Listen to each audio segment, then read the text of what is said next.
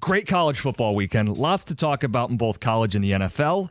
The first overreaction, it's Texas and everybody else in the SEC. Bama looked shaky at home against South Carolina in what should have been a bounce back for them.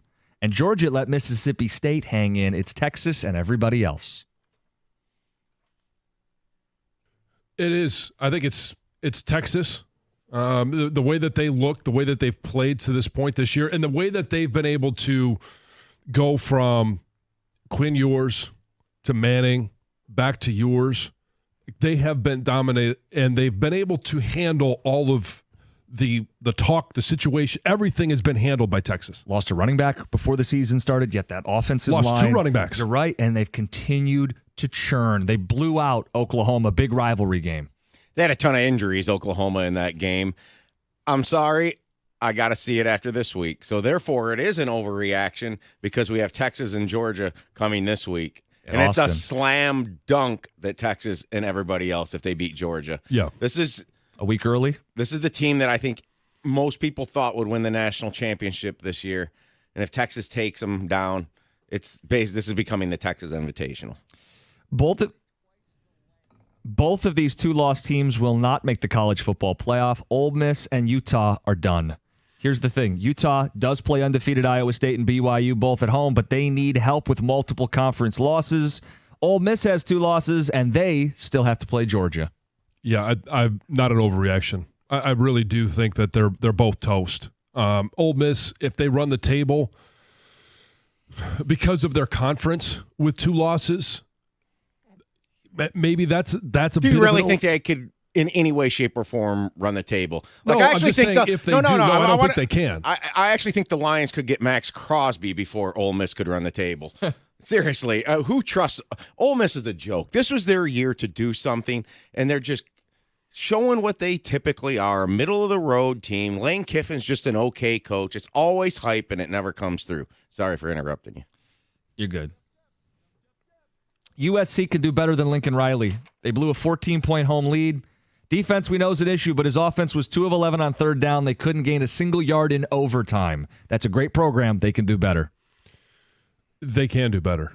And I just, when you're looking at what they've done so far, they're underperforming.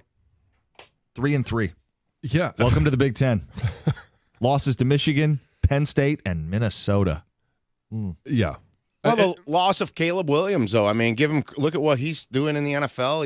He had his best game yesterday. Yeah. The impact that it's having on them. And as we settle into a season and teams get film on people, how about this for an overreaction? Lincoln Riley's coaching in the NFL next year. I don't Who's think hiring him?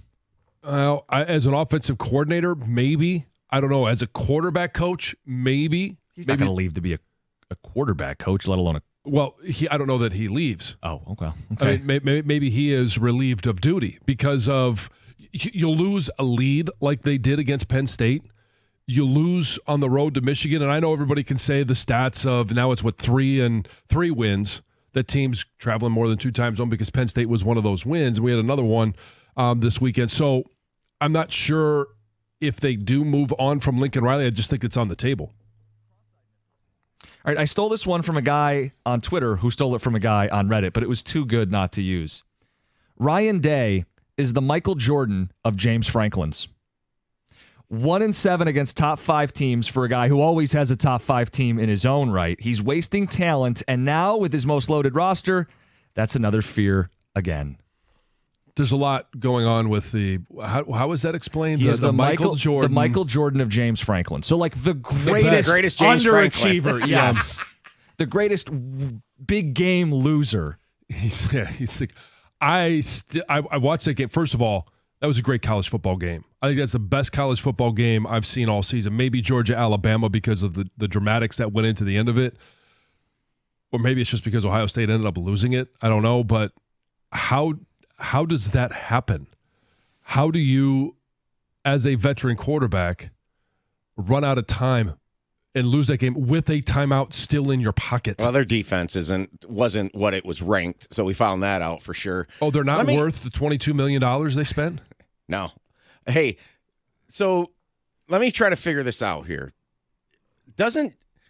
this is an overreaction for now, because if James Franklin beats Ryan Day in a couple of weeks and Penn State becomes the clear Big Ten playoff team, one of them for sure, then isn't James Franklin the Michael Jordan of James Franklin's? Because he beat Ryan Day? There is a bit of a Spider-Man meme situation going here with these two guys, where they both have talent, Ohio State more talent, and neither one can get it done in these big games. Derrick Henry will beat Father Time and lead the NFL in rushing at 30 years old. He's already doing it right now and has 100 yards more than second place, with teams accounting for Lamar, less defenders keying on him. He will get it done. I think if there's anybody who could do it, it's Derrick Henry. I don't think that's an overreaction. And I also don't know that it's an overreaction, because when you look at teams and how they're operating, now I know they've got Lamar Jackson, and he takes up a chunk of rushing yards as well. I mean, just look at what the Lions are doing with Gibbs and Montgomery. Both of them had 12 carries yesterday. They're sharing the load, but they're also not taking the beating. But they're also not built like Derrick Henry to be able to take the beating that Derrick Henry has. I think he does. I do too, and I think the only guy that could even make this a competition is if Saquon starts to really churn out some big-time games, because he's on the field so much. They're finding their rhythm now, and I was watching this game yesterday. You know what he's going to do for them is he's going to close out games. And Tony Romo pointed out, now they got their closeout guy, a team who has really struggled to close out games the last 2 years. Hit a 30-yard run right after the Commanders decided to kick the field goal to make it a one-score game. That's the game the Ravens have lost in the last few years, and he completely closed the deal. The NFC North will get 4 playoff teams. It can happen. The NFC North is the first division since realignment in 2002 to have 4 teams, all of them with 4 wins through 6 weeks. The 4 best point differentials in the league: Vikings, Lions, Bears, and Packers.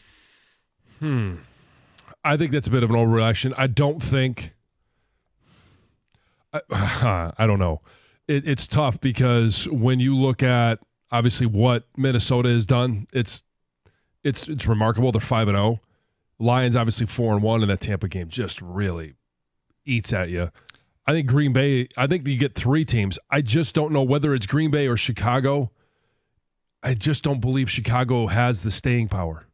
Well, we've only had one division game, right? Minnesota, Green Bay. I think that's the only one. I believe you're right. So they're going to start, cutting each other's heads off here a little bit. Right, but it could cut both ways, where if they beat up on each other, no one runs away with it. They all end up in that 10, 12, 13 win range. So the only other two the reason why I think this is a possibility, but I think it's an overreaction for now, is you've got Washington, who I think looks legit and will be floating 9-8, 10-7 this year, somewhere like that. And then the loser of Atlanta and Tampa in the South, because the Saints are imploding, the Panthers are awful, and Atlanta's 4-2, and isn't Tampa 4-2? Yes. So, I mean, I just think overreaction for now, but the path is there for this to happen.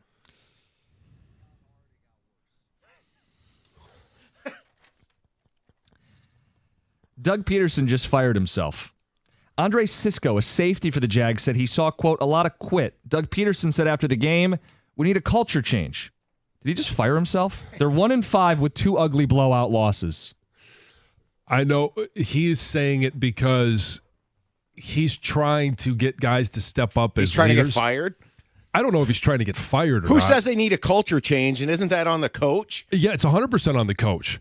But you're also looking at your quarterback, who you just paid $240 million. Is that what it was? $250 million? I'm not going to argue about $10 million when you're talking about making $50 million a year. You need leadership from your quarterback. You need leadership from the studs that you've paid on defense. You're not getting any of that. Now, is that solely on the coach? A lot of it is. But I think there's some responsibility for the players, and I think that he's trying to call out the players without actually using names. He needs to do what Dan Campbell has done. You go back, 3 years ago, and he talked about Jared Goff publicly not being the quarterback that he needs him to be. That's what needs to happen in Jacksonville. You need to, Dan Campbell did it in a way where message was received. And I think we've seen that with Jared Goff. Got to do that down there as well. After these comments and the situation down there, the bottom line is it's going to be the head coach's fault before Trevor Lawrence's. Trevor Lawrence is going to get one more lifeline because of the contract and the prospect that he was. I think it's 50-50 Doug Peterson doesn't have a job by late tonight. And those are your weekend overreact gyms. I had one other one. The Cowboys are going to miss the playoffs, but that feels kind of obvious. It's pretty messy there. Yeah. All right, it's 97.1. Hey, why not dive into the best pool in history to watch all these great moments that we're talking about, whether it's our Detroit sports teams, our college teams, if you're just a sports fan in general, there's a place that you should be watching some games from, that Stadium Swim, and it's located at Circa Resort and Casino.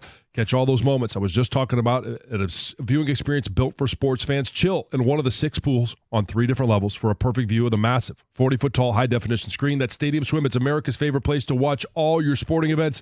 Swim-up bars, Insta-ready selfie walls, and one non-stop party. Score your perfect game day spot with cozy day beds, private cabanas, or grab a lounge at the center of the action. You can reserve your spot today because it's 365 days of sports poolside, located at Circa Resort and Casino in downtown Las Vegas, and it's right there on Fremont Street. Stadium Swim, all sports, all seasons. Book your spot today at circalasvegas.com.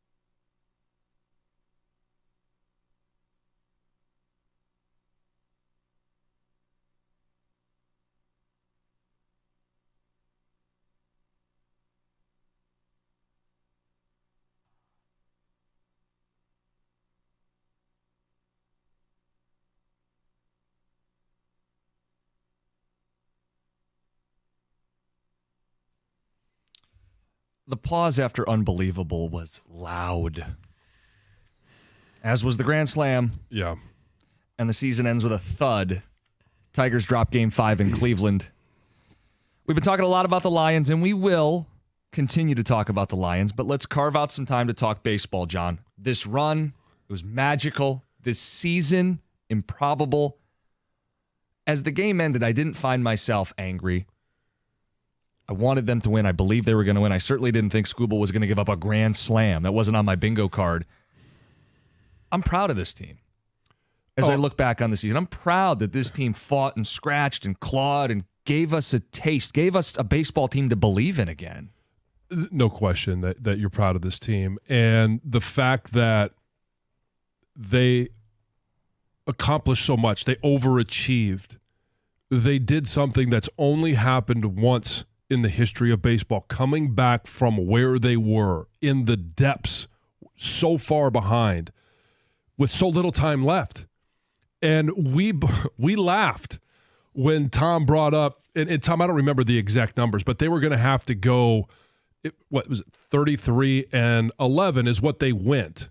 And it was 35 and 11 or something like that we had mentioned at the... it was... We speculated like August 27th that they would need to go 33-11 to get to 88 wins. And then we said 86 or 87 may do it. And we all laughed. And then they went 31-11 and got to 86 wins and then called off the dogs and clinched. I mean, it was we brought up the math and we just said the math is you're asking for a miracle. Well, you're asking for a miracle because it wasn't just what the Tigers had to do, but you needed to continue to have a Minnesota Twins collapse. Both had to happen at the same time, and they did. And they gave us so much to cheer about and so many moments where it's, what were you doing when Kerry Carpenter hit the home run? And memories like that happen both good and bad. Jim, what were you doing when Tarek Skubal gave up the grand slam?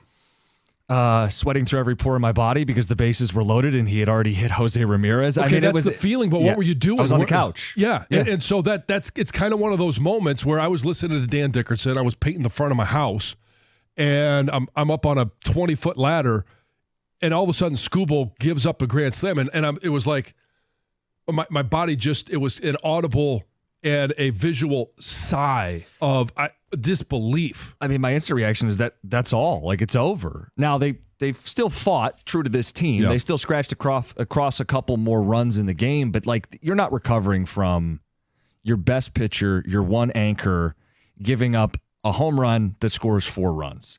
And it really showed that this team had no margin for error. I mean, the way they did this was on the thinnest of balance beams. Yeah. They had no margin for error, couldn't step off. Pitch gets hung over the heart of the plate, and it's over. I mean, there's a bloop infield single in that inning. Their margin was so thin.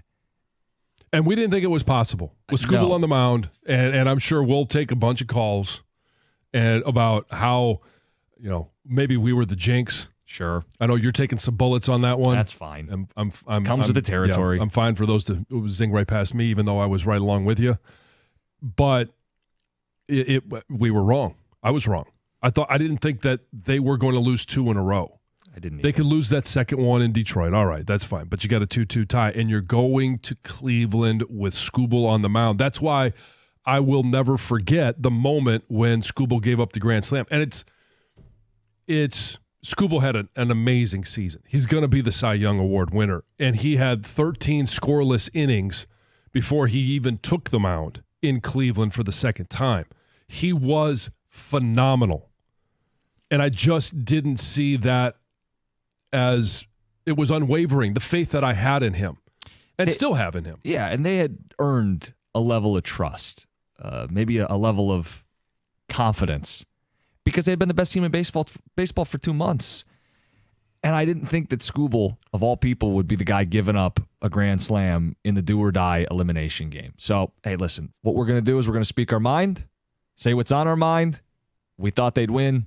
They didn't win. And I don't know what your overall feeling was when that game ended, but you can let us know. 248-539-9797. How did you feel when it was finally over, this magical run that ended in Cleveland? Did you guys hold on after the Grand Slam? Did you still think they could cry out a comeback or get back in it? I was along with Andy Dirks. When Andy Dirks, as I mentioned, I was listening to Dan and Andy.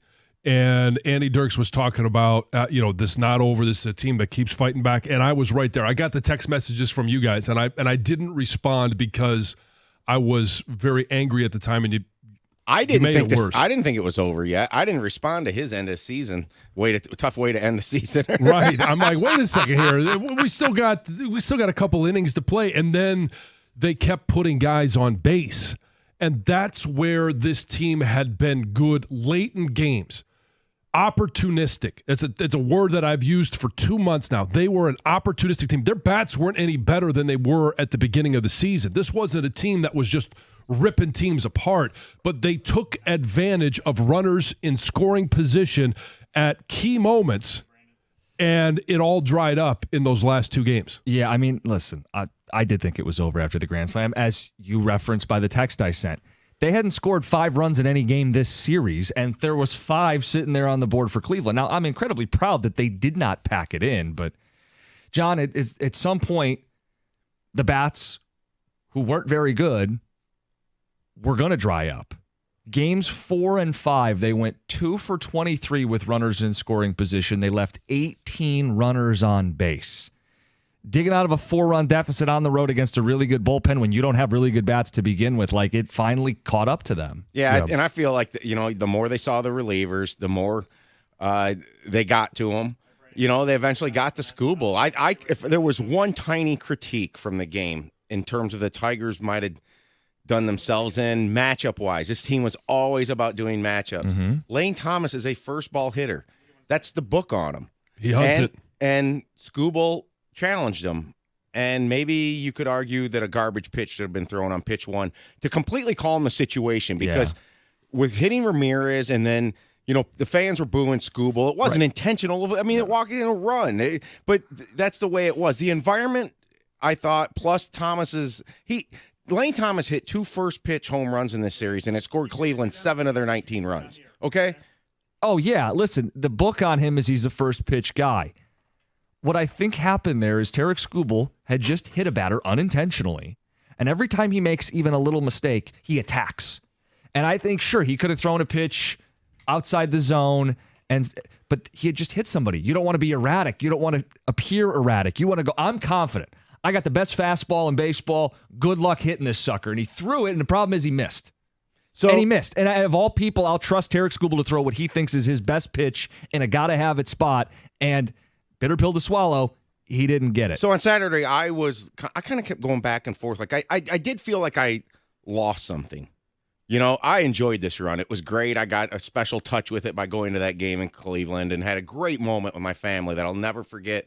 My kids will not. But I had that empty feeling, Then I woke up yesterday, because I also had this feeling on Saturday, but it kind of was confirmed yesterday. You sleep on it. You might not like this. I felt like it was a tip of the cap. You know what? They're the better team. They were the better team, and they grinded out a comeback. And people don't like to hear that when it happens to your team. I just feel like over the course of the series, the Tigers got exposed for what they were. You know what? You went down. The 16 strikeouts. I mean, you put the ball in play just a couple times, and maybe you're still in the game. I just thought, you know what? The magic ended. Yeah, the magic ended. They deserved to lose. 16 strikeouts in an elimination game is pathetic. You deserve to lose if that's going to be your approach, where you're not even touching the baseball. Where Boyd striking out 5 batters in 2 innings. No, I mean, it did catch up with them. It did. I still will admire this team for what they were. They were one of a kind. We don't see teams like this, where there's no ego, where it's the true optimization of all 26 guys on the roster. I don't know that we will ever see it like that again. And they were young, and they fought until the very scrappy team. We mentioned that at the very, very beginning of the season. Didn't know it would translate into a shot at the playoffs, actually getting into the playoffs, eliminating the Astros, having a 2-1 series lead against Cleveland. They're a scrappy team. They're a tough-minded team. And, Kerry Carpenter hobbling to the plate and doing everything that he possibly could to give the team a shot, hitting, and Dan kept calling it a double. When he's standing on first base. Yeah, when he's standing on first base. And yeah, it was that double stretched into a single, as I mentioned. You mentioned it. That's why I texted you. Yeah. He gave everything he had. This team literally gave everything they had. And we knew at some point it probably wasn't going to be enough. We thought the magic might be able to carry him, the voodoo, whatever it was. It wasn't enough. They went further than their talent would suggest they should be. They went further than we all thought they would go. And this was a successful season for them. And it's ushered in an era of expectations. I hope, and we'll get to these phone calls about your mood, but I really hope we aren't going to be fighting this offseason. We're all on team improve the order, right? Team add a couple bats, right? We're not going to have to fight about spending some money and improving and supporting these young players. Chapman signed an extension, so there are other guys out there. Take him off the list. John, there are other Chapmans. It's okay. We have an offseason for this team to spend, to add, to address the bats. We don't have to fight. We can all be on team improvement, right? We'll find out. It's 97-1. Hey, there's still NFL games to be played. That's tonight. Cap off NFL Week 6 with a chance to win on FanDuel, America's #1 sportsbook. New customers can bet $5 and get $300 in bonus bets if you just simply win that bet on tonight's game. That's $5 bet. If you win, you're going to get $300 in bonus bets. And build a same-game parlay. You could build your own, or you could choose from some that are already pre-built for you for tonight's game against the Bills and the Jets. Here's one. Garrett Wilson over receiving yards. James Cook over rushing yards. Dalton Kincaid, anytime touchdown. Just an example. You can build your own. Visit FanDuel.com/Jansen to make every moment more this NFL season. FanDuel is an official sportsbook partner of the NFL. Must be 21 or over and present in Michigan. First online real money wager only. $5 first deposit required. Bonus issued as now with trouble bonus bets that expire 7 days after receipt. Restrictions apply. See terms at sportsbook.fanduel.com. Gambling problem? Call 1-800-GAMBLER.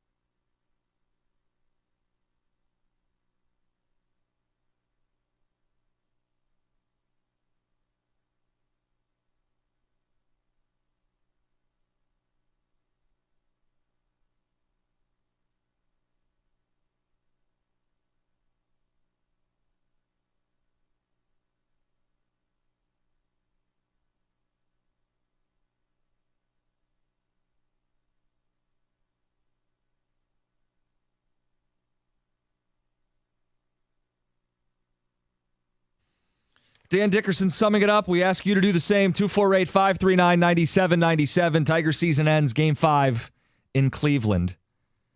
We also know it is a Lions Victory Monday, kind of a different Victory Monday.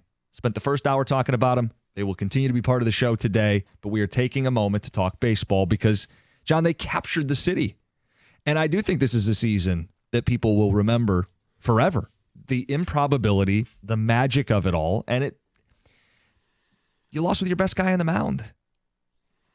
There's really no way to complain about it. No. And, I mean, yeah, you could complain because you thought you were going to get a chance. You had the 2-1 lead. You had Skubal on the mound at 2-2. But when you look at the rest of the season, and we had completely stopped talking about them when the Lions started training camp.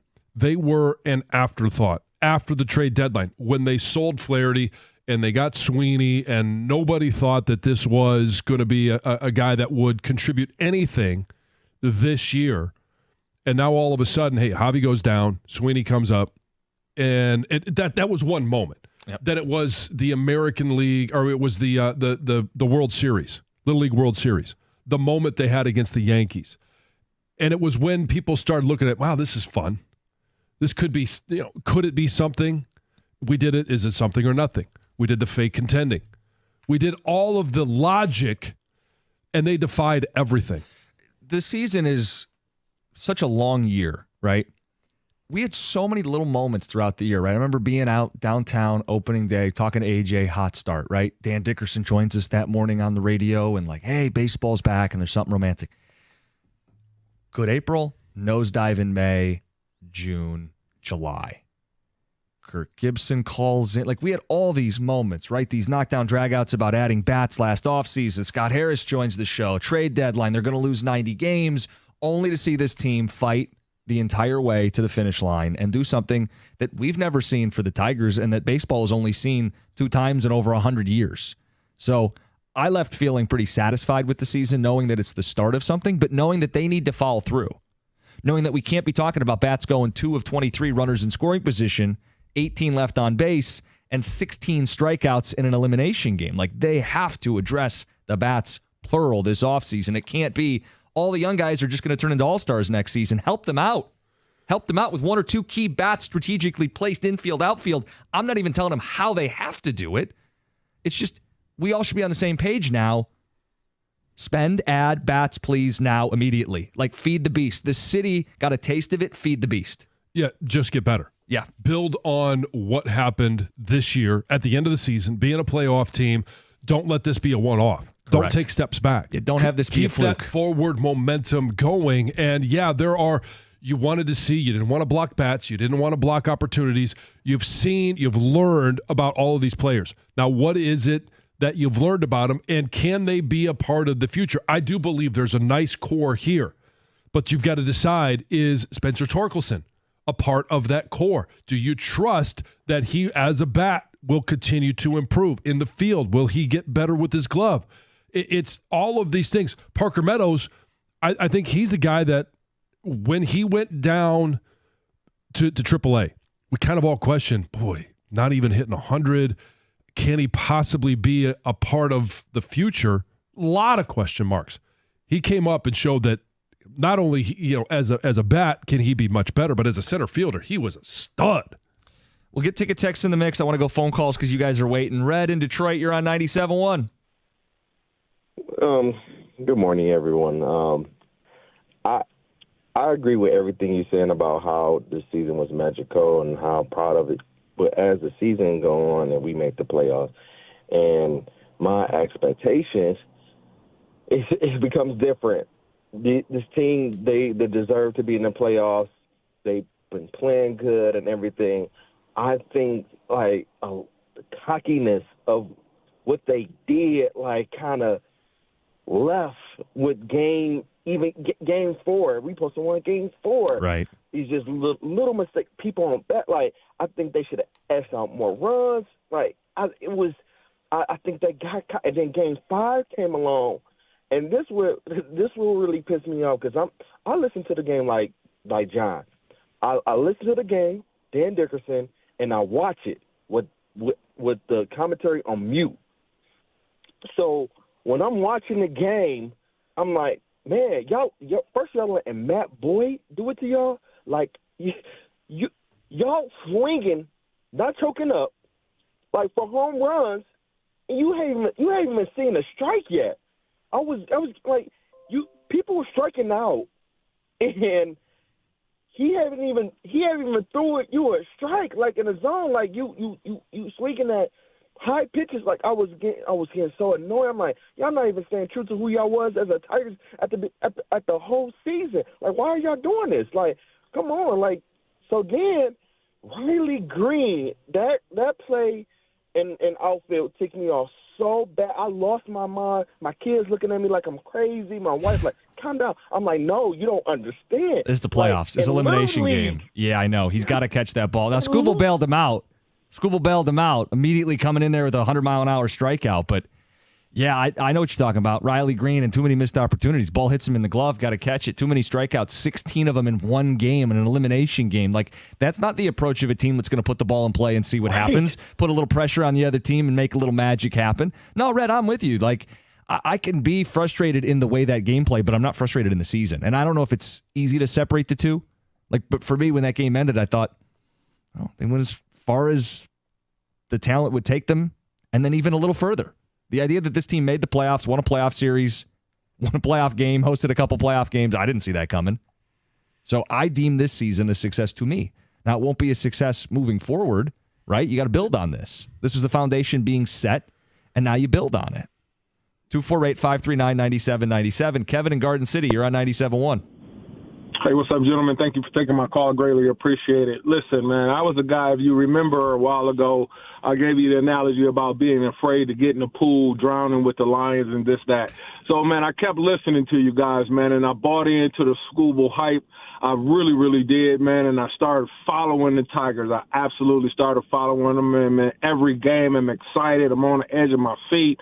Some games, man, I knew what the score was, went back, saw the game, saw the actual home run, and meaning Kerry Carpenter, and then was still excited. So now I'm into this thing with Scooble, man, and all of a sudden he gives up a grand slam. You talk about heartache and heartbreak. You talk about, dang, this is what I meant about getting in the pool. However, I will say this, man. At the end of the day, the season was a great success. I will say that. And I also will say this. It made me a fan of the game again. So for those reasons, it was a success. Now, having said that, we must agree that we probably won't see this team like this again. Here's my take. Were these young guys, when they brought them in like this, fellas, were these young guys actually brought in to be on display? And now that we see what they are, we're going to have a totally different team. If we're buyers, that means we're going to be traders as well. Am I saying that correctly? Again, I'm new to the sport now. Well, so Kevin, I'll hang up and listen, man. Yeah, Kevin, it's a good spot to leave us on because we can expand on the conversation more coming up next. But there are some big decisions because they have some young players that they are going to want to continue to give at-bats to. But I don't think you can run a nursery and expect to do this again. As miraculous as it was, I don't think you just run it back as is next season. So who will be getting less at-bats, right? Are they adding a shortstop who's an upgrade over Sweeney? Are they adding a third baseman? What does that mean for Young? If Torkelson, if you've seen enough, he can't be the everyday guy. The shuffling of this team, there are going to have to be some moves made because they do not hit well enough. Yeah. And we saw that painfully obvious in games 4 and 5. There's plenty of area to improve, and there's plenty to build on. Like, it's not devoid of talent. But I think his point in there about it made him fall in love with the game again. I think so many people in this city had a reason to care about their baseball team again, and that overwhelmingly made this year a success. It's 97.1. Founders Brewing Company has been making high-quality beers right here in the great state of Michigan for over 25 years with a focus on using the highest quality ingredients. You can always count on Founders to deliver extraordinary quality in everything they release. With that focus on quality, they set out to create a beer that lets you have it all, and it's right in the name. It's all-day IPA, and here's what you get. It's a refreshing and deliciously flavorful beer, easy drinking and high quality. All-day IPA is an IPA that is naturally brewed with an array of malts, grains, and hops, creating a delicious citrusy taste and a clean finish. It's the perfect beer for anyone looking to make the ordinary extraordinary and the good times great. Speaking of great times, All Day IPA is the perfect beer for anyone on game days, whether you're at the stadium, at a tailgate, or you're just listening at home. It's all right there. All Day IPA is the perfect beer. Visit foundersbrewing.com to find All Day IPA. All Day IPA, it's all in the taste. Founders Brewing Company, Grand Rapids, Michigan. For 21 years old or older, please drink responsibly.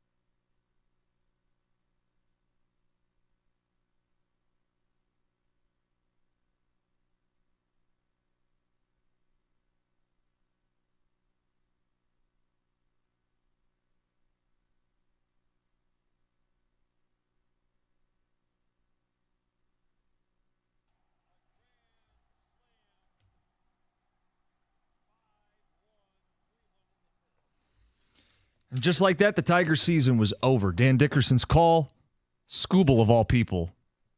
Bitter pill to swallow. Your best on the mound, bases loaded. We've taken your ticket text, your phone calls, 248-539-9797. 8 o'clock hour, we get back into the Lions. It's a victory Monday, but it doesn't feel like a victory Monday. Of course, the Aiden Hutchinson injury, we'll get into that. Plus, how dominant Detroit looked. It's a weird spot to be in following a convincing win. To the phones we go. Joe in Sterling Heights. Joe, good morning. You're on 97.1. Hey, good morning, man. I was at both the home games, and the first game was amazing. The second game, I felt like the whole series shifted on that Jose Ramirez home run. I know we answered right back with a McKinstry home run, but it was like we were touchable at that moment. And then watching Scooble pitch, just telling you how I went through it, the bases were loaded. As soon as he plunked Ramirez, I laid down on my couch almost in the fetal position, like I didn't even want to see what was coming next. And then that grand salami came, and the series was over. It was just brutal, guys. Great year by the men. Looking forward. Hopefully we add some payroll and add some talent to this team. What do you guys think? Yeah, help them out. Yeah. Nudge them forward. Build on this season because it really did. I love how people fell in love with baseball again in Detroit. And it shows like what this city is capable of and how much fun it can be. And the taste of playoff baseball, it shouldn't go away. If they have this group of young players that they believe in, it should just be the start. But you don't ask them to do it by themselves. They clearly needed some help at the plate. Game 4 and Game 5, a combined 2 of 23 runners in scoring position. That's 18 left on base. So many chances to take care of business at home in Game 4 and then even in Game 5 to give Scooble a lead, to give him a couple runs of wiggle room early in that ball game. They had runners on against Matthew Boyd, and they let him off the hook. So a lot of names are going to get thrown out this week and in the coming months. And the Tigers aren't going to sign all of them, okay? I'm not that naive. I do think there's going to be some level of, you're already hearing about it, targeted spend. But if it's Willy Adames, if it's Alex Bregman, if it's Christian Walker, these guys all play different positions, right? If it's Santander, a switch-hitting power outfielder who could play a little first in a pinch, like add 1 or 2 of these bats, preferably 2. And it doesn't have to be the guys we mentioned. There will be guys available via trade as well as free agency, and this is where Scott Harris has to fulfill the promise of upgrading this team once the foundation is set. He gets credit, by the way, and we don't say this enough, for laying that foundation. I am totally willing to give him that credit. But please follow through, not for me, for the city, for the baseball fans who are finally engaged with this team again. Well, and he said it himself. When the foundation is there, when we build a foundation, we'll spend. Yeah. And I think we can all agree that it feels like there's a good foundation. Now, the arguments could be, well, how big is that foundation? Is there enough to for the entire house to be built on? Like all of those things are going to have to be answered by Scott Harris because, and he'll answer it with, what are they going to do in free agency? What are they doing to make sure that this wasn't a one-off playoff run? Because I think what they did, the way they did it, is truly unique. And I mean, fluke sounds dismissive. I would say it was one of a kind. What they did, the way they did it, they were one of a kind. The idea that you'd run that back and expect to hit again, I hope they're not that naive. I hope they weren't seduced enough by the last 2 months to think that they're like a 95-win baseball team with 12 rookies. And I don't think that's going to happen. But I am a little nervous about it given some of the previous ways that they've conducted business. Well, they were the youngest team in the playoffs by far. And now it's looking at Cleveland. Cleveland they're a little bit more veteran, not a whole lot. So this is going to shape up to be a great battle, should be a great battle between Detroit and Cleveland. And we're talking about the division. And we should be talking about how many, whether they're in the division lead or they're second place in the division, of being able to be above that cut line so we don't have to make this unbelievable run at the end of the year. But I will say this, even though they're not far off in terms of age from Cleveland, there's no Kwan on the roster. Right. There's no Ramirez on the roster. Like, you've got to go out and add some of those bats so that you have comparables along with the youth of the foundation. Yeah, and those are guys that they developed. And I think when the Tigers have so many young players, of course the payroll is going to be lower because those guys are cheaper. But there's no doubt about it that the teams that win in this league are teams that do spend money. 3 of the 4 teams remaining, the Dodgers, the Mets, and the Yankees. Cleveland is kind of the outlier to get here. Mm-hmm. And what I would love to see is we saw kind of proof positive of what AJ is as a manager.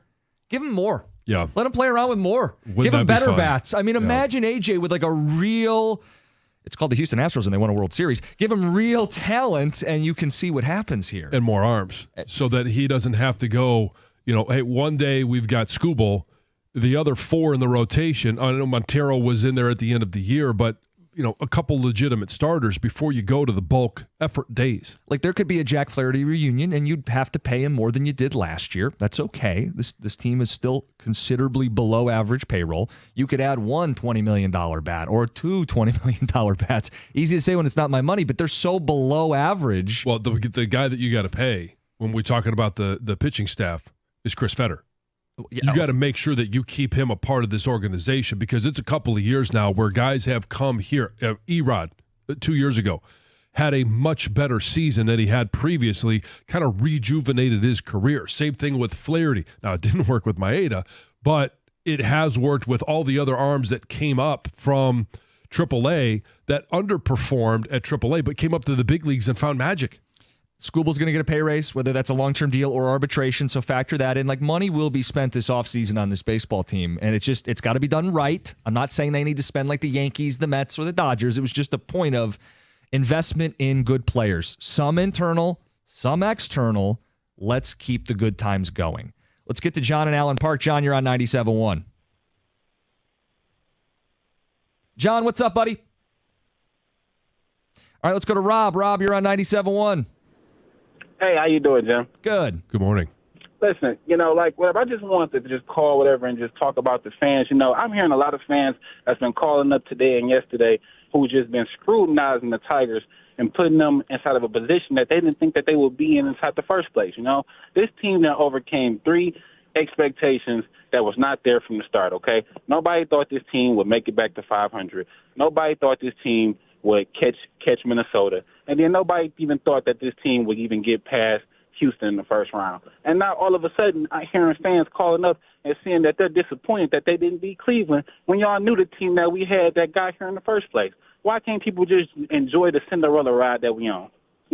Because they get a taste. No, Rob, I understand. I'm with you. Like, I'm not in some huge anger mood coming in today with this baseball team. I'm happy about the journey they took us on. This unexpected, overachieving group of guys who honestly play the way this city can respect, like always will respect.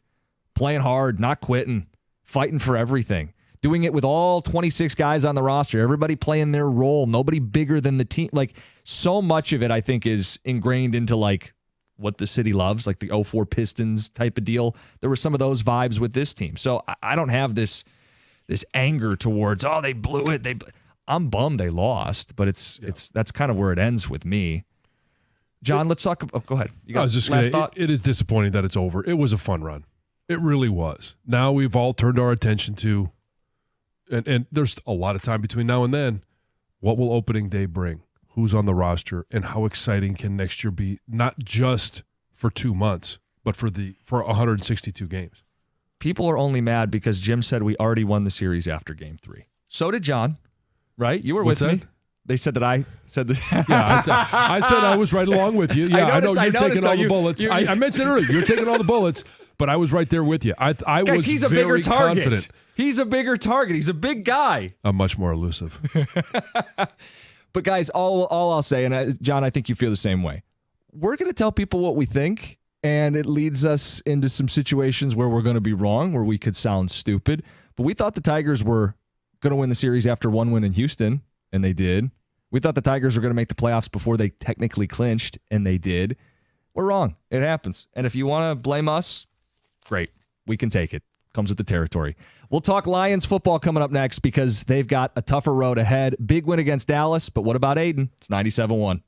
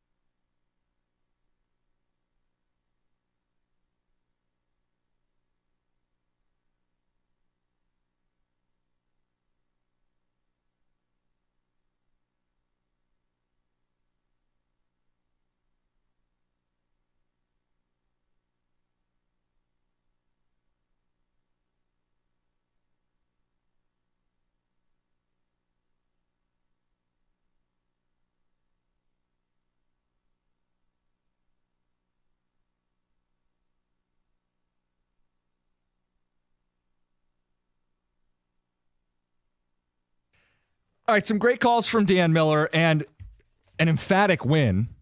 You come off a bye week, you make a statement, the most complete game the Lions have played all season. The offense, humming. 9 straight drives to open the game with points. They're toying with people.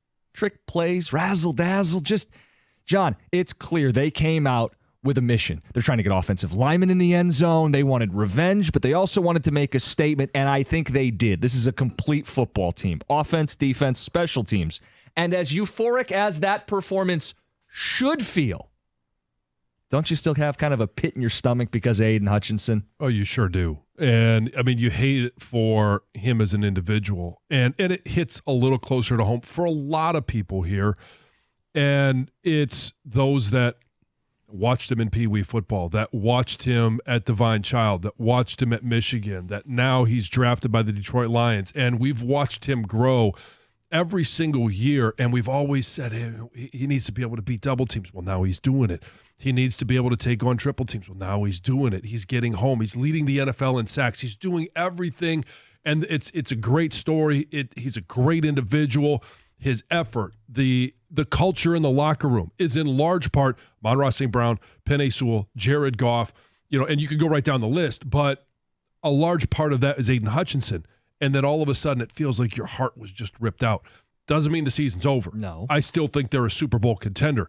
Are they as good today as they were yesterday? Not without Hayden Hutchinson, but they can make some adjustments on the roster as is, but I think they're going to be forced to go outside. The first time Brad Holmes at the trade deadline, between now and the trade deadline, you don't have to wait until 3:59 of the trade deadline to make it happen. You've got to explore options. One thing I think is telling, and Campbell mentioned it in his post-game when he addressed the team, they didn't let their foot off the gas. And I think some of that would have been human nature, right? When you have multiple stops and the whole game is on pause and you surround Aiden Hutchinson and everybody knows how much he means to this football team. For them to snap right back to it, foot on the gas, no let up, I think says a lot about the mentality of this football team, right? It'd be easy to just put it into neutral and idle on home. I loved that they fought for the entire game and made that statement. As far as where this goes now, there's no replacing Aiden Hutchinson. Period. He's one of one. There might not be a better defensive player in the NFL than Aiden Hutchinson. Production, personality, you're not replacing it. So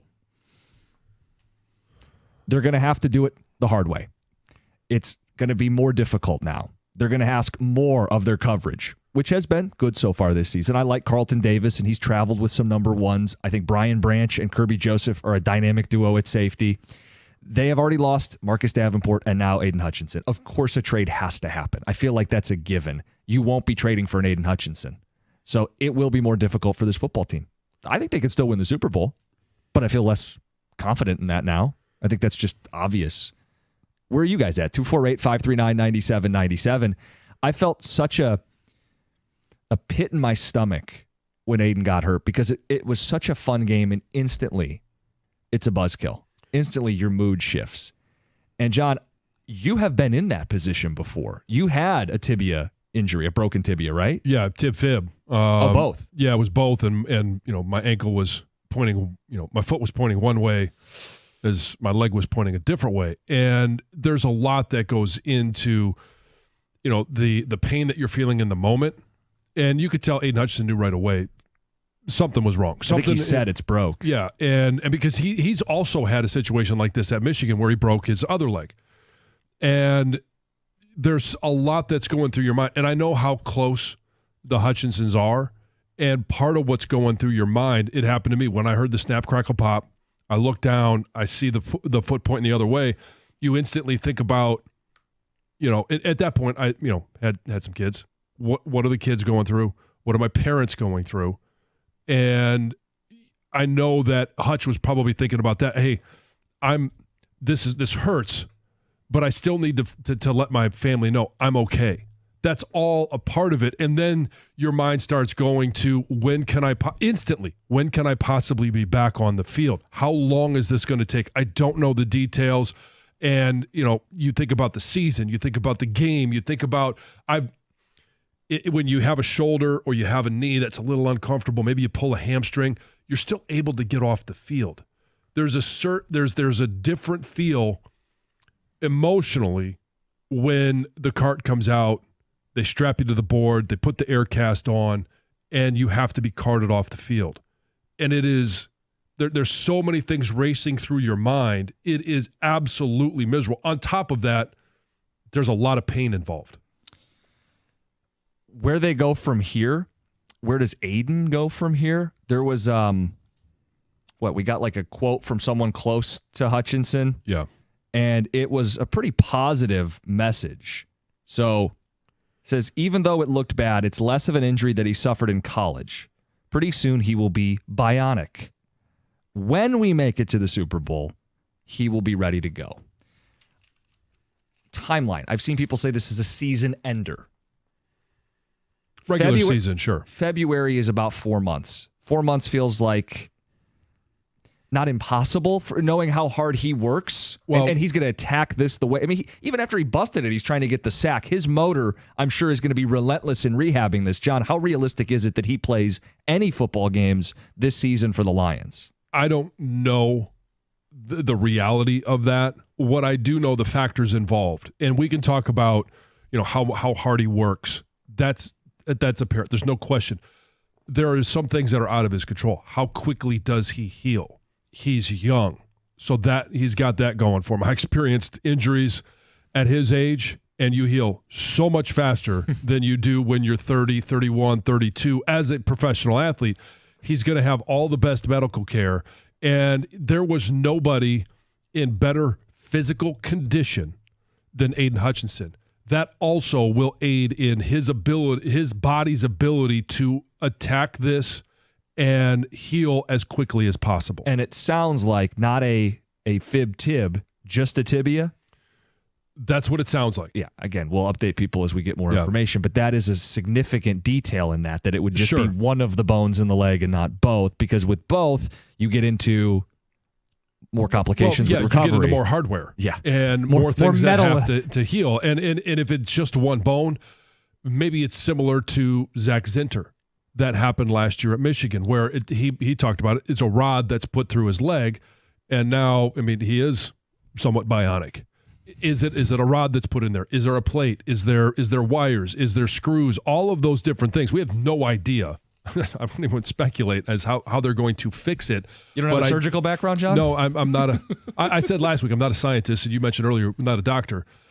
Just a couple of dudes talking sports, but I'm not much of a betting man, but if I was going to bet on an individual to be able to make that recovery because of everything I know about him, his youth, his health, I would bet that Aiden Hutchinson could make that a possibility. When we make the Super Bowl, he will be back. Got to make the Super Bowl without him. You got big games, and it starts immediately with Minnesota. This division is the best in football, and you're going to have to do it without the guy your defense is built around. What are you guys thinking right now this morning? 248-539-9797. We have weekend overreactions at 8:50. TJ Lang in studio at 9:02. It's 97.1. When it comes to managing your finances, and there's nothing more personal, and you think about it all the time, you need a bank that understands you and is genuinely interested in your success. That's why I bank, and I think you should be as well, with First Merchants Bank. Whether it's your business banking or day-to-day personal banking, First Merchants Bank is 100% interested in helping you prosper. They're attentive, and they're going to take the time to understand your unique situation, ask you questions, and then build a financial plan around you that fits your unique situation.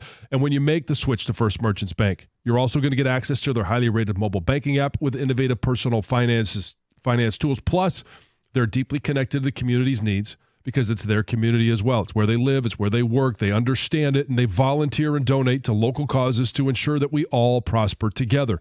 This is the difference of a 100% interest in you. For a better banking experience, visit firstmerchants.com. That's firstmerchants.com. First Merchants Bank, helping you prosper. Member FDIC, equal housing lender.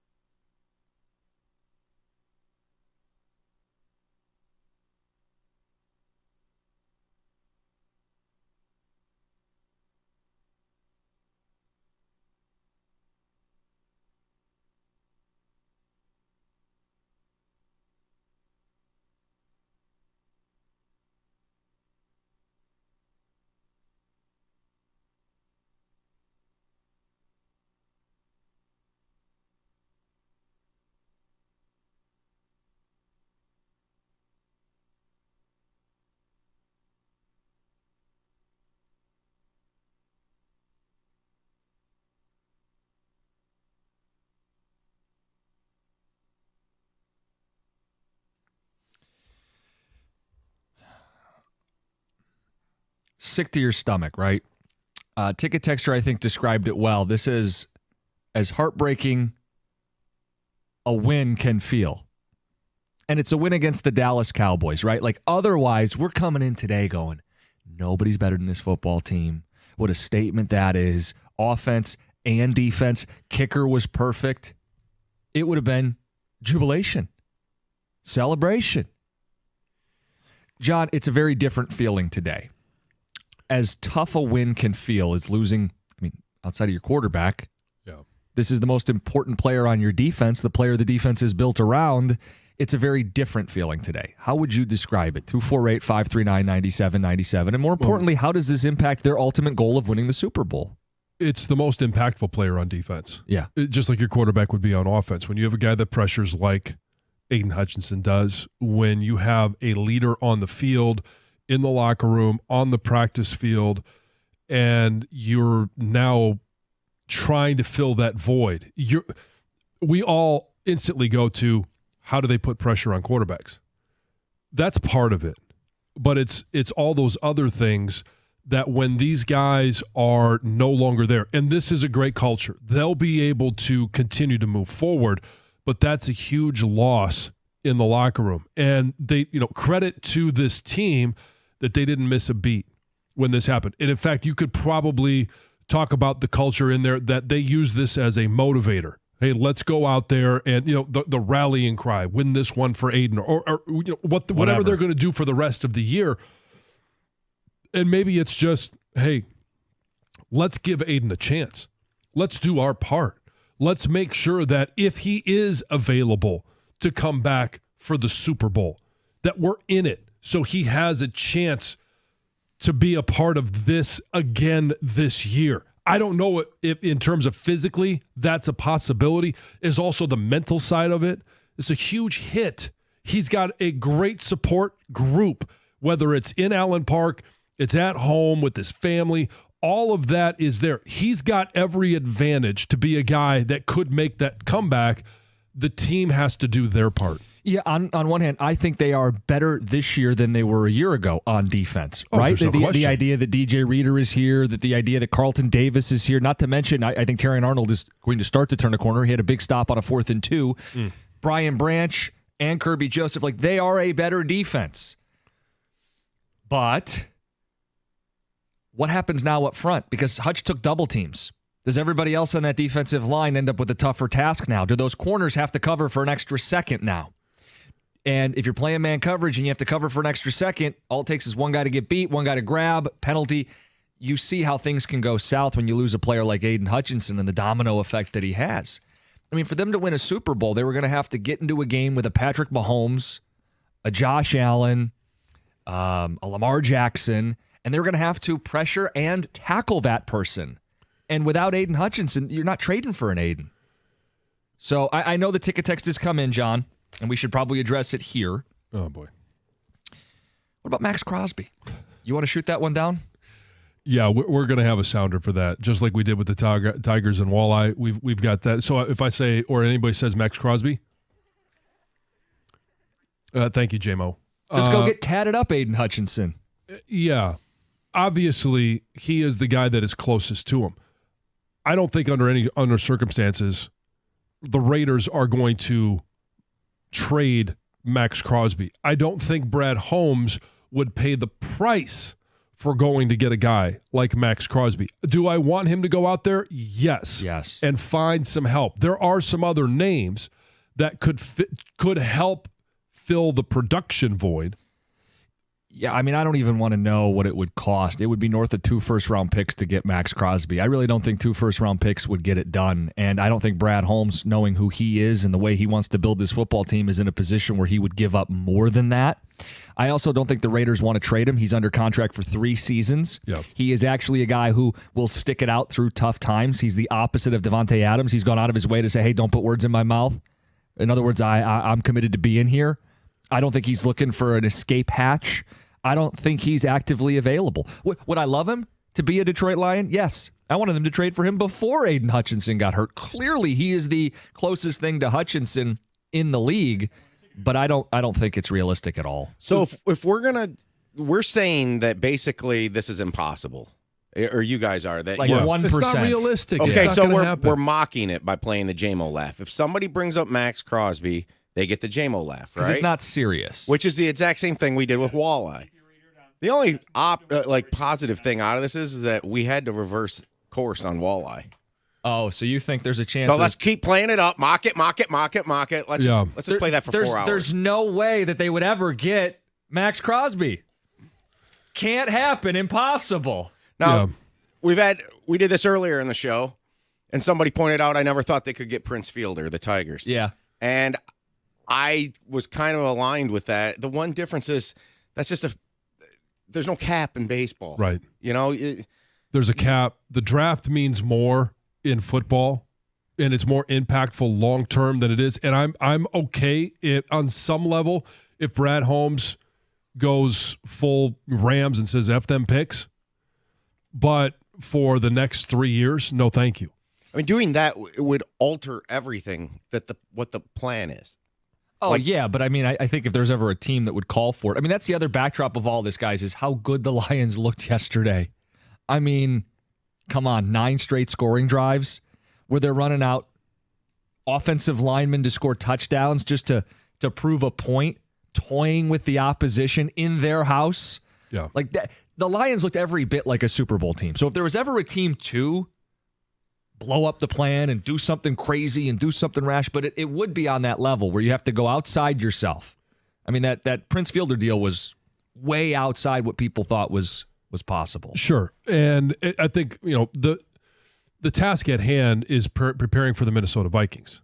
And so I don't know, even if they make a trade, if it'll be done by this weekend, how impactful whoever that is coming in, that they'll just, plug and play. I don't know how realistic that is. So you're going to have some guys on this roster step up and play. We saw Isaac Okwu go in there. Josh Paschal is going to have to, step up and be the captain that we heard he was in college and the player that we expected him to develop into, like we've seen Levi Onwuzurike step up. Levi Onwuzurike is another guy that can bump out and play end. None of these guys are third down pass rush specialists. And that's kind of the uniqueness of a guy like Aiden Hutchinson, where he's a run defender. He's an every down guy. So the other guy that I know is going to come up, and I don't know why he's still on the roster, but maybe we'll find out why. That's James Houston. Yeah. He's going to have to, even if they give him 10, 12 reps during the game, he's going to have to be very productive. This needs to be his opportunity. When one guy goes down, it does create an opportunity for other guys to step up and make a claim that they're NFL caliber players, that they can be impactful. James Houston, as a rookie, was impactful. Where did that guy go? We need him back. We need him to step up and be impactful on pass down situations. It has to be his finest hour. If it's going to work with the Lions, it's going to work right now, or it's not going to work at all. And he won't be on the roster very long if it doesn't work now. 248-539-9797. Even him at his best, he's not Aiden, but they're going to have to do this in the aggregate. They're going to probably trade for a 30-year-old pass rusher who's 75% of Aiden. I got a couple of names. Okay, and I want to hear some of those names. And then they're going to have to blitz their brains out and rely on their secondary, and they're going to have to score 1 million points. And the path is still there. It's just going to be slimmer. 248-539-9797. John's names, your phone calls, and another name that's come up a lot on the ticket text. It's 97.1. All right, we talk about this time of year, and October hasn't been like this in Detroit in a while. Moran Chevrolet is knocking it out of the park with some sweet deals. GM employees and immediate family members can lease a 2024 Equinox 2LT EV for $159 a month, 24 months. That's $999 down. You're not going to find deals like that elsewhere. It's Moran Chevrolet, where you always get the best price. Period. Moran has shipments arriving daily. They're going to have what you're looking for. Maybe it's the Equinox. You're looking for the EV. Maybe you're looking for a truck, Silverado. They're going to have what you're looking for. Score your best deal, MoranExpress.com, or check them out in person. They're on Gratiot, north of 15 Mile in Clinton Township. Chevrolet. Together, let's drive.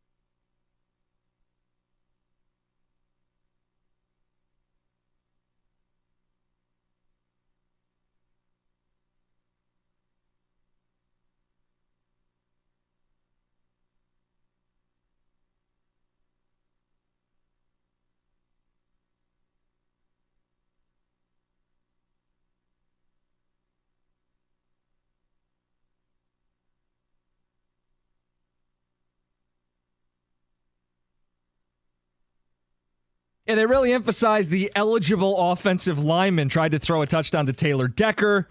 Tried to throw one to Penei Sewell. Put extra beef on the field for one of their touchdowns. Lions did anything and everything they wanted against the Dallas Cowboys. It was Jerry Jones' birthday. Dallas goes into a bye week with those highlights on loop as everybody clowns them for 2 weeks. Today should be euphoric. But the backdrop is Aiden Hutchinson's injury. Season's not over. Season goes on. Got to pick up the pieces. I would say next man up, but there's no next man that replaces Aiden Hutchinson. Blitz more, trade for a vet, cover longer, get more takeaways, score more points. I mean, there's going to be no shortage of attempts to get this right. John, you said there's some veteran names before we get to the phone calls? Yeah, there's a couple of veteran names I think they could go to that are a little more realistic in Not regards Max Crosby. to... Did you know Max Crosby is he grew up went to Eastern Michigan? He went to Eastern Michigan, yeah. Trey Hendrickson with the Cincinnati Bengals. 2-4. He's a guy that Dan Campbell and Aaron Glenn are both very familiar with. He was in New Orleans with them. He is an Aiden Hutchinson style of player, had 2 sacks yesterday. Now the question is, at 2-4, the Cincinnati Bengals, when are they going to be in a we can sell off some pieces to continue to make us better in future years? I think right now they're probably of the mindset that even if we're 2-4, we've got Joe Burrow, we've got Jamar Chase, we've got the makings of a team that could still make the playoffs. Would you give up a first for Trey Hendrickson? I know that's probably an overpay, John, but the desperate times call for desperate measures. Because I don't think they want to part with him because they don't want to phone in their season. Right. They might win 2 of the next 3 games based on their schedule. And the defense has been the weak part of their team, it hasn't been Trey Hendrickson. It'd be waving the white flag. The Cleveland Browns, I think, do we both agree that their season's pretty much toast? They maybe have the bleakest situation in the league. Zadarius Smith.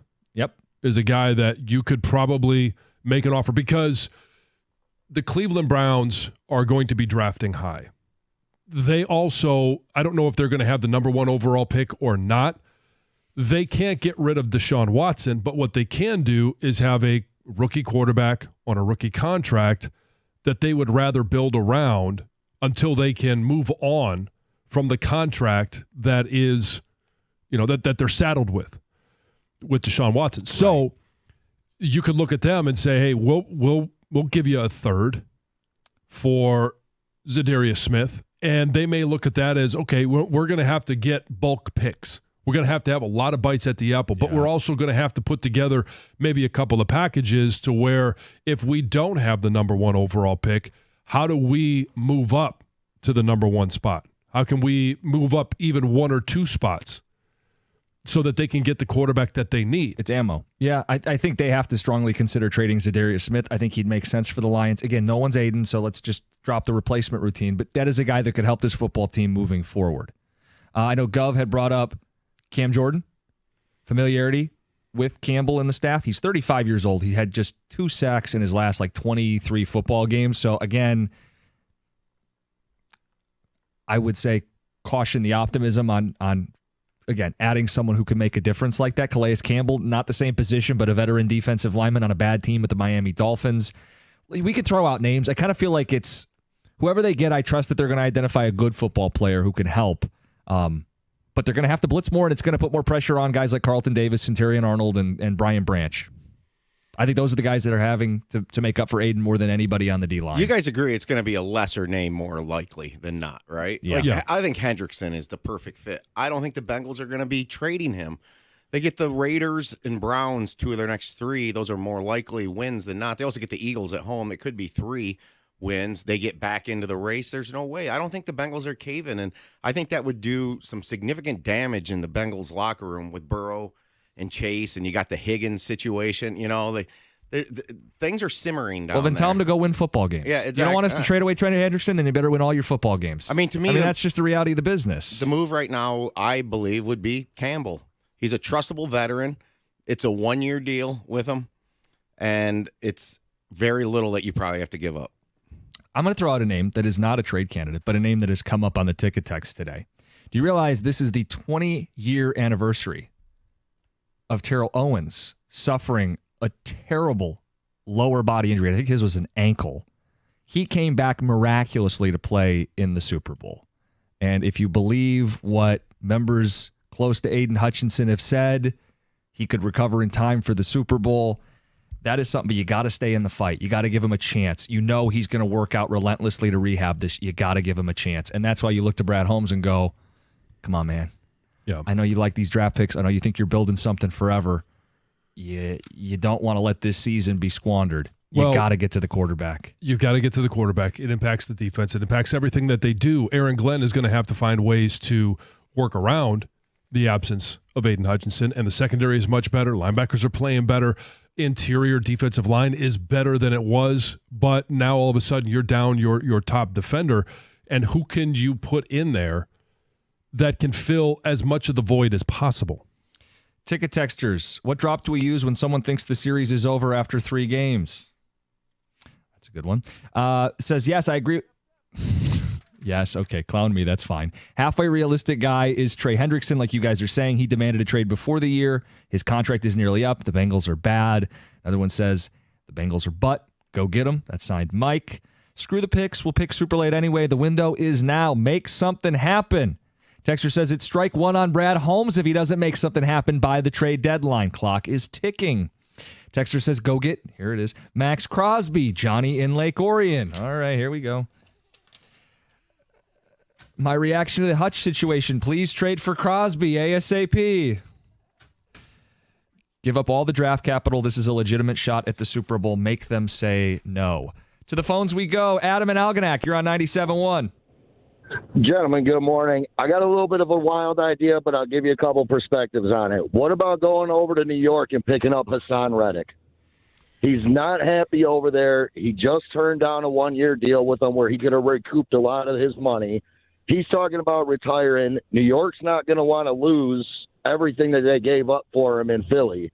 The other side of that coin, though, I'm looking at it and I'm going, well, this is a man on an island because even his agents have dropped him. Right. Is that something that we want to bring into our culture, but is it he's just unhappy in New York?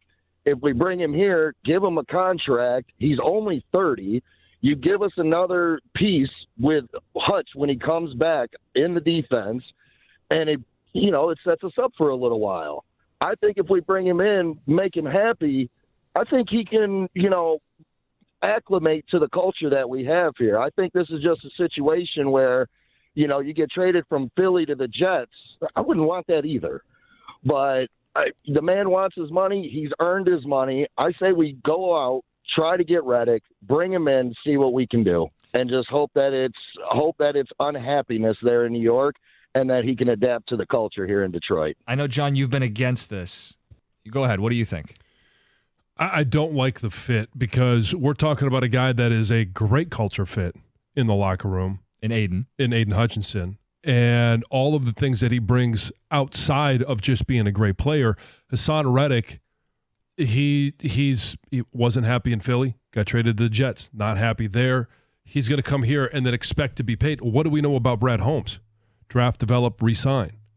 He has not been a guy. Now, he hasn't been faced with this situation, so I don't know how he's going to handle it. I don't know if any of us really know how he's going to handle it, but it doesn't seem like a Brad Holmes, Dan Campbell, Detroit Lions in 22 through 24 right now type of fit.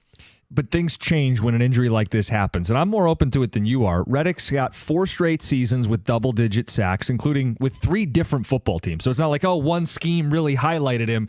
3 different teams he produced double-digit sacks. I think what happened clearly got messy. It concerns me that his agent even dropped him.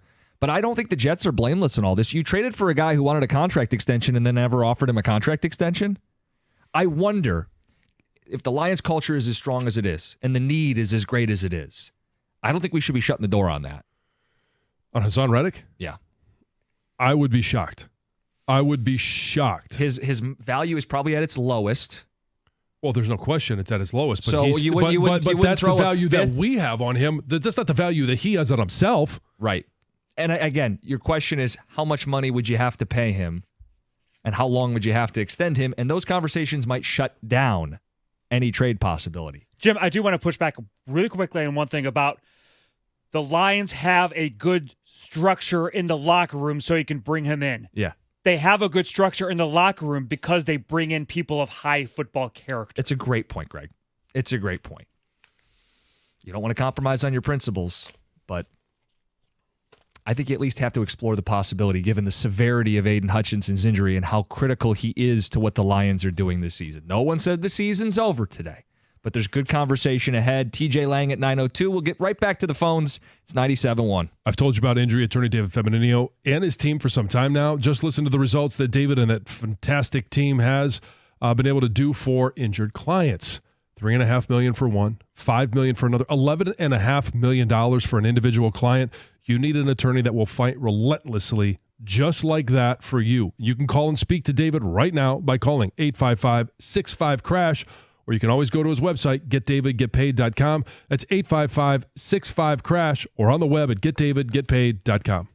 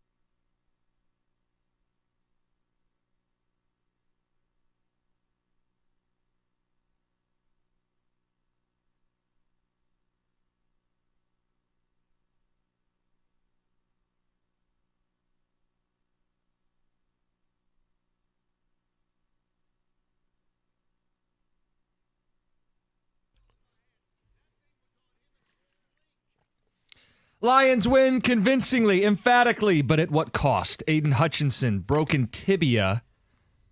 Sources close to Aiden say if they make the Super Bowl, he could be back. Getting to the Super Bowl will be much more difficult without Aiden Hutchinson. Him playing in the game is still far from certain. Yeah. That was a gruesome injury. And if people have seen the replay, they know what we're talking about. Right going to the commercial break, you see his leg whip off of Aleem McNeil, and they went back to the field. Everybody's around him, the cart, the air cast, the worst case scenario. It just gruesome, a pit in your stomach watching him go down and spoiling what would have been an epic Sunday for the Lions. It was an epic Sunday for the Lions, and I mean, it still was. Sure. The win, and everything involved. And they still played well after the Aiden Hutchinson It's a great injury. note. So they can continue to be a good team. Yep. They're not as good as they were with him. There's no question about it. But what do they do now? Who is it that steps up internally? Brad Holmes. How does he step up internally? Are they prepared for this? Or are they prepared enough to go out there and get somebody who can go help them right now? Right. I think that's probably a combo of both. They have to try to trade. They lost Davenport already, then Hutchinson. They need an edge guy, like a true edge guy, not like an oversized D tackle that they bump out to stop the run. Like they need a real edge guy. And I don't think that clearly they don't view Houston as that guy. And I wouldn't want to bank on Houston solely. They're going to need to trade for somebody. And you got a couple weeks until the trade deadline. Yeah, I think this team can still win the division. I think this team can still host playoff games, win the Super Bowl. It's just going to be so much harder. We know what Aiden means to this team, not just production, where he is like one of the 2 or 3 best, maybe one of one in the league.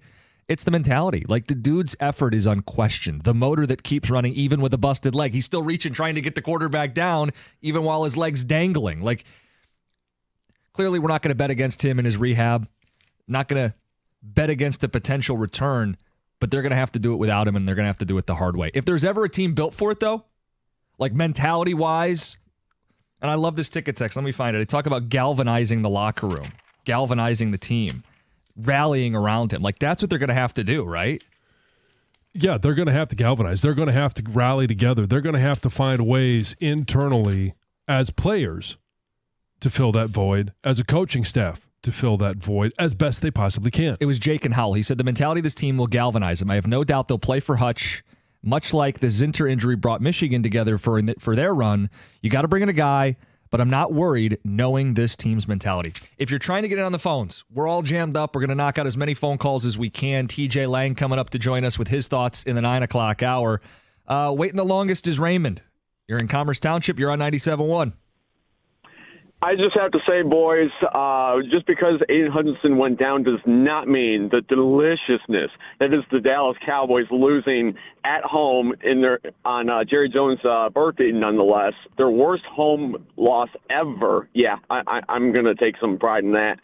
I will say, though, that, you guys touched on really a lot of what I was going to say, but, just the Lions are really going to have to kind of throw this back to what they were doing last year, especially, if they could get, like, Iffy back in a few weeks, coming off the IR. They're really going to have to get creative with, blitzing. You're going to have to ask guys like Aleem McNeil and, DJ Reader and, even, numbnuts.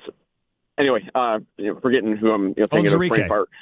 Yeah, Owens Rico. Thank you. You're going to have to ask those guys to step up. And then, of course, you're going to want to bring in a guy. But Brad Holmes has never been that guy that's ever going to, bring in the splashy guy.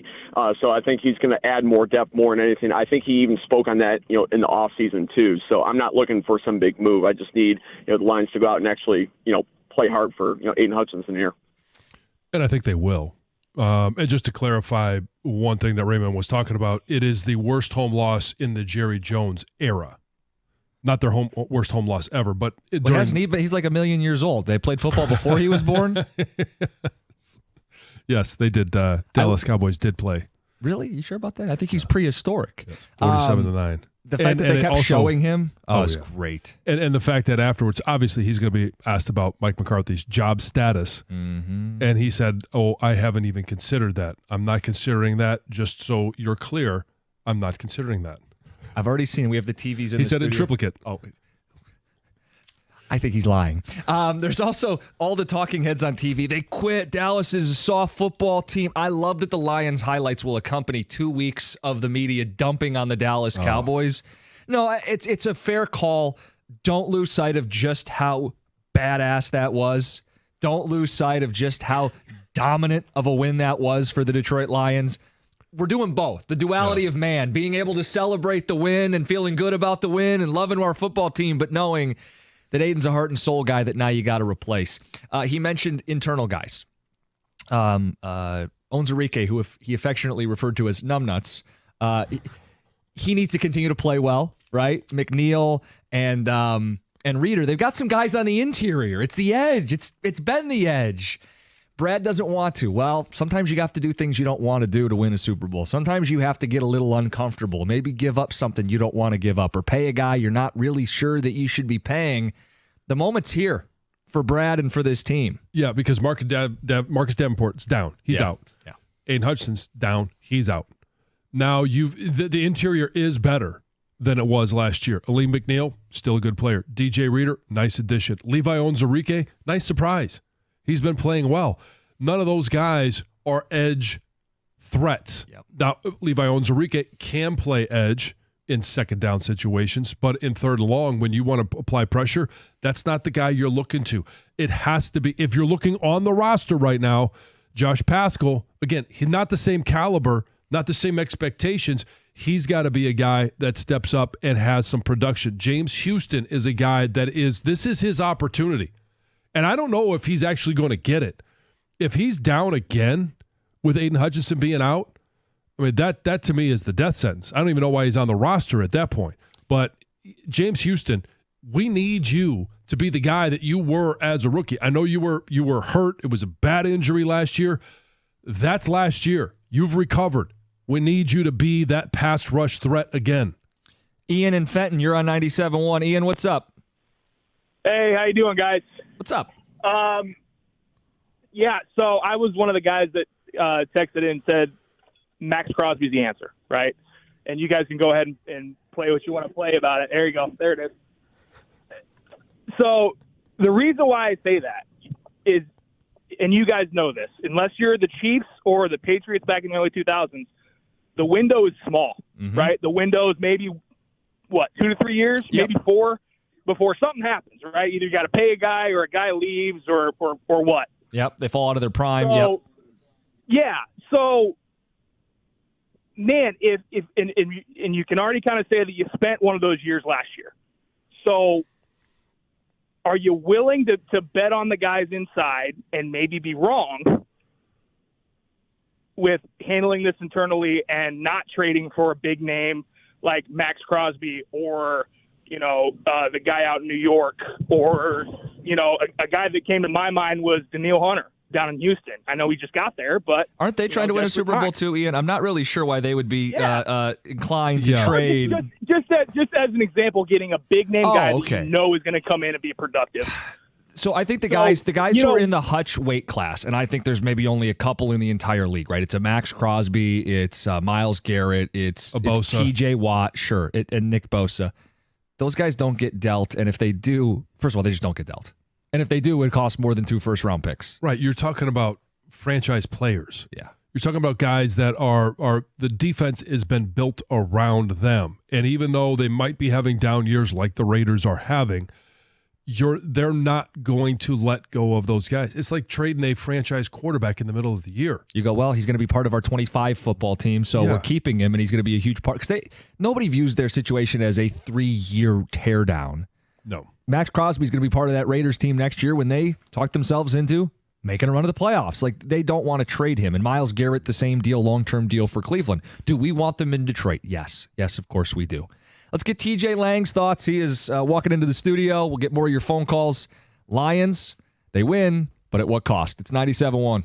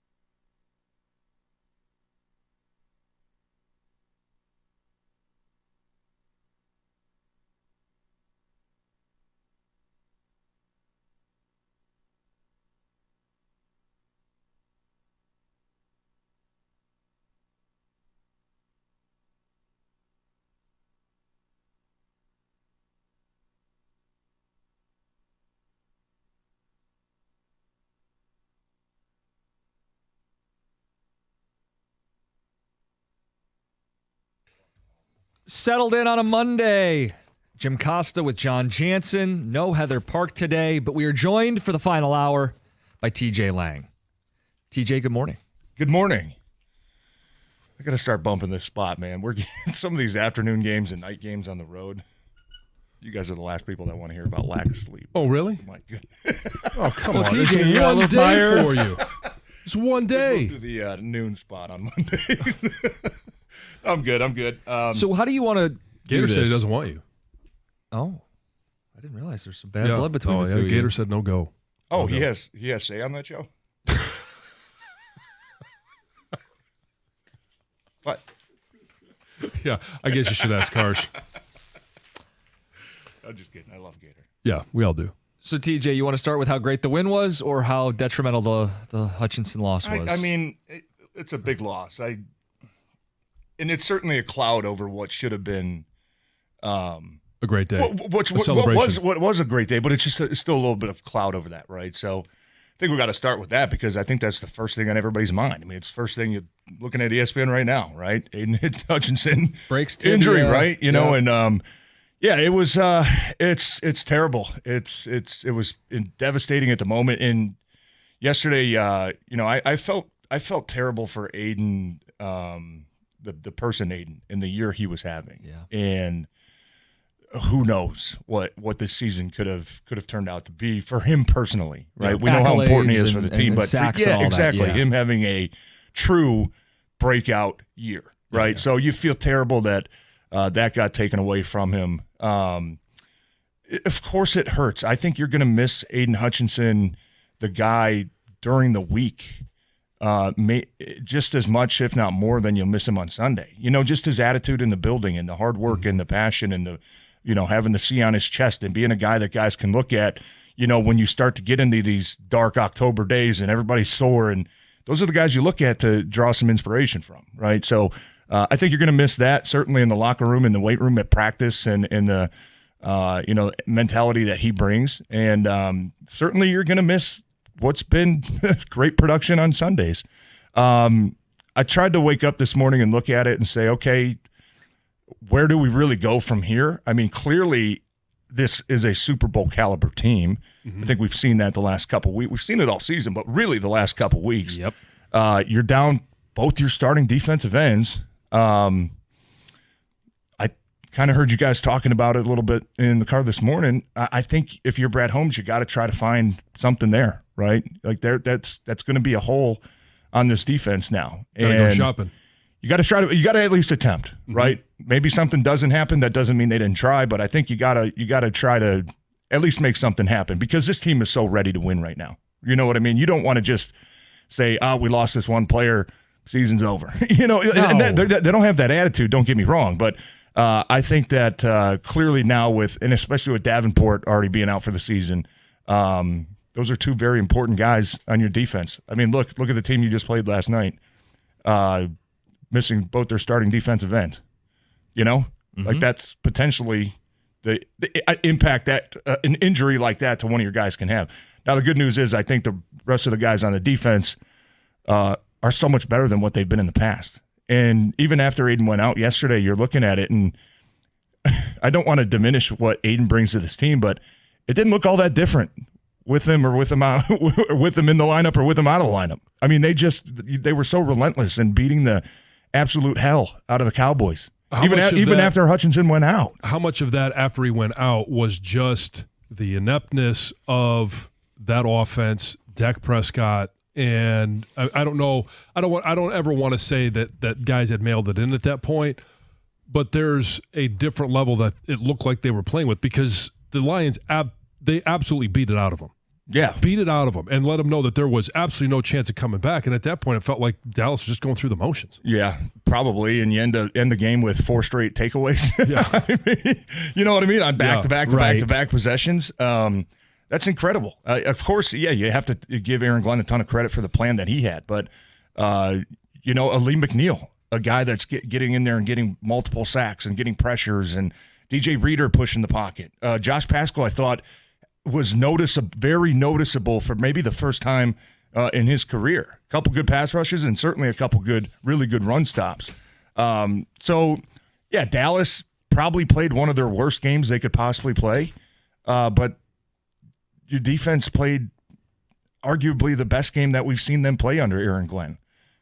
So, look, I don't think those guys are going to hang their hat. And, John, I was talking with Carson the hallway before, and it's you feel heartless almost at times, because as a player, you're just like you're trained and you're tuned to where when guys get injured, you're just like, okay, yeah, like somebody gets injured every year, right? Like we got to move on. It sounds heartless. It sounds like you don't care about the guys. If it happens in practice, what do we say? Move the drill. Right, yeah, move it. Yeah, we don't got time to, kind of wait up. And certainly they're going to be bummed and sad and disappointed that they're not going to have Hutch, but that's not a locker room that's going to let it linger. You know what I mean? There's going to be guys that maybe it wakes you up now. Okay, I relied on him to get the pressure, man. Like I got to do something now. I got to pick up, some of the slack. I got to start carrying a little bit more weight for this team. So it sounds really mean at sometimes, but no, but that's we've the all been business through. of it, You lose key guys. I mean, we lost Jordy Nelson in a preseason game to a torn ACL one year. We didn't. It sucks. It's terrible. But you sit there and you say, okay, we got other guys that can step up. Like we got to move on because the rest of us got to go play. We can't just hang our head and I don't want to get hurt because it sounds rude, man. But that's the way you're trained to react to injuries, and you feel terrible for the person. But when it comes to the football aspect, guys get injured, and you get used to it, and it sounds terrible, but it just is what it is. Now, I think you look at the other side and you say, okay, hey, defense might take them a little while to fix this or figure it out. I heard you talking about, hey, might have to start pressuring a little bit more. Okay, so be it. Yep. The other part of it, offense. Hey, just keep scoring points. Yep. All right. Yep. Score 40 every week and it'll be fine. While our defense kind of recovers and figures their thing out, let's do our part. Let's keep scoring touchdowns every single drive. TJ, right? think about it. Let's carry this for a while. The way the Lions play offense, they take the ball, so your defense isn't on the field as much, so you can help hide a bad defense or a lesser defense. And then think about it, too. When you have a lead, doesn't that make it easier for you to get pressure? Because you can pin your ears back because you do play up a touchdown, up 10 points. Or in the case of yesterday, you're up 30 points. Yeah. It helps a defense if you can keep them off the field and give them a lead to play with. I think that's a great point. No doubt. Yeah, and that's what they've been doing. I know it's a 5-game sample size, but early in the year when the offense was not finding their way. Right. Defense. Yeah. Hey, I got you. Don't worry about it. Arizona, you didn't score the entire second half. Defense. Okay, that's fine. We're not going to let them score. Seattle, right? Defense slips a little bit. Couple big plays, couple penalties, 400 yards of passing. Offense says, don't worry about it, man. We're going to keep scoring. We're going to keep this thing. That's what really good football teams do. So I know as much as the guys on defense are going to have to figure some things out and find areas to pick up the slack, the guys on the offense have the same attitude, right? Hey, our defense is hurting a little bit. We're down a couple key players, now 3 key players with Barnes, Davenport, Hutchinson. We got to do our part. As long as we keep scoring points, as long as we stay explosive, we're going to give them time to figure it out.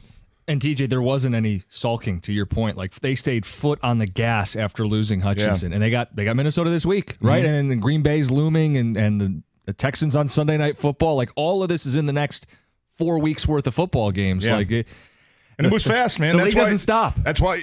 That's kind of what I was getting at with the injury. Like you don't have time to let this sulk into Wednesday and Thursday. Like you got to move on. Like you have to, especially when you just mentioned the task that you got coming up next Sunday. That's one of the hardest things about being the guy that was hurt. I don't know if you ever had any season enders or any length of time. I had 2 of them, and if it happens at practice, right, they move the drill, and you kind of don't think anything of it either side.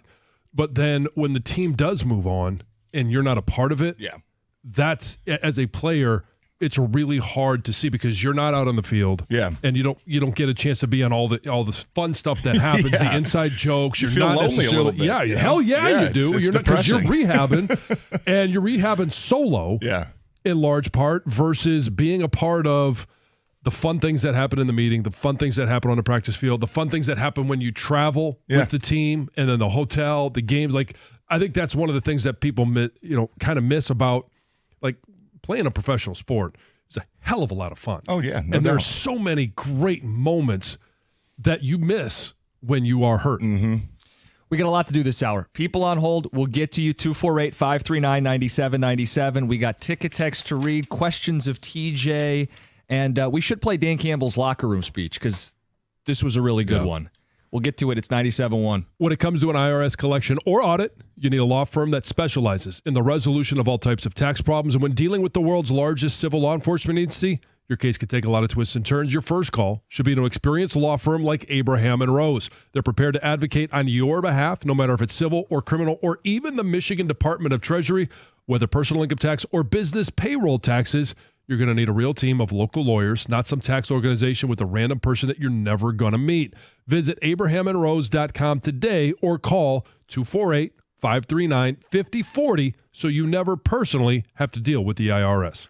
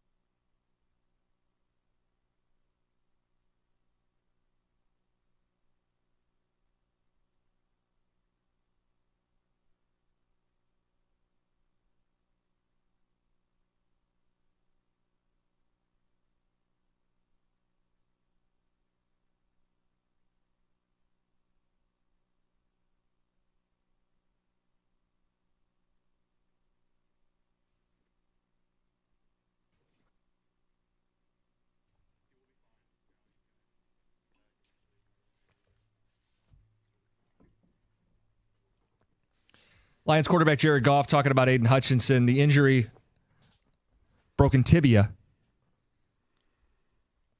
Sucks. There's no other way to put it.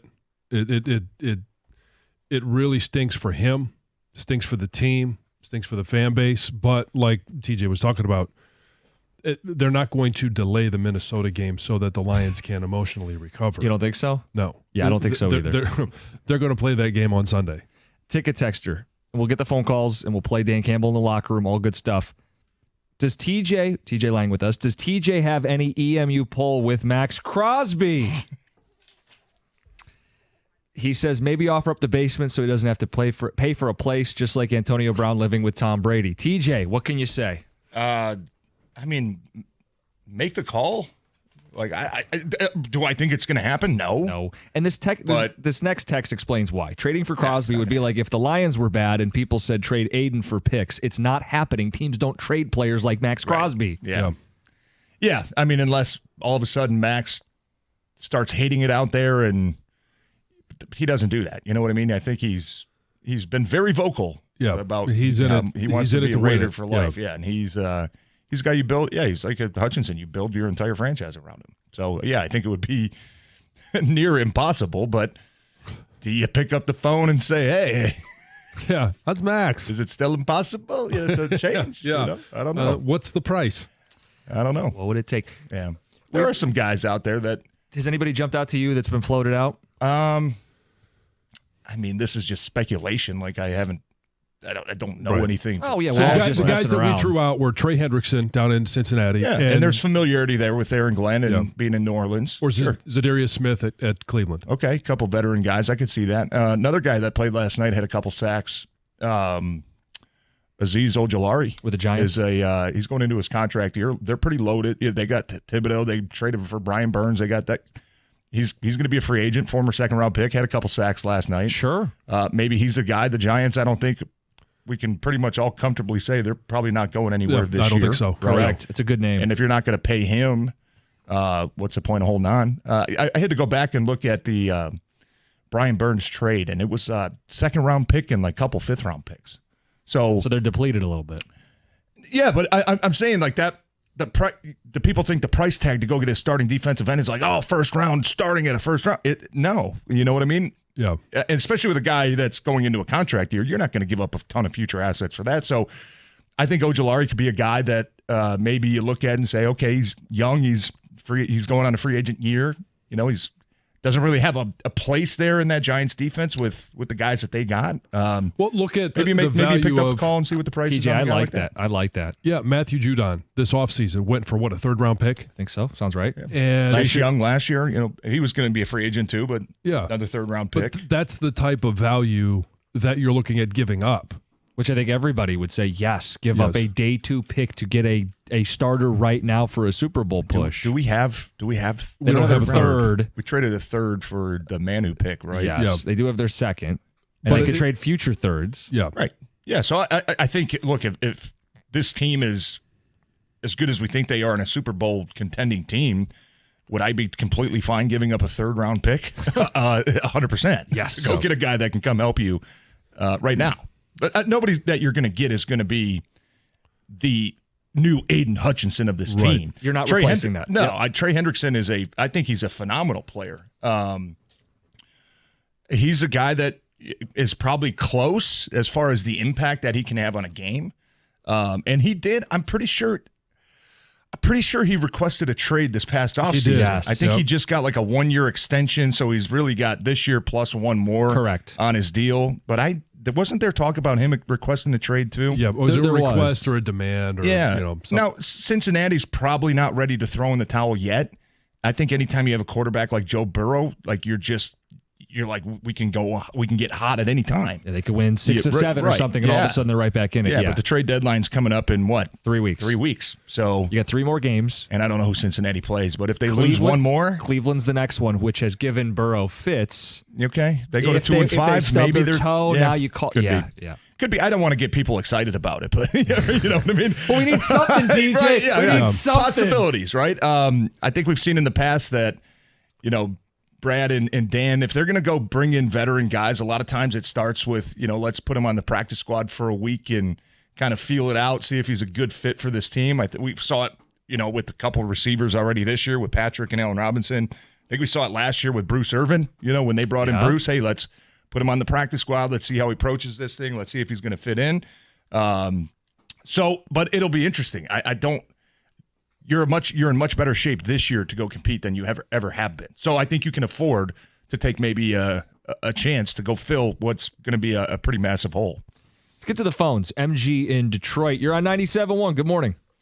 Hey, good morning, guys. Hope you're all doing well. I just had a couple of quick points I wanted to get your thoughts on. One is this year's offense is, I think, better, but at least as good as last year's. I would say better just because of J-Mo kind of emerging. And our special teams is, I would say, better. We haven't talked about the kicking performance by our quote-unquote rookie kicker, but I think that was a really positive sign.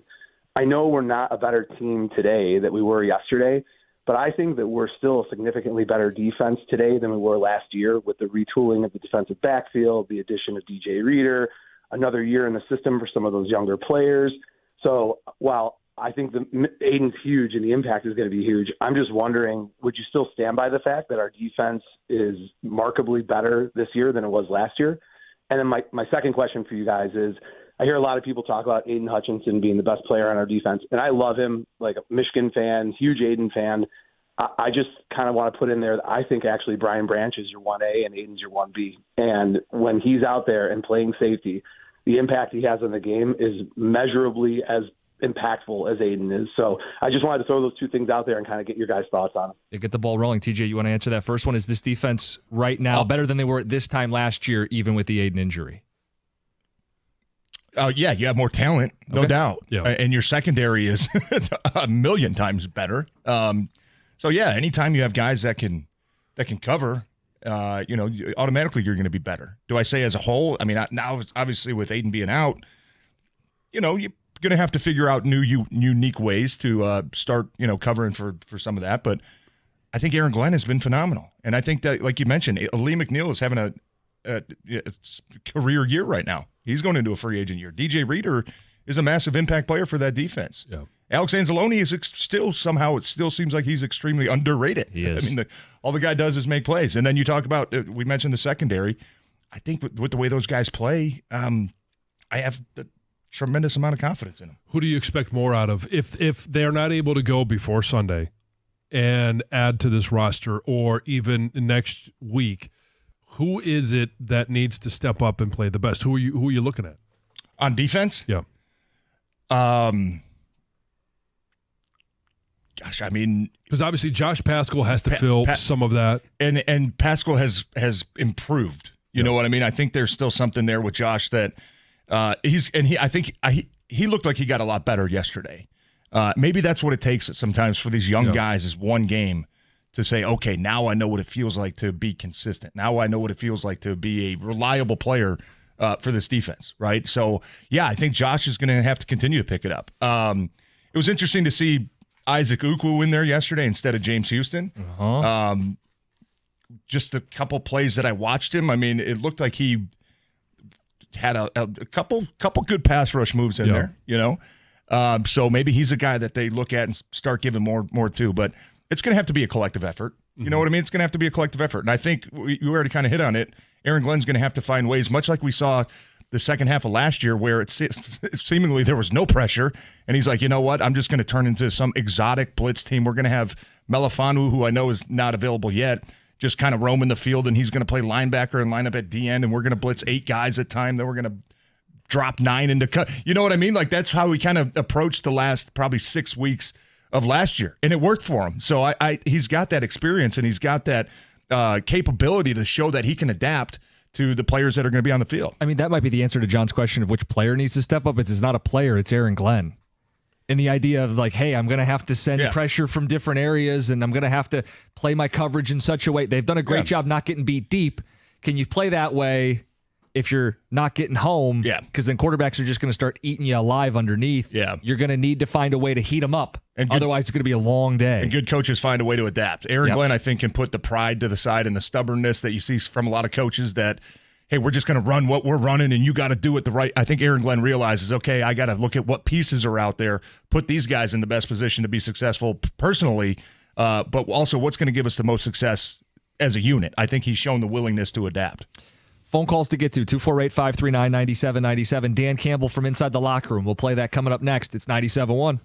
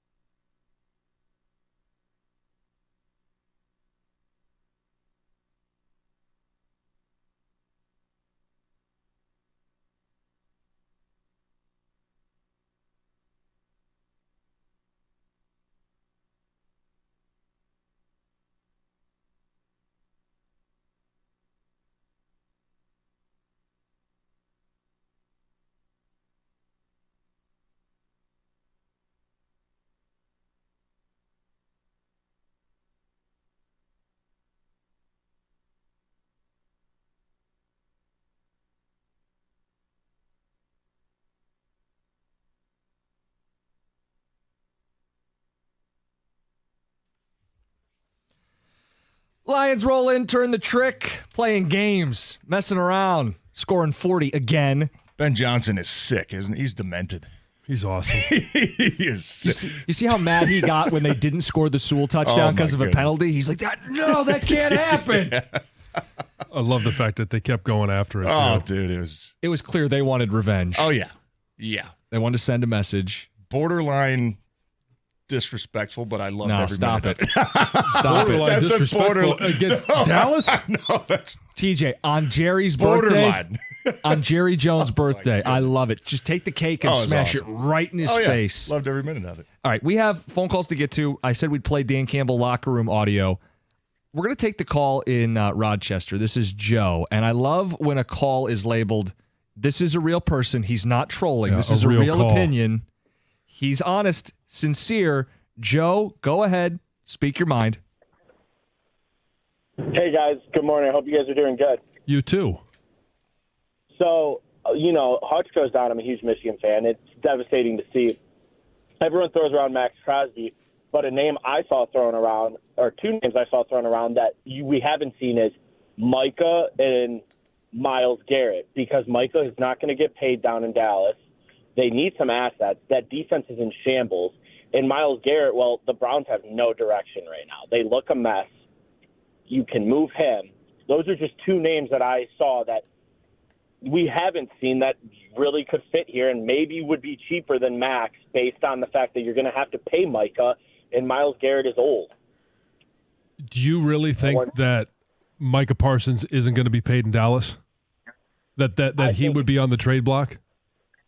I think it's harder now due to the fact that you paid CD, you paid Dak. Are you really willing to make that trade-off? Oh, Jerry loves stars. He loves his star players. I think it's going to get done, but like Dak, it's going to go down to the wire. I don't know why Jerry operates that way, but that's Jerry Jones. I think they will pay Micah Parsons. Yeah. And I think the point about Myles Garrett, he already got paid in Cleveland. Guys don't trade elite premier pass rushers. If the Lions were 2-4 right now, or 1-5 right now, would we be saying trade Aiden Hutchinson? We wouldn't. We'd say, no, that's a guy you're building with for the next 10 years or the next 5 years. You wouldn't trade a player like that. So I don't think Crosby's being dealt or Parsons is being dealt or Myles Garrett's being dealt. If they were available, hell yeah, you go get them. Guys, there's only been one name not mentioned yet today, TJ Watt. Right? I mean, seriously. Yeah, right. We've gone through the whole list. You know, Aaron Donald was brought up. J.J. Watt was. But I just want to give TJ his time for TJ. Do they happen often? No. Have they happened before? Yes. I mean, recent memory, too. Chicago. Khalil Mack. Khalil Mack was in his absolute prime. He was these premier pass rushers, 6-7 years ago. And that was a big return. I think it was a couple first-round picks, but that was a trade that Chicago went out and did. So I don't mind people throwing names out there because you never know until you pick up the phone. So now, do we think it's possible? Probably not. Likely, no. That deal was 2 firsts, a second, a third, and a sixth, and a conditional fifth. It's a lot. That's a hell of a lot. For a guy in Brad Holmes who's like, no, I got McDonald's at home. We don't need to go shopping. Right. It's a lot. That's obviously. But if you're a Super Bowl team. Oh, if anybody could justify it. Do you do what the Rams did and say, F the picks. If anybody could justify it, it would be the Lions. Brad Holmes does have history coming from L.A., right? Coming from the Rams. Yeah. I think that now they had to kind of seem like sell their soul to the devil to get their Super Bowl, but and trade and bring in a bunch of guys. But I don't think Brad Holmes would do that. But is there history there? Does he have relationships with guys that did that and kind of the background where he came from? Yeah. So I as crazy as it sounds with people throwing out all these names, I don't think it's necessarily impossible to do. TJ, one of the first things you said when you came in is you feel for Hutch the person. And you wonder, there's no time to really mourn his injury. Mm-hmm. You got to move forward.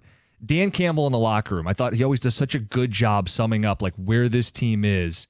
Here is him addressing the team afterwards.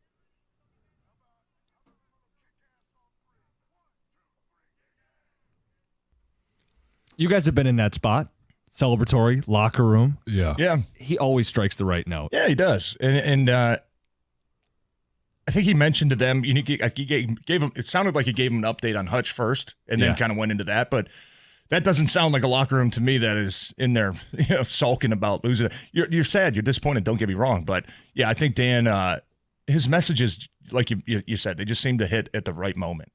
It was funny. Watch that video, too, if you got time to see, like, when Jared Goff gives him the game ball. He's like, oh, shucks. Oh, golly gee. Me? Okay. It's worth watching. But, yeah, that sounded like a guy kind of knew obviously what happened. You big win. You also lost a big player. But, let's make sure we celebrate this thing and do it the right way. His message is always great.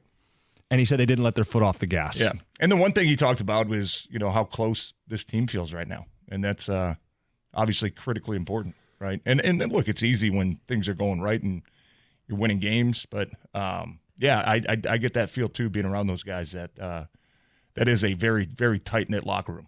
Not if any, individuals on that team. They keep it about the team. And they're going to have to be that tight-knit team to be able to rally around, overcome some of the injuries that they've had. Aiden Hutchinson is the biggest one, but they have had other ones. You mentioned Derek Barnes and Marcus Davenport. It's a big shot to the depth of the defense. And now all of a sudden you've got to find a way to generate pass rush. You've got to find a way to stop the run. We always talk about Aiden Hutchinson's ability to rush the passer.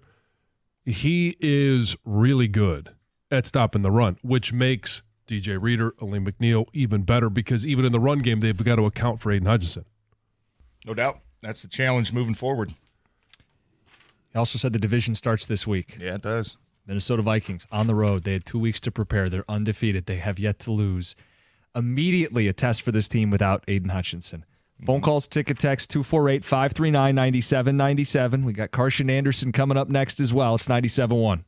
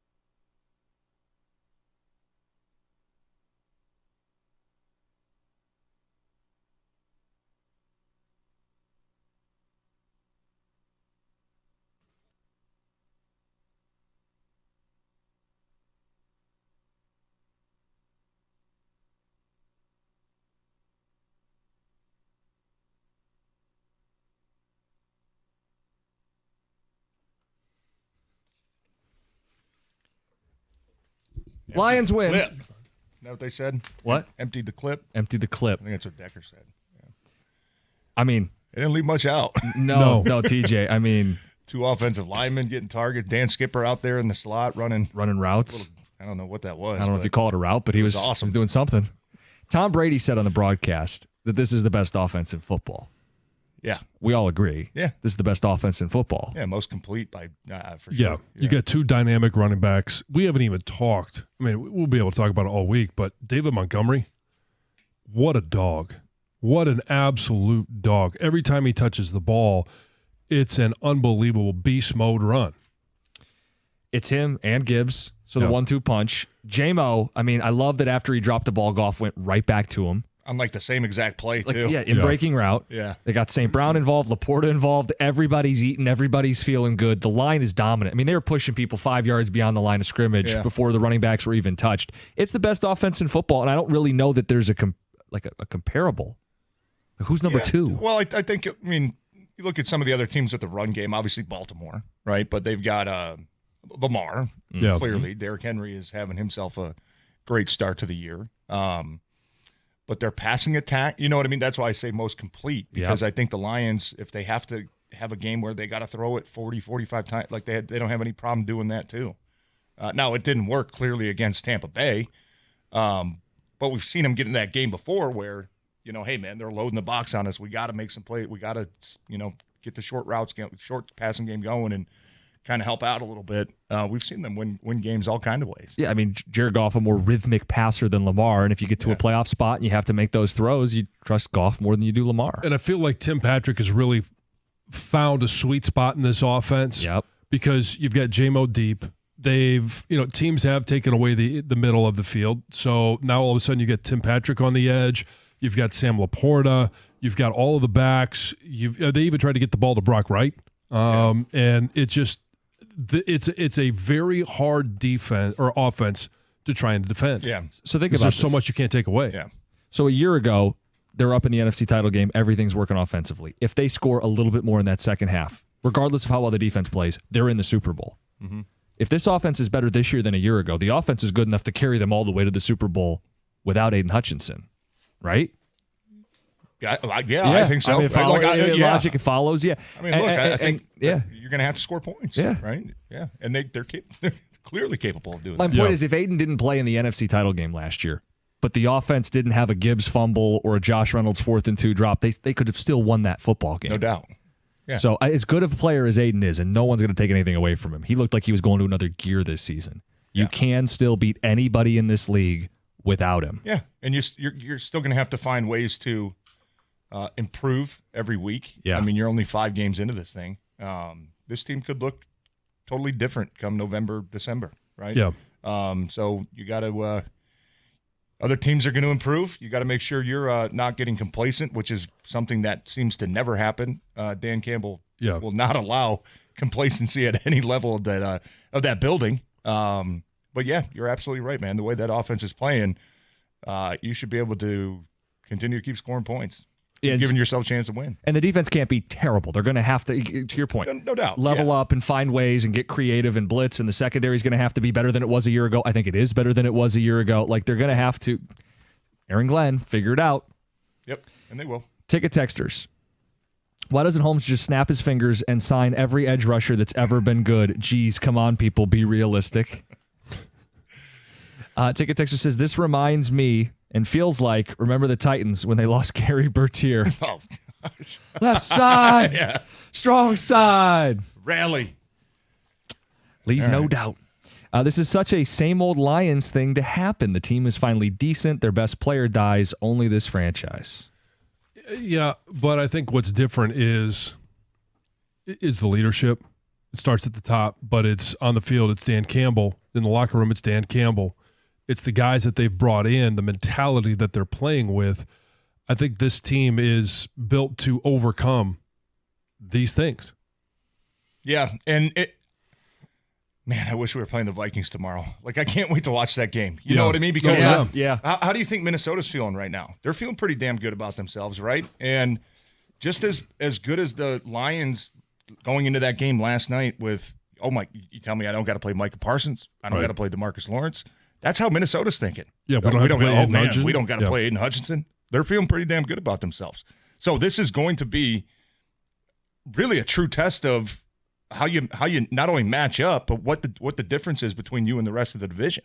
Right? Last I checked, you still got that title on your mantle from last year. It's just still your division to go out there and defend. And if they go into Minnesota and win, they will be in first place in the division once again. Yeah. If they lose the game, long season left. I know, but it's not the end of the world. But if you don't get to statue Sam Darnold and you lose, it's going to crank up the pressure on the do something meter for Brad Holmes. Yeah, I think the only way previewing a game in 6 days. It would have to depend on what the game looks like. Yeah, of course. If the offense goes out and puts up 17 points, I'm not going to put that on, we lost Aiden Hutchinson. But if it's some 48-45 game, clearly the thought would be a little bit different coming out of it. Right, exactly. Yeah. But I really can't, I'm getting amped just about the thought of this game coming up Sunday. Division games always mean more. You know that, especially as a player, you start putting posters up on the wall and, hey, this week means this, and it's grit week, or it's, this week. You have different titles for different teams. There's implications for playoffs every single year, but for division games, it's amplified. 100%. And these are the games that you always tend to look back on at the end of the season, right? When you're starting to go into the playoffs, or you're looking at the seeding and, oh, man, if we could have got one more somewhere down the line, you're like, oh, man, well, maybe it was that week 4 game. Maybe it was that week 6 game. We would have got that one. Or the flip side, hey, good, man, that was a hell of a win back in week 6, right? That really propelled us the rest of the season. So, yeah, anytime you get these division games early in the season like this, man, they mean a ton to you. Carson Anderson in the studio. Busy Monday, lot to talk about today. Where do you guys want to start? I know, right? Tigers. It's a win. Yeah, there's that. How do you come in here after a win like that and go, Because I'm not wired like players are. I'm not wired like you guys are, where it's part of the game. Yeah. And you just got to move on. And I get that. I mean, I totally get that. It's the harsh reality of the NFL is that players get hurt, and the guys that are in the locker room kind of have to let it roll off their back. What choice do they have? You guys are professionals. I am not a professional. I'm an emotional wreck. Yeah. I think you're pretty professional. Gator, how was you feeling today? I'm in a better place than Doug is, but I totally understand it. I mean, I'm asking the same questions. Okay, now is it simply next man up, and can they get by with next man up, or do they have to look at something that they didn't do last year, which is go get somebody at the trade deadline? And obviously, losing him is massive. Mm-hmm. And I was just saying to Doug, the way he was playing in that game too. Yeah, I don't know if I've ever seen him more dominant than what he was in the game against Dallas. And I know it didn't reflect that with the number of sack totals and all that, but he pressured the quarterback. I felt like every single time he's either pushing the offensive lineman right into Dak's lap, or he spun around him and got right up in his face and hits him after. I mean, it was truly a dominant performance, and it sucks. But they did play after he left, and they did outscore the Cowboys with 20-3 after he left. Mm-hmm. So the offense still did their job like you would expect, and the defense still did their job. And other guys are going to step up, but I'm curious who the guy is going to be at the defensive end positions now, because we've been saying who's going to step up opposite Hutch. Well, now Hutch isn't there, so somebody's going to have to be a man, and it's going to be more than one guy. Men. Somebody's going to have to step up and be men. We need men. We need men. We need men. It's a men's league, is one Where's Rod former Merrill? Detroit GM used to say. Careful. That sounds like a drop. What do you need, Doug? We'll have champ and chump. Okay, all right. There we go. Who's the leader of your chump now? Carson Anderson next, 97.1.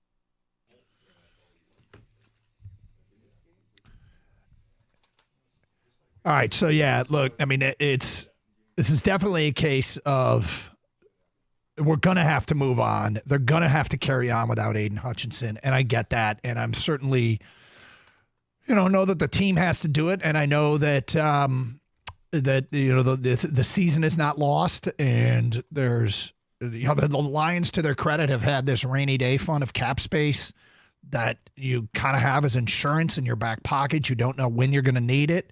And quite frankly, it's a really smart way to operate, to take all that cap space into the season and not spend it all in the offseason and go into the season with some question marks and see how some of your in-house guys respond, or your waiver wire pickup might check a box that you didn't expect, like Tim Patrick perhaps has. And now they're poised to maybe make a move and make up for the loss of a guy who is emerging as maybe the best edge rusher in the league. That doesn't mean I don't want to do a little bit of woe is me, because that sucked. I mean, it really did. When he got hurt, Gator, I felt like we almost did you even enjoy the rest of the game? Because I everything that happened, I'm like, yeah, but yes, I did enjoy the rest of the game. I enjoyed glad. it immensely. Because now I'm watching, okay, Hutch is out. How is the defense going to hold up? Because it's not like Dallas took CeeDee Lamb out of the game or took Dak Prescott out of the game at this point. They still had to play, and the defense stepped up. I realized that they scored immediately on that drive, but they scored they got a field goal, and if I'm not mistaken, excuse me, I go to my notes. If I'm not mistaken, there was a questionable call that went there as well, or yeah, there was. It was I didn't like the pass interference call on Vildor. Nowaski had a sack on that. I mean, there was a lot to like, and they did kick a 50-yard field goal, so it's not like it was this great scoring drive. They answered, and then they really answered, because going and outscoring them 23-3 the rest of the way, or whatever it was pretty impressive. I guess when he got hurt, it wasn't like it brought into doubt that they were going to win the game. I mean, it was pretty clear that the Lions were going to win the game. It's all about what happens moving forward. I mean, Rex Ryan this morning said the Lions won the game, but they might have lost the Super Bowl. And I thought, I can't say that that's 100% wrong. We were sitting here talking about a possibility of a team that all they needed was somebody opposite of Hutch, and now they still need somebody opposite of Hutch, and they need Hutch back. But okay, they do have a chance to make a move and all that, but it's funny because we had finally seen the Lions start to look like a complete football team. And it really was, oh my God, Tim Patrick's going to check that box. Tim Patrick's going to be that wide receiver 3 with another potentially brilliant, subtle waiver wire pickup that is going to render, that concern is moot. And now another massive connection. I mean, right when they were hitting their stride. And so that's the bummer part of it. You don't give up on the season, and I'm not giving up on the season. Don't misinterpret it. I'm just doing a little woe is me for a minute here. Okay, as long as it's just a minute here, because we don't need this to linger here. I think this team is capable of figuring things out. I mean, they took some steps forward defensively yesterday. Like I said, the Cowboys still had some weapons there. They still had CeeDee Lamb. They still had Dak Prescott. And, they held that offense to 250 yards. That's pretty impressive. Dak Prescott threw 2 interceptions. The Lions created 4 turnovers on the day, 4 or 5, whatever the number was, 5, I think. It was an impressive game all around. And yeah, there's a dark cloud about what happened with Hutchinson, but I was encouraged by watching DJ Reader and Aleem McNeil dominate from the inside and get pressure from the inside. I was encouraged by seeing, other guys step up. And Nowaski had his first sack of his career, stepping up in that role. And that's a name none of us were uttering before the season began. And he's stepping into the Derek Barnes role, and he's doing a nice job.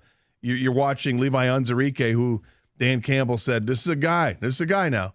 And he's playing like one. He's playing well. And Josh Paschal getting better each week. The defense is taking steps forward. Did they take a step back yesterday because of the Hutch injury? Yes, but it may not be this massive step back that we're feeling right now because we just lost one of the best players in football. This happens to every team in the league. Teams deal with injuries, and the Lions are dealing with theirs, and they're going to have guys step up. And fortunately, it's a collective group here on defense that can get it done. Aaron Glenn's going to have some work to do, going to have to try to figure out some way to make some adjustments in how he's going to defend teams. It's not going to be easy on Sunday when you're taking on a Vikings team that is very explosive offensively, and you're going to go into it without your best pass rusher. Well, next man up. Go out there and get something done. It's going to be interesting to see what they do. I would imagine that Brad Holmes probably already had discussions about getting an edge rusher opposite of Hutch. And my guess is, in the end, he's probably going to do something subtle. We're gonna talk about all the options. There's going to be a lot of big names. But if you look at their pattern, and things might be different now because they do look like a legitimate Super Bowl contender, and that's what this is all about. And if you can go big and go the Ram style F them picks, there's probably going to be some options out there. But there's two things. One is their pattern isn't to go big. Their pattern is to do something subtle but smart. And they've continually done that with great success. Not 100% of the time, but a lot of they seem to hit one more often than they don't. And the wide receivers are examples. Straight waiver wire pickups of Josh Reynolds and now Tim Patrick are looking like they're going to work out to this team's benefit. Two is that they value culture fits so much that we're going to talk about 10 names today of guys they can go get. And the Lions probably have crossed off, 7, 8 of those names because for reasons that are intangible that we can't even measure. You know what I mean? They clearly value, like Tim Patrick, for instance, when he was placed on waivers by Denver and you went and read what was written about it by Denver, people in Denver were like, ooh, I get it because he's always been hurt for them, but he was such a locker room leader and everybody loved him and he had great buy-in, and that fits the Lions model. And I'm not sure that... And he can play. And he can play. But I'm not sure that every name that we're going to mention today, we don't know which ones fit their model of what they want, right? No, we don't. But maybe this makes him, I'm not going to say the word desperate, but makes him a little bit more open to grabbing and going after somebody that might lean on the other side that they would normally would say no to. But, they've got to trust that the culture that they've changed for this team, it permeates throughout the locker room and with the coaching staff, and that maybe they can convert guys that you wouldn't normally think could be buy-in guys to being buy-in guys. And it felt like that's what the Patriots did. When the Patriots were in their heyday, they were going and getting players that weren't considered great culture guys and saying, look, this is how we do it here, sink or swim. And guys would definitely try and take that challenge and roll with it. 248-539-9797. All right, we got Champ and Chump votes. We'll get to ours today at 10:35. It's Carson Anderson, and we'll get to your phone calls when we continue here on 97.1 The Ticket. These days, it can be really hard to find reliable service. Customer service is something that just lost in today's culture, and that sucks. But here's a company that really believes in customer service. Precision Garage Door. You've been in this situation where you've got something you need it fixed. You call the company, hey, can you kind of come out in here and help me out? They're like, sure, we can come out between this 6-hour window and you're a hostage in your own house. That's not how it works with Precision. In fact, you can schedule your appointment on their website for a time that actually works for your schedule. There's no need to call in. You can just do it online, which is awesome. I've had Precision come out to my house, help me with my garage door service. We needed to fix some things and needed to add new batteries and the whole bit, and they were great about it. And in fact, they even said, look, we can do this now, but in a couple of years, you're going to have to replace these garage doors. I said, fine, I'll call you in a couple of years. And I did exactly that. So if you want your garage doors done right, do what I did and call Precision Garage Door today at 1-800-DOOR-REPAIR, because this is a company that is available at weekends at no extra charge. All calls are answered 24/7. They offer the industry's leading warranty, and if you mention 97.1 The Ticket, they're going to waive your service fee. Give them a call today, 1-800-DOOR-REPAIR, or visit precisiondoormi.com and schedule that appointment.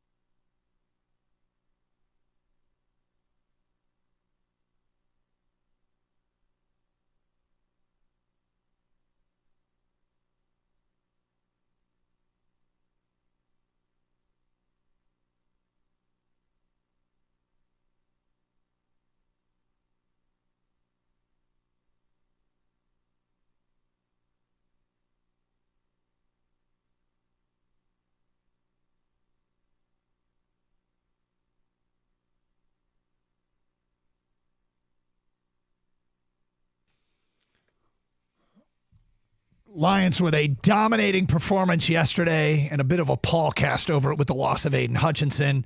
And look, I'm being a giant wuss today, and I'll admit it, because it felt like they were rounding into shape. They were starting to look like everything we hoped that they could be. And then that happens. And yeah, I mean, obviously the season's going to carry on. I'm already prepared to talk about what's next. Am I having a bit of woe is me? Sure. Sure. It sucks. It sucks. He was everything you hoped you'd get out of Aiden Hutchinson. And now it's time to move on and figure out a way to win football games without him. And at least they have a GM that had a rainy day fund and cap space. They can find a way to make that next move and add another smart piece, which they always seem to do. Not everything works. Obviously, Marcus Davenport is an example of something that apparently didn't work. But yeah, they're going to need the next Brad Holmes brilliance, and he probably has something up his sleeve. 248-539-9797. Greg's in Detroit, and he's on 97.1. Hi, Greg.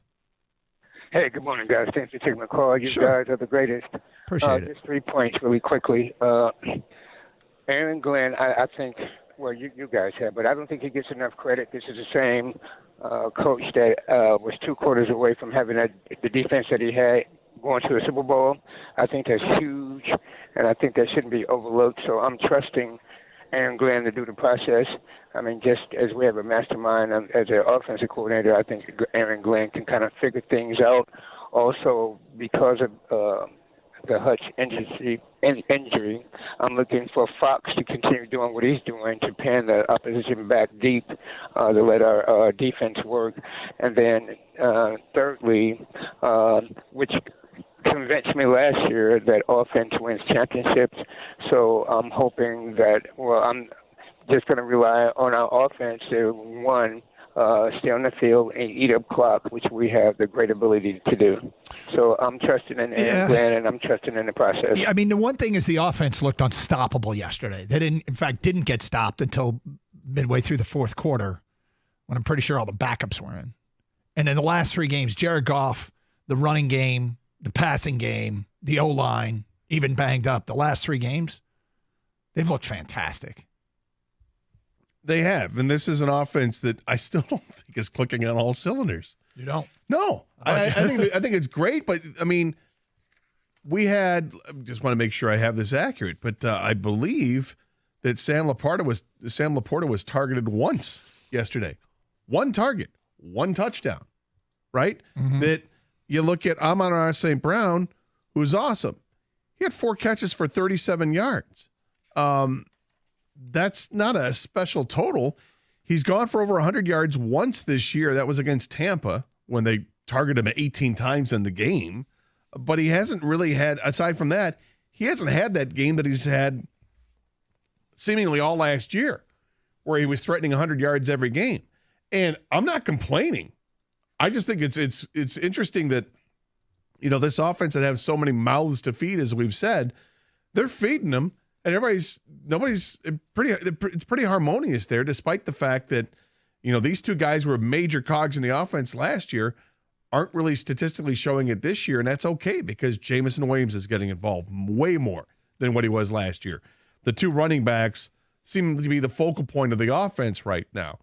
Brock Wright's got, I think, more catches this year than what he was pacing on last year. So an extra tight end. And they're finding ways to get it done without having to go to the well, which they can go to anytime they want. It feels like, we need 5 yards. All right, well, I'll throw it to Saint, but they're not finding themselves in those do or die situations as much, so they can use other players. Yeah, I guess, I see an offense that the last few games, Jared Goff is completing 82% of his passes. The running backs are 5 yards a carry. They scored 9 consecutive possessions to open the game and put up 47 points. If that's not clicking on all cylinders, I don't know what is, but I feel very, very good about the offense. Well, they kicked 4 field goals yesterday. And I'm fine with that. No, I'm fine with it. I don't mind kicking field goals, but those are 4 opportunities that you didn't get touchdown drives on. I'm being nitpicky here, but that's my point, is that we've seen them, and last night might be the best game that we've seen them play in total as a team, and Dan Campbell thought so. it's fun to watch, but I still think that they can do more. I guess. I mean, there's a saying after games where offenses say things like, we left a lot of meat on the bone. I don't think they left a lot of meat on that bone last night. We go to Brian in Ann Arbor. Hi, Brian. Look, guys, I mean, this sucks. It's bittersweet. I'll agree with that. I mean, it is what it is. Injuries happen. It's the worst non-quarterback injury that could happen to this team, and could be worse. Yeah, it could be worse. Basically, the thing that could be worse is if it were the quarterback. Well, there we go. It could be, yes. Yep. But unfortunately, this is a major blow to this team, but the team stepped up in the absence of Hutchinson. They still went out there and they outscored, I think it was 13-3 after Hutch got hurt.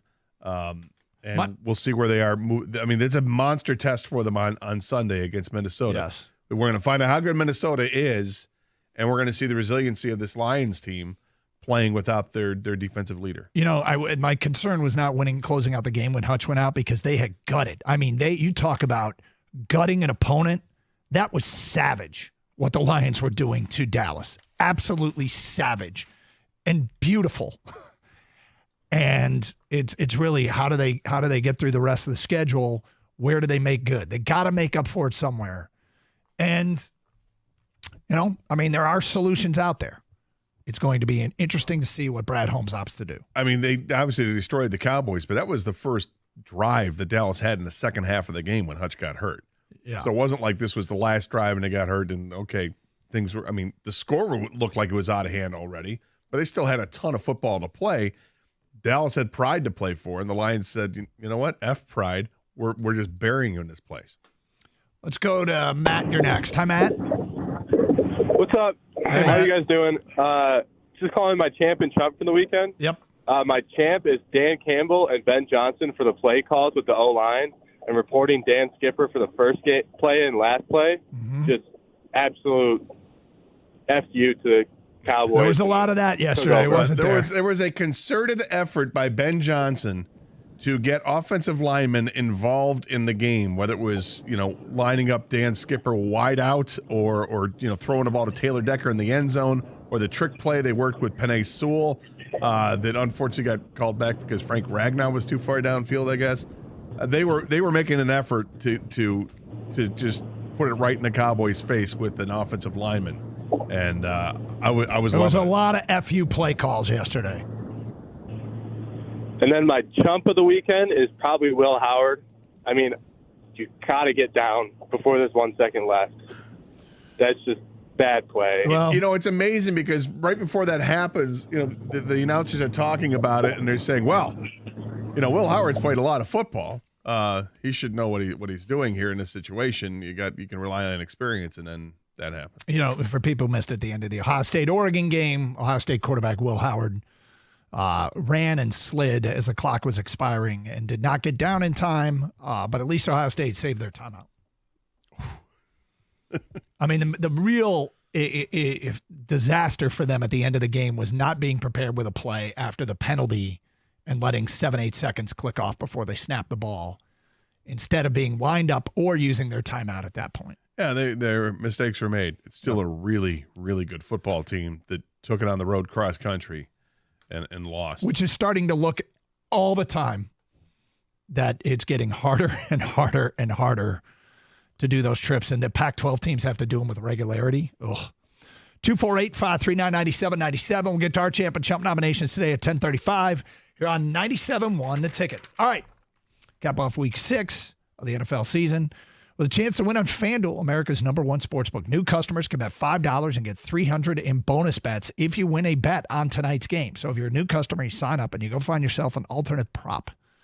Something like you can find an alternate Garrett Wilson like over 15 yards receiving, something like that. There's your $5 bet. It won't give you much of a return, but bang, you get your $300 in bonus bets.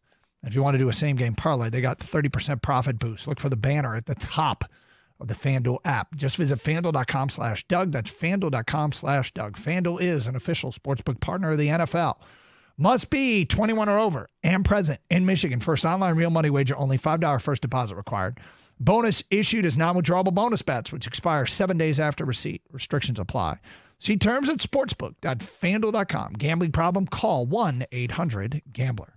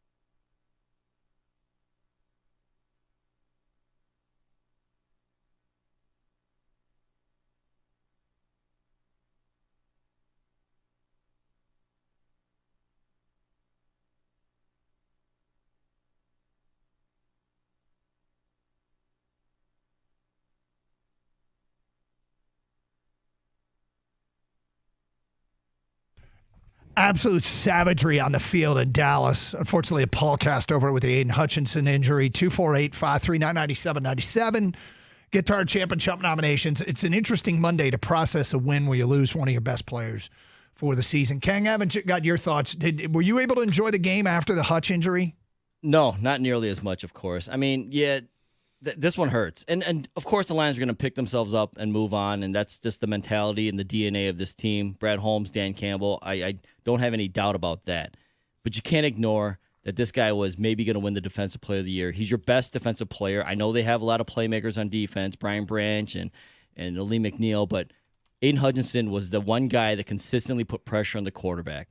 Now, Aaron Glenn's going to have to scheme up some things, and maybe Brad Holmes makes a move, subtle or not. You know, I imagine they definitely bring somebody in. But, yeah, this is a big blow. But teams deal with this every single year. The Lions are going to be hopefully the next one that deal with something like this and survive and move on and win it all anyways. So, but, yeah, it wasn't the same after that, especially when they had already broken the soul of the Cowboys at that point. And, yeah, I'm not saying that he shouldn't have been playing, but really, he didn't even need to play. That's how bad they were killing the Cowboys. It was amazing because at halftime, one of my notes was the second half is an exercise in getting everybody out of there healthy.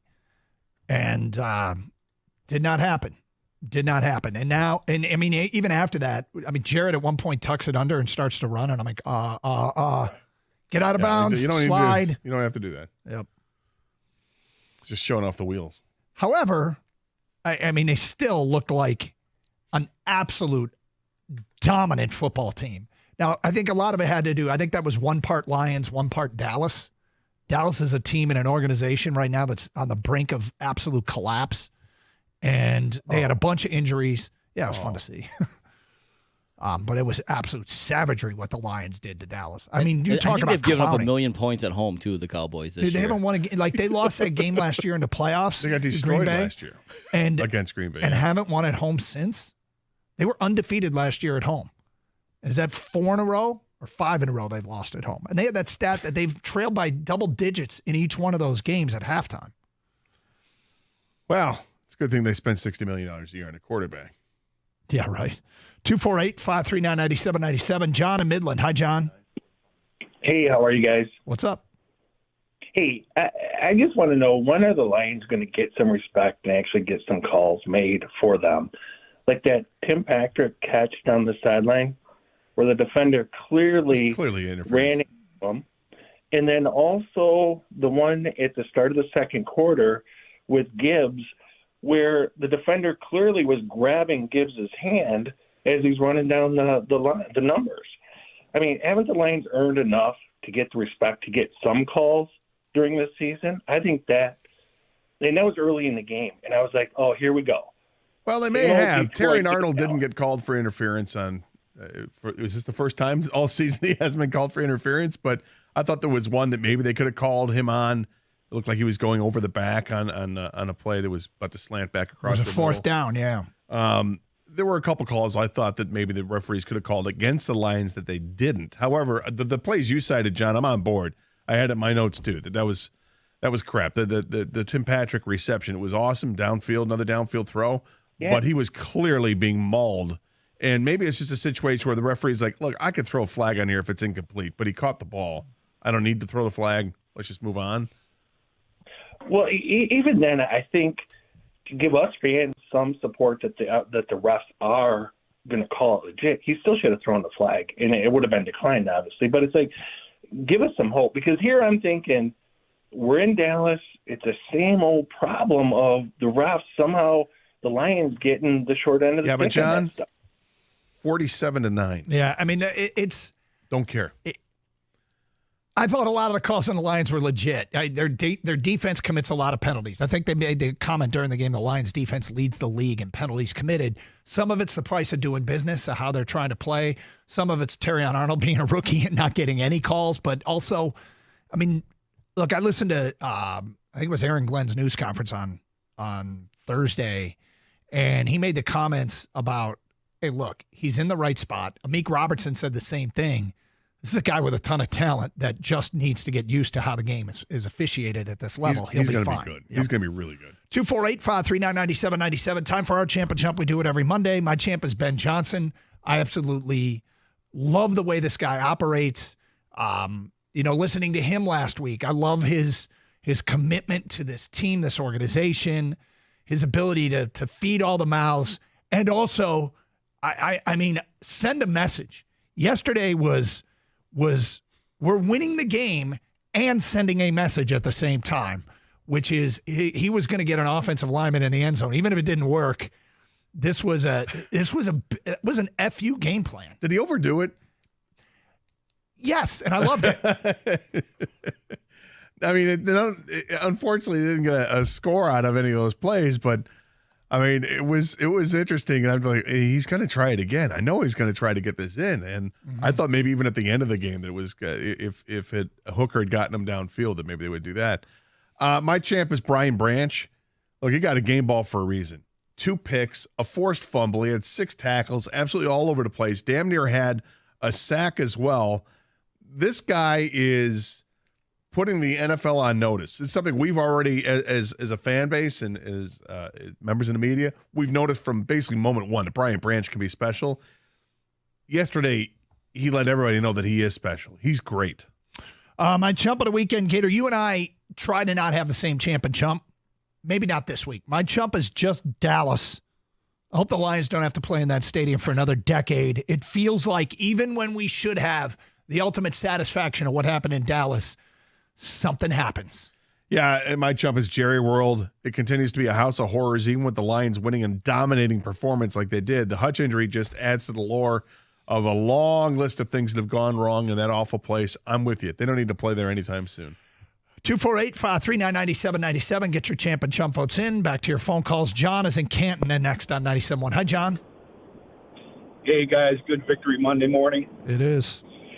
I just wanted to say my champ is going to be Adrian Hutchinson just because he's the man. And just hope that, want him to get healed up and come back strong. And the chump, I would say, is Jerry Jones. Just so glad to see him sitting there in his box and just getting owned by us. I'm shocked he didn't fire his coach in the 5 minutes after the game or today. He says he's not going to, but I thought for sure that was coming. Well, they are. Don't they go into a bye week this week? Yeah. We'll see. He did have a cake. It was his birthday. I could see the thought bubble above his head. It was saying, I'm not paying for this. What the hell is this? Yeah. But the other point I want to make is there another NFL team that's more entertaining to watch than the Lions? Well, I got to tell you, I would imagine today is a Monday where a lot of fans in Dallas are going, could an announcing crew have loved the opponent anymore? Because that's all that Tom Brady and Kevin Burkhardt were talking about was how much fun the Lions are. And I'm thinking to myself, they're 100% correct unless you're a Dallas fan, in which case it's the least fun thing you've ever watched. Hearing Brady go, wow, that's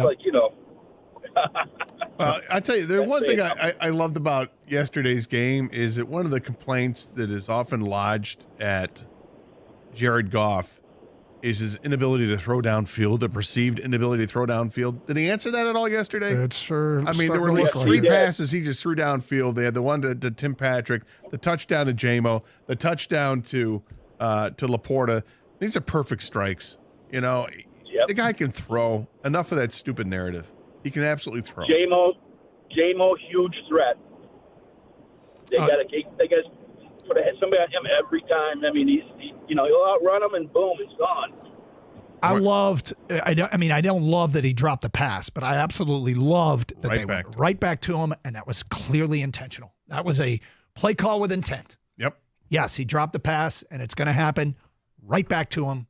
Let's get this. And by the way, the second catch was way harder than the first catch. Yeah. And the first one, if he hadn't dropped it, man, there was probably some would have space. scored.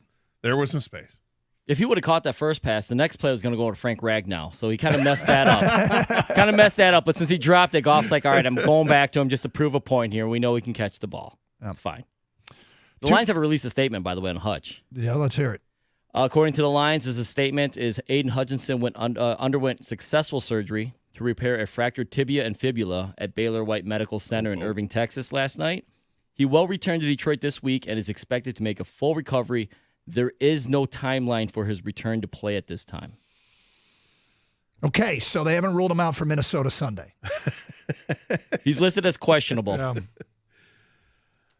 Oh, man. I mean, you hope clean break, that there were no strained ligaments or anything like that would delay things, but who knows? I would not. I don't expect. Haven't they already kind of said that he's basically gone for the year like yesterday? Well, there's started some, if you do the timetable on it, it's a possibility he could be back in time for the Super Bowl. But even then, what would he be? There's a chance. Yeah, I mean, look, you got to get there, and there's a lot of football to be played, and there's going to be more tough injuries to deal with. This is just one of the toughest possible. 248-539-9797. More of your phone calls and feedback, champ and chump votes. It's Carson Anderson, 97.1 The Ticket. Hey, it's great to see our teams in the D back to their winning ways, just like the team at Sarah Chevrolet Southfield. Sarah Chevrolet is making sure that the customers win on every deal. The deals at Sarah Chevrolet Southfield are absolutely unbeatable, starting with the Equinox EV. It's only $178 a month. The Blazer EV is only $239 a month. Chevy Trax, only $259 a month. And the Chevy Silverado, it's only $299 a month. And all these unbeatable payments are just with $999 down. That's taxes and fees included. No games, no gimmicks. It's just great winning deals for the customers. Need more money for your trade-in? Sarah Chevrolet Southfield has you covered. They treat trade-ins like a highly sought-after free agent. Big money. That's right, huge money for your trade. Up to $2,000 more. And if you're paying too much for service, only to feel like you're left on a cheap seat, Sarah Chevrolet Southfield has you feeling like you're sitting on the 50-yard line, because service is open every Saturday. They have free loaner vehicles available, no appointments necessary. Sarah Chevrolet Southfield will get you in and out quickly. Sarah Chevrolet Southfield at 696 and Telegraph.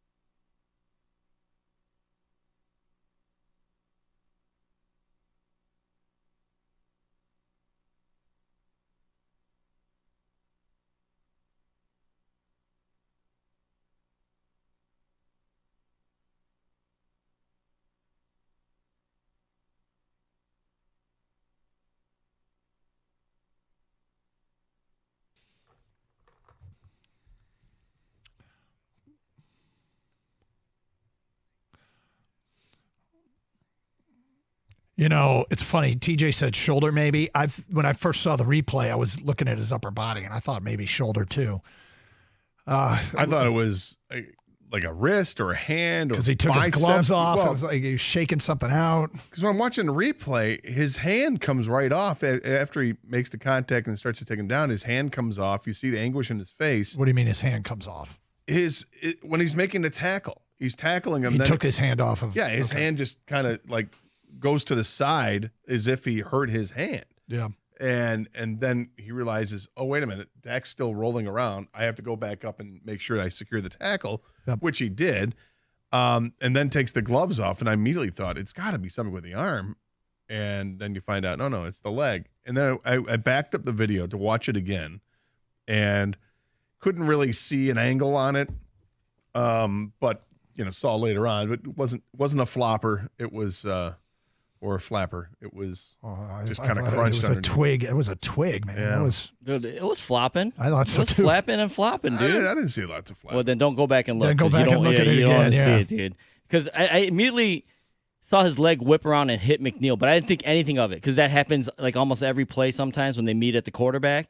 But when he didn't get up, then I thought, oh, God, is it that leg that I saw whip around? And this happens. It's friendly fire. Doug, I showed you the replay from last year. So weird. That McNeil and him ran into each other the exact same way. Exact same. But McNeil was the one who got hurt last year, missed 4 games. Hutch was fine. This year, unfortunately, Hutch is out, looks like out for the year probably, and McNeil is fine. But yeah, they meet at the quarterback sometimes, and it's reckless back there, right? And it's the game. And yeah, look, their job is to not let it stop them. To me, I'm so frustrated with they look like a complete football team. Even after he got hurt, they look like a complete football team. They looked so good, and I'd like to think that they clearly, after he got hurt, that was an example of how they weren't going to let it down, but that was probably more of an example of an absolute gutted Dallas team. I mean, they took their soul yesterday, which is fun to say. Yeah, a soul-crushing game. I love it. 248-539-9797. Let's go to Jim on a cell. You're next on 97.1. Hi, Jim. Hey, how you doing? What's up? I got a question on the Ohio State-Oregon game. You kind of mentioned it there at the end of the game, and it was totally a mismanagement of time by Howard. But I think that it might be a brilliant type situation by Oregon. I've tried to do my best to run through it. So there's less than a minute left, and Ohio State has the ball on Oregon's 28, and they run the pass interference, and that moves them back to the 43. And so the penalty was too many men on the field with 10 seconds to go. Yeah. Right. Well, prior to that, they called a timeout. Yep, and you get to that point. So now you're at 10 seconds, and they're probably on the 30, or they're on the 43. So you're talking a 59-yard field goal. So Oregon comes out of that timeout, and they put 12 men on the field. Mm-hmm. And if it wasn't intentional, it was brilliant because you have 10 seconds left, and they put 12 people on there. They run the play. In that hectic of a situation, you might not even catch that there's 12 people on that field. So they run the play, and they would call that back anyway, and they would give them the 5 yards. Jim, so basically what Jim's asking or implying is that Oregon did it intentionally. There's 10 seconds to go. You put 12 men on the field. You have an extra defender to keep them from getting loose deep. All you're taking is a 5-yard penalty, which takes them up to the 38. It's still a huge, lengthy field goal, and more importantly, you kill time. And there was speculation that they did it intentionally. Pat Forty of ESPN on their podcast, the College Football Inquirer with Dan Wetzler, a good buddy, said he was in the the elevator when the Oregon coaches got on, and while they didn't say much, they were kind of like sheepish about, man, we got away with the too many men call. I don't think his thought was they said it because they didn't think it was intentional, that they didn't. If it was intentional, some of the coaches didn't know about it, and I'm sure that'll be asked of Dan Lanning. But it sounds like the early reporting on that is that it was not intentional. Right. It is brilliant though, because you talked about Howard going down at 6 seconds and running out of the clock. Yeah. Now, if he has 10 seconds, he gets down and they might get the field goal. The real bungle was when Ohio State committed a penalty for pass interference inbounds. They stopped the clock to adjudicate the penalty, and Ohio State wasn't at the line of scrimmage ready to snap the ball. It cost them 6-7 seconds that they could have used, obviously, at the end of that game. Or they used the timeout there. But probably the best thing is to be ready to snap it as soon as they wind the clock and hold on to the timeout because in the middle of the field's still in play. But they didn't seem quite as prepared for that, and maybe a little surprised that the clock was running. Look, I'm not losing any sleep over Ohio State having a problem at the end of that game, but that was if in retrospect and what happened at the time, I mean, it was like they might be bungling this. Well, it was a great game to watch on Saturday night, and I'm glad that I'm not glad the Tigers lost on Saturday afternoon, but I guess the consolation prize was at least they moved the game so I could see both games in as much of their entirety as I wanted to. I mean, the LSU game was great as well at the same time the Ohio State game was going on. So it was a really, really good weekend to sit in front of a TV on Saturday. It was, and we'll get to the Tigers at the 11 o'clock hour, obviously, with their season coming to an end in Game 5 in Cleveland. 248-539-9797. Let's go to Brian on a cell. You're next on 97.1. Hi, Brian. Hey, guys. Love the show, man. Love the show. Thank you very much. I got one for you. And unfortunately, you might have to do this. Maybe throw in Hooker to the Raiders for Crosby. We got all kinds of Crosby trade proposals that we'll get to later and other possibilities. Look, the question is, do you go all in and pay an uncomfortable amount to go get potentially, whether or not he's really, truly accessible is debatable. But if he is, are you willing to really, really pay up? Because if you're Vegas, you have to be thinking this has to be a Godfather offer. Yeah, I hear you. But you know what? There's Clowney's out there, Hendrickson's out there. But you know what I would do, and this is just me personally, I would break the bank in the off season. I know it's the off season, but I would break the bank with Micah Parsons. That would be the dude I would go to get. But there's some other guys out there, and I know Crosby's the guy that I'd want to get. But, Brad and Dan will figure it out. They always do. And again, guys, I love your show. It's great to listen to you guys in Maine. Oh, cool. Well, I appreciate you. Good for the Odyssey app. Look, it's breaking of character, but you have to kind of have to be prepared for all things, and they have all that cap space for a reason, right? They do, but I'm not sure how much cap space they're going to have in the future. Nope, because they are going to have to re-sign Hutchinson. They are going to have to re-sign Aleem McNeil. They're going to have to figure out what they want to do with Levi Onwuzurike, whose contract is up after this year, along with Aleem McNeil. I mean, they've got some big contracts they're going to have to keep doling out.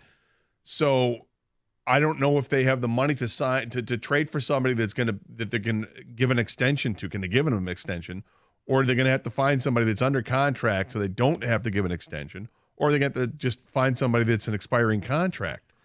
They've got the options to look at. I mean, I'm not sure. I'm not savvy enough with the cap space calculator to figure all this out.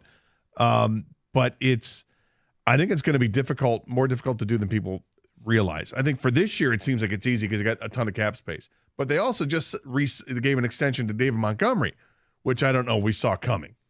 Well, look, the pool of players that could be available is long. We can make a list, and we have, and we'll go down some of the possibilities. Do I expect them to make a move? I do. If I had to predict what kind of move it would be, it will feel like one of these relatively subtle moves that is effective. It'll be, okay, we need to improve our pass rush to make it better than it is as it stands with the current collection of players we have up front. But my guess is, and you tell me if I'm wrong, knowing Brad Holmes, it'll be one of these subtle, inexpensive moves in terms of anything they give up in a trade or how much a player's getting paid, and it will make them better, but it will not be, we're going to replace Hutch in one fell swoop, because that's what Max Crosby is. It's essentially saying, okay, we have Aiden Hutchinson, let's go get Aiden Hutchinson-like player, and I feel like it's not what they'll do.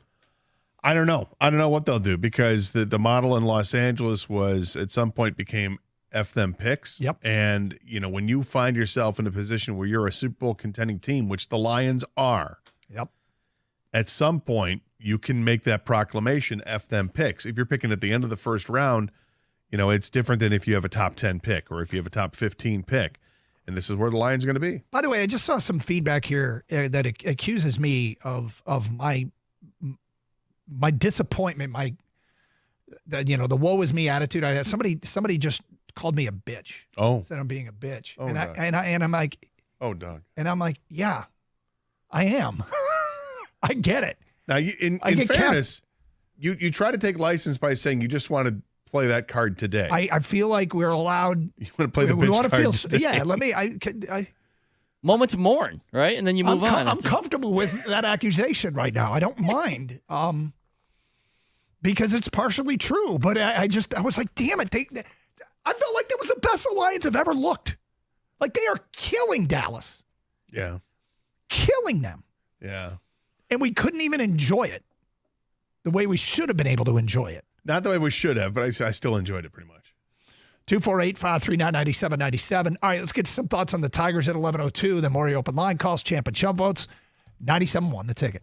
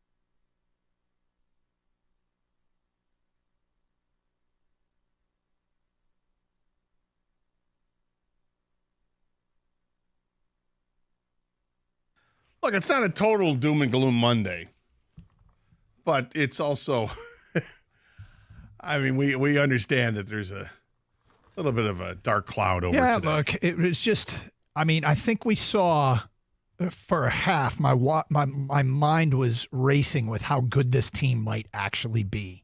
They were rounding into form offensively. I mean, since I looked this up, Jared Goff, Arizona game forward, is completed 54 of 66 passes, 82%, 7 touchdowns, 1 pick for 806 yards. The running backs have rushed for, in those 3 games, David Montgomery, 225 yards, Jahmyr Gibbs, 224 yards. Montgomery averages 4.8 yards a carry. Gibbs averages 5.3 yards a carry. And yesterday they scored on their opening 9 drives. And the only thing that stopped them was they put the backups in. And the offense, and it's still, in my view, a league where offense wins championships. I think that's what it's morphed into, and I've had this belief the last few years. And yet the defense was the thing that held them back last year. It doesn't mean you want to have a crappy defense, and the defense still might be decent. I mean, the secondary was incredible yesterday. And Brian Branch is a defensive playmaker.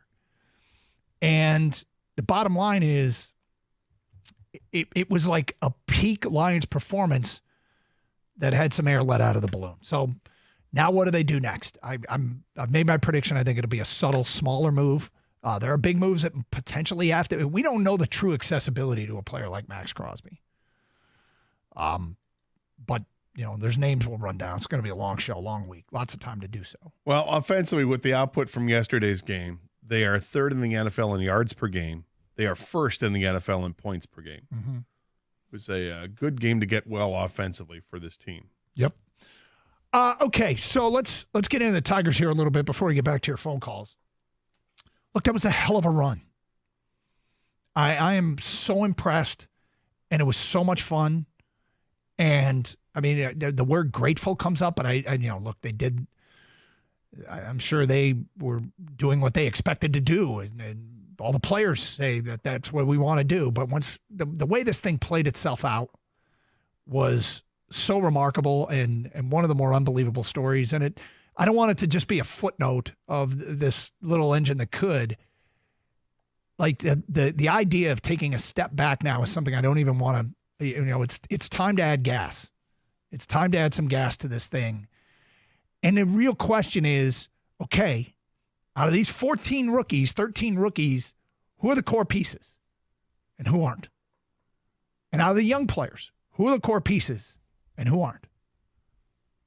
And if a guy like, Spencer Torkelson, who is a bit of a polarizing player, if he is not part of are they going to go out and sign someone to take his spot?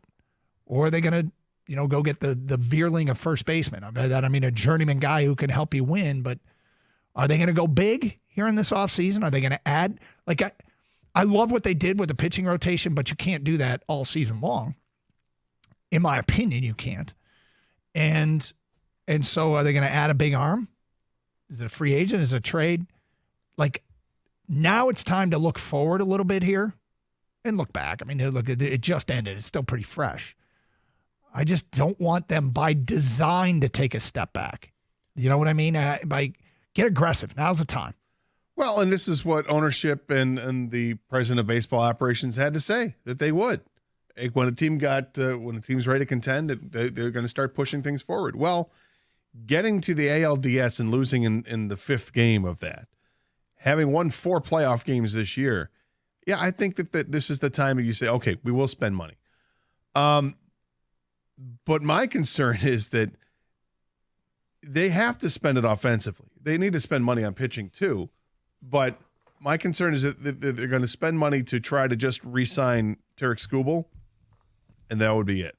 And that would be great, but disappointing too, because you're not addressing the offensive issues.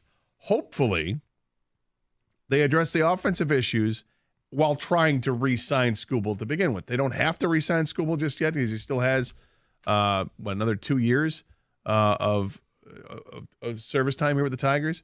But offensively, they clearly need upgrades at the corner infield positions. if you can find an upgrade in the outfield, go ahead and go ahead and do that if that's what you want to do. And they absolutely need another starting pitcher. But the offense is the reason the Tigers are sitting at home today, the lack thereof. And they're going to have the tough decision, like you said, with Torkelson. I imagine that Jace Young is a guy that's probably going to start the season at AAA unless he has a fantastic spring and just knocks down the door and says, I'm ready to go, and starts hitting home runs, because we didn't see that from him in his stint with the Tigers. I don't know what the future holds for a guy like Matt Vierling. I like Matt Vierling. He's an all-around great player. I should say he's an all-around solid player. But that's a guy that if you can find an upgrade, you go ahead and you do that. If you can find somebody who can start every game at third base and be your guy there for 145 games, then go find that guy. If you can find a guy who can be the outfielder / DH or corner infielder, go and find that guy, because you're going to need to find the platoon for Kerry Carpenter. Kerry Carpenter, hopefully he can start to hit lefties with more regularity, but that's a hole in his game. He kills right-handed pitching, but if a left-hander takes the hill, he's out of the lineup. So there was a news conference this morning that just wrapped up with Scott Harris and AJ Hinch. We obviously are privy to it because we're doing the show. So this will be unpacked as the week goes on. But relying on the media members there, it sounds, then what they've reported, it sounds like they want to get another right-handed bat to balance out the lineup. Javi Baez is expected to be part of spring training, and they don't know if he's going to be healthy. But at this point, he's expected to be part of spring training. And they're probably going to add some pitching. So we'll get a chance to digest it and hear it, sort of the tenor of the conversation coming up as the week goes on. But the one guy who really improved his stock is Justin Henry Malloy. Mm-hmm. He had a hell of a playoff. Nice. I mean, it's only 7 games, but in 7 games, he hit better than anybody else on the team. 625 average on the team, a 1477 OPS. Again, it's 7 games. But he really showed up. It was only 8 at-bats, but he had the 5 hits and the 8 at-bats. It was an impressive showing from a guy who was really asked to come in a pinch hit role, which is tough to do, or just to have the 1 at-bat and then go to the bench because here comes a right-handed pitcher. Pinch hitting is so difficult to do. I know these guys stretch and warm up before they get called upon and stuff like that, but it's just not the same as being in the game the whole time. You just got to be ready to go. And by the way, it's probably a pretty big moment for you to come in and take an at-bat. It's not like just go out there and whatever. No, it's runners in scoring position, or we need somebody on base right now. It's a big moment. And yeah, I thought Malloy came through, and this happened. I mean, Kerry Carpenter, right? I mean, the huge hits that he had. Playoff baseball, what a ride. Because after I got over it emotionally, because I was pretty pissed off that Saturday for a while, maybe even through Sunday, you look back and you just appreciate everything that happened. Yeah. And then you really don't appreciate like people like Stephen Kwan and and a lot of people. I mean, he's a great baseball player, but he's like a little leaguer that plays Major League Baseball. A little twerp. Yeah, like slaps the ball into left field, always puts the ball in play, gets on base. Ugh. But you know what? But he's not a spaz, and that's what's okay about it. Well, we did the topic last week about who you grew to hate. Who was annoying to you, irritating you? Well, there's number 1 with a bullet right now. I could. And you were dead nuts on with it, Kang, last week when you said it. Yeah, I completely agree. I went from Naylor to Rocchio by the end of the story. The end of the series, dude, Rocchio was not even a question. It's right. Rocchio. It's Rocchio. Totally. I mean, talk about it. As that series went on, I was like, Kang might be right about Rocchio. And then I was like, Kang is absolutely right about Rocchio. Couldn't be more right about Rocchio. That guy. Mm-hmm. All right, a lot of people patiently waiting, and we got a lot to obviously talk about.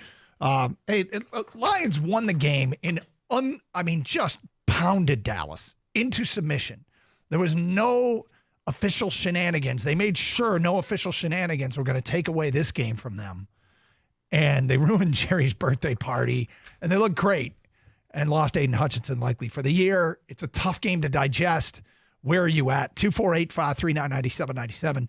Hey, driving our Michigan roads can be tough, and with the winter season right around the corner, it's going to get tougher. It's Doug here, and I'm here to tell you that if you ever get into an accident, and I hope you never do, but you want an attorney who specializes in auto law, you want Michigan Auto Law. They specialize in only auto and truck accidents, and if someone I care about is injured in an accident, that's who I'm sending them to. They choose to take on fewer cases so they have more time for your case, providing faster and larger settlements. Check them out for yourself. They care more, so you win more. Michigan Auto Law, auto accident attorneys. Visit autolaw.com. That's autolaw.com.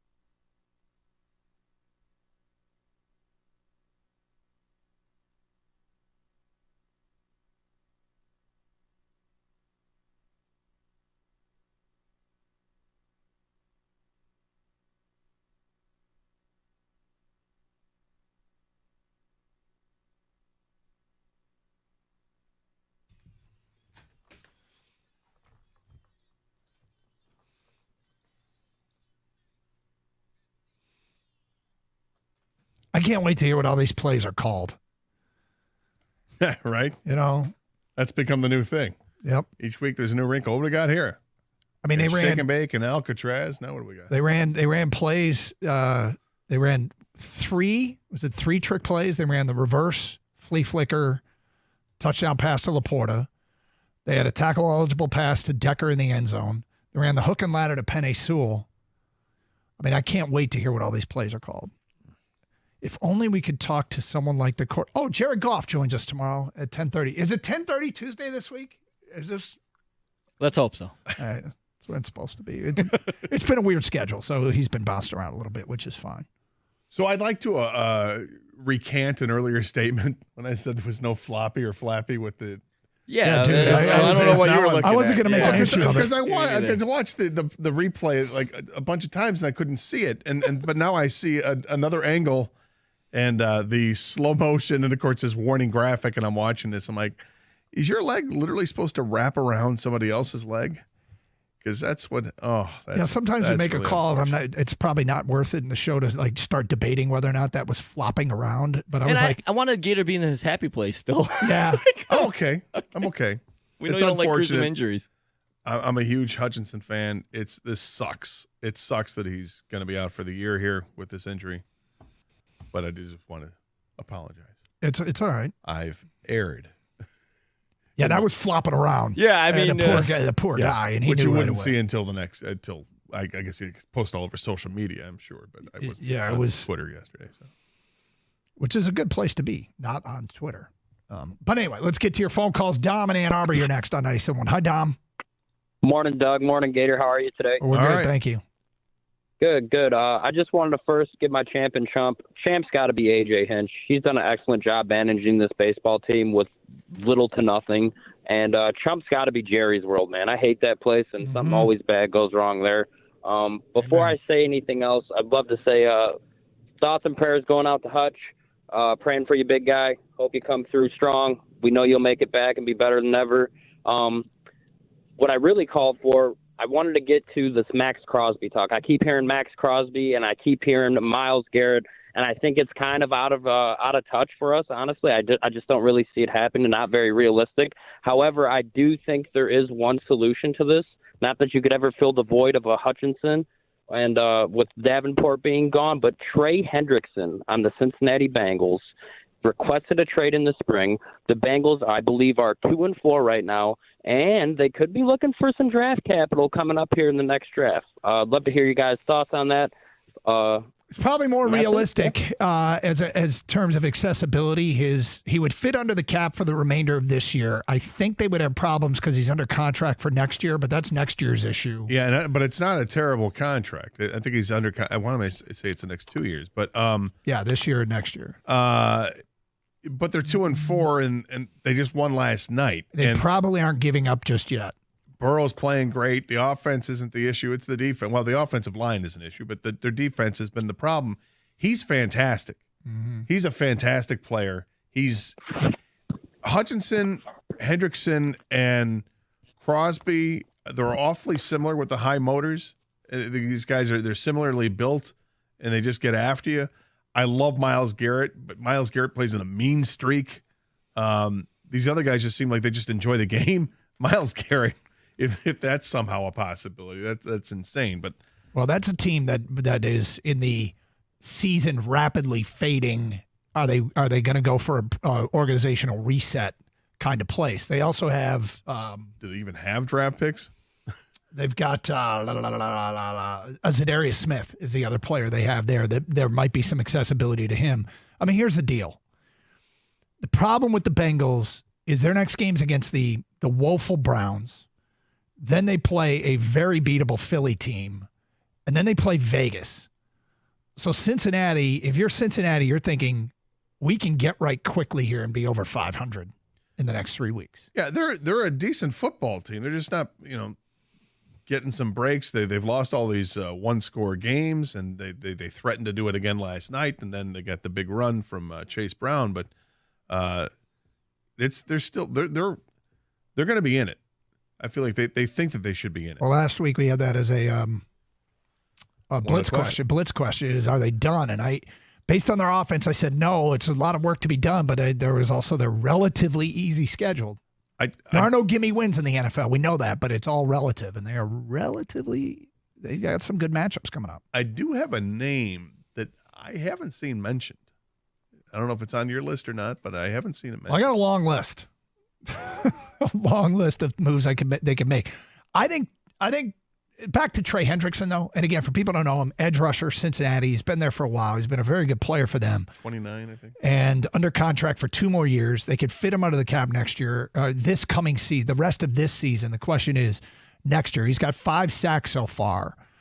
And unfortunately, if Cincinnati had lost last night, they might be in we just lost to the Daniel Jones-led Giants. We're done.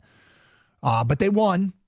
And Hendrickson, he's got New Orleans ties. He goes back to Aaron Glenn and I think Dan Campbell. Dan Campbell as well, yeah. So it would feel like they'd have a good idea of who he is. Out of the bigger names, my guess is Trey Hendrickson is more likely than Max Crosby or Myles Garrett.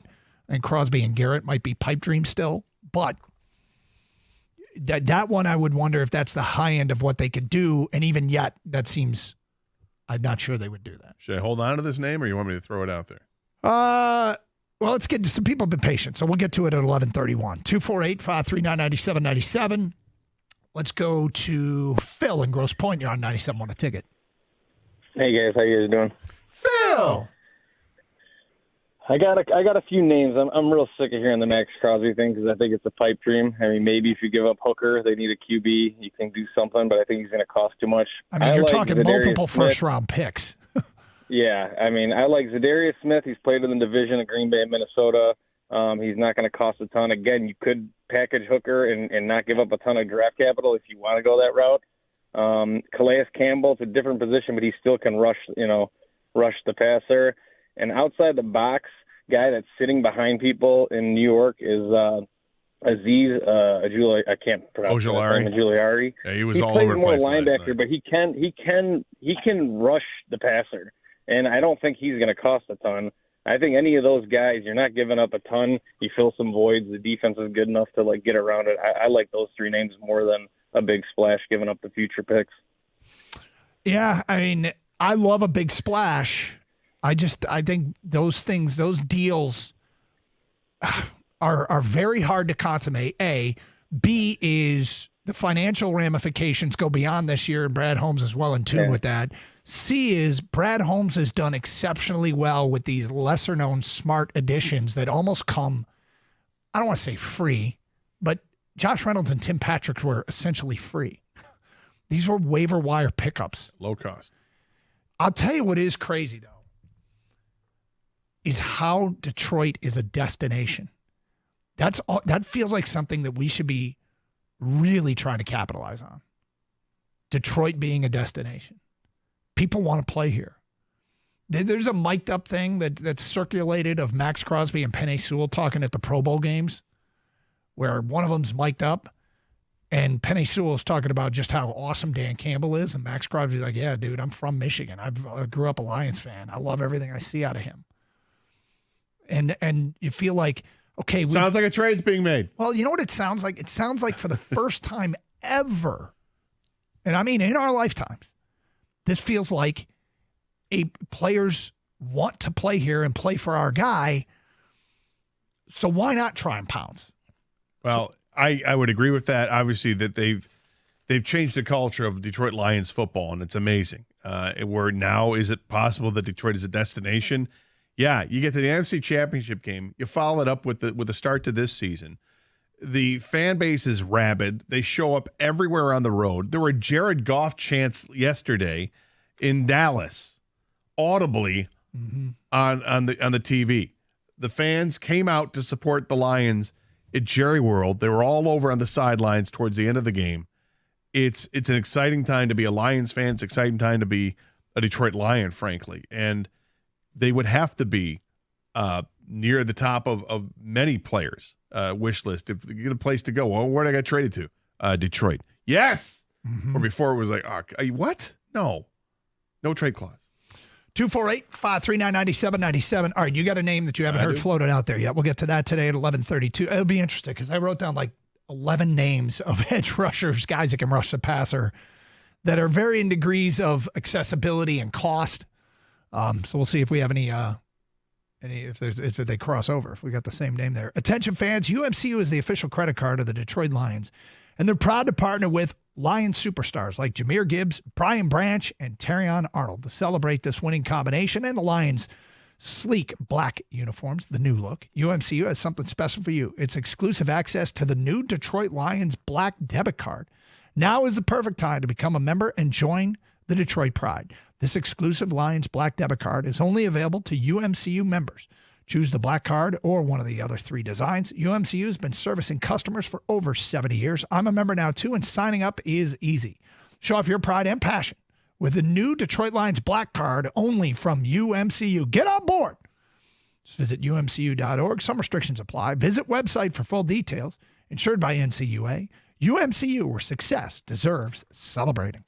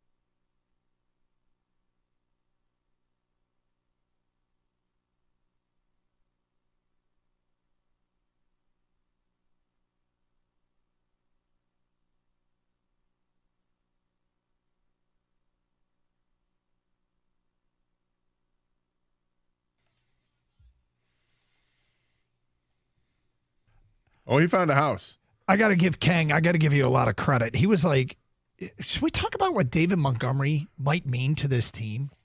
Like when he was signed. We love the signing. Doug, you loved him in Iowa State. I remember that, like ever since college. I did. And I liked it. And here's what's crazy about it. I liked it because I thought he had a great ability to break tackles. Does he? I'm asking for friends. But it's his strength. Like, he is so strong. But Ken came up with a great analogy about if this works out, like if they go on to win championships, the amount of fanfare for the David Montgomery signing and what he turns into, this is an interesting comparison. This is the first thing that popped in my head, Gator, is he like the next Chauncey Billups? You know what I mean? Where a guy like you kind of knew, like, all right, yeah, he's pretty good. This is a good signing. Good signing, but to amount to what he's could possibly do, and we know what Chauncey did, and he just congratulations to him getting in the Hall of Fame yesterday. But he led the Pistons to a championship. Could Demo be that big of a signing where you're like, wow, this was a way bigger signing than we all expected, even though we liked the signing at the time? Did we think it was going to amount to this? Like, he's a beast, man. He is. I mean, I don't know how many times I wrote down Monty is a beast in my notes, but he's fun to watch. Guys that break tackles like that and keep going, and then it's not like they break a tackle and get nailed, and it's a nice 3-yard gain. I mean, this guy gets hit the line scrimmage, goes through that, gets hit again, turns into a 16-yard touchdown run, spins around, breaks through the shirt, the whole bit, and this is just week in, week out what he's been doing. He's taken it to a different level this year. Like, I mean, he broke some tackles last year to be sure, but like this year, he's got highlight reel stuff of breaking tackles. You know, it's fun to watch. And when Jamal Williams had that phenomenal year with the Lions, this phenomenal year, and wanted to get paid in the offseason, the Lions like, well, you know, we're not willing to commit that to you, and, you know, good luck and wherever you go. When he goes on to New Orleans or wherever it was, and then they go out and get David Montgomery. You and I are both like, oh. Mm-hmm. And I liked him at Iowa State. You loved him at Iowa State. I liked him with the Bears because I thought, here's a guy who's getting yards with the Bears, and the Bears were not a good football team. It was not a good offensive line, but this guy was getting it done. What's he going to look like with the Lions with an offensive line? And he looks fantastic with the Lions and an offensive line.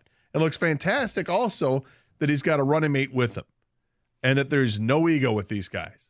They just go out there, you get the job done, I'll get the job done. Whoever gets touchdowns doesn't matter. I think it's a great analogy that if this is who he is the rest of the year and they go on and win a championship, he is to the Lions what Chauncey was. Because it's not as much fanfare, and he turns into just an absolute dominant player with us. 248-539-9797. All right, what's the name? The name you haven't heard brought up yet as a possibility to make up or to do their best to make up for the loss of Hutch.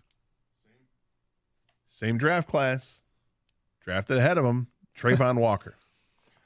Defensive end, Jacksonville. Jacksonville is awful. That is a terrible, damn it. I have it on my we have some crossover. I may have another one. Dude, I love it. But Trayvon Walker is the first name that comes to mind for me because that's a team that's got to be pulling the plug. He's on a god-awful team, and the reason they're a god-awful team is because they made a mistake that everybody would have made, and that's Trevor Lawrence is not good. Trevor Lawrence is terrible. But Trayvon Walker is not. He's got 5 sacks on the season. He's really starting to amp up his game, and he's turned into a pretty good player out there. Yep. I feel like if you get him, you're getting in on not necessarily the ground floor, but the elevator's already going up, and it's got a long way to go. He's got a high ceiling there. I like Trayvon Walker. The other name that I like, saw him play last night, but I don't think he's available because they just gave him a big monster contract, and that probably doesn't work for the Lions. But Brian Burns, my goodness, what a display he put on last night. Yeah, I can't imagine them moving where he is on his contract. But the Giants are terrible. And they could be looking to move it. Like teams that are quickly taking on water, Jacksonville, Cleveland looks awful. New England, would they part with Keon White, who had 4 sacks earlier in the year and hasn't done much since. Obviously Vegas, them, you know, we want them to implode and we want Max Crosby. Like there was that video that circulated, Max Crosby pushing a coach that wasn't what people thought it was. People thought he was like an insubordinate, out of control guy, and he's not. He was like, that's how we communicate. We do that kind of stuff all the time, but would love to have him. Love to have him. But that seems, again, we talk about realistic accessibility to players. there might not be a true path to a player like Max Crosby or Myles Garrett for that matter, as much as Cleveland looks like an absolute train wreck. Cleveland, it's interesting their situation because they are so bad. And again, it's another team that messed up with the quarterback situation. And they gave up a ton of draft capital to acquire this guy, and he's not the guy. And you're stuck with the contract and all that, right? Mm-hmm. How do you get out of that hell? You get a bunch of picks. What do you have to shop? What do you have to offer? One of the best defensive players in the game. Is it? I mean, I think it's possible. And you have to, at some point, you're going to have to inquire. They don't have to inquire now. And things can get a little more desperate for Cleveland moving down the next few weeks. And same thing with all these other teams that are languishing here. Wait it out. You've got 3 more games to play before the trade deadline.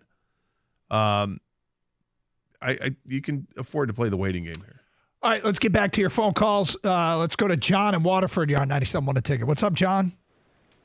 Hey, thanks for taking my call. Sure. I woke up this morning. I thought it was just a nightmare. I haven't been this sad about a Lions player since Barry Sanders retired. That being said, we're looking at the best running game since Barry Sanders retired. I mean, I want to see him run it all the time, every play. I mean, they ran for 184 yards yesterday, John, and they still threw for over 300 yards. I mean, this is as balanced an offensive attack as you're going to find in football. I mean, and I heard they're the number 1 scoring team in all of NFL. They are. Jared Goff, I thought I heard him chanting Jared Goff for a little while. They did. Oh, my gosh, in Dallas of all places. Hey, man, my shout-out goes to, of course, Aiden Hutchinson. My heart is with him and his family. God bless. God see you back on that field real soon, brother. He's going to live, and so that's the good news. And they think this is going to be a successful surgery. He'll be okay. The number of explosive plays in that game. I mean, we just look at a box score and you see Jamison Williams, a long of 37. Khalif Raymond, a long of 38. Tim Patrick, a long of 42. Laporta, the 52-yard catch, the only one he had, it was for a touchdown. Jahmyr Gibbs at a long of 20 from a receiving standpoint. The running game was just solid. Gibbs and Montgomery, 24 carries for 143 yards. It's basically a 6-yard average. It was awesome. Just awesome destruction again. This offense, best in football in terms of points per game. They're top 5 in terms of yards per game. And I feel like they're just starting to hit their stride. And then it's the thing that's so disappointing about the Hutch thing is it feels like, okay, the Lions have just they're looking every bit, they're rounding into form, looking every bit like the Super Bowl contender we'd hope they'd be, and then they suffer this big blow. But we'll see how the defense reacts though, because it's not a death blow to this team. It's a big blow, but how do they adjust? Will guys in-house be able to, support this team and get after the quarterback? You're not going to replace Hutchinson totally, but can you do it like, as Billy Beane said, in the aggregate with the whole Moneyball thing?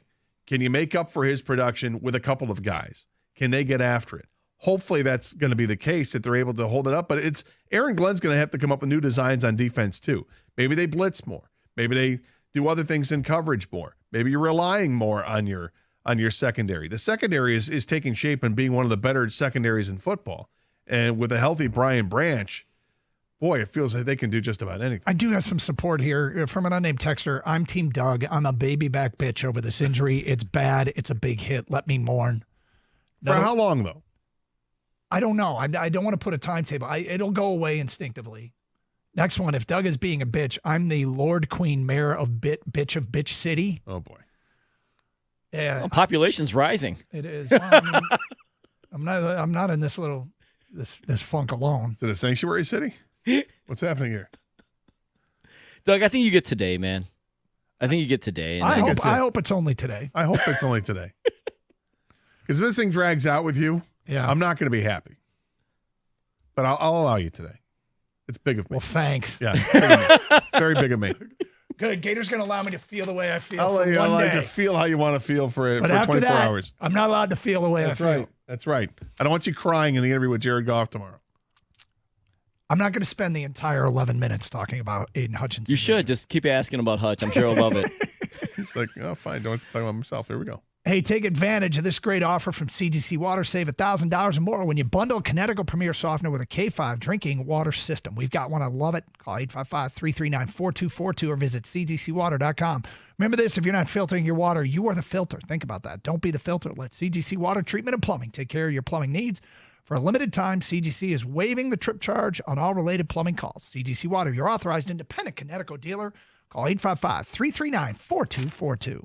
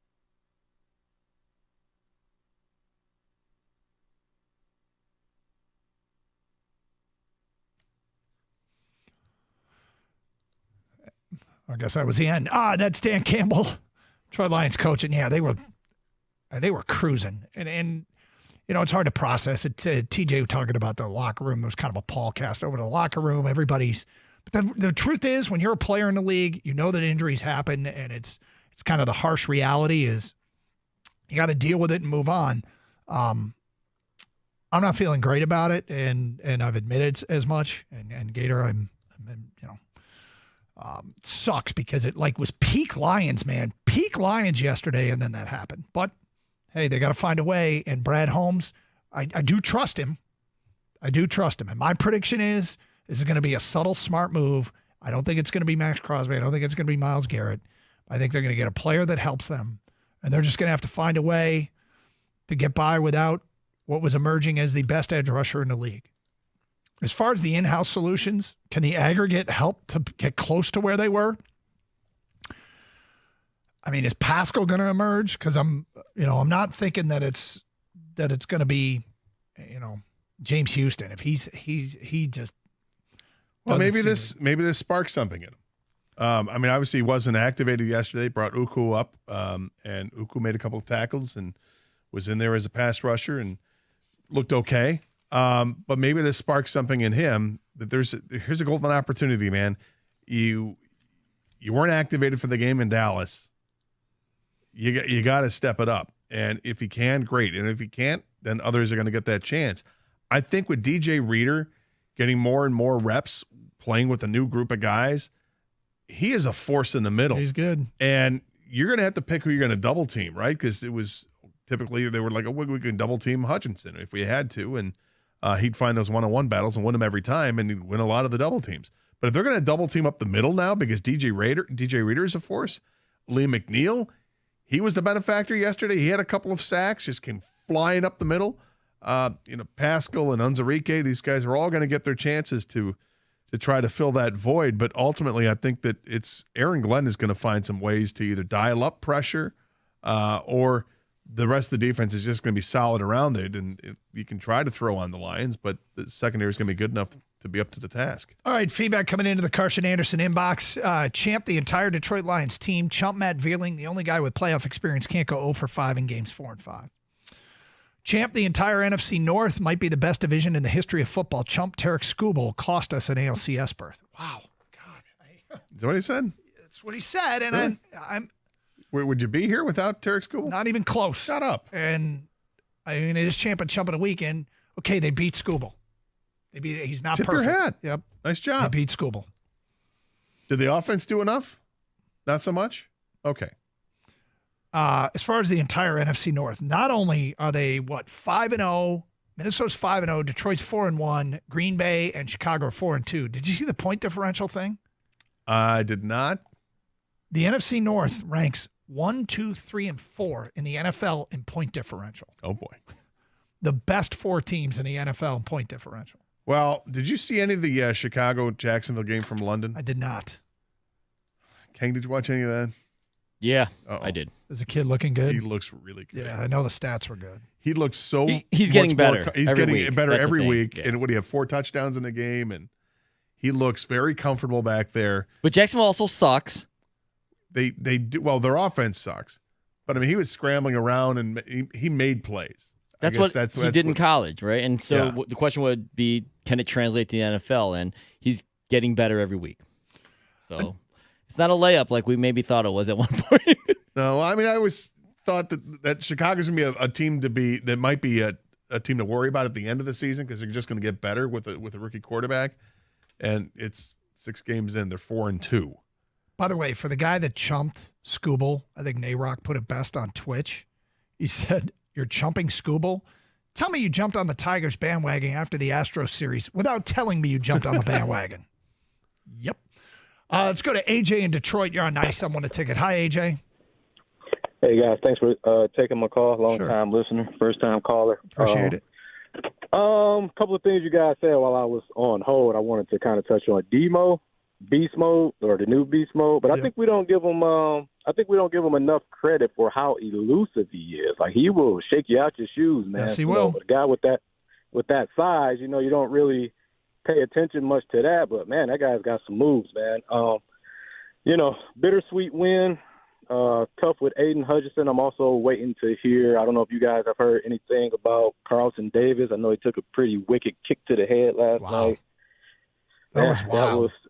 That was tough, man. That was tough. But I really wanted to comment on is one thing. I think it was great. They threw a pass to J-Mo over the middle, and he dropped it. It was slightly behind him. He should have caught it. And you can kind of see on his face where he was like, man, I dropped that one. And they went right back to him on the next play, man. I thought that was excellent. I thought that was a great call. That was intentional to keep his for confidence. sure. Yep. Yeah, and my favorite part of the game, man, I mean, I just can't emphasize it enough. Just the straight disrespect that we gave the Cowboys in their own house. I mean, I've never seen a game where any team has attempted 2 passes to linemen. Yep. And if they don't go for those, trick plays, the fancy plays on those 2 drives, we're looking at a 60-point game here. And it would have been even more embarrassing than what it was. You're right. But I really, really, really just enjoyed the blatant disrespect to the Cowboys, guys, and that's all I got. Yeah, they turned down the opportunity for a 50-burger if they wanted to kick a field goal at the end. And, it was funny. It was great. Because they were celebrating Jerry Jones' 82nd birthday, and I saw somebody post on social media that in honor of Jerry Jones' birthday, the Lions are going to score 82 points on the Cowboys today. And I'm like, perfect. 248-539-9797. Cameron on a cell. You're next. What's up, Cameron? Happy Monday, gentlemen. You too. As great as that Lions victory was, I don't think I smiled at all in the second half after that horrific injury. So let's pray for Aiden. Well, he's going to live. I mean, he's had surgery, and it was a clean break of 2 bones. And yes, but I'm with you. I didn't smile a lot after that, too. I'm just going to make one more quick point about who I think Brad Holmes should go after, and then I'll hang up and listen. He used to be a game wrecker for the Chicago Bears. I think he's 33 years old. I think he's got 1 year left with the Chargers, but why not go after Khalil Mack and then maybe try to scour some practice teams and maybe try to fill a void with a couple guys that really haven't made an NFL impact yet? So I don't know that Khalil Mack that they would move him. Team's 3-2, right? And got 2.5 sacks. Yeah. I mean, they're thinking, why would a team fighting for the playoffs part with a player that's, if they fade in the next couple of weeks, they're in a playoff spot right now. Are they going to give up a player that's playing for them? Yeah, producing for them? They could. I could see it. I mean, if you're the Chargers, I mean, you have to be honest with your own assessment about your team and the landscape of the AFC. And are you going to can that team make a run? And if you don't think that they can really make a run, if they're a borderline playoff team, then you have to start thinking about the future and start thinking about draft capital and what would you get for Khalil Mack. You're not going to get a first-round pick for Khalil Mack anymore, but you're going to get something for him. Yeah, I just can't see them pulling the plug. I mean, if they fade in the next couple of weeks, maybe. Yeah, I'm not a fan of the Chargers. I'm not either, but I'll tell you who's probably a fan of the Chargers is the Chargers themselves. Well, they do have, I mean, on their schedule coming up. So this will tell you the Chargers will know what kind of team they are, if they can make a run or not. They play at Arizona, home against New Orleans, and at Cleveland. All that is prior to the trade deadline. Those are 3 winnable games. Mm-hmm. If they find themselves going 1-2 in those games, then maybe they can start to say, all right, we have to start looking at trading assets. 248-539-9797. Randy and Trenton, you're next. Hi, Randy. Hey, how we doing? Okay. All right, Randy. I want to talk. Khalil Mack isn't too bad, but I think we got to go all in for Max Crosby. Screw them picks. It's our Super Bowl window. It's now or never. Well, it's not now or never, but, I mean, this is a good opportunity to win it this year for sure. I wouldn't say now or never, but in the next 2 years, you get a guy like Max Crosby, and you got Hutch coming back next year. I also want to talk about that Lions game yesterday. It's just that was one of the great Lions games that I've ever seen, and it's just the belt to ass we put on Jerry Jones and Mike McCarthy. I'm pretty sure Mike McCarthy gave him some treatment after. I don't know what that means, but I will say that if they can get Max Crosby, I don't think anybody's going to turn it down. It doesn't feel like a Brad Holmes type move. But that doesn't mean you don't go for it. They've never been this close before either. Right. They've never suffered a situation. It's a whole bunch of new variables. A devastating injury. It's a elite player. So it might cause him to break character and go for the big move. It isn't now or never. They got a course set up here for a while. The next 2 years are big. It'll get tougher after that, but I think they're going to be around for a while. And the question I think that they have to ask themselves is, what's the price going to be? It's Carson Anderson, 97.1 The Ticket.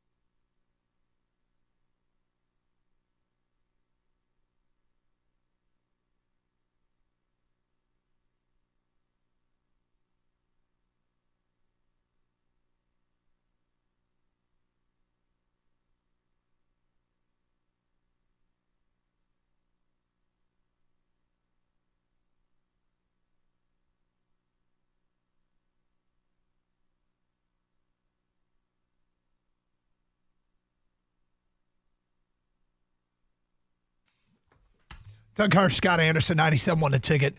I did not go to Istanbul. There had been some speculation that I was going to get hair plugs. Oh, that's I told the people you were going to Istanbul. I'm not surprised that you told them that. I did not. I went up north, and I thought Istanbul, is that north or south? I thought you'd be going It's south. actually it's east. East? Southeast? it's east and then East more and east. south, yeah. But no, I did not go to Istanbul to get hair plugs. Ankara? I'm sorry? That's another city in Turkey. Is it? Yeah, I didn't go there either. I didn't go to Turkey. I went to Petoskey. Huh. That's Petoskey, Turkey. strange. I've never heard of Petoskey. How was the hotel? Was it a bunch? You guys support each other? Bunch of bros? Yeah. No, stayed our place up north. But played Arthur Hills in the fall. Beautiful. Oh, man. And then Gator's personal favorite, Chestnut Valley. Love Chestnut Valley. Yeah. Not a difficult course. It's just a nice course. And you can crank it. I mean, get right through Get that. around it. There was some wind. There was a couple of wind holes where I was able to bomb some drives. It was fun. Play by. You know what the thing is? When you get out first and you're playing by yourself, I played 9 holes in an hour and 15 minutes. Yeah. You just fly around. It's great. And then you feel like, you know what? How about another round? Can I do another round? And then you get slowed down. Yeah, sure. But anyway, okay, so look, I admitted it. I did not smile much in the second half of that absolute savage performance by the Lions. I mean, they took the soul from the Dallas Cowboys, which was really, really gratifying on the scoreboard. But when Hutch got injured, I was like, I was thinking big picture. I was thinking Super Bowl. I don't know if I'd go so far as to what Rex Ryan said this morning on Get Up, but he said Lions won the game, but they might have lost the Super Bowl. And I'm not conceding that just yet. Well, if this is a huge loss. If offense wins championships now, yep, then put it to the test. Yep. Well, I mean, look, the offense is better than it was a year ago, it appears. And now the question becomes, is the defense without Hutch going to be enough? And what moves can they make to try and mitigate the loss of him? It's so weird when your biggest need on the whole team is who's going to be the edge rusher opposite of Hutch. Now they still need that, and they also need something to mitigate the loss of Hutch. Like there's almost no scenario now where the defense is going to be better than it was with the collection of players that they had on the field yesterday. Because let's say they do go get Max Crosby, which would be awesome. Okay, it would be a big time move, or they manage a burning ship in Cleveland and they start unloading assets, and you get Myles Garrett. I mean, you're talking about elite guys that can make up for the loss of Hutch. They'd be back to where they were yesterday, which was in still need of somebody to step up opposite of Hutch, and that might have been good enough alone to win a Super Bowl. But I also don't see them making that kind of move. But they might. But I would predict that they will add an edge rusher. It will be a trade. It will be a more subtle deal. It feels like it's more Brad Holmes style. The one thing that we have to consider is we can write down all these names, Crosby and Myles Garrett and Zadarius Smith and Trey Hendrickson and Hassan Reddick, who's got weird off the field stuff going on right now with a business partner, and now he's got a new agent and all that. But the reality is the Lions are far more selective than we are because they put a ton into football character. Way more than we are, aware of. These are intangibles that they evaluate all these guys out of college. They know which players that they love. It's like everybody they get has to be able to fall in line, and that's not everybody that's going to be available on the market. So it'll be interesting to see how they respond. Got a Tiger season that wrapped up. Got champ and chump votes, 248-539-9797. Gator, you ready to talk to the people? I am. Let's go to John in a Cars next on 97.1. Hi, John. Hey, how's it going, guys? Thank you for my call. Thank you for calling. I'm a long time. I've been with you guys for a long time. I only got a couple of things. I'll make it quick. I know there are other people are behind me. I got 2 champs, man. I got to give it to the Tigers. Nobody expected us to be here, so I'm not salty with it at all. It was a great run, and I appreciate having extra sports to watch. And my other champ would be Aiden, man. He puts it out there every week, man. He puts it on the line for us all the time. He did it in high school for us. Here he did it for the Wolverines, and now he's doing it for Michigan, for Detroit, and I just appreciate that, And my chump, man, is the people that were on Facebook. I went on Facebook earlier. I follow this page called NFC trash talk, and all people were all up in arms and happy that he got hurt. And I'm like, I don't ever pray on anybody to get hurt or pray for their downfall. And there was this guy that was posting saying something about Detroit was in fanfare when we hurt Hutchinson, and I'm like, I don't know anybody that was that happy about that. I'm never happy that somebody gets hurt. Well, if you're on a page called NFC Trash Talk, that's it. Yeah, you might expect that kind of stuff. I think you're probably getting what you signed up for. You could always just not pay attention to that stuff. Yeah, I feel you. I just wanted to say thank you though for your call, and I appreciate you guys. Thanks for the call, John. Thanks, John. 248-539-9797. Who do we got next here? Mason and Romeo, you're on 97 on a ticket. Hi, Mason. How you guys doing? We're good, right. thank you. So I've been listening for a long time. The kid growing up listening, the first time calling. Well, thank you. The Lions did amazing. Great job for the offense moving the ball around. Hopefully the defense can step it up. Excited to see them play the Vikings. Yeah, huge game. But I really wanted to call about the Tigers. I personally don't think the series should have ever went back to Cleveland. I think they should have put in they should have put in Tarek right after McKinstry hit that home run. They took that 3-2 lead. They should have done what? Put Scooble in Game 4. They should have, in Game 4. Huh. Because I'm pretty sure he had enough rest. It sucked to see the series go back to Cleveland. I thought that they had a chance to win it at home. Well, look, I don't know that anybody. It would have been 2 days rest. I don't know that anybody would agree with you. Scooble is going on full rest. You had to have confidence with him going into Game 5. It didn't work out. Were you thinking of that at that time, Mason? Were you like, what? They should put Scooble in now, or did you think about that afterwards? I really thought that Screwball was going to get hit up in Cleveland. They saw him the last time. I thought that they had a good plan probably going in there. Wait. Hold on a second. If you thought he was going to get hit up in Cleveland, then why wouldn't he get hit up in Detroit? Well, just because he's got the maybe some more motivation, confidence at home. No motivation for him to pitch on the road where he's been dominant on the road.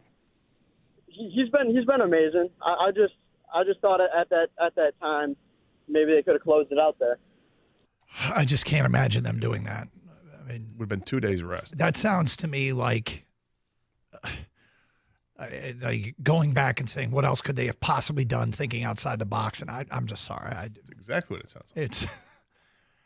There's I don't know that anybody in the game of baseball would say that would have been the move. Look, I'm not happy that the Tigers lost. And I said this on Friday. I said, if they were to lose on Saturday, I'm going to be pissed in the moment. I'm not going to sit here and be there, hey, we're playing with house money and all that stuff, because that came and went. And I'm not happy that they lost. I'm happy for the season. It was a season we didn't expect, and it was great. But it leaves us wanting more. 100% leaves us wanting more. But to go back and look at moments, you're going to kill yourself if you do that. Like, could they have done this? Could they have done that? I mean, they had at bats with runners in scoring position, and they didn't deliver. I would trust Ultimately, AJ. That's why they lost. I'd trust AJ Hinch probably Gator, probably over all of the callers, over you, over me, over Kang, over Mason. Yeah, over. I think AJ Hinch had I think he knew what he had. You have a firm grasp on what's going on with his roster. I think he did. How to handle the pitching staff, but I kind of trust him. It's Carson Anderson, 97 won the ticket. Look, I know you see these trucks all over the place. They're red, white, and blue trucks, and you need to pay attention because they belong to the only plumbing and HVAC team that I trust. It's Birmingham Plumbing, Heating, and Cooling. Look, it's getting cold out right now. We were in the 40s last night. You better hope your furnace is running well. If it's not, the good news is you can call Birmingham Plumbing, Heating, and Cooling, and they can help you out. They're going to help keep you warm this fall with most up-to-date and efficient equipment on the market. But you don't just take my word for it. Check out their A-plus rating with Better Business Bureau. Or how about some of their 5-star reviews on Google? Doesn't matter whether it's your furnace or your water heater, a boiler, or water filtration. Schedule an appointment online at birminghamplumbingco.com. That's Birmingham Plumbing, Heating, and Cooling. It's your Metro Detroit boiler experts.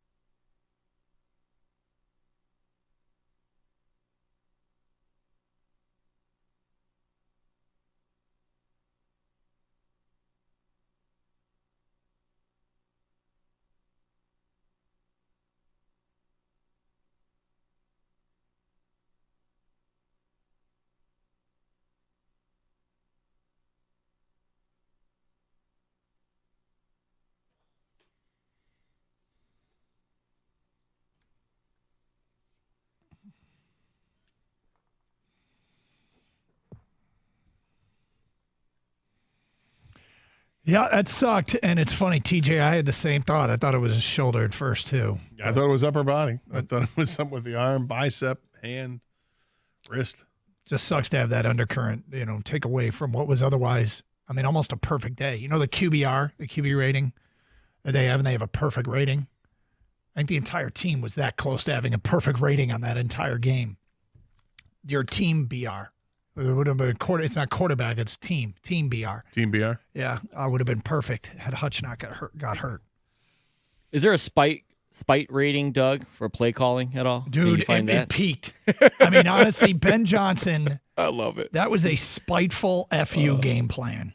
We're going to throw to offensive linemen repeatedly. He's a sick bastard, and I love it. He is like, and you guys mentioned obviously the ones, the Decker, he threw it to, the hook and ladder to Sewell, but Skipper was lined up wide. Skipper was lined up, and he went on a route. Yes. He's like, I'm open. And we know you're open, but we can't get 6'9" fade route, man. Let's do this. Dude, when Penei Sewell got the football too, did you see he was like, I'm going to make a little juke move here. Dude, he was, everything. It was like the game depended on him scoring. That's how bad he wanted to get into the end zone. My man dove. I know, but that's what I'm saying. And then the flag comes down. He's like, no. He's talking to the official like, come on, man. Ben Johnson, you read his lips. He goes, that's terrible. You're terrible. He's talking to the ref about that lineman downfield. Yep. 248-539-9797. Oh, let's get back to your phone calls. Max is in South Carolina, 97 won a ticket. Hi, Max. Hey, gentlemen. How are you? All right, Max. First of all, my chump of the week is the guy who chumped Scooble. Yeah. Or as Mason, our last friend, said, Scrooble. Yeah. Obviously, Tigers, super exciting season. I actually tried calling you guys, just quick story, I tried calling you Thursday morning after their game on Wednesday, talked to the wife about it, bought tickets, and drove through the night, through the hurricane traffic to come up and surprise my pops with tickets for the game. Wow. And I hit Detroit right as your show is starting. I tried to call so I could get the live reaction from my dad. Fortunately, you guys weren't taking calls, but regardless of all that, great game. Obviously, tough losses. I'm demoralized about that, devastated about Hutch, but Detroit sports in general, for me to do that, to spend that type of money to come up and see a playoff game with my dad again, just exciting times yes, it for is. Detroit. So yes, you're right. Thanks for the call. Appreciate you guys. Well, thank you for calling. Max, thank you. 248-539-9797. Christopher in Charlotte, North Carolina. You're next on 97 won a ticket. What's up, Christopher? Hey, gentlemen. Thank you so much for taking my call. Sure. Well, I have to say, as a blind sports fan, I am overjoyed that at least I could watch 12 minutes of repeated replay on the NFL Network of how that game turned out, because our national game down here in Charlotte, of course, was watching Atlanta beat the heck out of our Panthers. Oh, my gosh, what a joke that was. But anyhow, I am so grateful for what you guys do and describe what's going on and what's happening. But the reason I wanted to check in was to find out, do you feel, gentlemen, there are any support from our practice squad players to get us by for the time being before we try and do a massive trade? Because I really feel that the status with our current GM, we will find a way to fill the gap with the amount of players we already have, or utilize a trade down the road. Because if we overreact right now, this could set us back. And I just rather have, for the first time in my 58 years, a chance to see them go to the Super Bowl. Well, they do have. They've got players in a practice squad that they have confidence in. They promoted Ukwu, Isaac Ukwu, to the game yesterday. He got a chance to play. James Houston is on the active roster, but was deactivated yesterday. But they haven't seen a whole lot of him this year. But can he step it up? Does this put him on notice? They've got Agood. Is it Agood? Is that the other player, the defensive end that they have? They have some players in-house that haven't seen a whole lot of playing time, but really I think it's going to come from the guys that are seeing playing time. It's going to come from Unzarike and Josh Pascal, that those guys are going to have to step up their game, that they're going to find ways to get the linebackers involved, whether it's Nowacki, who had his first quarterback sack in the game yesterday. or it's bringing Jack Campbell, or you bring Brian Branch in from the safety or somewhere else. They'll find ways to dial up pressure.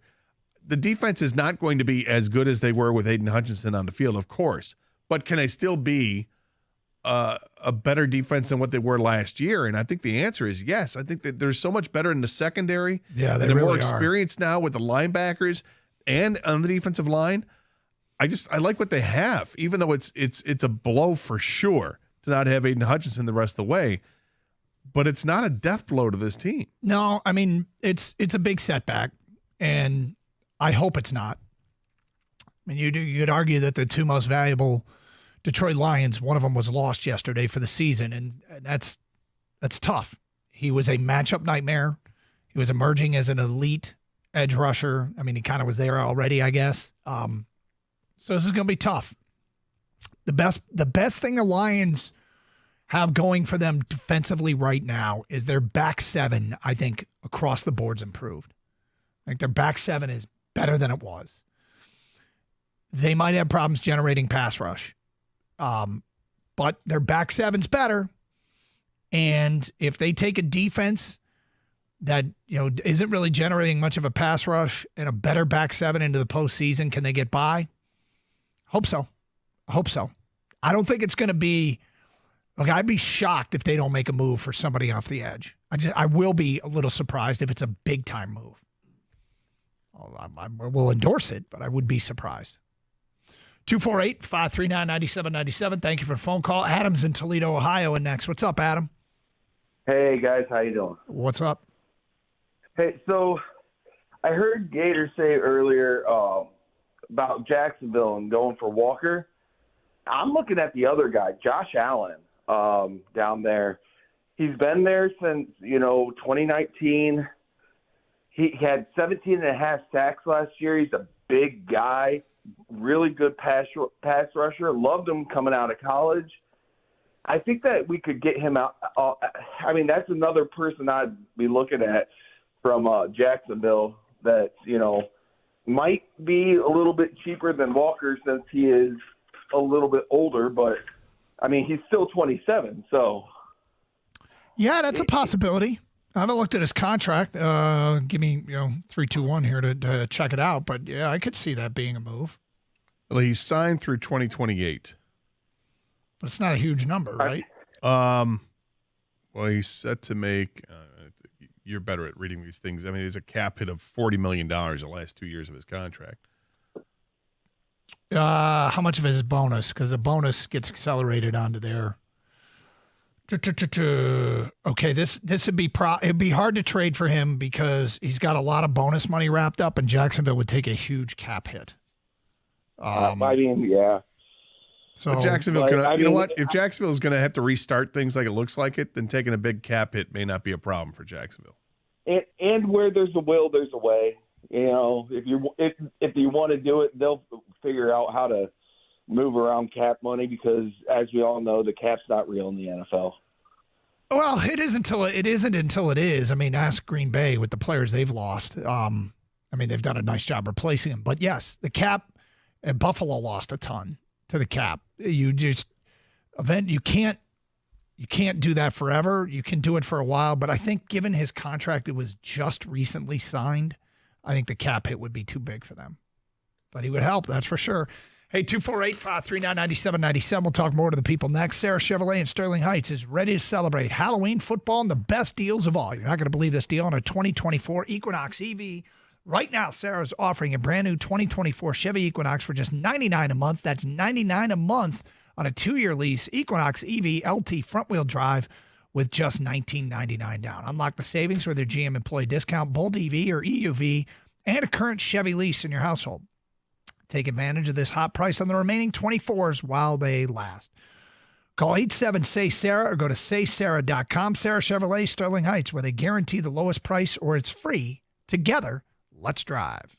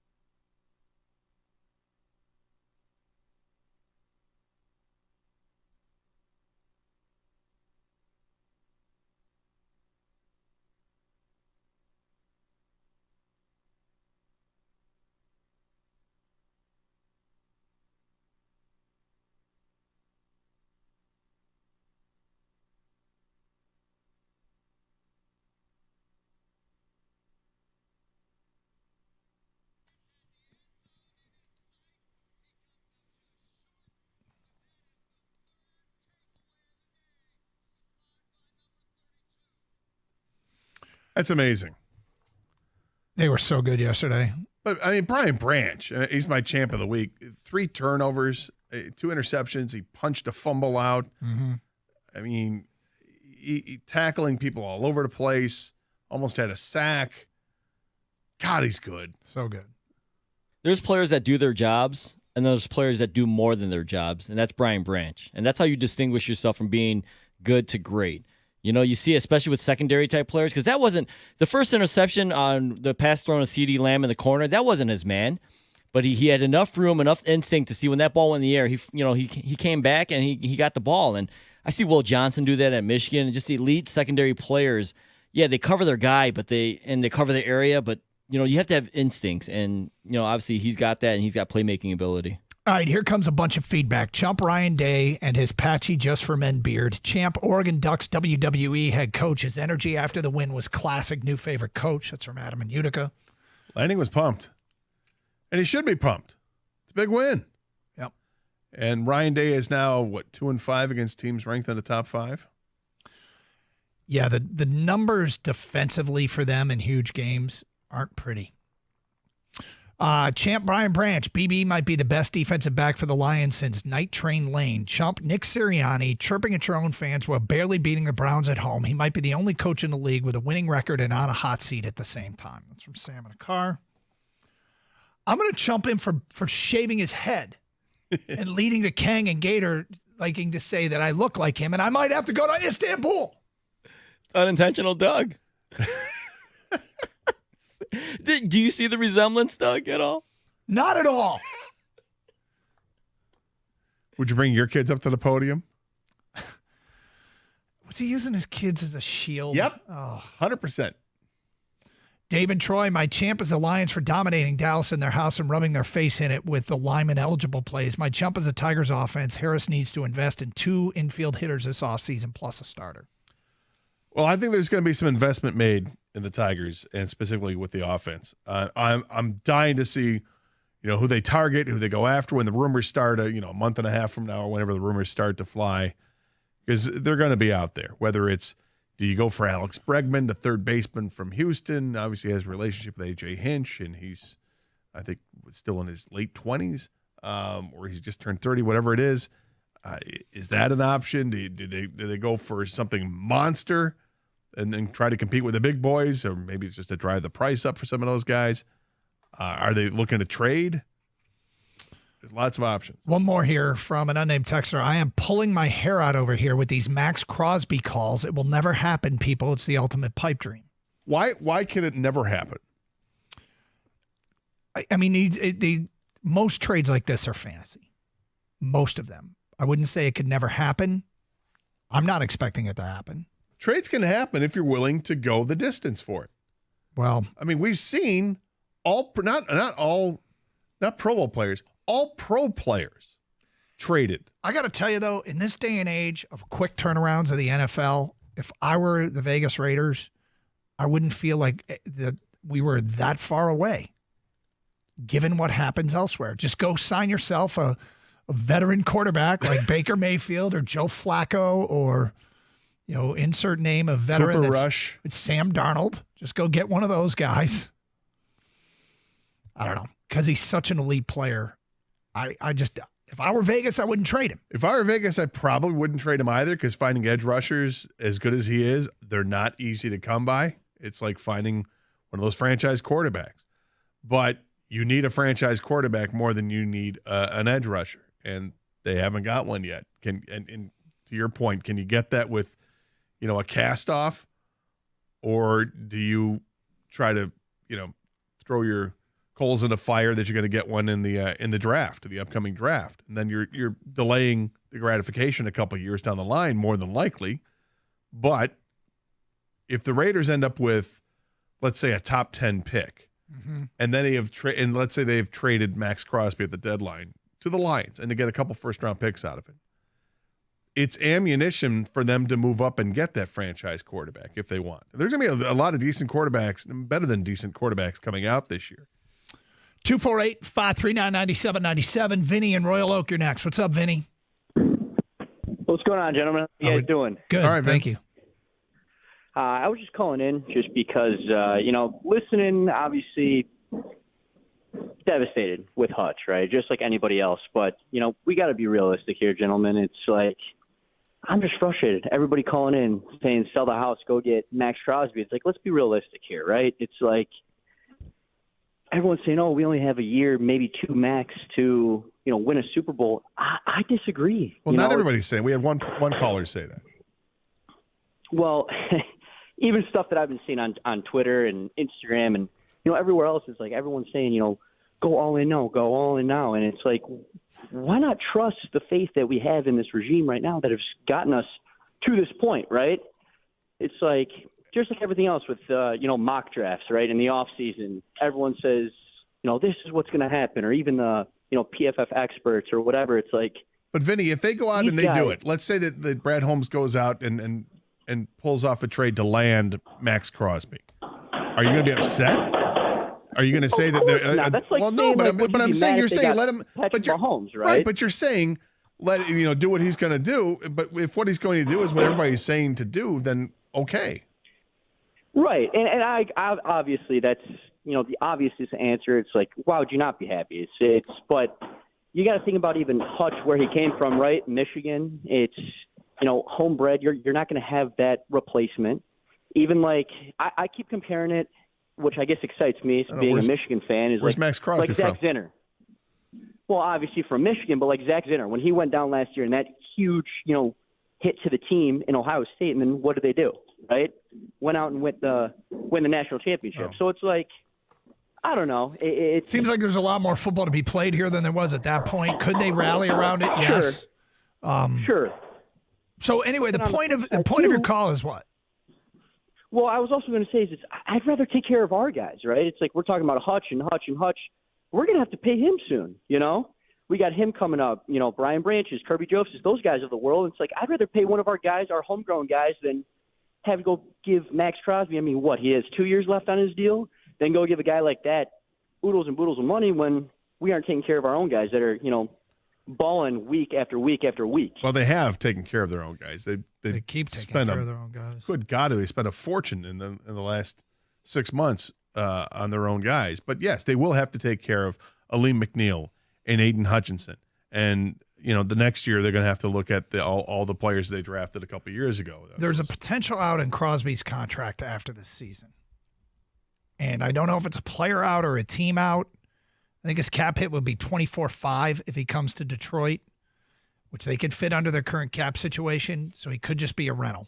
But hey, man, look, the idea that they wouldn't. Brad Holmes has never operated as a person that doesn't see the long-term cap ramifications, and they have a consistent pattern of taking care of their own guys. But there's also a opportunity to win a Super Bowl here, man. And if there is a deal that can be made to put him in a advantageous position to win the Super Bowl, because I got to tell you, yesterday they looked like a Super Bowl championship team, and then they lost a critical player. If you can get the equivalent of that player back, which would be close. I mean, Crosby and Hutch aren't the same player, but they have the same kind of impact. Then, yeah, you could be looking at right back to where they were yesterday. I also don't think that – I think it's too early in his tenure to define what Brad Holmes is going to do. We don't know. Well, this is the first time he's been presented with this situation. So right, exactly. So we don't know what he's going to do. I mean, logic would say, based on what we've seen in the past, that he's not going to go out and make the big splash. He's going to find the character guy and find an affordable guy, smart, affordable contract, and do all that, and a player that will help them. But because the Lions haven't been in this position, where they are an excellent football team, and they do have all this cap space, they're at a point now where you can say, we don't need the first round pick. We can trade it or picks to get the right guy. Anything can happen.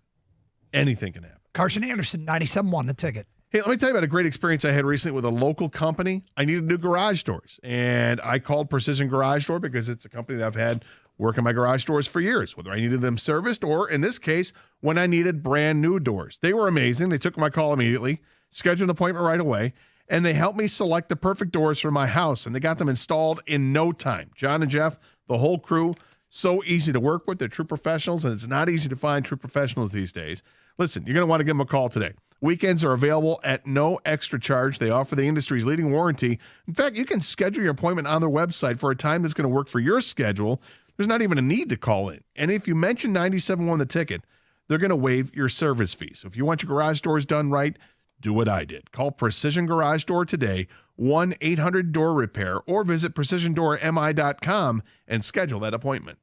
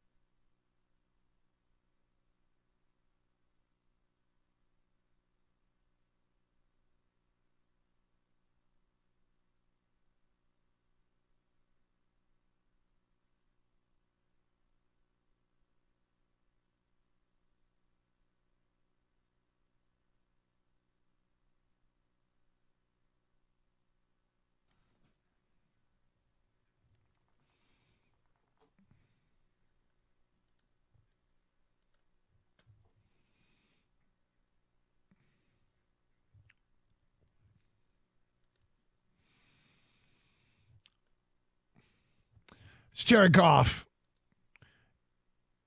and we'll get to some Tiger stuff. Brad Holmes has, I'd love to hear from him, the GM of the Detroit Lions. Scott Harris, president of baseball ops, did speak today. We'll play some of what he had to say regarding the future of the Tigers. In the 1 o'clock hour, I'm also going to make a prediction. Okay? All right. I'm going to predict that at 1 o'clock, we will get the answer to the question that I am asked more than any other. I'm predicting that today at 1 o'clock, we will get the answer to that question, which is, what time is the Michigan State game? The release of start times, 13 days out or 12 days out, is today. There are some 6-day holds which could be in play here. But we expect to find out. I expect that we find out today at 1 o'clock. Noon, 3:30, possibly 4 or 7:30 or 7 o'clock, one of those. How many night games has Michigan State played? Too many. Do you think they make them go back-to-back? I sure hope not. I don't think there's any restrictions anymore. There used to be all kinds of night game rules. But 248-539-9797. That'd be 3 straight night games, right? Or was Ohio State a night game? That'd be 4 straight night games, right? Ohio State, Oregon, Iowa this week, then Michigan. If it gets announced. If it gets announced. Yeah, and they started off the season with a night game. Mm-hmm. Was Boston College at night? Yeah. Yep. Let's get back to your open line calls. Bill is in Madison Heights and on 97.1 A Ticket. Hi, Bill. Hi, guys. How you doing? Can you hear me all right? Yeah, go ahead, Bill. You. Okay. Oh, wait a minute. Stephen Kwan just got a blue base hit in the left field. God, he was annoying. Yep. But I just want to talk about the Tigers for a second. Props to them. I mean, even, I know they were up 2-1, but, Cleveland's a good team. I mean, in the end, they got beat by the better team.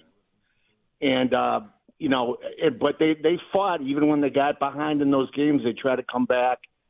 And, they've got, and like probably some other people have said now, they've got the core.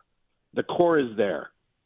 And I think Bregman would be a good fit. I don't know if he won't be cheap, but I think he'd be cheaper than Alonso, and there might be a Hinch factor where he takes a little less.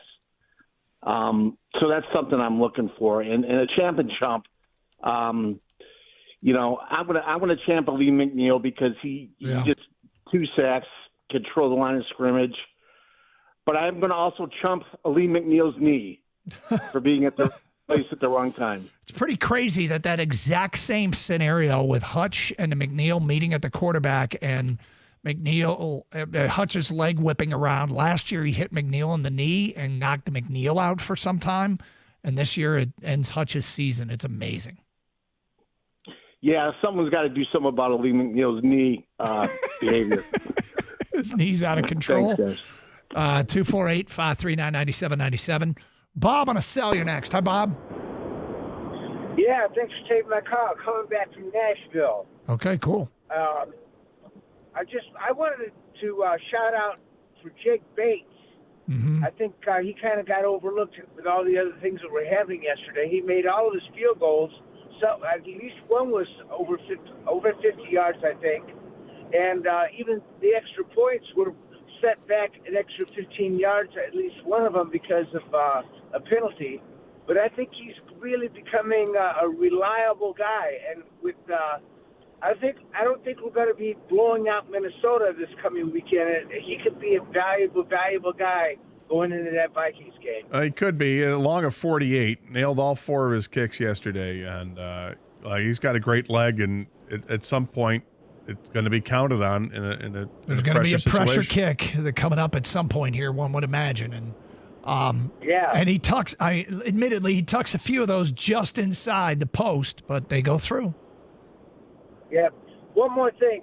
Do you guys think the Lions left Jared Goff in a little longer than they should have yesterday?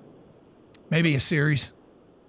I mean, look, I was ready to. I said it at halftime. The goal of this game is to get out of it healthy because They were so in command, and they were clowning on Dallas. And then it's like, all right, on to the next one. And the next one's a huge one with Minnesota. Obviously, they didn't. And when Goff was, like, flushed out of the pocket, I was like, just go down, man. Just take a knee. Just slide, please, now. But, yeah, I mean, look, you also have to keep playing. 248-539-9797. DJ in Detroit, you're on 97 a ticket. Hello, DJ.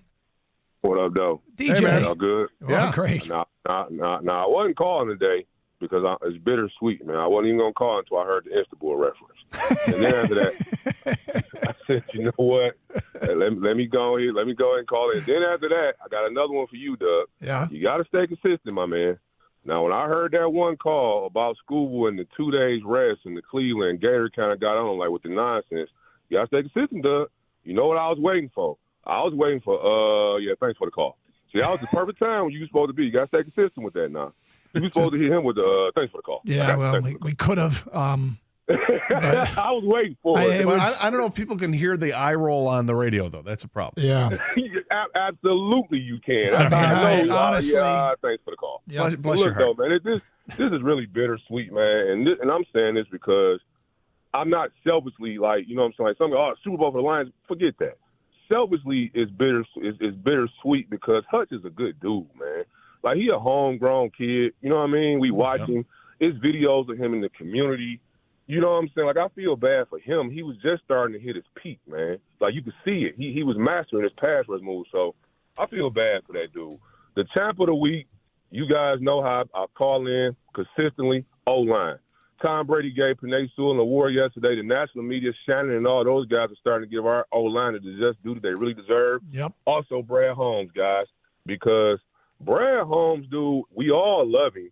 But when you think about it, Kirby Joseph set a record or did something yesterday that hasn't been done since forever. That's tying the great Ed Reed with first four seasons with 4 interceptions. Like, all these guys that are playing for us, it's Brad Holmes. Like, he has really loaded us up, man. And he absolutely has. Hey, one more thing, Dungay, before I go. This is a stretch, but it's looking this way. I really think they're going to cut James Houston, man. With the inactives, I read an article in the Free Press. He got overtaken by an undrafted guy. I actually think they pretty much getting through with him. I hope not, but I think that's what is trending that way. Well, keep in mind, he was a very late draft pick too, but he had that great rookie season. I just hope that something clicks with him and he's able to resurrect his career because it's going in the wrong direction. Being inactive again, it's back like to his rookie season when he was inactive for the first, 8 or 9 games of the season. I think it really, and DJ, thank you for the phone call. It really is giving off Quentin Berry vibes in that we can't figure it out, but their behavior, the Lions, the way he is being used, it's like, they're like, no, this isn't the answer, guys.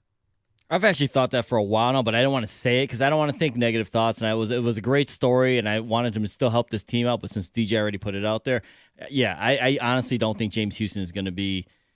He's going to be one of those trivia questions for Detroit sports. Remember who was that guy who had like 8 sacks in 7 games, and it was like, James Houston, and actions speak louder than words, and the Lions don't make him active, and when he is active. He plays very few snaps, and then he might have a penalty. I mean, it's not good for James Houston. I think this is a big week of practice for him. He's going to have to show up on the practice field and show that he still has that fight in him, still has that ability, and get after it and be a great teammate, and hopefully he can still show that he's got something. Well, what's crazy about it is all along we kept saying edge rusher opposite Hutch, edge rusher opposite Hutch. So, and it's not like, we're some elite football minds. Everybody knows it. He's not been able to crack the lineup. It's almost as if, look, the opportunity has been there. He just can't get himself on the field. Well, and he got lapped by Ukwu. So Ukwu was activated. Well, now with Hutch out, they're going to need another guy. So is it going to be Houston, or is he going to get lapped again by Agude? Is that what's going to happen? We'll see, and maybe the Lions bring somebody in. They signed some free agents last week to the practice squad. The second half of 2022 was so tantalizing.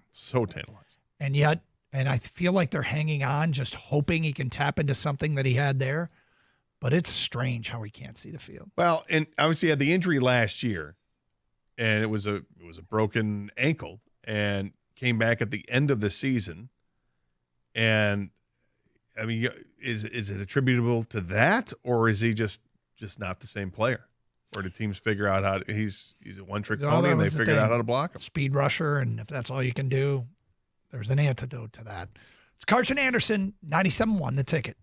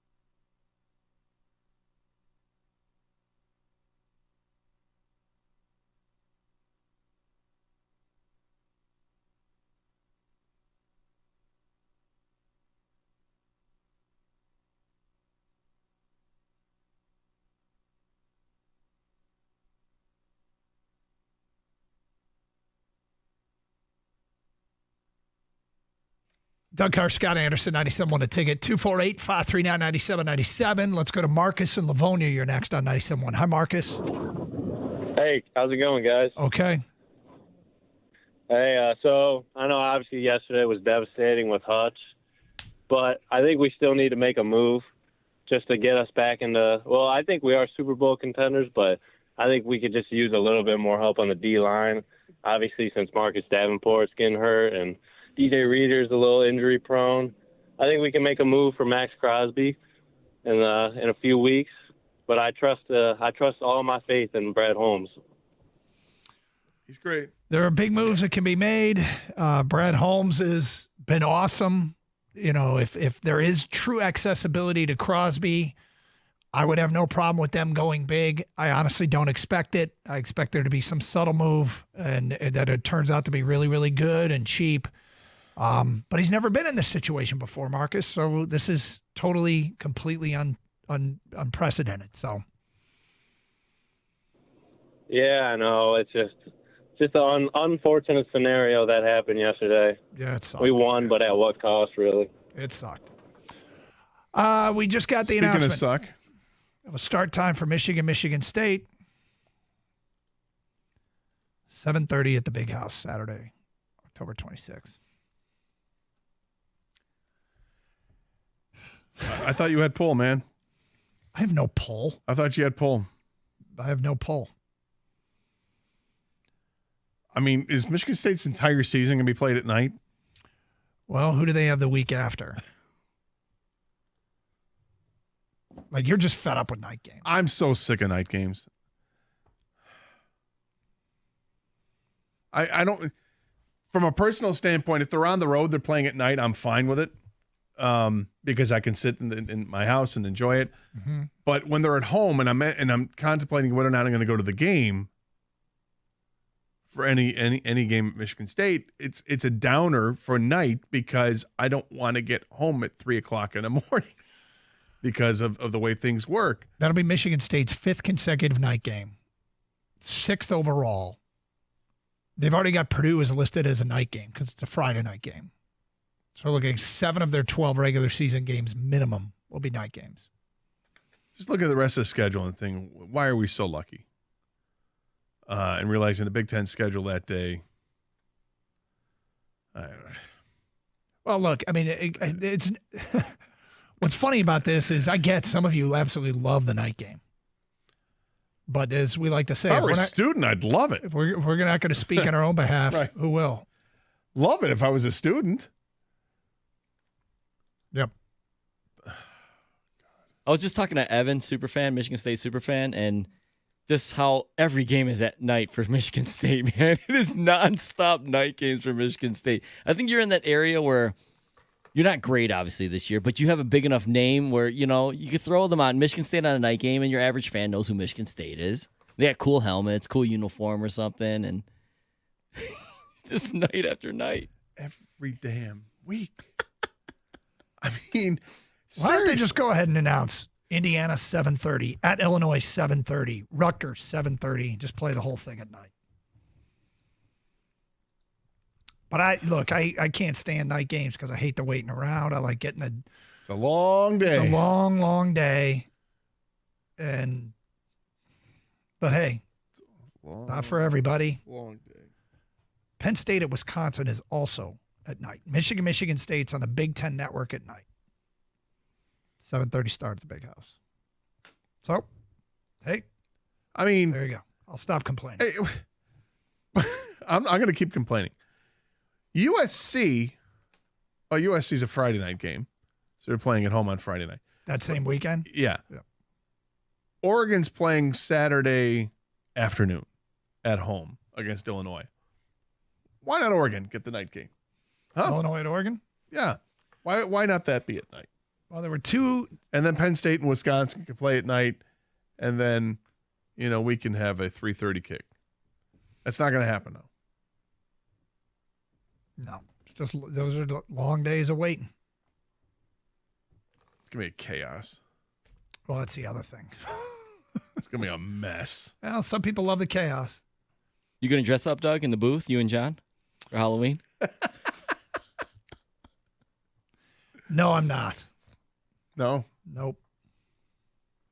Should I dress up? Yes. Sit in the press box? Yes. Dressed up?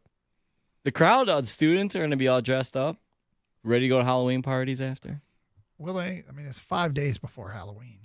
Dude, that's the weekend, It's though, week. man. Yeah, I mean, come on. You know how this works. I guess I do. Damn it. All right, back to your phone calls, 248-539-9797. John in Livonia. Hi, John. Carson Anderson, how we doing? All right, John. How are you? I'm all right. That Hutch injury sucked yesterday, I ain't gonna lie. Yep. But what we need to do is get Max Crosby. I don't know what the speculation is. That guy fits the Gritty Lions. He's from Lapeer. He went to Eastern. He is the perfect fit. There is no one else I'd rather have leading this Detroit defense than Max freaking Crosby. He's an animal. I mean, it would be great to get him. It would be great to get him. I don't know. If I were Vegas, I wouldn't trade him in this era of how you can turn it around quickly. But if they're going to make him accessible, I really hope that Brad Holmes is in contact with them, and I suspect he will be. Yeah, Vegas is a bunch of bums. Yeah, who knows? They suck anyway. They should just rebuild already, you know? I agree. I don't know what they're doing. We'll help them out. With their thumb up there, you know. Well, I hope you're right. I hope you're right. I hope so, too. Yep. All right. You guys have a good one. Thanks You too. for taking my call. The weird thing is Max Crosby has made subtle overtures to Detroit. With the mic'd up thing where he was talking to Penei Sewell that went viral, him talking about how great what he hears about Dan Campbell, to the podcast where he said, well, if I weren't with the Raiders, I guess the team I would choose is Detroit. I mean, it's so strange to be a organization that is now a destination organization in the NFL. People want to be a part of it, so why not take advantage of it? Why not take advantage of it? It'd be great. It'd be great. It seems like the Raiders, according to Adam Schefter, weren't even entertaining the thought when there were inquiries that came, I guess, earlier in the year. But things can change. Things can change. Season goes on, you're not winning football games, and you find yourself in rebuild mode like the Raiders are. They have to find their franchise quarterback. Do they want to get more draft capital to ensure that they get that guy? Well, the problem with the line, I mean, if you go back to the Khalil Mack trade, that was like 5 draft picks for Khalil Mack and a 3rd rounder, I think it was. Maybe it was a 2nd rounder, but it included 2 firsts.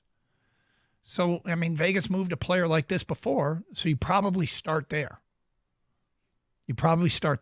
But, I mean, again, I wouldn't trade him if I were them. But 248-539-9797. Let's go to Joe in Ferndale. You're next on 97.1. Hi, Joe. Hey, guys. Proper East Side greeting. What up, though? What's up, Joe? How you doing? Hey, good, thanks. So, I want to get to the Lions real quick, but a couple of things. Tigers, thank you. Great season. Love you. Bless you, boys. Let's move it on. And congratulations this week, and thank you for everything, Mr. Big Shot, on your acceptance into the Hall. Yep. I'm sure you guys will be covering some Chauncey Billups. But going to the Lions, that'd be the ultimate dream. Even before Hutch got hurt, there was talk that they'd like to bring them both together to play, be the best pair in the NFL history, possibly. But people are short-sighted on looking at Hendrickson, who might be available out of Cincinnati, as well as Buffalo might be willing to move Von Miller. What do you think? Well, Von Miller hasn't really done anything since he hurt his knee. He tore his ACL against the Lions last year, right? Mm-hmm. And he's also got some off-field stuff that doesn't look so good, even though he's denied it. So that doesn't sound like that. Yeah, it didn't sound like a candidate for the Lions.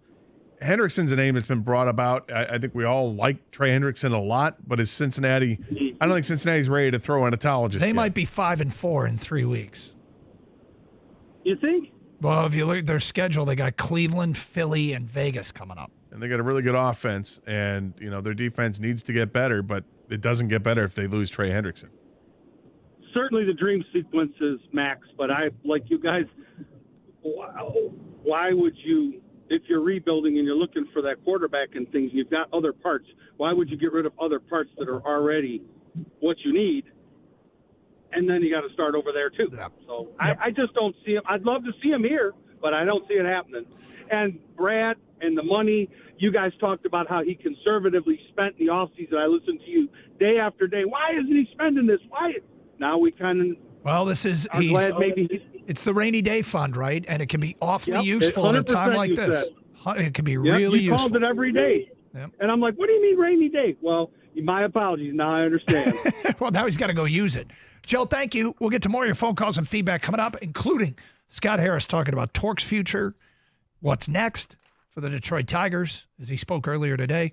Hey, if you got a leaky foundation that's putting your home at risk, it's time to call Brickworks Property Restoration. They'll assess your foundation, pinpoint the source of the problem, and give you a custom home solution to keep your home dry and safe. I get it. Unexpected repairs can be a hassle. Brickworks makes it easier with 0% financing for 12 months or low monthly payments to fit just about any budget. They are locally owned and operated. Don't wait. Visit Brickworks MI today for a free quote. That's brickworksmi.com today. Your experts in foundation repair, brick restoration, tuck pointing, chimney services, and more, because nobody works like Brickworks.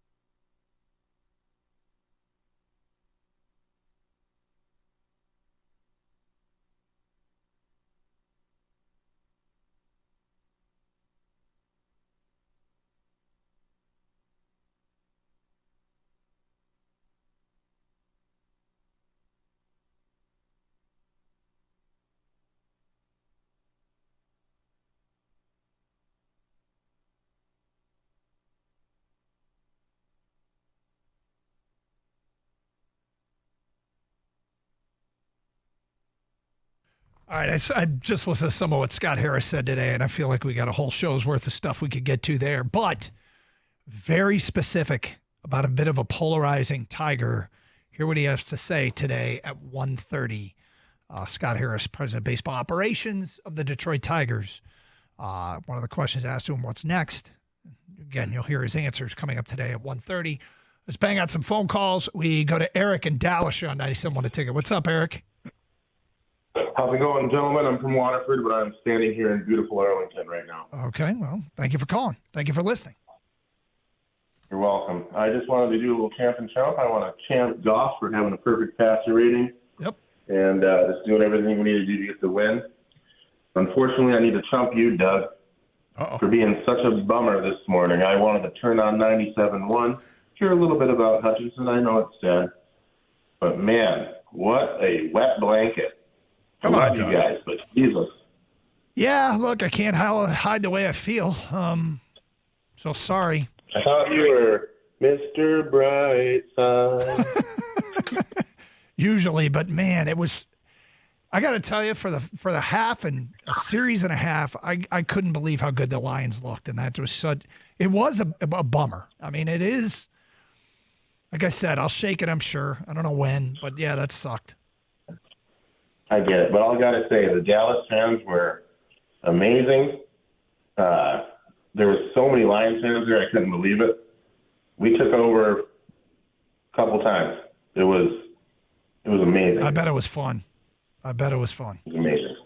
Hey, I love you. I'm just goofing around. I'm not mad. I mean, believe me, I've taken my share of heat for it. I'm a big boy.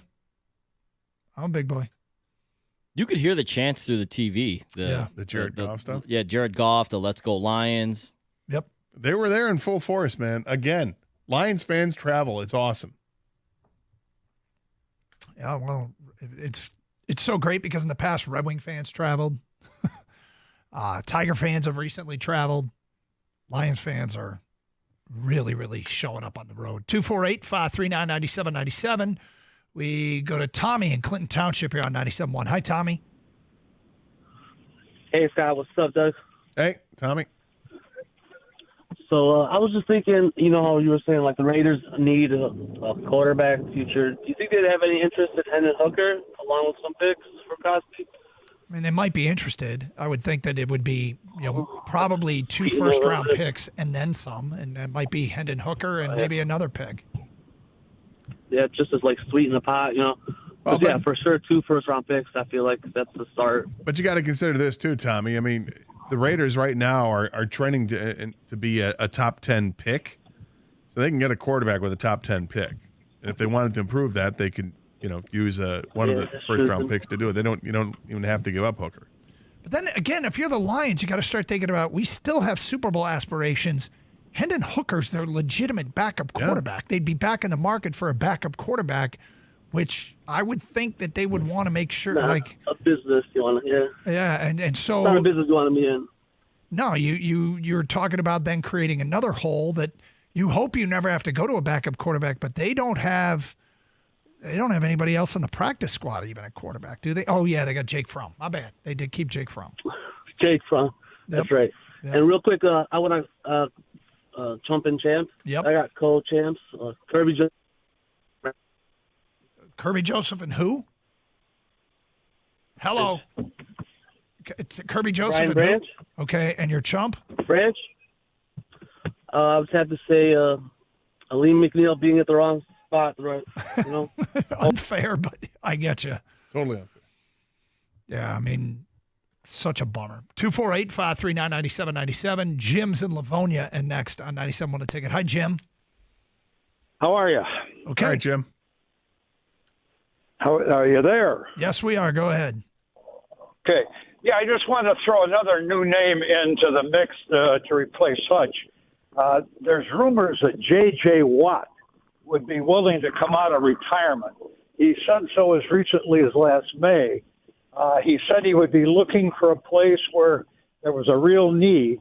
However, the negative is that he said he would prefer the Houston Texans. But if I were Brad, I would be on the phone, or Dan, trying to talk to him about possibility coming out of retirement to Detroit. The advantage there is you wouldn't have to give up any draft capital. Yeah, I don't hate it. Well, I'm not sure if he's 35 years old. Midwest He last guy. played in 2022, but he was really rather productive back then.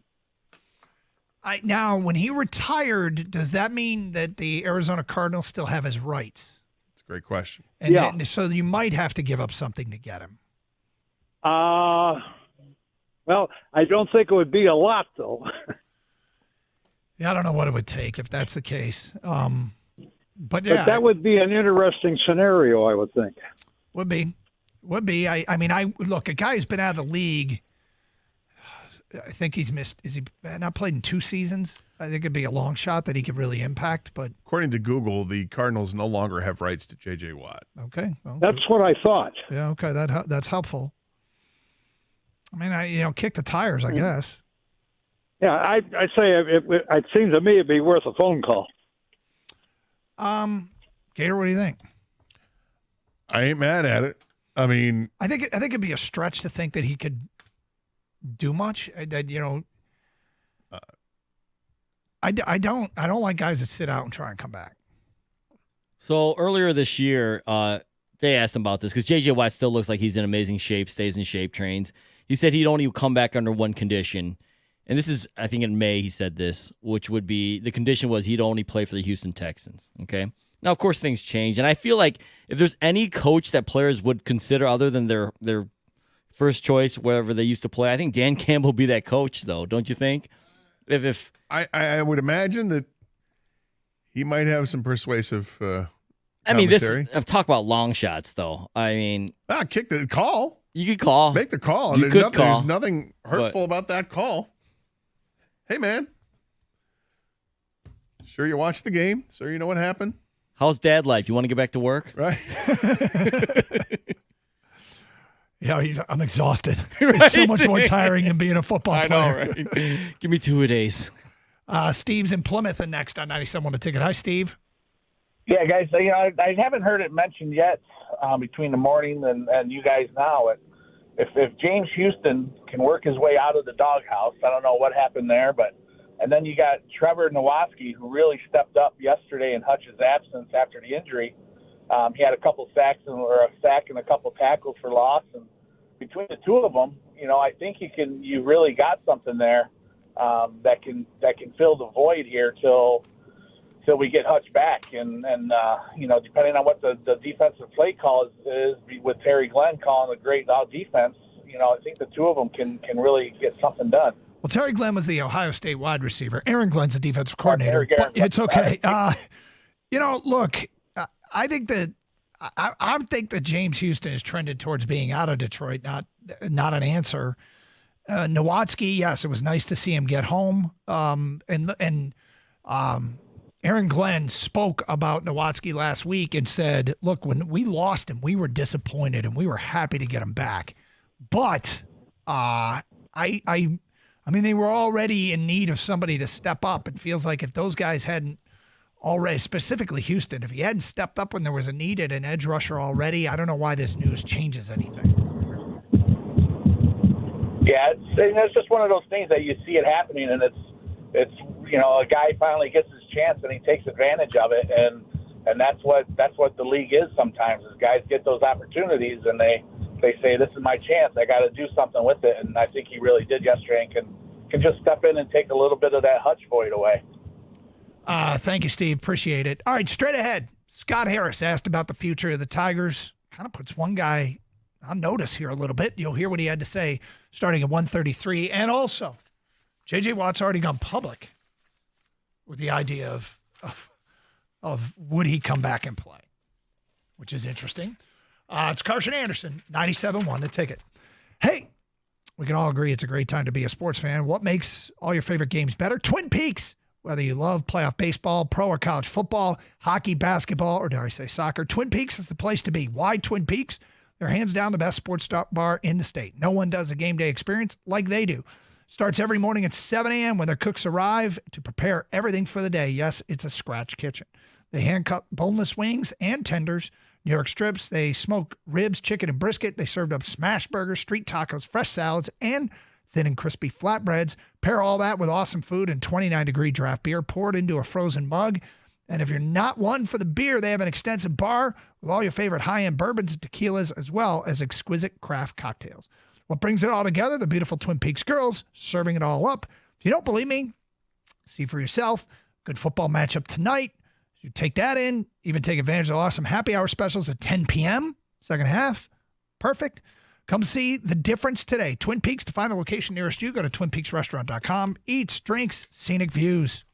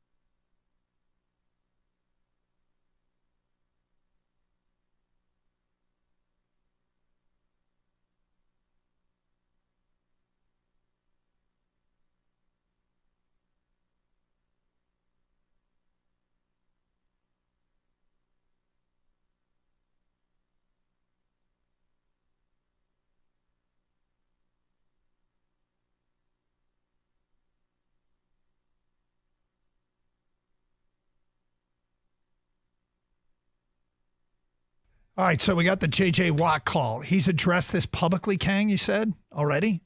Yeah, 1 hour ago, actually. So, of course, people, probably Lions fans have been tweeting at him, hey, how many times have you heard this today? Come out of retirement for the Lions. We know you're in great shape. Keep up the great work. That's one guy who tweeted him. Yep. JJ retweeted that with a response. He quoted it. He said, haha, once or twice. Lions fans, I see, hear, and appreciate you. Love your squad. Love Detroit. Love Hutch. I'm gutted for him. This morning, I poured a cup of coffee and took a walk by the lake with my wife and son before breakfast. I am very much enjoying this phase of life. Boo. So that was 1 hour ago, J.J. Watt. Yeah, well, there you go. Yeah, An hour later, after spending more time with his wife and kid, right? I'm ready to go. I'd like a side of kneecaps with my coffee. Yes. You know who likes coffee? Dan Campbell. He does. Okay, Scott Harris. We promised this. The president of baseball operations with the Tigers spoke today. Some of the best of what he had to say. First, we start with what's next for this Tiger roster.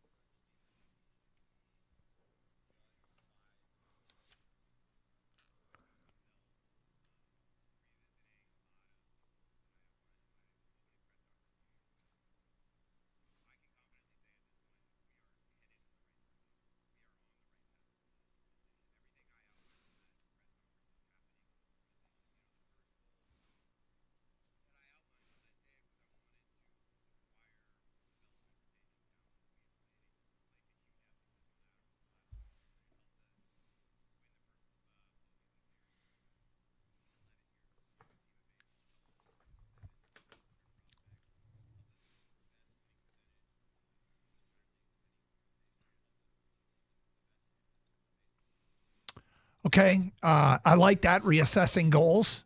Sounds like it's not as much of a long-term play. It's a now play. Yep. But they've got the stuff in the organization for this to be long-term. That they do. Yep. They got a lot of prospects that are all stages of the minor league system. So there's that. Ask specifically about Spencer Torkelson. This is Scott Harris, president of baseball operations.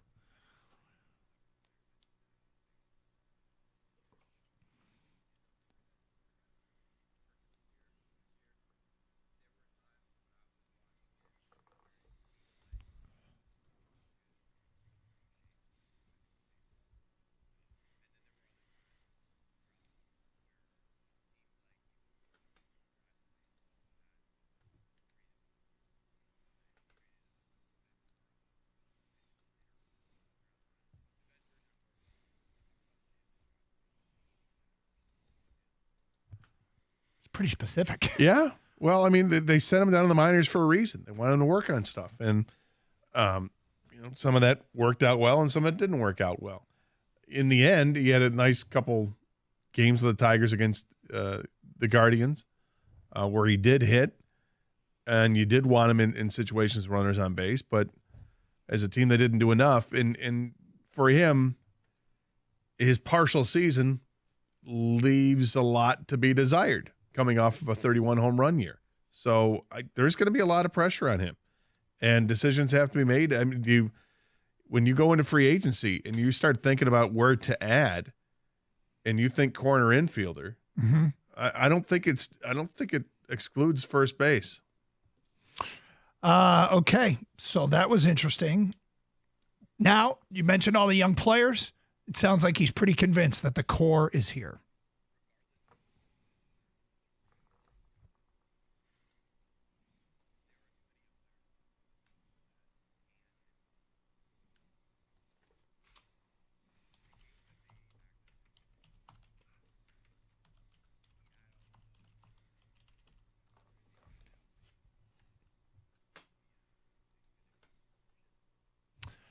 I mean, yeah, the question then becomes a follow-up with that because people hear that and they go, oh, no, they're not going to spend money. Are you allowed to spend money? Here's what Scott Harris said.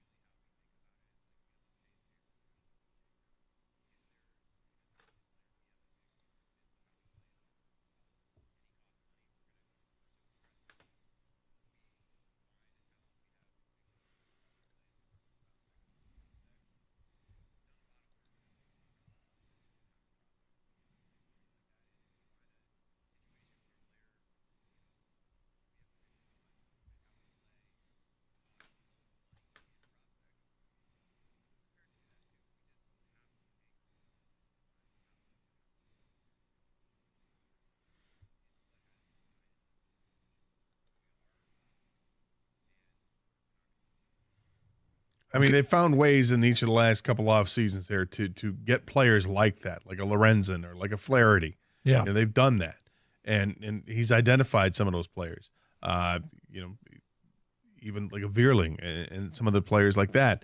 They got players in the off season they were able to spin off in trades this year. Whether it was Mark Canha or Joe Urshela. So I don't know if those types of moves aren't going to thrill Tigers fans if that's what the offseason ends up being. Although if they were to re-sign Jack Flaherty, I think people would be like, okay, that's a step in the right direction. We'll take that again because Flaherty had a great season and then pitched last night, and he was, good God, was he great last night with 7 innings and just 2 hits and 2 walks in the Dodgers shutout. So, but the fans want money spent. They get that. Okay, yeah, talent. We need talented players, but talented players cost money. All right, there you go. We promised it. Some Tigers stuff mixed in. I feel like we could do a whole show on those comments. Well, yeah, we can, but bigger fish to fry today. We got the week. Let's get back to your open line calls. We go to Avery in Livonia. You're on 97 a ticket. Hi, Avery. Hey, what's going on, guys? Hey. Okay. I have 2 talking points I wanted to bring by you guys. One, how cool would it be if the NFL had a farm system like a minor league team as hockey at baseball. I say that because Kenny Willikis, he's a Michigan State guy I grew up watching, a second-round pick for the Vikings, but now he's starting for the Panthers. Then we could use a D-end. How would that impact the minor league system? If the Lions had a farm team, we could dip down and have a guy that we've had our eyes on for a while. So not Willikis. Willikis would be a great fit. Jake Bates, shout out to the guy who complimented his kicking, but we did the same thing essentially with the kicker. He played a year in the is it UFL? Willikis is in the league. Hello? Hello? Yeah, Willikis is in the league. He left the league to join the team Jake Bates played for last year, the Michigan Panthers. So he's not in the league. He's not with the Panthers. Oh, the Michigan Panthers. I thought you meant Carolina Panthers. Okay. I see. I can All right. that Pam situation. Effectively, Sorry, I know what you're my saying. apologies. Effectively, they do though. If they have a practice squad that they can assign players to, that they can sign players to, So if they had interest, they could do that. Do we know where Willikis is? He's not on anybody's roster. I thought he was. Yeah, he wasn't a preseason, but I don't think he. Well, his brother plays for Arkansas State. I know that. That's kind of useless information.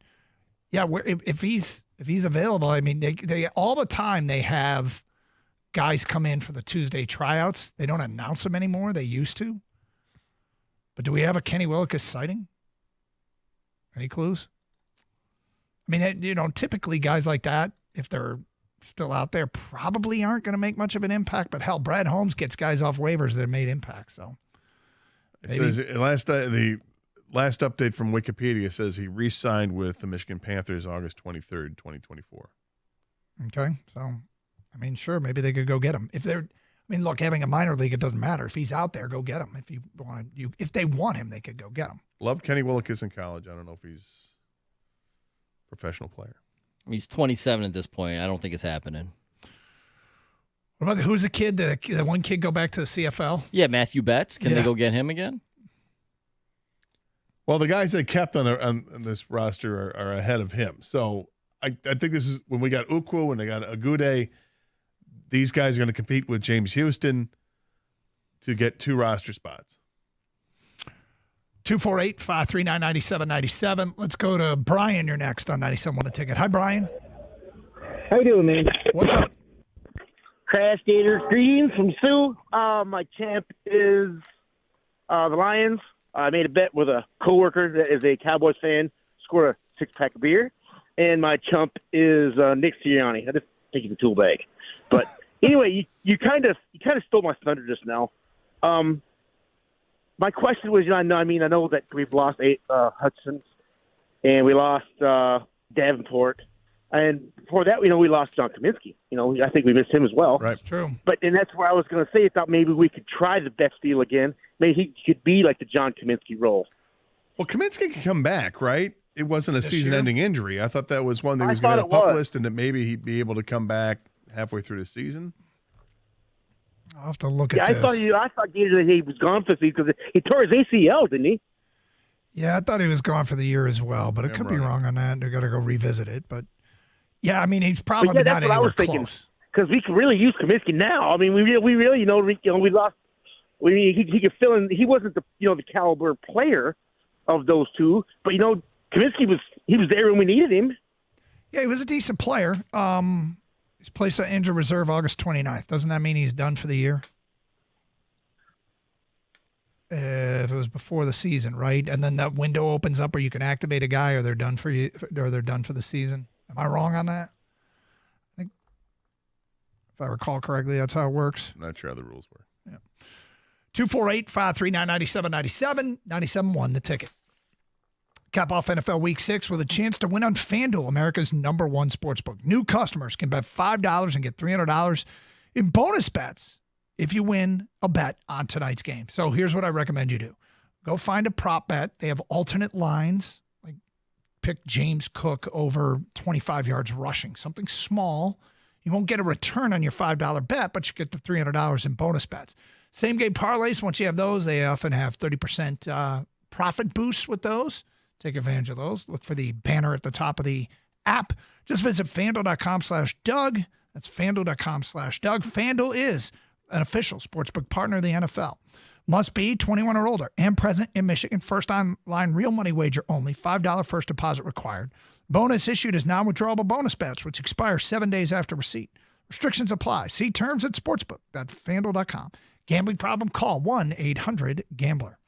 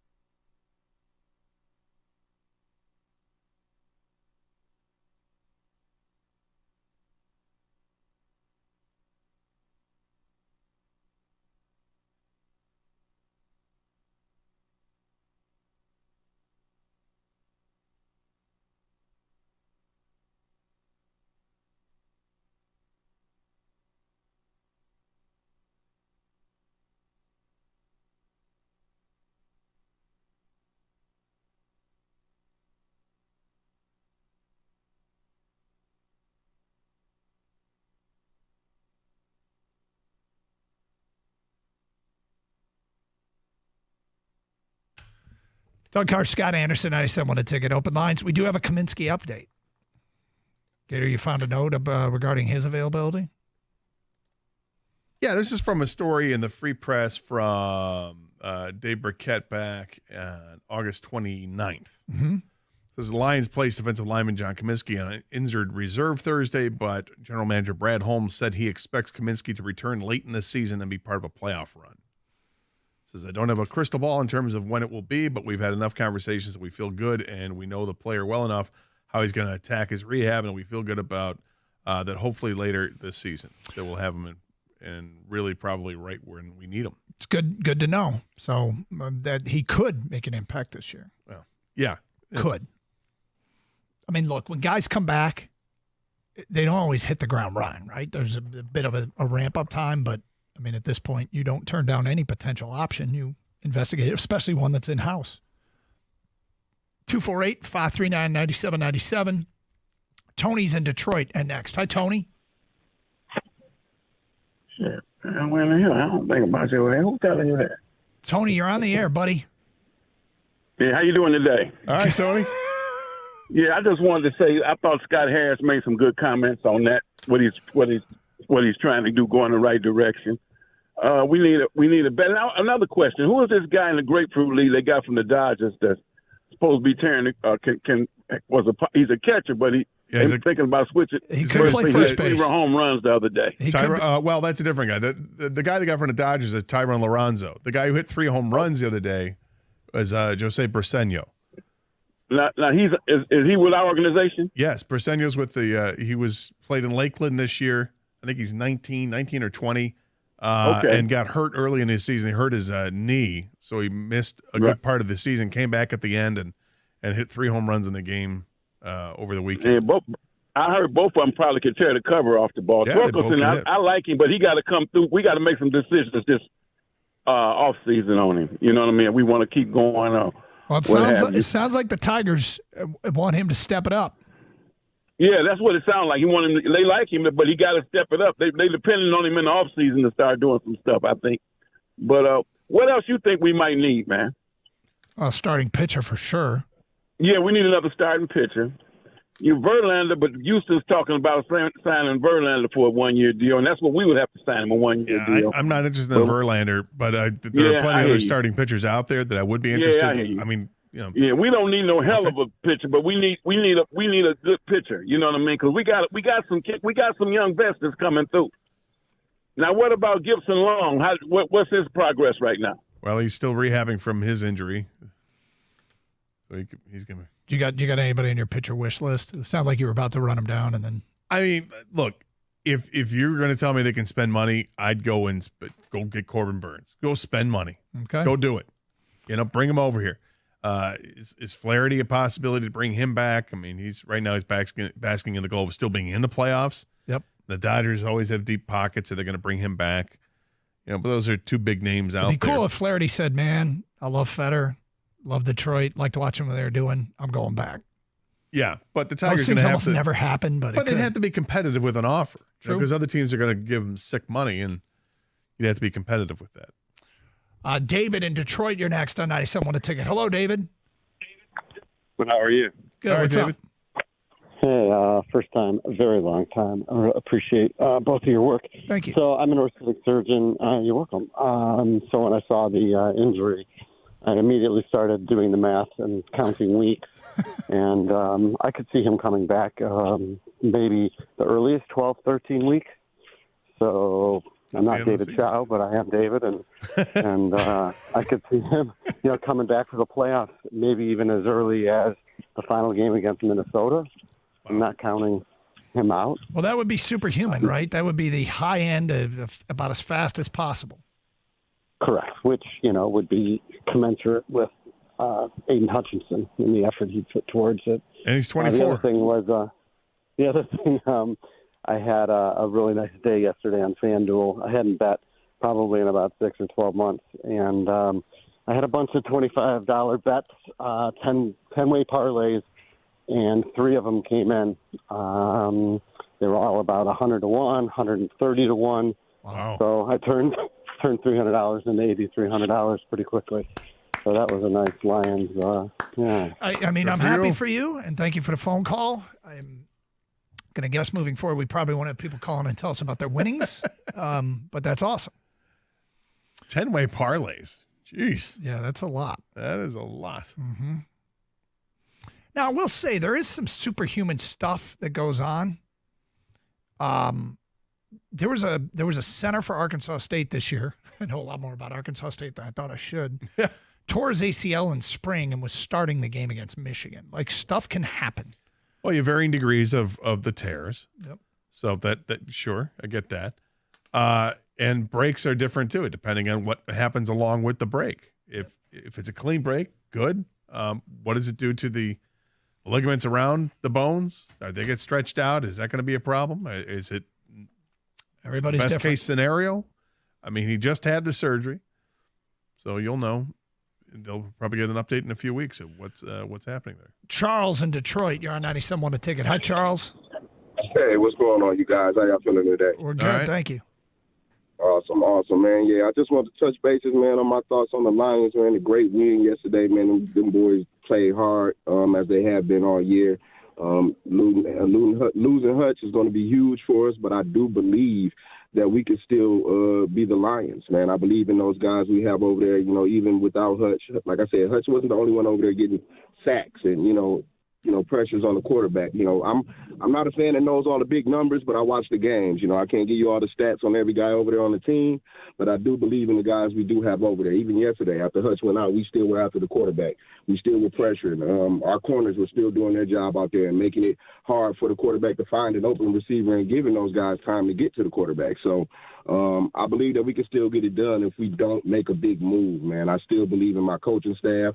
I believe in the rest of those guys over there on the team. I believe Hutch is still going to be a huge voice on the sidelines motivating these guys, and I feel like they got another gear they can take it to. Well, I hope you're That's right. my I mean, thought. I thought by the time Hutch got hurt, Dallas had already had their soul ripped away from him by the Lions. And so as much as I was impressed with the pass rush even after he got hurt, I felt like it was a shell of an NFL team that they were going against. Dallas already had some injury issues, although most of them on defense. But, yeah, they did pressure the quarterback after he was out of the game, but it's just no sugarcoating how big that loss is. It is a big loss, a big, big loss. And maybe Brad Holmes will come sit in studio with us for an hour this week and talk about his plan. I'm sure. Can we get on that? Can we get Brad Holmes in studio? We effort that. Absolutely. All right. Rico Beard has just sauntered into the studio. Hello, Rico. Yes, I've sauntered in. How are you? That was a Good, saunter. man. How you guys doing? I just try to be quiet. I mean, you know, Oh, we're all this good. is a master class going on here. Is it? I'm just taking notes in the back. That's it, man. I'm just trying not to trip and say anything stupid. For some reason, I don't believe that. But how was your weekend? Weekend was good. Weekend was good, man. Enjoyed it. Got to sit back, watch a lot of games. The rain was very conducive, so yeah. Stay indoors. Yep. I hear you. What do you guys got planned coming up next? Well, we're gonna talk a little Pistons, in their preseason. Sure. What the Wings did. It's hard to balance the Tigers and the Lions today. It was mostly Lions. We're gonna go. Yeah, we're gonna bounce back and forth. Scott Harris came out, had a little bit of a victory lap. A couple of things he said, I just don't agree with. I mean, team did great, but you gotta have stars, man. And it was fun. It was a good thing, but you can't keep all these people just stranded on base like that and expect to win. You need people like the faith you feel when Carpenter's up there. You need to feel that about a few people and not just one. Yeah, it'd be nice if Riley Green and Parker Meadows have turned, those guys could be stars. But when he was like, yeah, we're going to find a place for Javi, you know what? I think as long as Javi's in the organization, they're going to say some things. Because otherwise they undermine any chance he has. But I felt like the morning show. If I was there, I'd have just yelled, walleye, walleye. We're not talking about Javi. We embargoed of Javi calls. See, there you go. Embargo, walleye, whatever you want to call it. But it is now the offseason. So. All right, so now you can. And then, Lions, like it or not, I think they took a step back. I don't think they're in that, you know what? I don't think they're a Super Bowl team as of right now with Hutchinson gone. Have a good show, everyone. Buckle up, stay safe, and treat each other with respect. 97.1.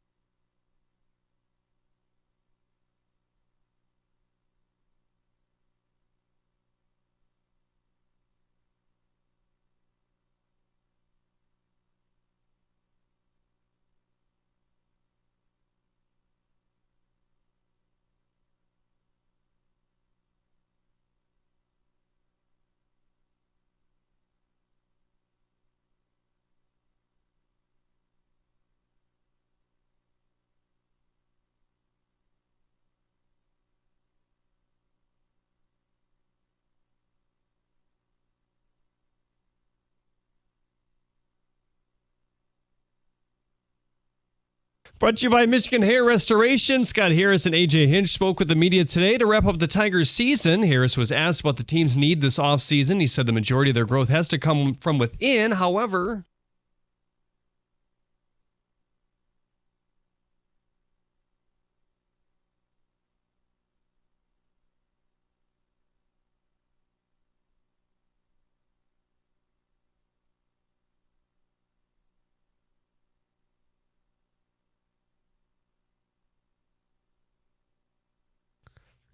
he also said there's a role for Javi Baez on this team, but it's to get a lot better this offseason to demonstrate that he can make the infield better.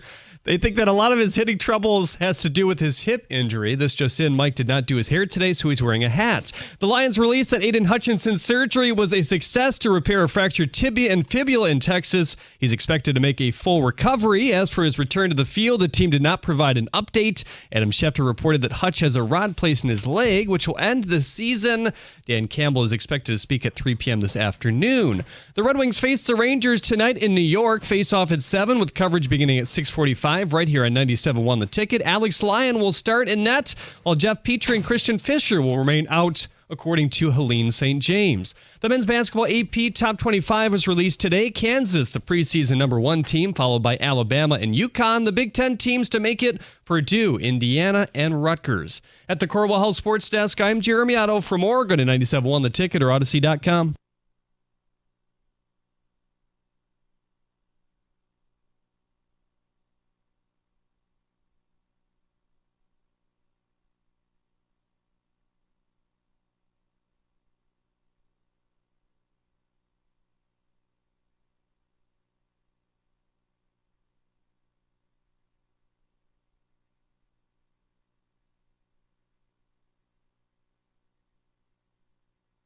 Locked and loaded on a Monday, and I will tell you the following. I have been outvoted. See, I have so many thoughts about your Tigers, but we're going to wait for those. We're going to get to those at 4 o'clock. I will say one thing, and then we're going right into Lions. But I'm going to say one thing, and I'm going to leave it alone. If you're serious about Javi Baez, I'm not serious about anything you have to say. And we'll get to the rest at 4. See, now I actually want you to continue. Nope. I think I do too now. What, David? Nope. You can continue. No, that's not how this works. No, the Black Caucus outvoted me 2-1. And the Black Caucus is now saying, speak freely, my brother. All right. We'll get to the Lions in a second, but Scott Harris had a lot to say today. All right. And part of it is you do have to let some of it play out. Like, I can't freak out yet. Do I like a lot of what I hear? No, I don't. Here's the banner headline for me. All right? And I'm going to try this, Rico. I'm not fighting with you guys. You can do it whatever way you like. I don't like your approach to how you run your baseball team. I don't have to like it. Saying someone has to like something is like demanding they like linguine or pot roast or Mexican food. You may not like any of it. It's subjective. I don't believe in Moneyball. I don't believe in doing things on the cheap. The teams that go to the World Series and win the World Series, top 10 payrolls. You have time. You have time.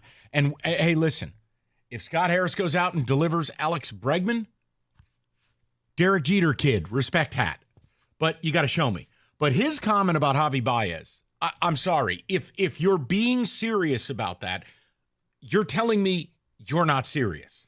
That Javi Baez will be at spring training and, quote, will have a role with this team in 2025. Just no to all of it. He hurts you. Like, he openly hurts your ability to win. Point of order. May I address the senator from New York? Of course you can. Okay. Here's what I'm hoping for. Maybe, just maybe, Scott is saying that because Javi's still on the payroll. He's still a part of the team. And he just can't come out and say, this guy blows, and we're going to jettison him to the sun. The way to say it is, I will make a decision that is best for the Detroit Tigers. There's no further conversation about that right now. When you go as far as to say the man will be at spring training and you go as far as to say he will play a role, Oh, you didn't just say Maybe you had a he's the good guy first gathering date. up baseballs after batting practice. Brother, I hope you're right. Hey, maybe he could be a waiter in the 1901 Society, but he can't be my shortstop. How was the parking? How's your evening tonight at Comerica, sir? You enjoying that steak? We will get into Scott Harris and the rest. Again, if you're comfortable doing it this way, God bless. I'm not. You win with stars. And for that reason, we segue to the Lions. That was one of the best games I've ever seen this franchise play, but the headline is not that for me. The headline is, your season's over. You're not winning a Super Bowl as currently constituted because Aiden Hutchinson's dead. And along with Aiden, you lost Marcus Davenport. So your starter on each edge is gone. Aiden was off to one of the hottest, most dominant starts in recent memory of the National Football League. He was starting to enter the conversation as Defensive Player of the Year. Yeah. So he is your Nick Bosa. He Myles is Garrett. your TJ Watt, your Myles Garrett, your pick a guy, your game wrecker. You take him off of this roster, I'm sorry, but when I listened to the rest of the station today, I don't think people were making it that it wasn't a big deal. I don't think people are speaking in real terms. Like Jim Costa was in shock. I felt terrible for Jim. He was like Terrell Dortch in the end zone at Wisconsin. Jim, your leg is shattered. No, it's sunny out. Listen, we'll just blitz more. No, you're effed. Unless that was Jim this morning. He was Dortch. John needed to lay over the top of him and be like, no, you're in shock. Your leg's in 8 pieces. Jim. Don't get up. Don't look down. Don't get up. Get with the real planet here. We'll just blitz more. Not a video game. Here's where I'm at. If you don't go out and swing for the fences, you'll be good and you'll be fun. You won't win a Super Bowl. And the design of this season, everything we talked about, Super Bowl or bust. So unless Tiger Voodoo happens from your defensive line, where Bobby Woo Woo Woo or whatever his name is turns into Hassan Reddick in his prime, or Brad breaks character and does something wholly uncharacteristic in the acquisition market, I view it like yesterday, your Super Bowl dream died. That doesn't mean aiming the playoffs. It's not what I'm saying. Hear what I'm saying. Outside of Jared Goff, Aiden Hutchinson was the one player you couldn't lose. Period. Full stop. You do not have anything close. You do not have any way to replace. You can't take a guy on track for 20 sacks. You can't take a guy, I pulled some numbers, Rico Beard. I wanted to give you these. You want to know Aiden's impact on this franchise? Let me help you. Here we go. Aiden Hutchinson had 7.5 sacks. How many do the rest of the team have? I'm going to go with 2. 7.5. Oh, okay. Quarterback hits. Aiden Hutchinson had 17. The rest of the team has 24. How about your pressure percentage? Aiden Hutchinson's at about 17%. The rest of your team, every pass rush snap, 6.8%. Unsustainable. And obviously, I don't have a giant wooden cross around my neck like Mike Singletary, but I'm going to sound with him. Can't win with him. Can't do it. You can't function with a 6.8% pressure rate. You can't lose J.J. Watt in his prime, Aaron Donald in his prime. You can't lose Chris Jones if you're the Chiefs and have me say you're going to win the Super Bowl. You're not. So as much fun as yesterday is, ooh, look, they're doing the pitchy woo-woo. Ooh, it's a Sewell TD. Guys, all of that went to the wayside when Aiden's leg went Moisés Alou around first base. So I don't know what it is that people don't want to say it. Maybe you want to live in a world you want to see versus the world that is. Fine. That's not how I roll. I am heartbroken because I truly, in my heart, believe you can't win a Super Bowl like this as currently constituted. Yeah. Aiden being gone, plus Davenport, Rico, we have to say that. See, but here's why people, I think like Jim and a lot of Lions fans are thinking, no, we can. Because did you see how they finished the game? And it's like, guys, the Cowboys were dead. Cowboys didn't care. The Cowboys were embarrassed. The Cowboys hated themselves. They hated life. Jerry Jones wanted everybody fired. You did this on my birthday. I hate all you losers. Nobody talked to me, period. That's what it was. So going out there and doing that to a Cowboys team that was already done, you had beaten them. You were embarrassing them. You were taking victory laps as the game was over. As I told David and Preacher, this was the first time I've ever seen a professional team hold an open practice on primetime TV. Ben Johnson said, okay, let's have practice because this thing is over. What if I put you here, and you here? You remember that one play we talked about doing? Let's run that play. That's what it was. It was the equivalent of MSU putting Draymond Green at tight end in the spring game. Yeah. Like, the Lions were one step from having a fan win a charity contest and get to take a snap in an NFL game. Dan Skipper is lined up at the wide receiver slot. The Cowboy corner is like, really? Really? You're not even going to respect the game? Really? Okay, sure. Fine. But it's the same way I view the Niners if CMC's out for the season. They're not winning the Super Bowl. You can't look outside of Jared Goff. Aiden was the most irreplaceable guy on your team. If you disagree, that's your prerogative. But if the Tigers taught you anything, you win with stars. Stars are what bring you championships, not gym class heroes, not fun stories. Stars, dudes, assassins. All right? Aiden is your biggest and brightest star. He's gone. He ain't coming back. Now, you want a name? I give you a name. And don't worry. It's not the tattoo shop in Vegas. No. I heard. No, I got a different name. I got a guy who is cheaper. I got a guy who is every bit as good. I got a guy who's in arguably a worse situation. And a team that is potentially run by morons. I think we have the same guy. We may become best friends. It's possible. This is possible. It's possible. I look at this because here's the thing. Without Aiden, without the pressures, without that pass rush, your secondary's not good. Let's just talk. Like, they get picks. Well, they get picks because of the pressure. They get picks because of that. But they also get a ton of PIs. And now if a quarterback, and you're about to play some difficult teams outside of the Titans, if quarterback can sit back there, he'll pick the defense apart. So that's where you're going to miss. Hey, the Cowboys, man, the Cowboys were DOA. They had nothing. They were all just hoping that I have a job at the end of this game. CeeDee Lamb was probably the only one like, yeah, I know I'm going to be here. Dak may be here, but everybody else, you losers, I hate all of you. Hey, Jerry, how was your birthday?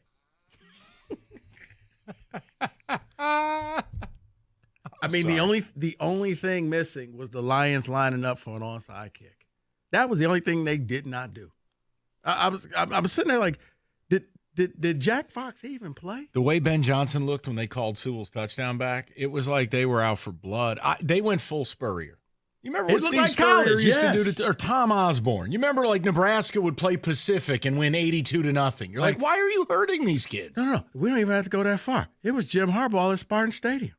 No, we can't call off the dogs. We're not. Let's just go. We got 30 seconds left. We can get one more touchdown in. Come on, let's run the play. Let's run that touchdown play. He's not wrong. 248-539-9797. And what I'm happy to do is if you want to talk Tigers at any point today, do it. We're going to try to do it in the 4 o'clock.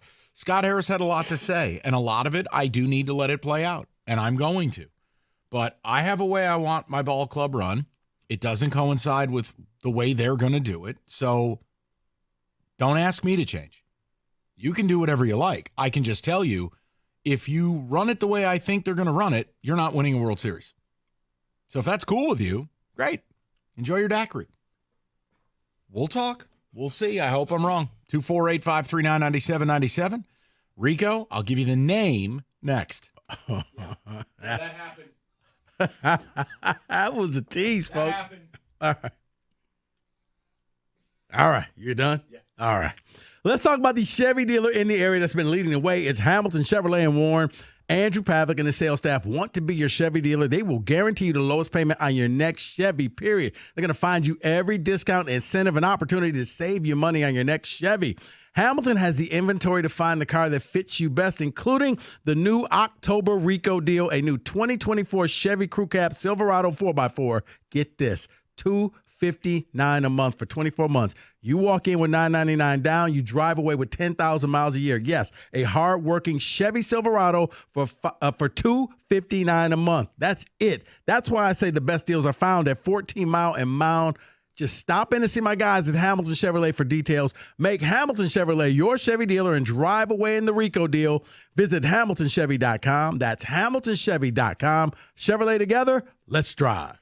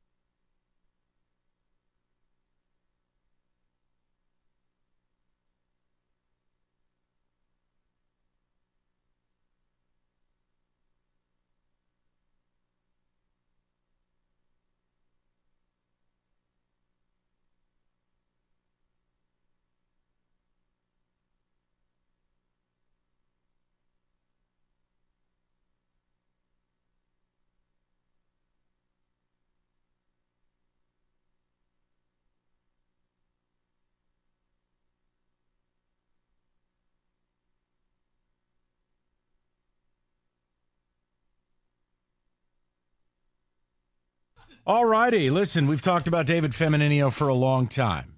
Some of the results David and his team have gotten for injured clients, $3.5 million, $5 million, $11.5 million. Now, you need an attorney who will fight for you. That's a given. But you also need one you can get on the phone. Call David right now. He'll answer 855-65-CRASH. Or go to that website, getdavid.getpaid.com.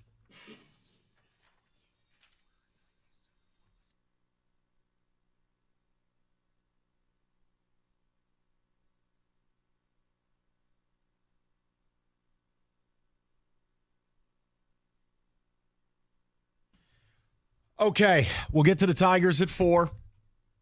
I just had to comment on the Baez remark by Scott Harris. I couldn't resist. But the Lions, and this show it sounds different than the other shows.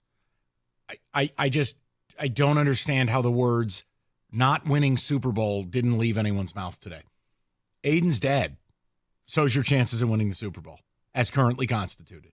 So you can either pray that there's a Bo Brisky in your D-line room, Or you can find some mechanic from Ottawa who comes in and turns into, Trey Hendrickson.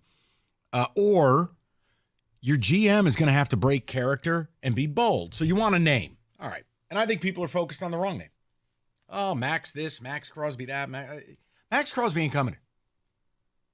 Okay, the guy's basically one step from having a Raider logo on his chandelier. And I ain't talking about the one in his dining room. I want to give you a name. Yeah. Cheaper. Signed for 3 years. In a worse situation than Max, organizationally. And I don't think there'd be any fall off from Aiden to this player. And when Aiden returns in 2025, you would have the single best duo alongside Daniil Hunter and Will Anderson in Houston. I think the franchise desperately needs draft picks, is going into a rebuild, whether they want to admit it or not. And because of their unique circumstance, you may be able to take advantage of them. I give you no smarm, no hyperbole, no hot take radio. I'm being serious. Myles Garrett. The Cleveland Browns are in disrepair. They are in free fall. They are going to have to, at minimum, draft a quarterback this year, which will trigger a rebuild. The fact is, whether they are able to package picks and move Deshaun Watson to, say, a Carolina to eat the money, you're triggering a rebuild.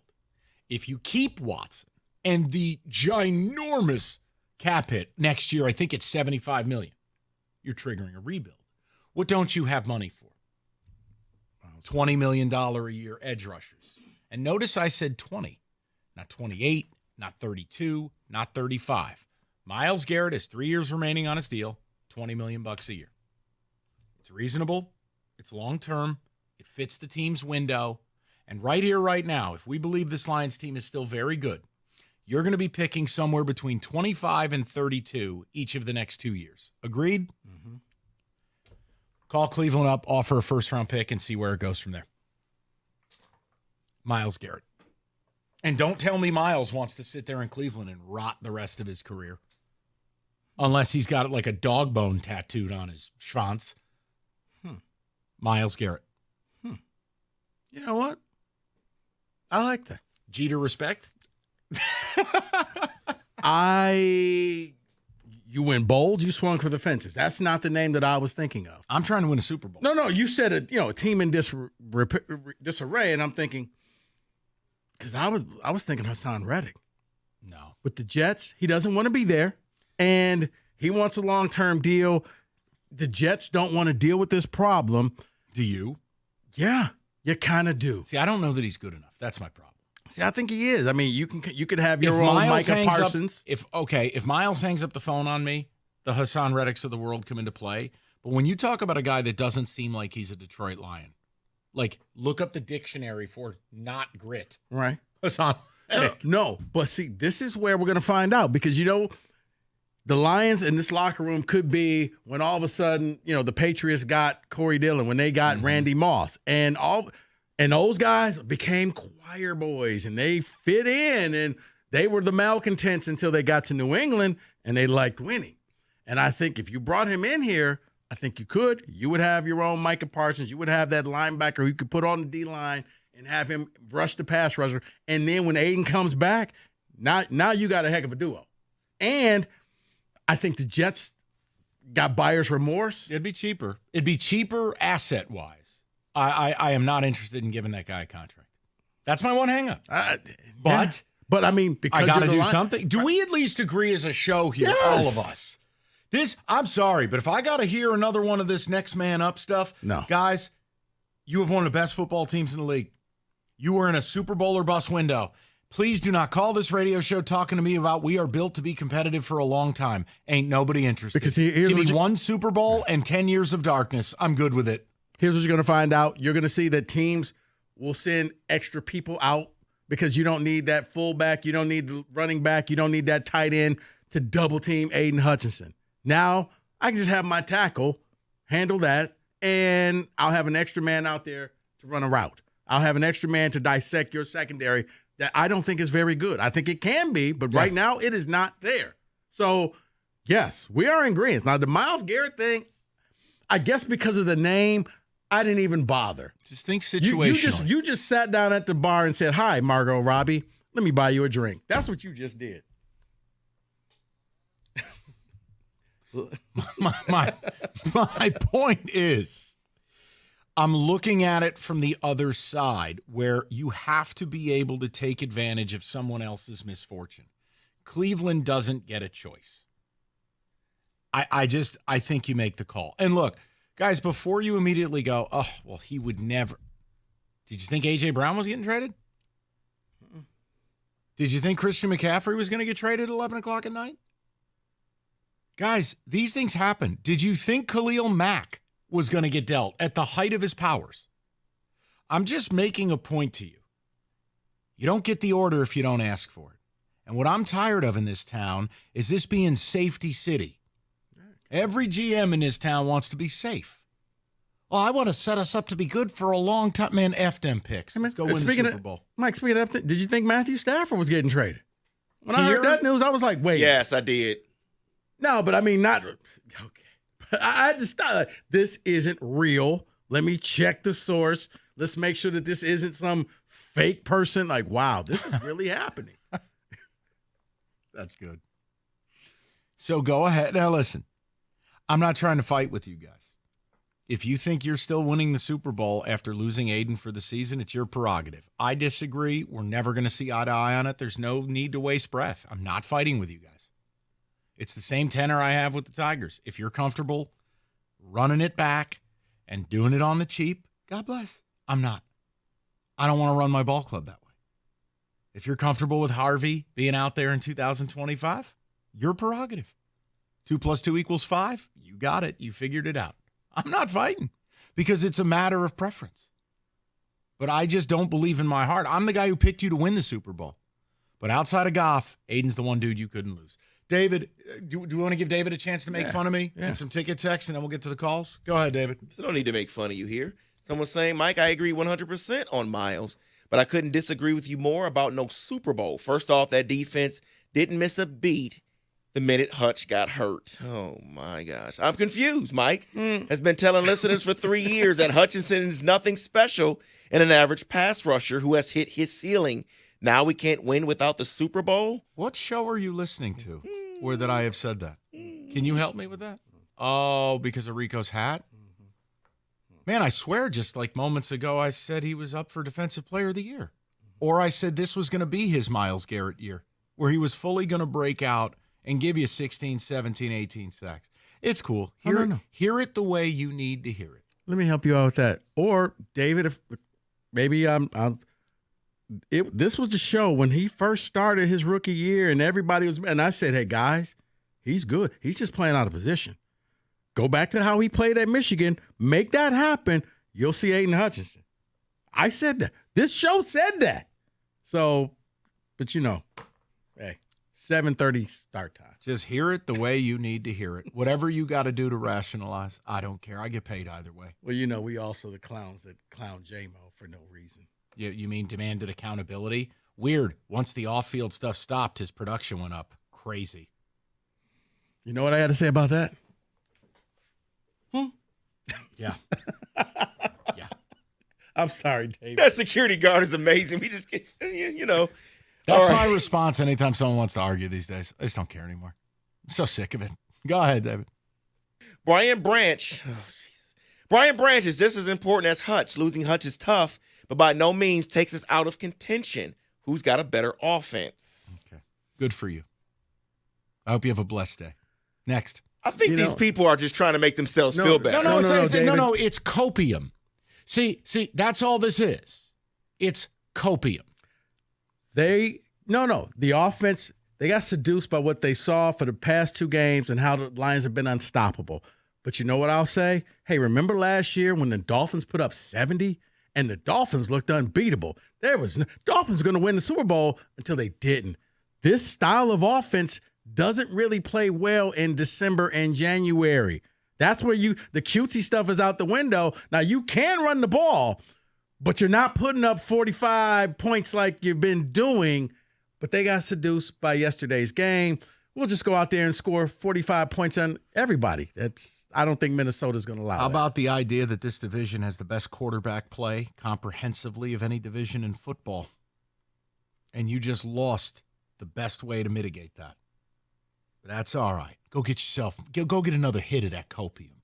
Shoot it right in your veins. Get some more of that copium. Sell them something. No. Go comatose for me. Get some more of that copium. You keep the airline. You shut your mouth when I'm talking.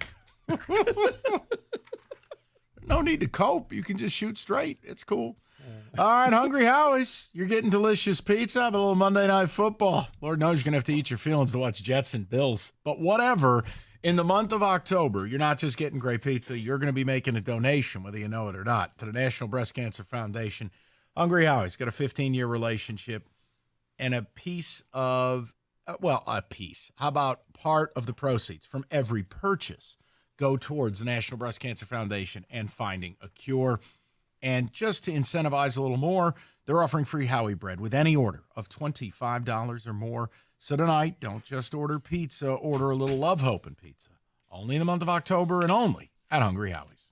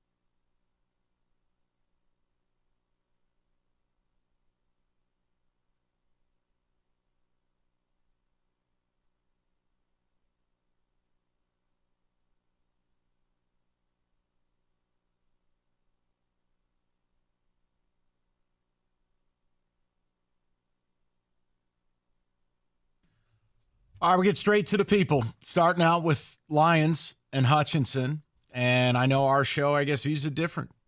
But unless something changes with either a major acquisition or Tiger Voodoo, where some scrub becomes Mariano Rivera of pass rushing, you're not winning the Super Bowl. But it's cut and dry to me. Hutch is as irreplaceable as it gets for what you do and how you do it.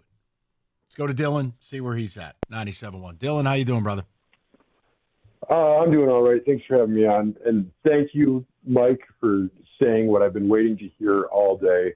I've had friends texting me saying, oh, well, we'll just put up 40 points every week. Ugh. The next 4 weeks, we're playing 3 of the best defenses. We got the Vikings, Houston, and the Titans. I'm not too worried about the Titans, but, like, this is the NFL. You don't put up 40 points every week. Like, and then there's the, next man up.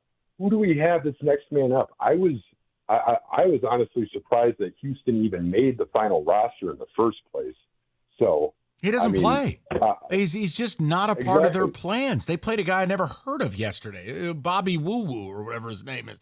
I mean, Dylan, we got to stop with a 7-game stretch that's over 2 years ago. He's not a part of their plans. It's pretty clear.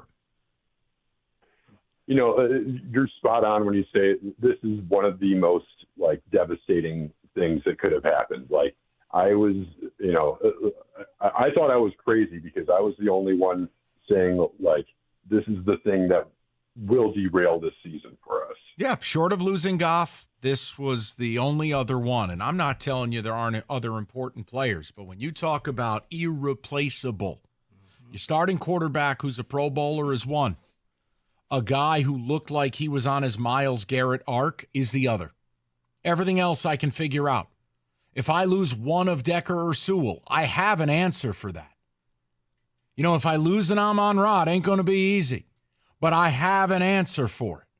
I don't have one here. And if I have to hear someone else say, well, we'll just blitz more, this is an Xbox. And I think the team will be good. I think the team will compete. I think the team will win its fair share of games. Yeah. But when we were talking about it is Super Bowl or bust, I think it's incumbent upon Brad Holmes to break character here.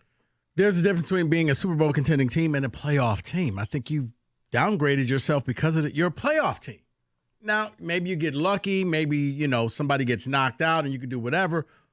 But I look at this as before this game ended and Hutch was out there, you look like the best team in the North. It looked like the game this Sunday was going to be not just for the North Division, but maybe for the NFC, you versus the Vikings, because the Vikings have looked good on both sides of the ball. You scored a ton of points. But your defense is going to take a step back. You're going to have to make a change, and teams know you're desperate now. So that asking price has gone up because I know you need this person. Well, so how much are you willing to pay? I told you. I call Cleveland. They're in complete disrepair. I put the first-round pick on the board, and I go, what's it going to take? And you go after Myles Garrett. And we can stop screwing around with the one-year injured reserve delights. And look, guys, Marcus Davenport's done too. So it's kind of all hands on deck already now. I need something so we can go win this thing. Let's go to Dave, 97.1. Dave, what's going on, buddy? Hey, how are you doing? Good, Dave. What's up? Good. Thank you for having me. I just want to make a couple comments and suggestions and then get your opinion back. Sure. Watching the game, when that happened to Aiden, the breath just went out of me. First thing through my mind was, there goes this season. That guy is so dominant. Nobody plays with the intensity he plays with. We're not going to put up that kind of points all the time. It's just not going to happen. We put up 20 against Tampa Bay, who's so-so football team, if you ask me. With that being said, I think our Super Bowl chances from losing Hutchinson went from 98% to about 40%. Now, my next thing is, what do you think the chances are trying to go out and get Crosby, or trying to go out and get Reddick, who's holding out, or even Garrett from Cleveland, or even Trey Henderson from the Bengals? Because without an edge rusher with that type of quality, we're in trouble. That's just my opinion. Well, Rico, you handle this Crosby thing. Because, I mean, we all love the guy, but the bottom, I just don't see it. Yeah, Crosby, from what I gather, from what I talked to people out in Las Vegas, Crosby's not going to happen. Now, they told me this. If he were ever to be traded, it's only Detroit that he would come back to. But he wants to do what the Raiders what the Lions are now. He wants to be a part of that rebuilding process of making the Raiders great again. He wants to be that force. He wants to be what Aiden is for the Lions, that stabilizing force on the defensive line. Bottom line, he's not coming here. Raiders aren't interested in letting him go. I mean, unless you're saying, hey, take our first-round picks for the next 5 years. No. No, other than that, no, he's not coming here. So you got to pick a different name. And, yes, what you saw on the sideline yesterday, bottom line, that's just two friends pushing each other around. In the end, it was all good. He's got Raider stuff tattooed all over his body. He ain't going nowhere. 248-539-9797. David, a few of the ticket texts, please. If Detroit could get Myles Garrett, that would be better than getting Crosby. I would do that in a heartbeat. That is from Kelly in Howell. Can we just agree you have to make the call? Yes, you have to make the call. You don't have a choice. Well, this texter says Holmes is too arrogant to trade for a pass rusher. He wants to win his way, which means being good but not great. I think there's other people in this town who act the same way, and we'll leave it there. Mike, 100% right. If they don't make one or two splash moves to replace Hutch and Davenport, it is doomsday. It feels like it because these aren't injuries that you're returning from. That's both are done for the right. year. And it's like, last year we all, myself included, we were guilty of maybe Houston will be back for the playoffs. It's just, this is not that. Go ahead, David. Chip in Novi says, face it, folks. No, I'm sorry, Dal, just laughing. What? Houston playing or Houston's being built? Which happens first? Probably the latter.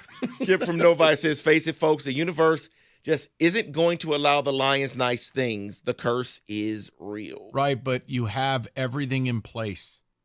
I just, at what point do we go all in? At what point do we stop being safety city? You're a franchise that hasn't won Bupkis in 70 years. Why do I care about these picks? Oh, to be, quote, good for a long time. That's not even how the NFL's designed. No. The only team that's good for a long time is Kansas City. They have Mahomes. You know who was good for a long time before that? The Patriots. They have Tom effing Brady, who, by the way, sucks in the booth. Can we stop this charade? Especially, no, now his bid got approved to be 10% owner of the Raiders. Do you know what Brady can't do? Criticize officiating as an owner. Get him out of the booth. Get out. He's terrible. Give Greg Olson his job back. Free Greg Olson. Yeah, he's terrible.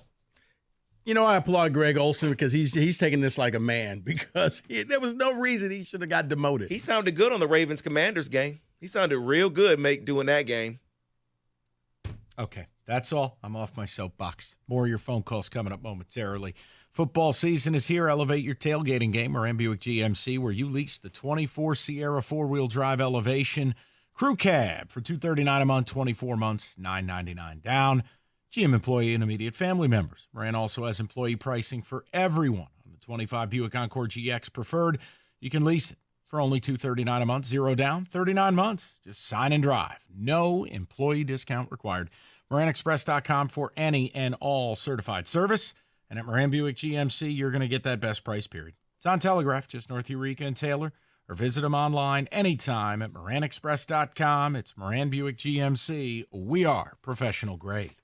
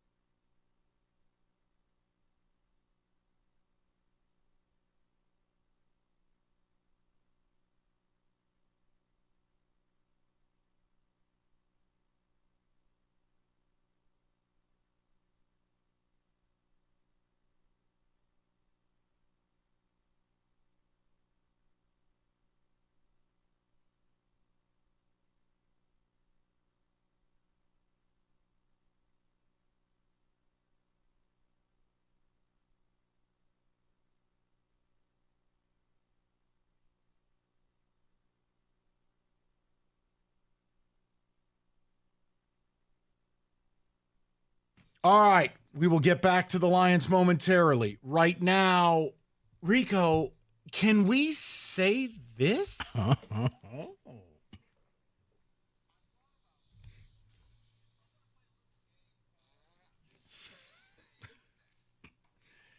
Yes.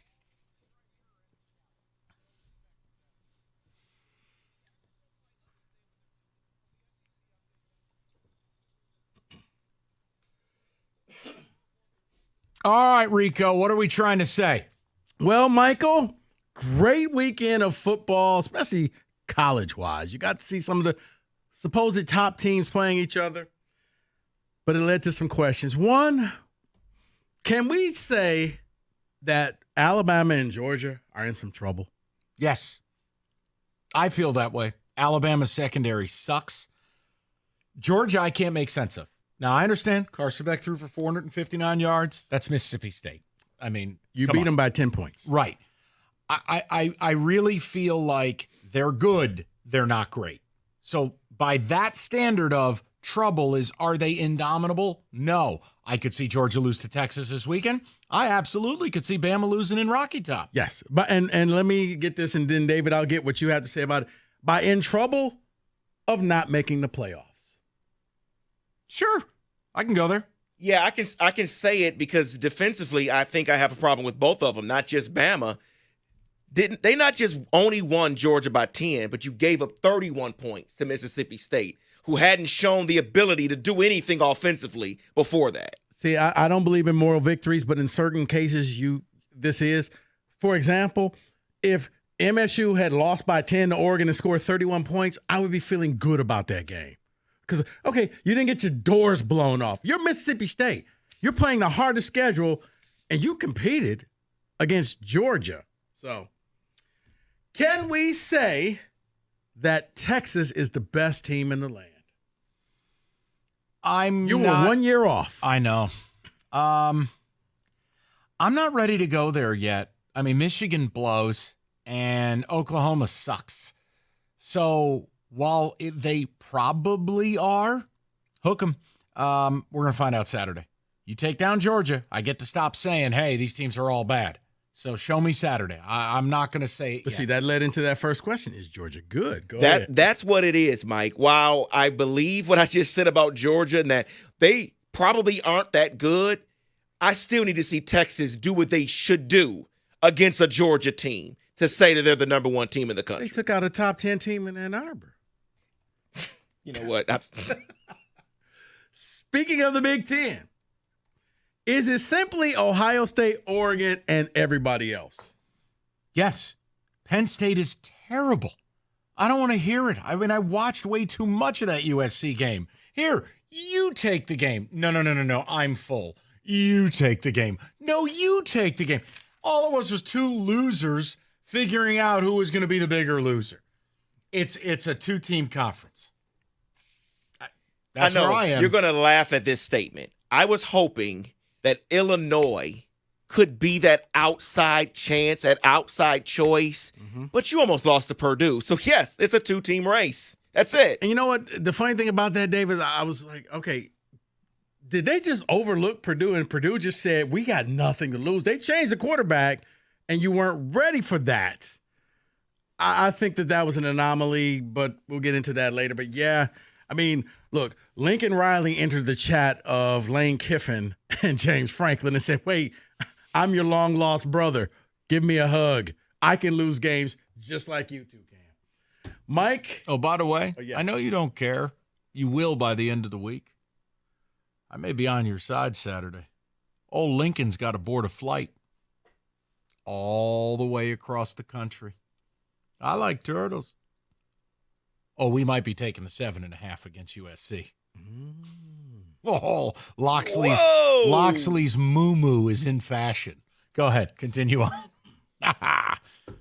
After this weekend, can we say that Iowa State is the best team in the Big 12? You can say it. I just don't believe it. So it's conversation. I wouldn't put it on a gravestone. Their offense still requires way too much in the explosiveness category, and that game got upended. Garrett Green, interception in the red zone. Garrett then turns around, throws one on his own 20-yard line. That game was a 10-7 football game until quarterback meltdown, West Virginia. I also need to see Iowa State get healthy because they're down 4 of their top 5 linebackers, and last I checked, you play 3-3-5. That's a big problem. So I'm going to say you can talk about it. I'm not ready to say yes. I'm going to say yes. Why not? Iowa State, I enjoy watching them. Everything I just said. Here's David's response. Nope, wrong one. There it is. I just want to say it for once. Yes. One more college. Can we say if Travis Hunter is hurt for a while that so as he goes, Colorado goes? Where were they going? I mean, they were winning games. Yeah. They had K-State on the ropes, let's be fair. Now, Avery Johnson looks like an idiot, but I'm going to agree with Rico. There's an energy he provides. There's also 130 high-caliber NFL snaps that he provides on both sides of the football. I'll agree with that. He's a difference maker. He's an X factor. I know the city of Detroit doesn't want to admit this, but you win with stars. Because, see, the problem is I think that this is where him playing both sides of the ball, I said he was going to wear down. You're going to start seeing injuries because, they're like he sleeps in one of those Michael Jackson hyperbaric chambers. Like, he does all types of stuff because he's playing over 100 snaps a game. But now they got to replace his production on both sides, and that's tough, man. You knew that when you signed up for it. All right, a couple of pro questions if I got time. Yes, we have time. Can we say that maybe we wrote off Caleb Williams too soon? Oh, God. I mean, yes. I don't think we wrote him off. We were questioning, is this guy going to be all right? Jaden Daniels is great last 2 weeks. Caleb is really, last 3 weeks to be correct, has really played well. Now, factually speaking, the Jags are a corpse. So I got to be careful going crazy. Hey, odds that Doug Peterson takes permanent residence in London if they lose this Sunday, because he won't be on that plane back to the States. I think he's looking for a place to stay right now. That's pretty bad when you got NFL players admitting to the Q word. Yeah. But no. Aren't they playing the Patriots? Yeah, I apologize to the people of London. Oh, don't worry. Hey, hope Europe's ready. Open your mouth for Giants-Panthers in a couple of weeks. Yes. I think they closed out in Germany, right? They closed out in Germany. See, I don't know. This game may be worse. Like, see, I can't wait to see the Steve Grogan jerseys. All right. Can we say that Tampa's going to be a problem in the NFC? Yes. Yeah, it's clear. Baker's found a home. He's the star that he was drafted to be. No fall off from losing Dave Canales. New OC.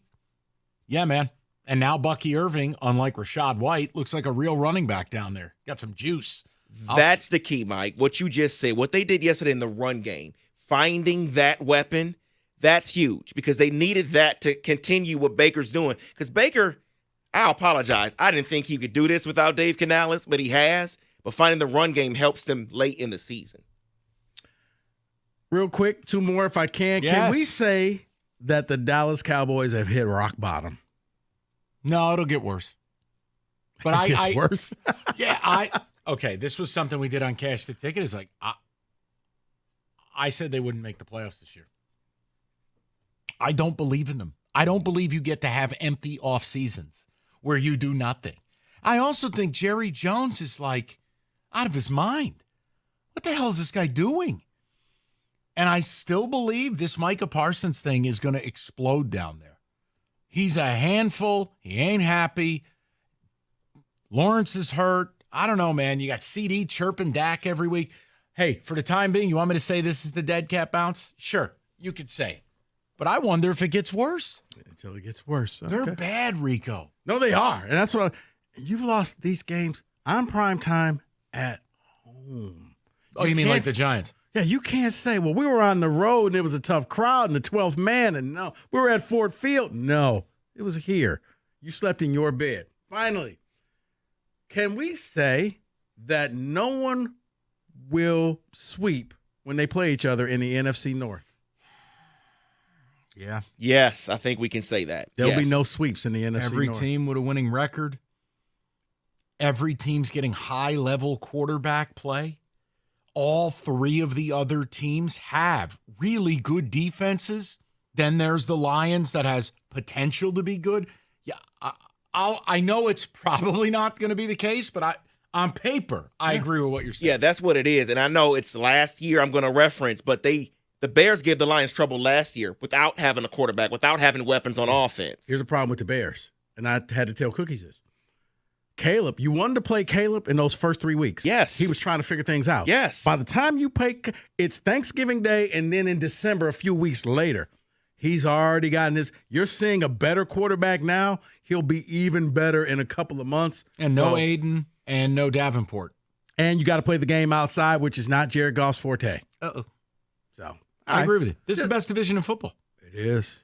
4-2, 4-1, 5-0. Just some of the few thoughts over the weekend of can you say that? 97-1. Okay, thank you very much. NFL week is about to wrap up. Jets Bills tonight, America's #1 sportsbook. New customers, bet 5, get 300 in bonus bets if you win on tonight's game. You can build an SGP if you want. I mean, Garrett Wilson got 22 targets last week. Is it a Kincaid game tonight? I got a sneaky feeling the Jets are going to pound the rock. Little Braylon Allen value play. FanDuel.com/ticket. Make every moment more with FanDuel, official sportsbook partner of the NFL. 21 and up, present, Michigan. First online real money wager only. $5 first deposit required. Bonus issue. Non-withdrawable bonus bets that expire 7 days after receipt. Restrictions apply. See terms. Sportsbook.fanduel.com. You got a gambling problem, call 1-800-GAMBLER.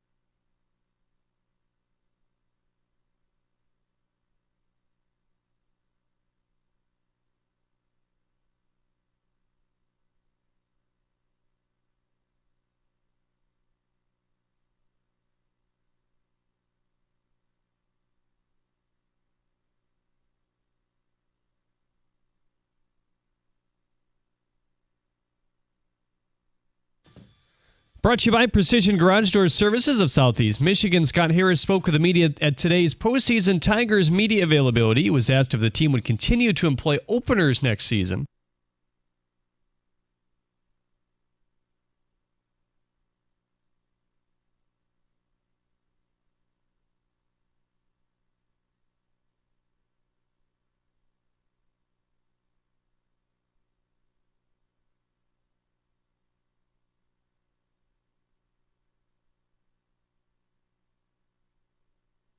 After their 3-0 win over the Predators Saturday, the Red Wings are back in action tonight against the Rangers. Jeff Petrie left Thursday's loss with the Penguins with an upper body injury. He did participate in the morning skate today, but has been ruled out for tonight's game along with Christian Fischer. Alex Lyon starts in net for Detroit. Hear the game right here on 97.1 The Ticket, pregame at 6:45. Ville Husso was placed on waivers yesterday, is cleared, and is now heading to Grand Rapids. Husso allowed 4 goals versus the Penguins last week. Austin Watson also heading for the Wings roster. Michigan and Michigan State will battle it out on the football field again next week at the Big House. The game time has been announced as 7:30 while airing on Big Ten Network. At the Cornwall Health Sports Desk, I'm Jeremy Otto. For more, go to 97.1 The Ticket or Odyssey.com. 3 o'clock, good to have you with us. We will get into the Tigers a little later. Scott Harris, look, a lot of it you do. You're going to have to let it play out a little bit, but we have his words to go by today. And there was only one thing he really said. I mean, the general tone of it wasn't for me, but there was one thing he said where I went, oh, no. And we'll get into it. And then I'm just going to hit you with facts. And you can do what you want. But I'm going to give you where I'm at with it, and then you can live whatever fantasy you want. We'll get into it at 4. We started the show with the Lions, and as amazing as that game was, they looked like 1997 Nebraska playing Pacific. You can't talk about anything else but Aiden Hutchinson. He's done for the year. He broke his leg in 70 pieces. And I guess we're going to be the bad guys on this station because you can't win a Super Bowl as currently constituted now. You can't. Losing Davenport and Aiden Hutchinson, I'm not going to live in this fantasy land that I've heard others do today where it's like, oh, no, we'll just blitz every down. Oh, okay. You're losing a player who was on his Myles Garrett year 3 explosion arc. A guy who was in conversation for Defensive Player of the Year. I apologize if I already had concerns about your edge rushers, not named Aiden, and now you've lost Aiden. Here, you want the value? Here's the value. He's got 7.5 sacks. What does the rest of the team have? 7.5. He's got 17 quarterback hits. What's the rest of the team have? 24. Aiden wins his pass rush success rate, almost 17%. The rest of the team on edge rush downs, on pass rush downs, is winning at 6.5%. So, yes, I hate that I have to say what I say, but it's what I believe in my heart. Mm-hmm. If you don't make a big move, or maybe you should call Scott Harris and AJ. Maybe we've got a Bo Brisky playing Canadian Football League, and he can come in here and turn into Reggie White. But outside of that, no. So it's incumbent upon Brad Holmes to break character, Rico. It is, and you know what? Here's the thing. It's a compliment. You don't want to hear this, but losing him, I mean, how would you feel if all of a sudden, some star, like if Patrick Mahomes goes down, like a star player goes down, you don't feel like that team's the same team anymore. If the Chiefs lost Chris Jones, I'd say the same thing. You're not winning it. Why? Chiefs defense with Chris Jones is a top 10 unit. Yeah. You can look this up, by the way, too. Without Jones, they're a bottom 10 unit. Okay. Game over. When they lost to the Lions, I don't think it was a coincidence that they did Jones's contract the very next day. We don't want to experience this, Chris. We're sorry. Here's your money. Let's go. Now, so, no, he is one of those game changers. They're right. If Bosa goes down, that's not the same Niner defense. Like, certain players they're not replaceable. You can hope that they come back. Like Greenlaw not being there as a linebacker, you're not replacing him. You're just praying to God he's going to be ready soon. Aiden's done for the year, which means you got to make some changes unless you fully trust that this defensive line, which I don't think is that good, can sustain this. And do not get seduced by what you saw yesterday when Aiden went down against the Cowboys. The Cowboys were already roadkill, okay? They were putting up no fight. They wanted to do a running clock. They just wanted the game over so they could shower and get the hell out of there. Now, I brought up a name. You go, oh, well, it's easy for you to say, who do you want Brad to go and get? Okay, here's the name. Player who's signed for 3 years, about $20 million a year. He's in a horrendous situation. This is a guy who, when he plays at least 10 games, he gives you at least 12 sacks. And when Aiden comes back in 2025, it would be the number one defensive end duo along with Houston with Danielle Hunter and Will Anderson. Myles Garrett. No radio hyperbole, no zaniness, straight face. You call Cleveland. They are entering a rebuild whether they want to admit it or not. If they keep Deshaun Watson, he takes up 33% of their cap on the hit. Well, if they draft a quarterback, you're rebuilding. They need draft picks as salary offset. They need cheap players. Now, if they want to trade Watson, and before you laugh, hear me out. If the Browns end up with a premium top 5 pick, which they sure look like they're gonna, the only way to get out of this thing where they don't pay every red cent of it would be trading him. Well, what would you have to do to get someone to take Deshaun Watson's dead body? Attach top 5 pick. Mm-hmm. So either way, they're rebuilding. You call and you put your first round pick on the table and you go, what will it take? You bring Myles Garrett in, we get this thing back on track, and let's play ball. I'm saying it with a straight face. I'm not doing like hee-hee-ha-ha radio fun. No, but here's the thing, and for those who are like, well, that doesn't make sense, that's a hot take. You look at A.J. Brown, nobody saw that move happening. Let me ask you this. You look at Christian McCaffrey, nobody saw that move happening. If people want to challenge me on it, go ahead. But my point is, what have I said about Cleveland that's inaccurate?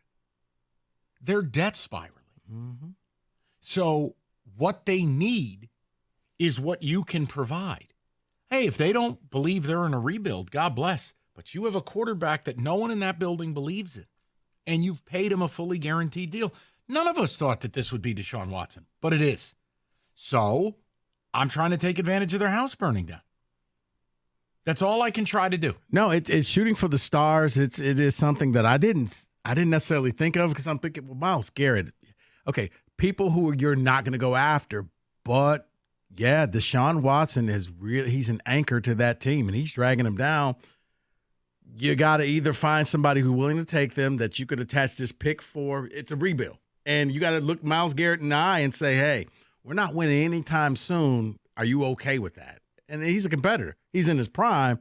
No, I'm not okay with it. 28 years old, if you care about the age. I'm not telling you it'll be easy. I'm not telling you it's cheap. But he's on a fair deal. And it's a horrible situation. And it's not an NFC team. Well, and it's not a divisional team. I'm making the phone call. This is what you do if you're in a Super Bowl window. And that's just it. This is why that would work, because if you're the Lions, this is a little bit of the F those picks. This is, I'm not only thinking short term, but I'm thinking long term. Because when Aiden comes back, I got you a buddy. I got you a playmate. He's ready to go. I don't have to worry about drafting somebody and hoping I got it right. I'm going after the proven commodity. It's blue magic. Okay, name a better defensive line in 2025 than Myles Garrett, Aleem McNeil, DJ Reader, Aiden Hutchinson. I'll hang up and listen. No, because you know why? And it's a cliche. You would have the best offensive and defensive lines in football. It's almost like you win with the tip of the sword. So, if you don't like my idea, cool, what's yours? But what we're not going to do, and I'm trying not to, I'm not like attacking anyone.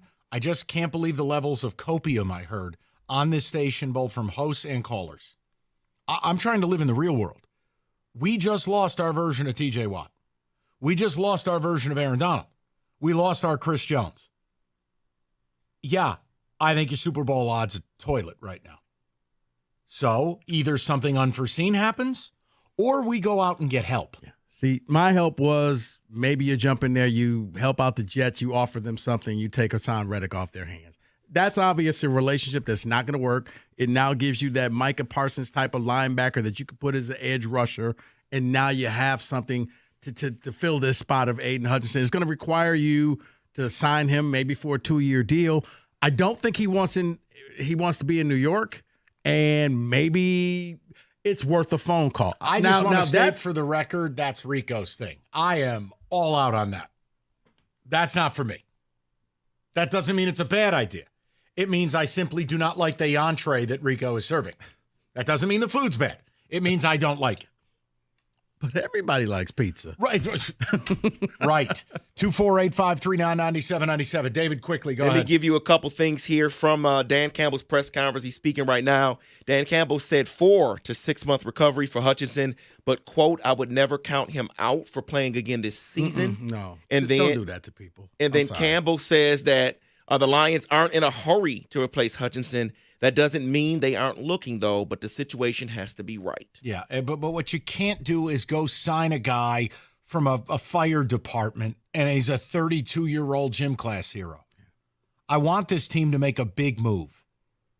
Yeah, and what you don't want to do is that back in the day remember when Jerry Rice blew out his knee and he made this miraculous comeback only to play 2 downs, keep his record streak going, and then blew out his knee again. So don't rush Aiden back. This whole, well, maybe he can come back. How about no? How about we just sit him, think long term?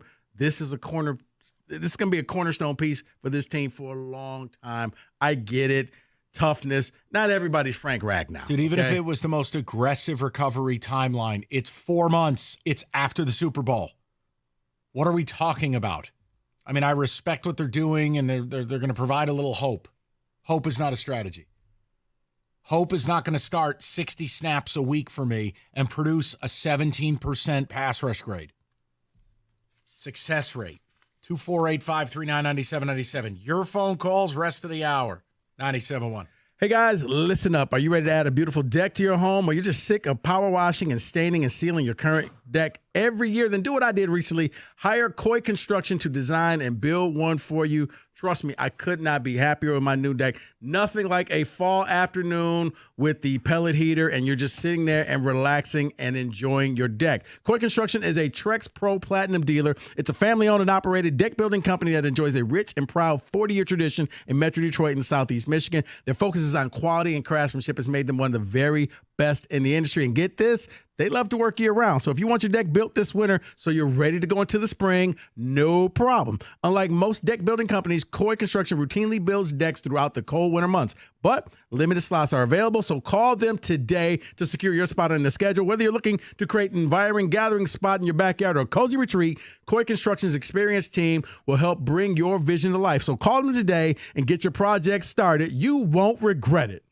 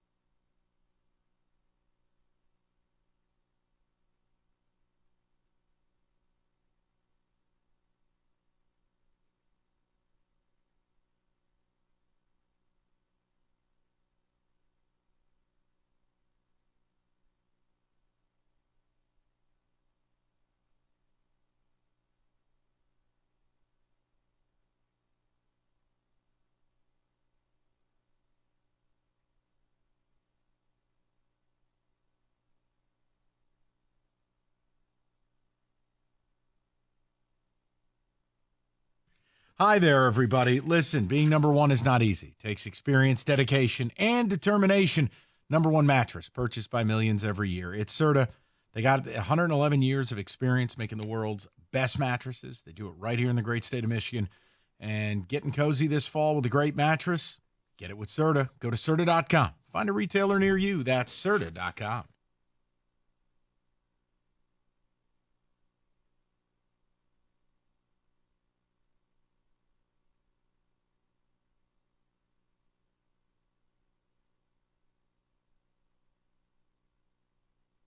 Shocking. All right, let's go straight to the people. Talking Lions, Hutchinson. My view is, yeah, you'll still be good, competitive, or whatever you want to say, but your season's over. If you don't make a move to replace Aiden, or you could reach into the Tiger Voodoo bucket, and you could find me Football Will Vest, or Bob Gunther, or Pete Salmon, or any of these other gym class heroes who managed to be Mariano Rivera for 2 months. So you can do that, or we can go get a dude.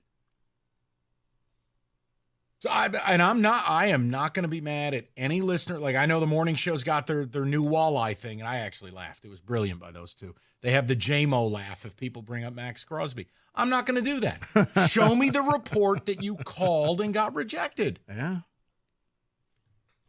To the people. Let's go to Steve, 97.1. Stevie, what's going on, buddy? Hey, Mike. First off, you're spot on. Myles Garrett is a perfect fit. He's no trouble, and he's a beast. He plays snot bubble football, just the stuff, Coach likes. Just give me everything you got, and he's another gear, and he's a big dude that can play in cold weather as well. Now you put him on AstroTurf, and he's 10 times more valuable. But anyway, I would say it's going to take 2 first-round picks and one of your backup offensive linemen, because they need offensive linemen. They are hurt across the line, and you guys have 2 offense and defensive lines in football. Well, now that, Hutchinson went down. And that would be, a good starting point, but it's going to take a little more than just a first-round pick. But you're spot on, man. This window of what you guys created up here is phenomenal. Now, I want you to flip it on the flip side of that. When you look at let's go to the Guardians. They lost Shane Bieber. They went the whole season where everybody else picked everything up, much like the Detroit Tigers did. These young kids, I've never seen 8 guys that can throw 100 miles per hour and just dominate hitters. And it's fun to watch, no matter what side of the ball, ball diamond you were on. But this is the stuff that you got to do. You have to get, Myles Garrett here or somebody, because that is an integral piece of making everybody around you better. Yeah, well, it is. And, Steve, look, case in point, it was an incredible run by the Tigers. And it was awesome seeing guys that, had an 8 ERA do what they were doing. But, you're not winning a World Series that way. And you're not going to win a Super Bowl with tryhards. You're not. You know who closed you out? Emmanuel Clase. Okay? Not Lethal Weapon 3 DVD Clase. Yeah. That's you need stars. That is how it is done. It has always been and will always be. Now, you can develop your own, and whether we're talking on a baseball perspective or football, that is fine. But the idea is, from a baseball perspective, there is no salary cap. Now, I have data I'll present to you at 4 o'clock. Facts. You can't argue facts. Some will try. You could argue facts. I'm just America. But I'm not going to listen. Now, football, you do have a salary cap. But we all agree the cap's not real. There's no other way to explain the way the NFL does business. It's 3-card money. Mm-hmm. So my whole point is, within reason, if you lose a guy like Aiden, by the way, in a window where he doesn't make much money, I want to replace him, and I want to bring someone in. And I just hadn't heard anyone bring up Myles Garrett, and I'm telling you, things are going sideways in Cleveland. I make a call. Show me a report they got rejected. Show me a report Myles said, I'd rather die than play in Detroit. Show me that, and I'll shut up. But I want to win a Super Bowl. And I don't want to see Aiden's leg getting snapped in 70 places be the reason we have really no chance at a parade. Yeah, and on a side note, maybe What? I'm just being a hater or deflator. I don't want to see Aiden rush back. I don't. No, because I'm about to hand him $250 million in the next calendar year. He could be ready if they make it to the Super Bowl.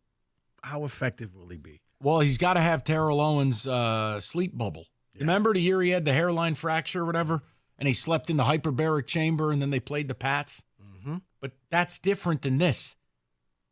This dude's leg went full Terrell Dortch. Because, Dan Campbell saying, I wouldn't count him out. Let's go ahead and count this one out. And that's not saying he's not a warrior. That's not saying he's not a great player. That's just being smart. That's an investment. No. I love how living in reality. Hey, what's the timeline when your leg explodes? 4 to 6 months. Checks calendar. It's mid-October. It's over. Go to Bernard, 97.1. What's up, Bernard? Hey, what's up, fellas? How are you? Man, I was sick when Aiden Hutchinson went down, and I immediately looked at it just like you're looking at it. We got to go out and get somebody. This is a grown-up team. Unlike the Detroit Tigers, with all due respect, this is a grown-up team that is ready. It's prime.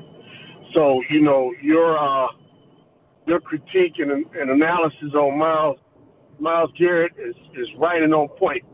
But look, Mike, we got to be patient. Because it's not going to happen overnight. No, I agree. We didn't prepare. We didn't prepare for Aiden Hutchinson, disaster like this. But we still have key players that can, come through this weekend against the Vikings, and maybe another 2 or 3 weeks, down the road. And I'm going to tell you something. I don't necessarily think the Lions are ready, just ready to get rid of James Houston. I think he's in the doghouse for whatever reason.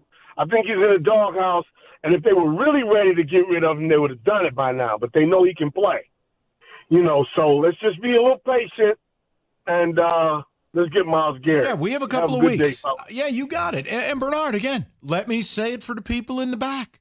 The team will still be good. Mm-hmm. We're still going to win games. You're playoff good.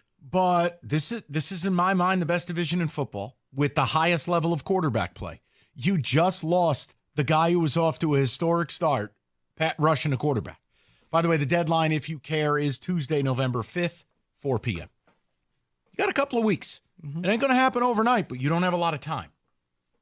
Target the people that you want. I don't know, listening to, I think it was either David or maybe it was in the update that Holmes is saying, well, we're not in any rush to go get somebody if the person is right. I don't see it happening. Mike, what you said about Myles Garrett, yeah, that's shooting for the moon. I can give you want a welfare guy for my team since we're headed nowhere fast? You want me? How about Uncle Mikey helps you? You want somebody from the Giants? You guys I think I know who you might mention, but did he have a good game last night? Yep. And he's cheap, and I'm pretty sure his knees are falling apart. But for a 1-year run, you want Azeez Ojulari? Yeah. I mean, that's Lethal Weapon 3. He's not going to cost you a first-round selection. No. He ain't going to cost you a fourth-round selection. Bro, he won't cost you a John Steak and Onion. I'm just trying to throw it out there. You do have to go. That's why I said Hassan Reddick. I'm like, look, it's a relationship that we all see is falling apart. You just walk in there, you become the mediator. Hey, you take this pick. Hassan, you come here. We forget about all of this. The mediator. Help us out. Sometimes cancer is just cancer. Wow. I'm sorry. Jesus. That's what he is. That's what he is. Okay, but was that in your sermon Sunday at all? Jesus, did you tell a sick woman that during service? That was. What are you asking God for? Sometimes it be what it be. That was. All right, here's the offering plate. No, that was in Philippians. Sometimes cancer is just cancer. See, I knew I should have said it. Jesus, David. What I am saying is this: maybe the Lions locker room can withstand that. Fair. Go ahead, Mike. Every time you order Flavor Crust Pizza, Hungry Howie's, you get dinner on the table in 20 minutes. Monday Night Football, no exception. You're picking up the kids from Youth Sports, order some pizza for Jets Bills tonight, and you're also doing some good. because in October, Hungry Howie's, their 15-year relationship with the National Breast Cancer Foundation, a piece of the proceeds go towards cancer research and finding a cure. So every dollar you spend, a part of that, it's going to go to a great cause. And they're incentivizing people with free Howie bread on any online order of $25 or more. So tonight, don't just order pizza, order a little love, hope, and pizza only in the month of October and only at Hungry Howie's.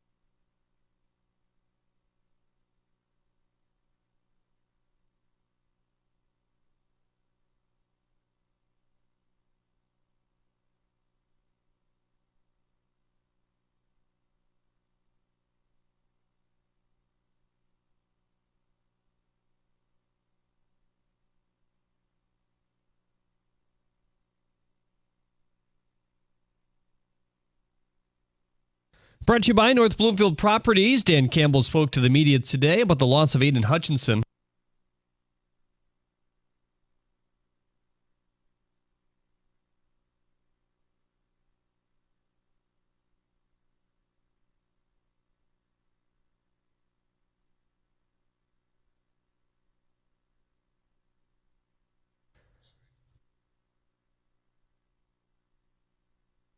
The Red Wings face the Rangers tonight. New York 1-1 after blowing out Pittsburgh and losing in overtime to Utah 6-5. The Wings have a common opponent in the Penguins, who blew out Detroit in the regular season opener. Pre-game coverage begins here on 97.1 The Ticket at 6:45.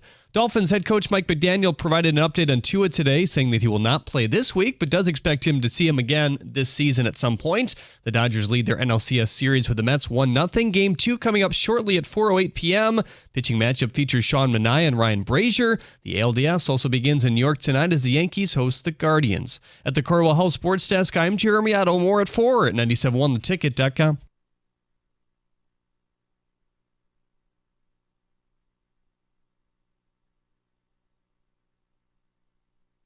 All right, let's get to the people. We will briefly get to the Tigers at 4 o'clock because Scott Harris spoke. And again, it's so early. The offseason hasn't played out. A lot of it we're going to have to let play out. I think we're going to learn everything we need to learn this offseason. But I want to start out with something. There is one thing he said that I take great issue with, and I don't think I'm a bad person for taking issue with it. The other thing is just going to be factual. I want to deliver something to you. You can choose to not open it up, but I'm still dropping it off. Let's get right back to the people, though. Go to Shell, 97.1. What's up, Shell? How you doing? Hey, what's up? Like I said, brother Mike, brother Rico, and like I said, and Mike, you, like I said, you I guess we thinking minds thinking alike or whatnot. Because when the minute that Hutch went down, I'm thinking Myles Garrett and that dumpster fire over in Cleveland. But I just want to see does Brad Holmes have the heart to at least pick up the phone and say, hey, what would it take to get Myles Garrett to the D rather than him staying over there in Cleveland? Well, look, it's a franchise in disrepair. It's a player that is running out of time to actually play winning football. It's a contract that is very fair market value. I think you got to make the call. You have to, Mike, because it's because right now I know Myles Garrett is screaming, we're not going to win anything with Cleveland, and then with the Deshaun Watson, his contract and his situation alone It's the Brown. It was like how we had a circus. They got it now. Yes, very much so. But I mean, do you agree that if they don't make a move, they're not winning the Super Bowl? I agree. Like I said, Super Bowl goes. Like I said, the odds went from down to almost zero. Aiden, well, like I said, and I don't want like another Nick Mullins coming in without a passer to sit back and just pick his poison and then throw for 400 yards, or that backup that was in Green Bay back in the day that threw for 500 on us with no pressure. Shell, I'll say this to you and Mike. Here's the thing: if you don't replace him, you're a playoff team, but you may end up playing a lot of your playoff games on the road and not here at Ford Field. And I would love to see a game, the NFC Championship at Ford Field. That'll be huge. Well, it's what gives you the best advantage. Look, I have said this for a while now, Shell. We've talked about this. I treat you the same way I used to view the New Orleans Saints. If you plan on winning a Super Bowl, you best be inside to do it. I mean, Jared Goff's numbers in outdoor weather, not great. And again, San Francisco was very mild that day. The reality is, if you make the NFC Championship game, you're probably going to be in places much more like Philadelphia, Green Bay, etc., than you would be San Francisco on a very nice afternoon. It was like 75 and sunny. I guess in theory, Minnesota won't be a problem. But, yeah, I understand what you're saying. That's fair. Is you want – and at this pace, yeah, if you don't have him, you're playing wild card weekend, and you may be on the road someplace, and take your chances on that. Let's go to Mike, 97.1. Mikey, what's going on, buddy? Hey, fellas, listen, on this Columbus Day, first of all, I'd like to just give a shout-out to 3 people that made my last week great, man. And these people were born 150 years ago. Dr. Naismith, Abner Doubleday, and Ebenezer Morley, man. These people created a sport, man, that gives us so much joy when it's played right. Saw the Ohio State game against Oregon. Great game. Great baseball last weekend, even though the Tigers didn't make it. Game played at the top like it's supposed to. And then the women's WNBA. Great games, man. So I just wanted to say that first and foremost, because if these people were alive today and see how the economy was affected, how people's morale and all of this, they would probably blow their mind. But having said that, man, and watching that Lions game yesterday, it hurt. But I feel a little bit better because something that happened Friday. This past Friday, I happened to go to a Goodfellow event. And at this Goodfellow event, the Goodfellow People of the Year was two great individuals, Sheila and Steve Hemp. And one of the things Sheila said at this event when it was her time to speak is that we're going to win. After the event was over, I was able to go shake her hands and look her in the eye. Me and my wife gave her a gift and told her how she's changed things. And she looked me back in the eye and said, I feel you all. I have extreme confidence in what this woman is about to do. It's not about Brad. Brad, the purse strings is probably open. This woman wants to win.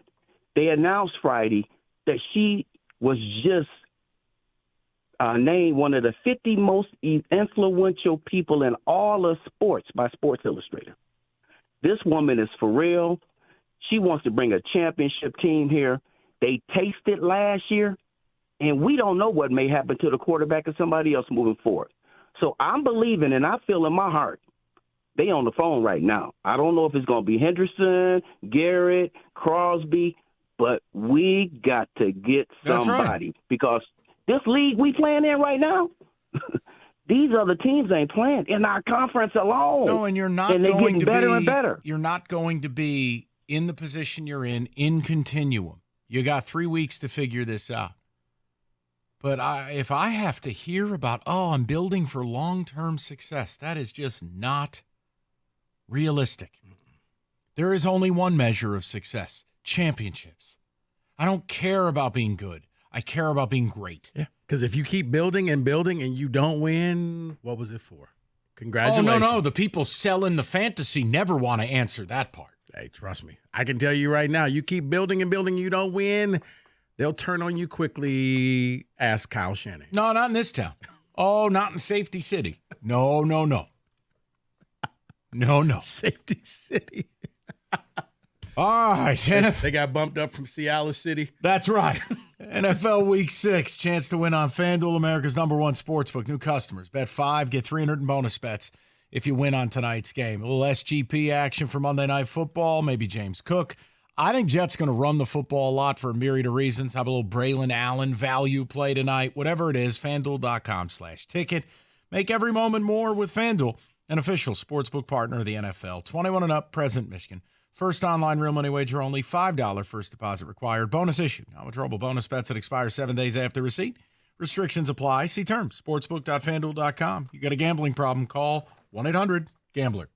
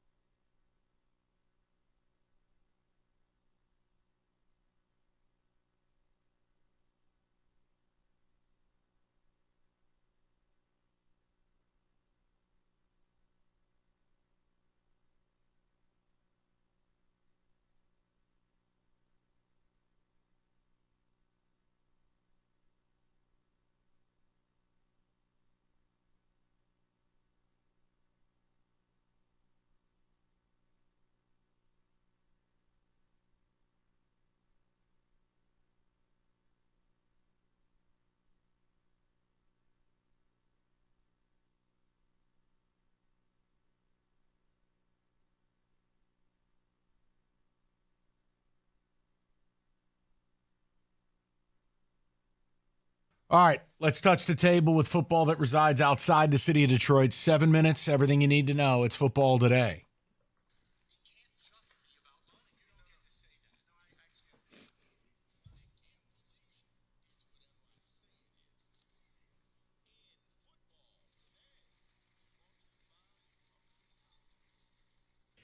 So we'll continue the week of football tonight. But before we get to that, I have some statements here from the week of the NFL. You let me know if it's an overreaction or not. Okay. The Texans will be the first team to clinch their division. They are currently 5-1, half game behind the Chiefs in the AFC. But more importantly, in their division, they lead the Colts by 2 games. And they also then beat the Colts already. Everyone else 1-4, 1-5. Yeah, it's a bad division. Mathematics speaks. Yes. You know what, David? I think that it'll be a race between them and the Chiefs. But I could see that. You know, the Colts are doing the magic, man. And they got the quarterback that it's winning. Anthony Richardson, I would sit him on the sideline. I get what you're saying. I think it's going to be a race to the finish line between them and the Chiefs of who clinches first. So let's move over to the NFC, where nobody in the NFC West is over 500. The NFC South, of course, they have the Falcons and the Bucs that are both 4-2. Then you have the NFC East. The Commanders are in first place at 4-2. So the statement is all 4 NFC North teams will reach the playoffs this season. No. It's impossible. No. Just no. Yeah, mathematically, I don't see that happening because as great of a story it is with the Bears and their resurgence, I do think that water will find its level, and I don't see the Bears. I think the Bears may be the odd team out. I think you may get 3, not all 4. So the report is today that Anthony Richardson will start this week against the Dolphins. They won 20-17 with Joe Flacco as their quarterback. They are currently at 3-3, sitting second in the AFC South. I know we talked about the Houston Texans, but the statement here for them is they are making a fatal playoff mistake by starting Anthony Richardson. I just mentioned that. Yeah, I think Flacco is your guy. It allows Richardson maybe to just kind of take that step back, get fully healthy. You're the future, but Flacco, I mean, obviously, David, the guy had a few years left in him because he's still able to come out and get wins. I have more faith if I'm a Colts fan when Flacco's out there than Richardson. Look, man, it's a road to nowhere playing Flacco. All right, you want to try to flirt, make the wild card, get your faces kicked in? You can, but you're burning a year of development, burning a year of evaluation. And if Anthony Richardson sucks, I got news for you. I need to know because I need to draft another quarterback. Fair. Rico's right. Flacco gives him the best chance to win now. But what are your goals? If the goal is to win a Super Bowl, you ain't doing it with old man Joe. But what if you're not going to win it with either one? Well, then you're effed, and I suggest you spin the wheel of fortune, quarterback edition. I think I'm ready to say this. You can let me know if it's an overreaction or not. The San Francisco 49ers will not make the NFC Championship game, and Kyle Shanahan will get fired. I think the firing part is an overreaction. I think the first part is not. I think you're living in reality. The Niners are fine, but to get back to the NFC title game, I don't know. I don't see it. In order for them to get back to the NFC title game, David, the way things are playing out, it would kind of – they need the luck that the Lions had where teams the week before the San Francisco Niners would have to play them would lose, setting them up for more advantageous games to play, kind of how like when the Packers took out the Cowboys and gave the Lions the home field for yet another week. They're struggling, ton of injuries. I don't think McCaffrey's going to come back this year. You know, Jordan Mason's only going to take you so far. But I don't think Shanahan's going to get fired. Now, he'll be on the hot seat, but I think if that happens, it'll probably be him and Lynch together on the way out. Well, last night was a rough watch. Both teams didn't look the greatest. At 2 minutes left in the game, though, Bengals quarterback Joe Burrow had been pressured on 47% of his dropbacks, according to NFL's Next Gen Stats. He was sacked 4 times, 7 quarterback hits on him, and it was in the tent towards the end of the game. So the statement here, yes, they won. They're 2-4, but Zach Taylor won't survive the season. Man, the coaching security thing, I got a hard time believing Zach Taylor gets fired. So I'll say overreaction by you. Yeah, and I really don't know. I thought I had higher hopes for the Bengals. And everybody did. It's just like when you watch them, you're like, what is wrong with this team? Why can't you score? Well, last night they weren't keeping guys in to pass protect. They were being stubborn about it and going 0 protection and having 5 guys to block 4, and the Giants' 4 is better than their 5. Yeah, and that's without Thibodeau, who had wrist surgery this week. Maybe they just believe too much in Joe Burrow and just think, you're going to Patrick Mahomes this and find a way. And I probably the worst thing that happened to them in that game was him running for 47 yards and a touchdown. Because at that point, they just figure, you got this. We don't need to keep extra people in here to block for you. Actually, I do. I don't want to run for my life. This is just a funny overreaction or possible statement from me. Pittsburgh Steelers are going to the Super Bowl. No, that's never happening. But you just kind of selfishly want the Falcons to keep winning so we can see the swag surf every week. Don't care. Next. No, but you know what? Here's the thing. And this goes back to what you said earlier. It's another reason why I don't think you're going to get all 4 teams from this division, because I think that Atlanta and Tampa both will make the playoffs. And if that's the case, you're not getting all 4 teams in. And we can close it out with this here because we have a big Monday night game. The Jets fired Robert Saleh. We all know they've removed play calling duties from Nathaniel Hackett. And Rodgers and company talked this week about a need for accountability and the need for change. Well, the change happened. The most important game of the Jets season is tonight. Agreed. And I think they win. Agreed, but I don't. I think Buffalo's just going to come in there and get it done. David, I think that's got lunch bet written all over it, David. Because to me, they're almost like the East Coast version of the Cowboys. They're just a hot mess. And they could try to get out their own way, but they don't like to do that. They like to trip and fall. All right, lunch bet. Put it on the board. Okay. Straight up, no points? Straight up. Done. I got the Jets. You got the Bills. Who sings the fight song? I like that. Yeah, I'm down. I think the Jets win. I just got a weird feeling. And they're going to – look, Todd Downing, who's going to be calling the plays now, Tennessee pedigree, ground and pound. They've got a thunder and lightning combo. They refuse to use it with Braylon Allen and Breece Hall. In my mind, I'm just pathwaying this. All right, this will be fun. It'll give me something to root for. I hate the Jets, but free lunch always works. Mike's rooting for the Jets tonight. I know. And that is... Well, one team in that building ought to do something. You got the Yankees. That's not in the building. That's not the building. I'm just saying it's in the city. That's not... They don't even play in the same state. That is in football today.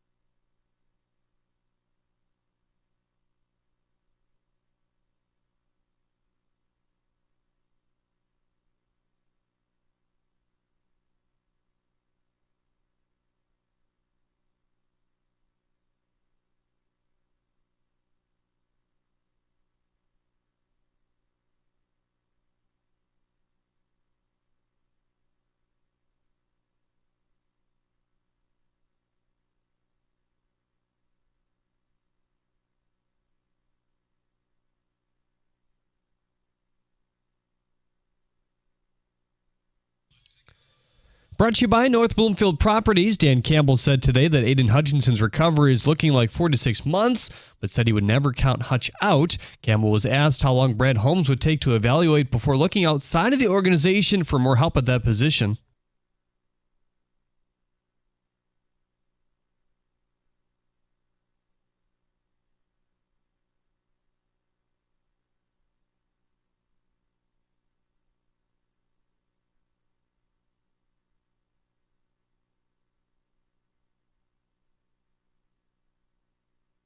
The Red Wings will be without Christian Fischer and Jeff Petrie tonight. Ville Husso cleared waivers, so he's heading to the Griffins. Corresponding news sends Austin Watson to Detroit. In 2 games with the Grand Rapids this season, Watson has already recorded 3 assists. Your coverage right here on 97.1 The Ticket at 6:45. Dodgers and Mets are underway in just a few minutes. Game 2 of the NLCS. LA without Clayton Kershaw for most of the season. Kershaw announcing he'll return next season. He sits just 32 strikeouts away from 3,000 in his career. At the Corwell House Sports Desk, I'm Jeremy Otto. For more, go to 97.1 The Ticket or Odyssey.com.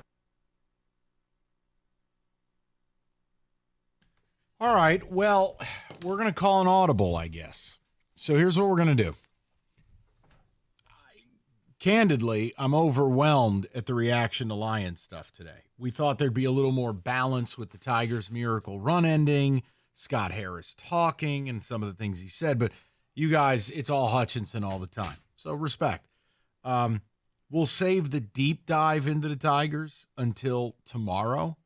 But can I, at some point this hour, just play the one highly objectionable thing I heard Scott Harris say? Absolutely. Just later in the hour. Yeah. Just a little hors d'oeuvre. And I'll save the big presentation for tomorrow. But I think we're all on the same team. We all want to win and win big. I just think we have distinctly different ideas on how to get there. But we'll get there. David, ticket text to start the hour, then straight to the phones. What do you got? We will have a special float for Hutch as he rolls down Woodward. Will be just fine. We'll still win the Super Bowl. My gosh. Totally agree with Mike and think Brad Holmes is probably on the same path. This is the Super Bowl window. Go get Garrett now. Win it all. Mark in his card. I do laugh, though. Like, I heard it on the morning show and I heard it on the midday show, and callers calling in, they're like, well, you keep saying this is a finite window. We're going to be good forever. And I'm like, oh, my God. I'm just like, I'm getting too old for this. The sport is literally designed to destroy you.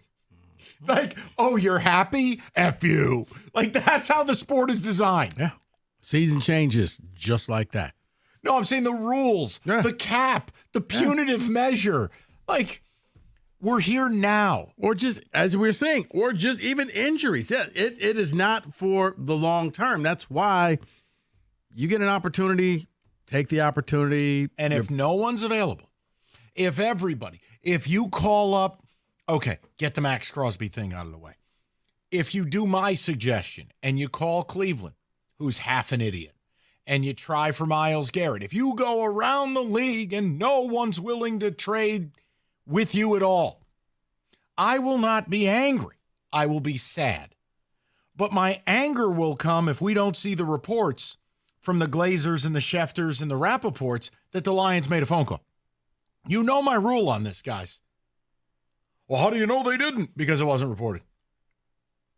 NFL GMs can't take a dump without it being reported. All right? Like, come on, guys. Say 1993. You make inquiries about Myles Garrett, it's going to old Shefty's phone. So show me. Yeah. It's the same thing we talked about last year with the Tigers. Oh, how do you know they didn't try for these guys? Because they didn't. That's how. This problem would have been solved if they went and got Matthew Judon like I wanted, who didn't even sign an extension with Atlanta. They missed the opportunity. Look, you can, all right. I don't want to be unfair. But, I mean, we talked about this last trade deadline as a need. They didn't do that.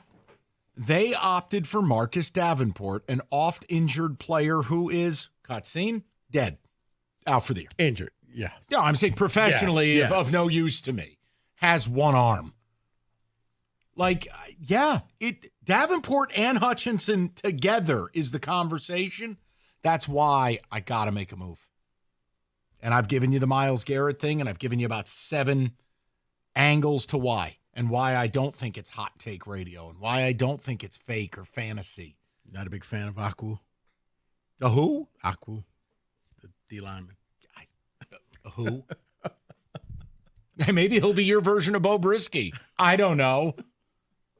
Go ahead. Would rather see the Lions go after somebody who's a little bit more cheaper in Zadarius Smith in Cleveland or Harold Landry, but the point still stands. They have to get someone. But see, here's the thing. You don't have to go cheap. You can go out there because you feel like you're in your Super Bowl window. Be bold. I mean, the Eagles did it. No, it's safety city, brother. The Niners did it. Oh, you got to be nice and safe. Why not you? Why not? I mean, but seriously. Because this town doesn't think enough of itself. They want to pretend that they do and do this whole Detroit versus everybody thing. The reality is they're scared of their own shadow. Every fan base in this town makes excuses for billionaire owners and for GMs who, by my watch, have won nothing. And they defend them and they deflect and they rationalize. Oh, you're Satan because you want what? To win? Because I think enough of the Lions or enough of the Tigers or enough of the Red Wings, because I do believe we are one of the America's great sports cities. And we are not a small market, okay?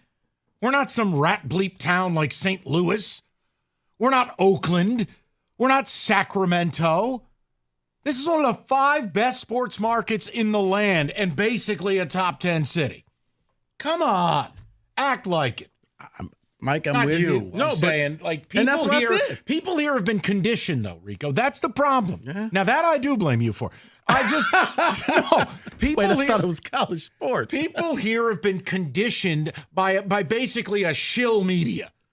Like, no owners here, no GMs here ever get held to standard. It takes an act of God for someone to put something in a newspaper saying, fire that man. I mean, come on. I don't want this place to be New York or Philly, but I'd like it to have a little bit more of an edge. Yeah, I mean, I look at this, and if it costs you a first-round selection this year, let's face it, it's a glorified second-round pick. Right. I believe you're picking 25 to 32 each of the next 2 years. Go see what 2 first-round picks get you. If it gets you Max Crosby, beautiful. If it gets you Myles Garrett, great.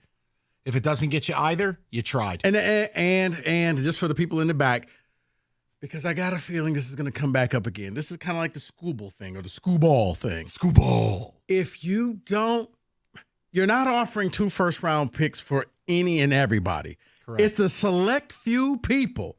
Okay, not everybody's like, you guys are ready to offer 2 first-round picks for Johnny Bravo. No, we weren't. Okay, there's only Myles Garrett, yes. Crosby, yes. Anybody else, I don't see it happening. It's the same thing when I said, look, I'm not against trading Scooble, but I'm not for it. You gotta make me an offer that on the phone. It's got to be like the movie Moneyball. I patch in my owner for 6 seconds, and I'm like, bro, we got to do this. Yeah. It's the other end, is if we were doing radio in Vegas or we were doing radio in Cleveland, I'm saying you want this player. Mm-hmm. I have to be wowed. Mm-hmm. No one is saying it's cheap. Right. But what I'm looking at is Myles Garrett would be a part of my core. Max Crosby would be a part of my core. You have to make the offer that all of a sudden the person says, hey, you know, can I call you right back? Because that means Dombrowski's on line too. And I need some soda for my machine. So, yeah. But what we're selling you is going for it all, both now and later. I mean, how exactly would you scheme up a defensive line that featured Myles Garrett, Aleem McNeil, DJ Reader, Aiden Hutchinson? I'll hang up and listen. Love the show. Probably a lot of time at Greater Life. A lot of prayer. But you get my point. Yeah. And on top of that, you got one of the best offensive lines. So, that seems like a success moving forward. Now, again, you have to do digging into each guy. I mean, if somebody's an unholy bleep hole, no, you don't bring him into your room. But I've never heard that about Max Crosby or Myles Garrett. But see, I think the team is strong enough that maybe you could absorb somebody who's not that perfect player. Because let's face it, person's probably, worst case, they'll be here short term. You just need them to win now. I don't need you to hang out. I don't need you to go to barbecues. I don't need you to do Secret Santa with the rest of the team. I just need you to help me win. Rico just wants to put the money on the nightstand is what it sounds like. Just win. You don't care. Yeah. Let's put it in the system. All right, I want to get to Johnny real quick, 97.1. Johnny, how you doing, buddy? Hey, guys. How are you? Good, Hey. Johnny. Let me tell you something. Before the game yesterday, I was thinking about Myles Garrett because that's what real teams do when they want to just go all in. And the fact that Hutchinson goes down, we got to make a move. Why not even think about Aaron Donald? Why not? We got to get as creative as possible. He's retired. That's the possibility. We can change the way we do our defensive line. Pull in Garrett. You might even attract somebody else because now everyone's saying, well, these guys are real. They were already real. They've been real. And you make a move. But to think that we could stay pat, yeah, I think we could have a good season.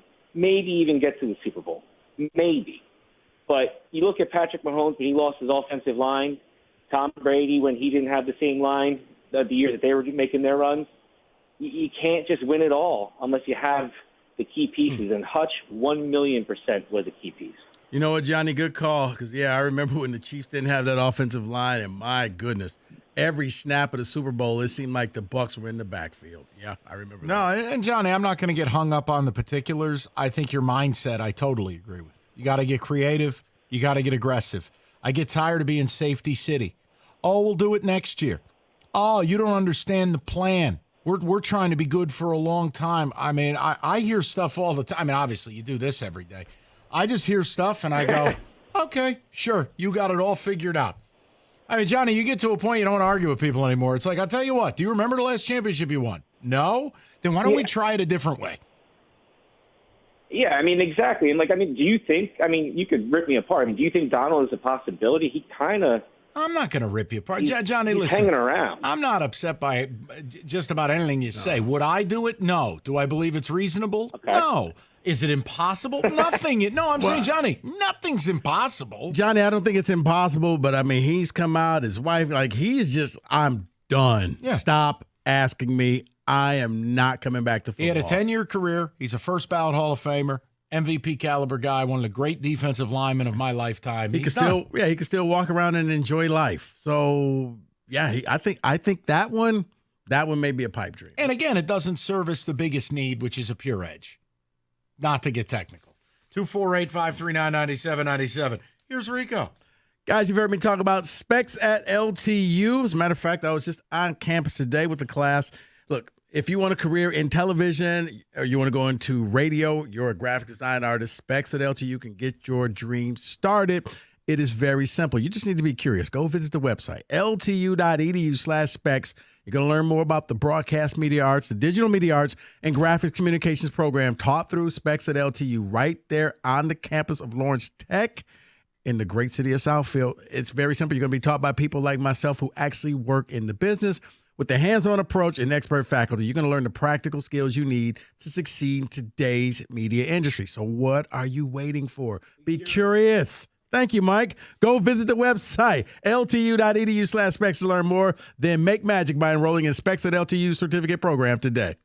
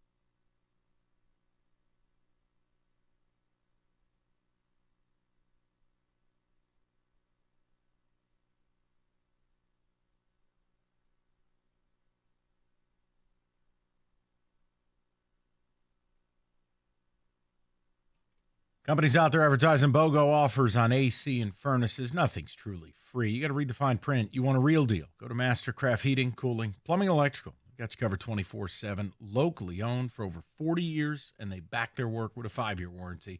Mastercraft, your one-stop shop for heating, AC, plumbing, and electrical. They'll beat any price.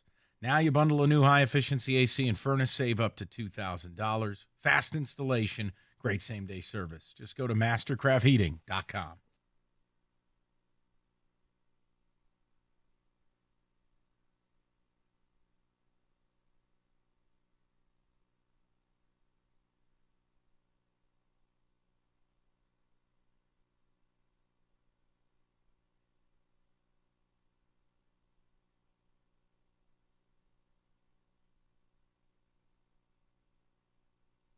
All right, 97.1, good to have you with us. We will get right back to the people here talking about the Lions. And look, don't get hung up in names. Don't get hung up in ideas. It's more Hutchinson's done for the year, and I don't think you're winning the Super Bowl without him. And if you add to it that Marcus Davenport is out as well, I think you are in really, really tough shape. You're in a brutally difficult division, elite quarterback play. This is a division 3 teams could make the playoffs, and you've just lost a guy who was looking like he was developing into a defensive player of the year. They need to make a move. Now, we've had some fun. I mean, I'm not banning any names like other shows have done. You want to say Max Crosby? Say it. You make a phone call. I brought up Myles Garrett. You don't like it for whatever particular reason? Great. What's your idea? What I'm not going to do is go sign some sack of potatoes who's 32 years old and a backup for some, dirtbag team and act like that's an improvement. No. I got to replace my version of TJ Watt, my version of pick a guy. Yeah.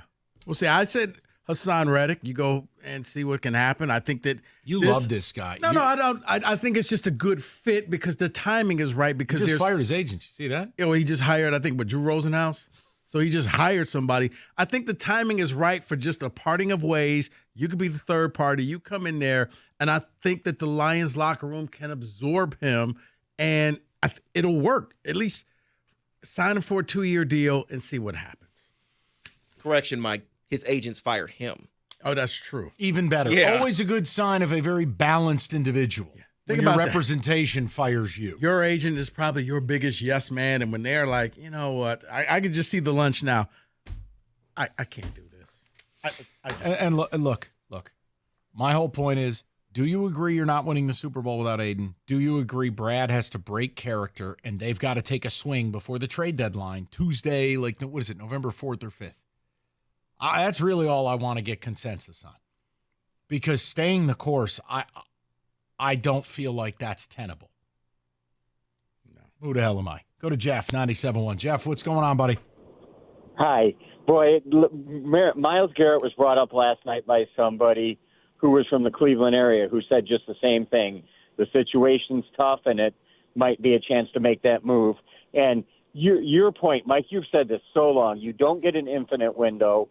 You could have a nice Super Bowl window. The next thing you know, your best defensive player gets his leg hit by one of his teammates, and now all of a sudden our Super Bowl windows shrink a lot. And I have a name, maybe, I may be off base, but I haven't heard this name yet. But thinking of Dallas, what about Micah Parsons? He seems to not be too happy where he's at. Is he even a remote possibility, either locker room or team-wise, to either of you? No, I think I've made the statement a couple times on the show. It wouldn't shock me if he was traded this offseason. He's a handful to deal with behind the scenes, but I don't think Dallas is going to make that move in season, no. Especially after what you just did to them. Whoops. Jeff, it makes sense, but it doesn't because Jerry Jones is, if one thing, he's arrogant. No, they're not going to come in here, ruin my birthday, and then I'm going to hand them my best defensive player. No. But I like what you're thinking. All right, good talk. 248-539-9797. We'll go to Robert, 97.1. Robert, what's going on, buddy? Hey, what's going on, man? Everything you said is spot on. Because, let me just say this. Brad Holmes has got to switch the course. I understand they want to go. They had their little angles and how they do what they do, how they do business. But this is an extenuating circumstance where you have got to change the course of the franchise and go out and get Myles Garrett and take advantage of the handicap. Make it make sense.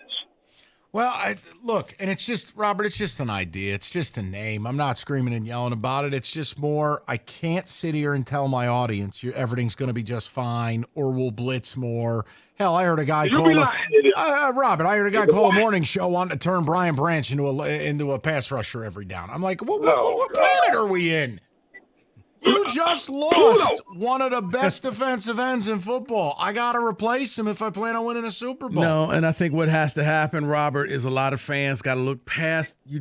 Yes, you destroyed the Cowboys, but the Cowboys are ready to be destroyed, okay? You just gave them that final push. It was very personal yesterday on what they did to them. The only thing that really went wrong was Hutch got injured. I mean, when you're talking about throwing passes to Skipper and flea flickers and laterals, oh, come on, man. That was a very personal beatdown. And all they needed was Bozo's face on them.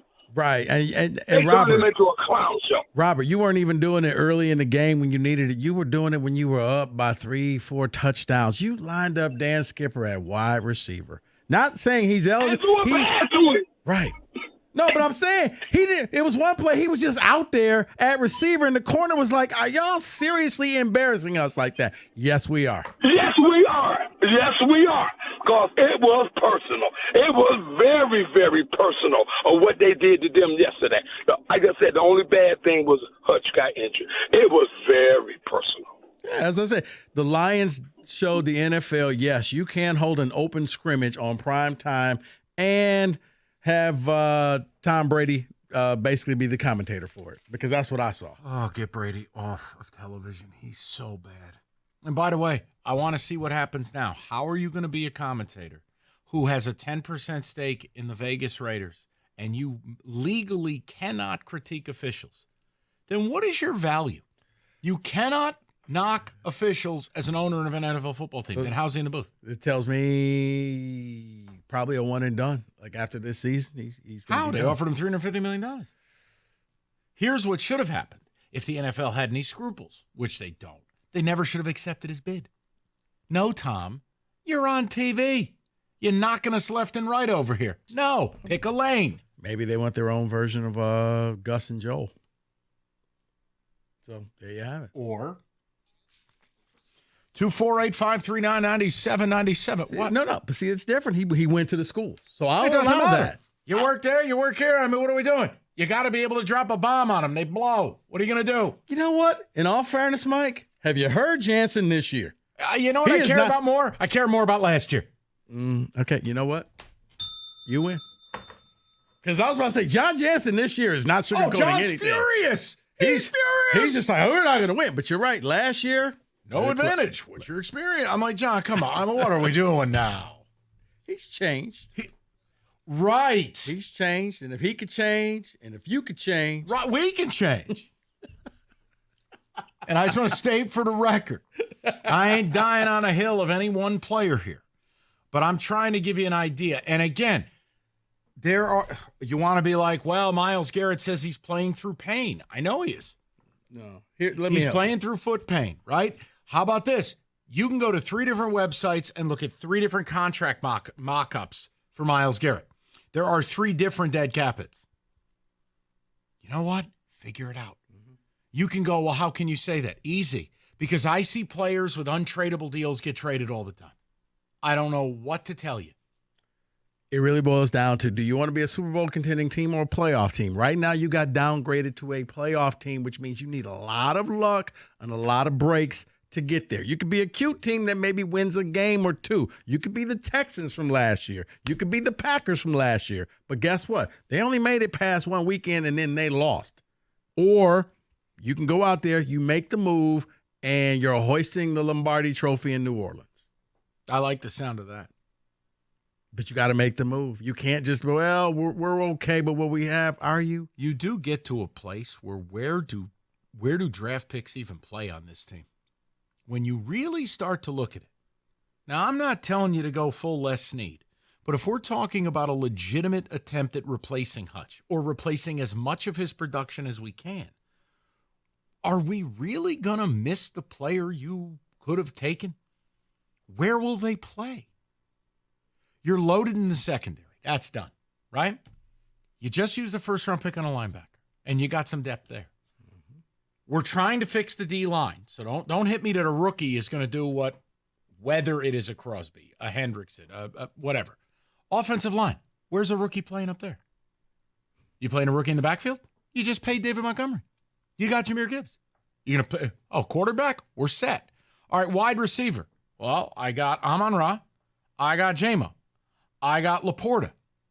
Now, if you want to tell me that you're going to sweat a first-round draft pick on a rookie who'd be no better than the fourth or fifth receiving option on this team, then we're just not looking at it the same way. No, I could see that, Mike. If you're drafting like pick 28, 29, you take a wide receiver, you're not asking him to come out and be the man. You're saying, you're my depth piece, you're my third guy. Would I rather have Trey Hendrickson or that player? You see what I'm saying? Yeah. Like, there's really no room at the inn for more young players. And that's a credit to Brad Holmes. Yeah. It's time to win. Especially if your wide receiver gets shot. Ricky Pearsall, everybody. 248-539-9797. You've heard us mention Northville Lumber for a long time. Oldest company in the state. Largest Trex decking outlet in the country. Nobody stocks or sells more Trex than Northville. Last year, contractors, homeowners bought enough Trex in Northville to cover 26 football fields. There's a reason. They got it all in stock, all the time, in their warehouse right down the street. Some of it as low as $1.59 a foot. And while today, tomorrow, not the best days to sit out, it's going to be 70 next week. Don't worry, deck season extends well into the fall. So they'll intro you to a Trex certified pro. Just call Northville Lumber today or go to northvillelumber.com. That's northvillelumber.com.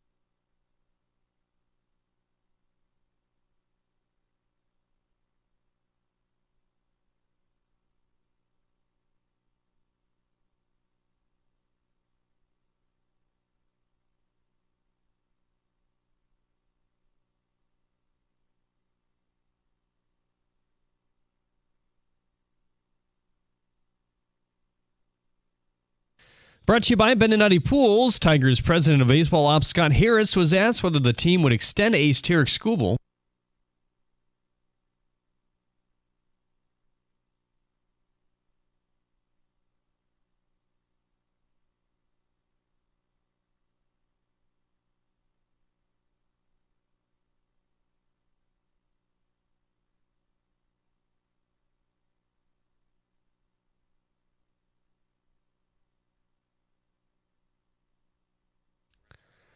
Dan Campbell said today that Aiden Hutchinson's recovery is likely 4 to 6 months. Lions review tonight right here on 97.1 The Ticket at 5:45. It's the Red Wings and Rangers at Madison Square Garden today. Detroit is a 1.5 underdogs. Fisher and Petrie are out. Lion gets his first start in the net this year. Coverage at 6:45 here on The Ticket as well. The men's basketball AP Top 25 was released today. Kansas is the preseason #1 team, followed by Alabama and UConn. The Big Ten teams to make it are Purdue, Indiana, and Rutgers. At the Corwell Health Sports Desk, I'm Jeremy Otto. More at 5 or at 971theticket.com.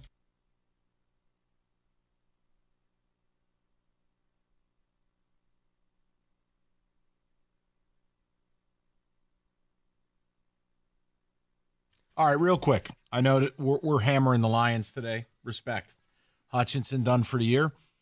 I don't think you can just next man up this deal. That's how much Hutchinson means. But I said just selfishly, 5 minutes out of a 4-hour show, I'm not going to freak out about much of anything Scott Harris said.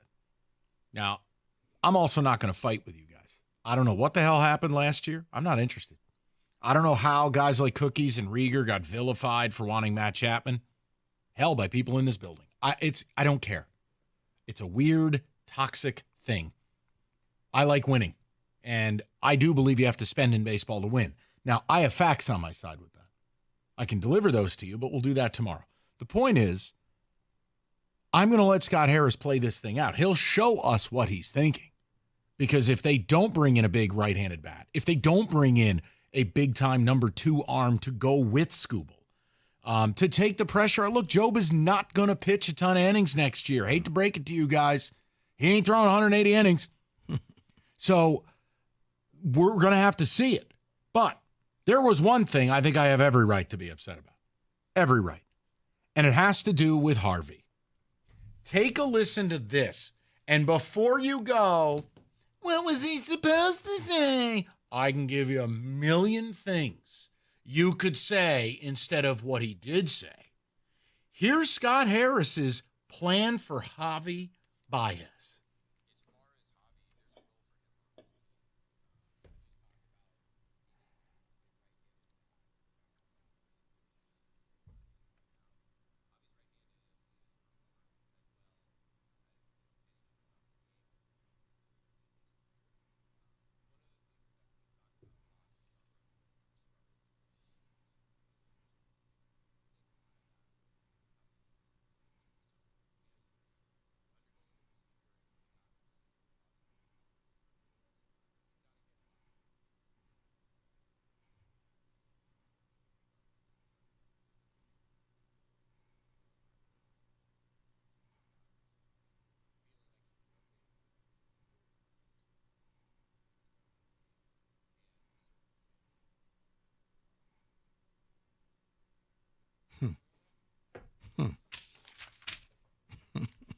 You can't be serious. You have to go back to 2016 for a full year or a 2-month stretch in 19. What world am I in? All Trey Sweeney did was come in and basically reverse Javi's negative WAR quotient and -8 defensive runs saved. And by just not being complete garbage, Trey Sweeney was a 1.1 WAR player in a limited run. And I don't even think Trey Sweeney's an everyday player on a high-level team. However, I'm much more willing to let a young man grow. Javi Baez will be with us in spring training, and he has a role with this team in 2025. Tell you what, if you're serious about Javi Baez, I don't need to be serious about you. That's insane. This team got better the minute they exiled this dude like Napoleon to the Isle of Corsica. Wow. Get out. Get out. You can't sell me, Harvey. Harvey flies in the face of everything this team wants to do. Attack the strike zone, grind, good at bats, discipline. This dude sucks defensively. He's trash. He's not a good baseball player no more. He had the worst OPS in the history of the sport this year, and I got to hear about how he's got B. Arthur's hip? Get out. Doesn't make sense. Cut the check. Right. Get out. Why are you bringing him back? He said Sweeney was good just because he wasn't Javi. And yeah, I'm with you, man. I said it. The second you told him, go get yourself healed up, go take a vacation, team started winning. And at first it was like, oh, they're not winning because he's not there. But then you start wondering, yeah, maybe they are winning because he's not there. Young guys went out there, played more relaxed. Sweeney probably going to do some more time in the minors, but yeah, you can't bring him back because why? Because you're paying him, man. It's no salary cap. Write the check. It ain't my money. And I'm not freaking out. We're just talking. No, you got months to prove that statement wrong. That's fine. If you're serious about winning the AL Central and you're serious about becoming a World Series team, a couple of things have to happen. One of which is actual expenditure, and the other is this man cannot be here. That's it. So we'll see. I'm not freaking out. But if he's here, that's a very unserious approach because he flies in the face of everything you want. Javi will never change. He will never change. Well, also, if he's here, Mike, unfortunately, I got a feeling that it means that you're not going to go out there. Javi will be that extra bat. Trust me, we'll fix him. You'll hear this statement. He's in the best shape of his life. Oh, the old Miggy routine. Miggy would come in weighing 309. They tell you he's in the best shape of his life. Javi is knocking the cover off the ball. He's in the best shape. Trust me, it's going to be a different Javi. Scott Harris is way too smart of a baseball man to believe what he said there about Javi Baez.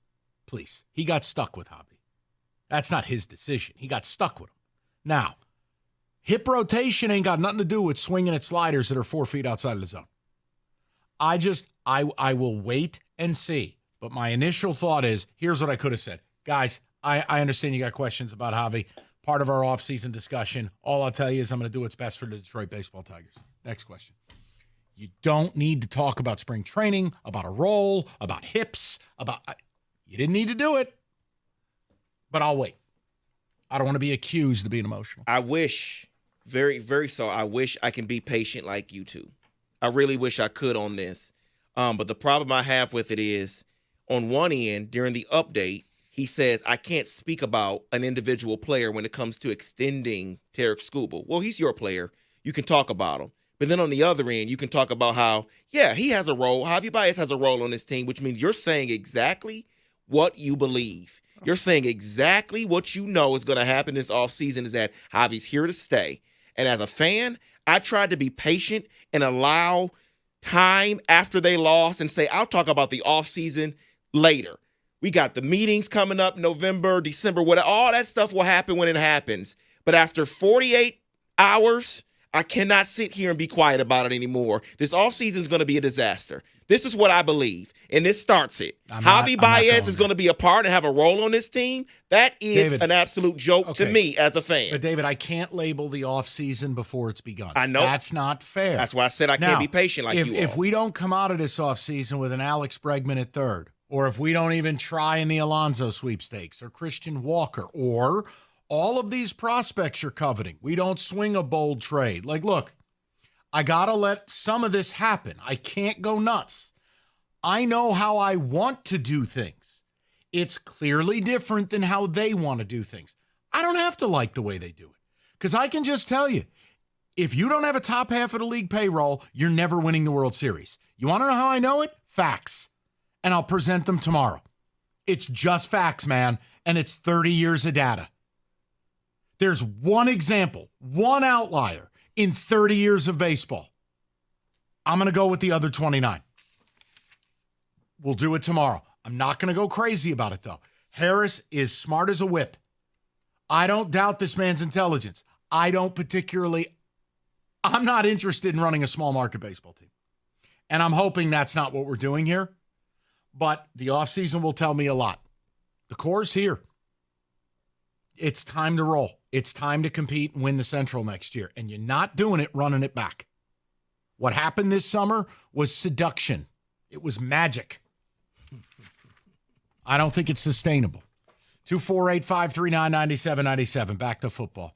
All right, Week 6 NFL, FanDuel, America's #1 sportsbook. New customers, bet $5, get $300 in bonus bets if you win a bet on tonight's game. You could design an SGP, Jets, Bills.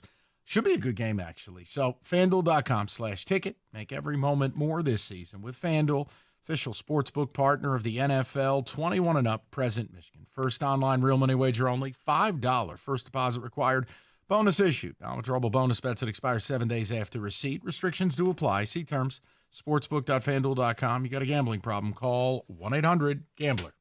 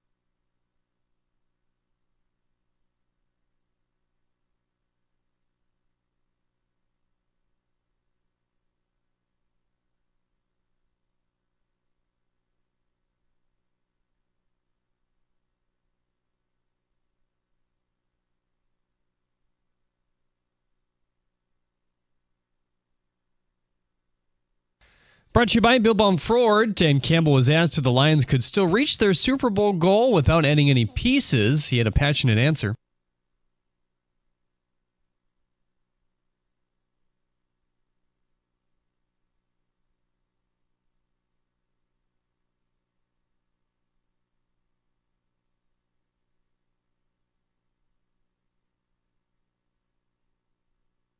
Aiden Hutchinson is expected to miss 4 to 6 months per Campbell as well. Red Wings goalie Ville Husso has cleared waivers and is headed to Grand Rapids. Ann Arbor native Austin Watson will make his Detroit debut tonight. The 32-year-old forward has played 515 games in the NHL with Nashville, Ottawa, and Tampa Bay. He scored 9 goals in Tampa last season. Puck drop at 7 with network coverage right here on 97.1 The Ticket at 6:45. Mark Vientos has hit a grand slam for the Mets in Game 2 of the NLDS with the Dodgers. New York leads at 6-0 in the third as they look to even up the series. The NFL has suspended Texans D lineman Mario Edwards for violations of the substance abuse policy. Quarterback Derek Carr for the Raiders did not practice, or for the Saints did not practice with his oblique injury. At the Corwell Health Sports Desk, I'm Jeremy Otto. For more, go to 97.1 The Ticket or Odyssey.com. All right, welcome in. 5 o'clock. Good to have you with us. We will dedicate a lot of time to the Tigers tomorrow, but obviously the Aiden Hutchinson stuff is the big news. And look, with all due respect, and there's plenty of it, for Dan Campbell, that statement applies to 99% of players. It doesn't apply to Aiden Hutchinson. Next man, no, there is no next man up. There are 2 guys on this roster that are wholly irreplaceable. I mean, no way out. One is Jared Goff, and the other is the guy whose leg exploded yesterday, Aiden Hutchinson. There's no way out. There is no next man up. It is a devastating loss to a team with Super Bowl aspirations, and I do not believe is currently constituted. You're going to make it. You couldn't afford to lose those 2 guys. You lost one of them. And it doesn't help that you lost the guy who plays opposite Aiden, Marcus Davenport. Mm-hmm. You are now down both edges. And a guy who's rotational like Pascal, fine. I got to go get somebody. Now, the idea I had coincides with a funny bit of news I had for you, Rico. I think you will enjoy this. Okay. So I know everyone and their mother keeps bringing up Max Crosby. And unlike other shows, I'm not mad about it. Keep bringing it up. I don't care. Dream big. Like, crazy trades happen if you pursue them. But the name I brought up was Myles Garrett, because Cleveland is in a free fall as an organization.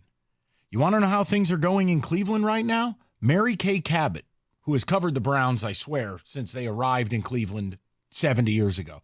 Mary Kay Cabot, with a straight face at today's press conference, just asked Kevin Stefanski, is Jimmy Haslam, the owner, forcing you to play Deshaun Watson? Full stop. Wow. You know yes, what? Mary Kay. Yes. You know what? Good for her, because that's the question that everybody wants to know. Right. And Stefanski answered it the only way he could. Well, we think Deshaun, he kind of sounded like Kenny Holland. Chance to win. Like, okay, then. So But here's she my didn't say point. didn't want to block the kids. Right.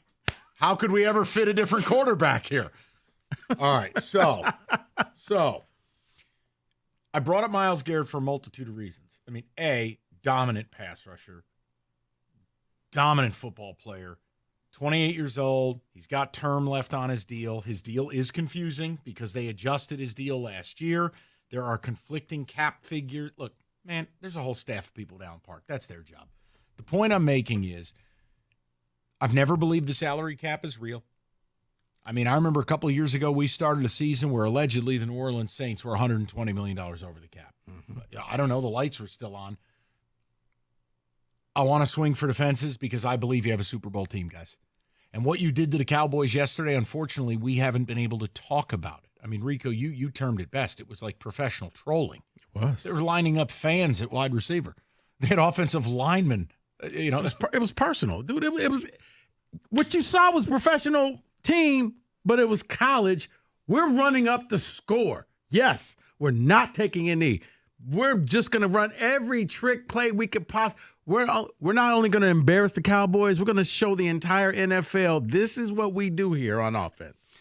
But the point I made with Myles Garrett was just The Browns are going into a rebuild, whether they want to do it tactically or kicking and screaming. They can't get rid of Deshaun Watson before June 1st. It'd be $126 million dead cap hit. If they trade him or cut him afterwards, be like 90. Could you trade him if you attached a top 5 pick to it to a team that's Carolina, who's dead in the water? They eat the money. I mean, who knows? Or they're stuck with him. If they're stuck with him and they draft a quarterback, you're in a rebuild. If they trade him and you got that level of dead cap, you're in a rebuild. Myles Garrett at 28 is the last couple of years of your prime. I at least would make a call. Now, all the machinations and what would have to happen and money here, man, figure it out. You hire Ivy League geeks to do that, not me. The point I'm making is you got to get somebody because I can't let the window we're in right now pass. And Rico, I just don't believe respectfully, without Davenport and without Hutch, that they're winning the Super Bowl. No, I think you're still a playoff team. I think you're a team that the season won't be completely over. You're not looking at a top 10 pick in the draft. No. In order to get to the Super Bowl, you're going to need a lot of luck. You're going to get a lot of help. We need Bo Brisky. What you'll end up becoming is last year's Packers team or the Texans, where good story, Browns, good story, but after the first weekend, you won the game and then you're done. I don't think you can win multiple games in the playoffs because I do think you'll be a wild card team, and I think you're going to probably play your first game on the road. And so now you're taking a chance of maybe it's in cold weather. And don't get hung up on names. Like, I think a lot of people got hung up on, like, great example, why people got so hung up because, Rieger and Cookies wanted Matt Chapman last year. I said I just want any functional professional hitter to come in here, please. Don't get hung up on a name. Get hung up on the idea. Do you believe Brad Holmes should go all in to win the Super Bowl? Meaning, here's 2 first-round picks, and I shop them. Or not. That's really the topic. I believe you should. Why? Well, A, if I were to get the dream sequence of noted edge rusher, well, that's a move I make for now and the future. Who exactly is excited to face a D-line featuring a Max Crosby or Myles Garrett on one side and Aiden on the other with Aleem McNeil and DJ Reader in the middle? I'll hang up and listen. So you would have the best offensive line in football and the best defensive line. The last I checked, that's probably a good long-term strategy to being good, right? Mm-hmm. So, look, I believe you need to make a move if we're going to regain form. I think losing Aiden is devastating. He had 7.5 sacks. The entire rest of your team has 7.5. He had 17 pressures. The rest of your team is 24. By the way, Myles Garrett has 24. So I'm just throwing that out there. And his win rate on pass rush, about 16%. The rest of your team, 6. Guys, it's not next man up. No. Because here's what happens. Minnesota on a bye week now gets to come up with a different scheme on how to stop your defense because they were already great pass pro. Yeah, and they don't have to worry about Aiden Hutchinson. So this means that we don't need to chip him. This doesn't mean it's an advantage because you don't have anybody. And yeah, it looked like next man up, and a lot of you got seduced by the fact, well, they didn't miss a beat with the Cowboys. You were already beating a dead horse. Well, the other thing that's happening is people have been seduced by the Tigers. But what the Tigers did isn't real. Your own manager said it's not sustainable over the course of a season. It was a moment in time. It was one of the most enjoyable sports stories we've had here in Detroit in a long time. And some of it, let me say this, because I don't want to see people's heads explode. Some of it is real, right? Scooble's real. Parker Meadows is real. I think there are elements that were real, like Bo Brisky discovering like this new role. But it's not real in that it's not repeatable, and it's not expected, and it wasn't planned. Scott and AJ didn't sit down at breakfast to hatch this plan. It was about how do we even get to the end of the season? Notice Scott at his presser today said, no, we want to have a 5-man rotation. Mm-hmm. Well, if this was the plan and this was sustainable, they wouldn't be talking about that. My whole point is people in this town, I think they're getting a little comfortable with it'll all work out theater. Well, yeah, no, you need dogs. You need stars. And to add to that, because you got seduced by this offense, but when you look at the offense, you have stars on offense. Stars are what win, Rico. Right. You like it or not, you have Goff. You got Montgomery, who just got the new deal. You got Laporta. You got J-Mo. You got Amon-Ra. You got Jameer. You got all these your offensive line. Penei You got Sewell's Penei the best Sewell. tackle in football. Right. And then you flip over to your defense, and without Hutch, I don't know where we're going. Carlton right Davis is a really good football player. I hesitate to call him a star. I think Brian Branch could develop into a star. Aleem McNeil, really good defensive tackle. That's it. Yeah. Okay. Your money, and let's face it, the offense has to carry the day. But you got to have a defense that in the late stages, you're in a playoff game, you're in the fourth quarter, it's closeout time. You need your best players to make the biggest plays. And that is how it gets done. Hey, did you watch Super Bowl last year, guys? I know you did. 2 words, Chris Jones. Single-handedly blew the game up. Yep. Overtime, yeah. That's what you pay someone $32 million a year to do. No, it wasn't Bobby McBooby, some 7th-round pick. No, it was the stars that make the play. Nick Bolton, dude kills people. Right. Like, you need stars. But to go with that, Chris Jones, if it was just an average D lineman, they probably see Ayuk wide open, and it changes the whole game. He rushed in there, and it was like, I don't know what to do. Let me just throw the ball out of bounds. Help me. 248-539-9797. So that's where we're at today. If you don't believe they need to make a move, tell me why. But just please, the one thing we're not going to do on this day part is Brad's trying to make sure we're good for a long time. That's fugazi. That is nonsense. Because if you're good for a long time and you don't win the Super Bowl, do you know what you've gotten? Let me help you.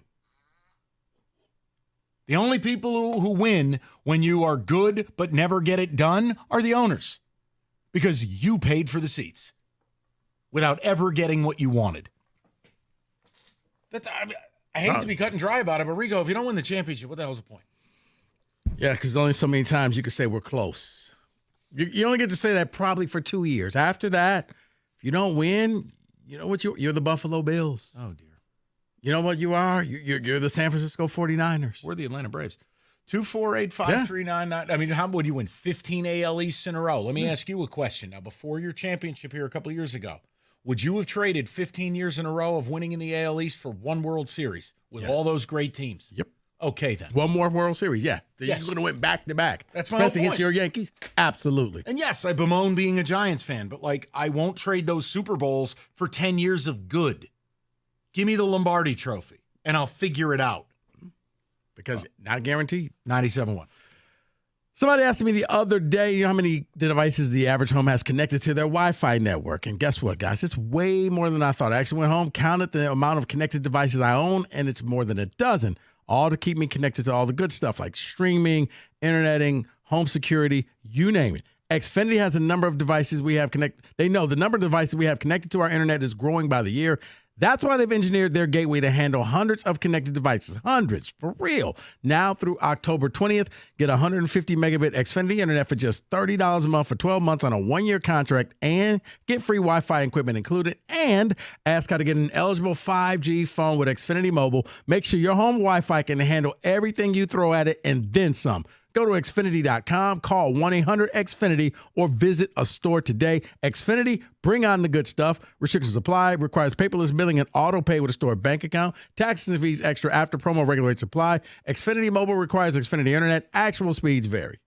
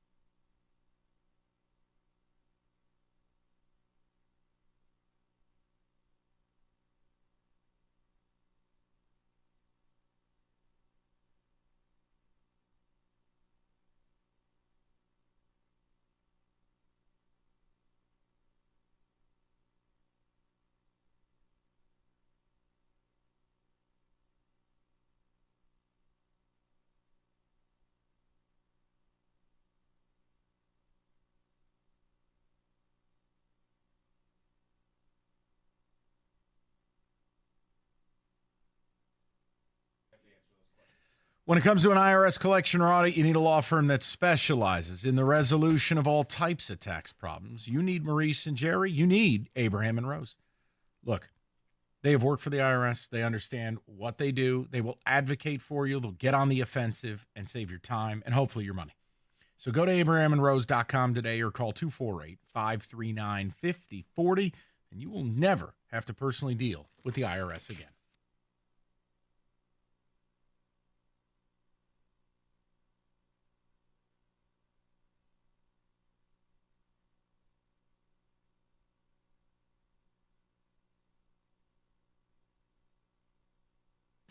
Straight to the people. We will go to Anthony, who's up next on the ticket. Anthony, how you doing, brother? Gentlemen, how are you guys? All right. What's on your mind? So I totally agree with your Myles Garrett comparison. I'm not comparison, excuse me. Your idea of him coming to the team. But I have somebody who is in just as terrible of a situation as Myles Garrett is in, and he just got paid too, rather handsomely, and Josh Allen for the Jaguars. Now, I don't know what kind of a guy he is behind the scenes, but I think he would fit just as good, if not better, than Myles Garrett. He's not a really well-known name. No, he's a damn good football player. Here's the problem. Now, and again, Anthony, I need someone from Yale to sort through all of this. I know he just signed this summer, and his dead cap would be 70 or 80 million right now. Ooh. So I don't and again, Garrett did a restructuring, but there's not a lot known about the restructuring, and there are 3 different figures on 3 different leading cap sites. Look, the problem with Josh Allen or Josh Hines Allen, he just signed a fresh deal. I don't think there'd be any way to do it. But you got to get the nerds from Princeton on it. Anthony, I'm not mad at anybody bringing up anybody because I'm trying to win a Super Bowl. So all ideas are welcome. What I can't do is have, the Kaminsky files, a.k.a. backup try-hard guy. No, I got to replace Aiden Hutchinson. Yeah. Or James Houston. I'm good on that too. I totally how agree. long do we continue? How long do we continue to go back, Anthony, to a 7-game sample size in 2022? It's over. He's not a part of their plans. That's just like everybody. I'm sorry. Go ahead, Mike. I'm sorry. You're good. You're good. Please.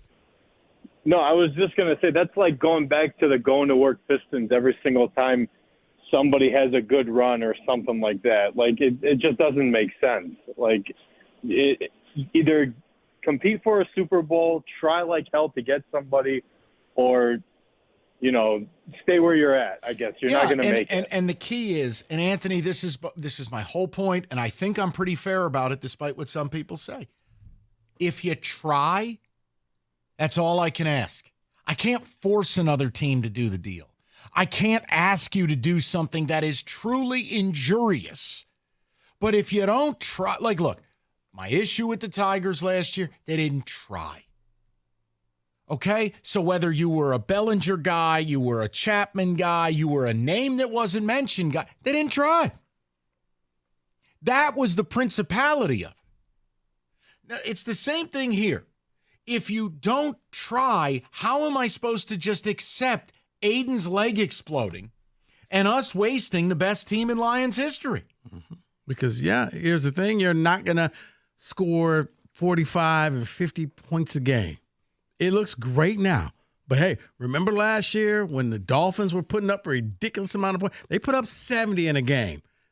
And then everybody caught up to that team, and they ended up playing their first game in freezing Kansas City. Question for you guys. Aiden Hutchinson has 7.5 sacks. Season's done. Next closest is 2.5 sacks. Will Aiden Hutchinson lead this team in sacks by the end of the year? Yes. No, I'm not being smart, man. I'm being serious. I don't think they have another guy capable of having 8 sacks. Yeah, if the answer is yes, you're not winning the North. I'm just going to tell you that right now. And again, the last 2 weeks, the offense looks incredible.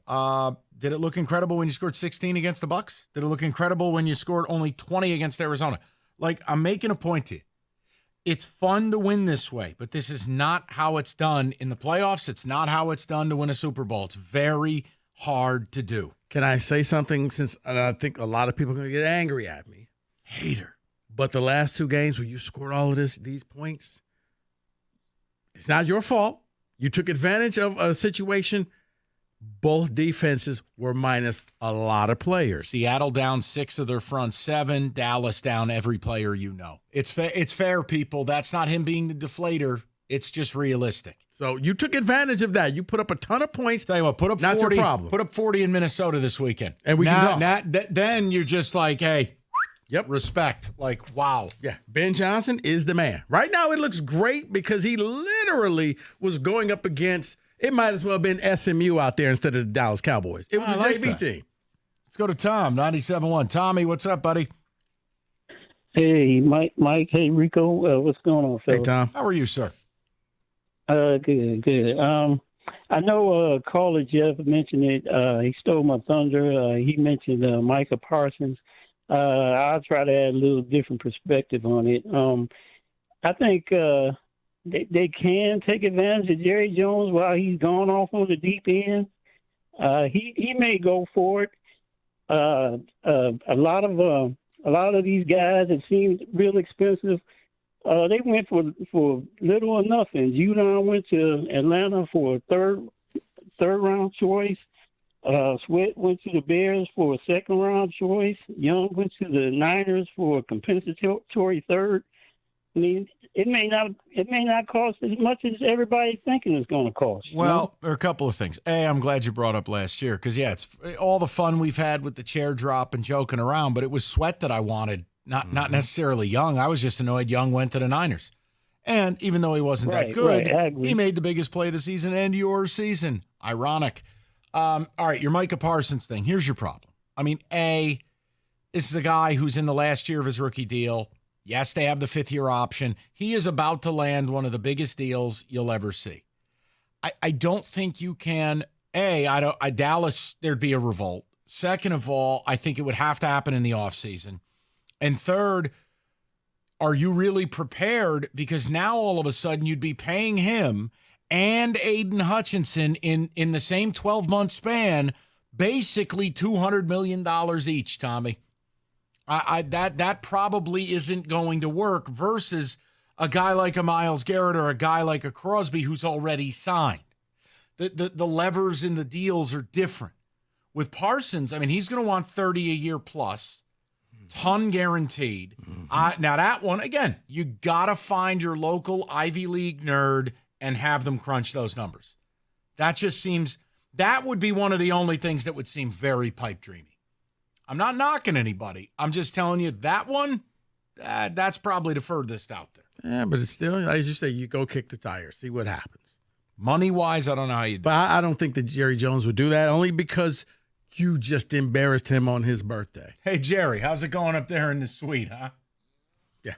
Seriously, if it were the Chargers who just did that, then maybe. I want to thank you, the Lions fans, and I want to thank your football team.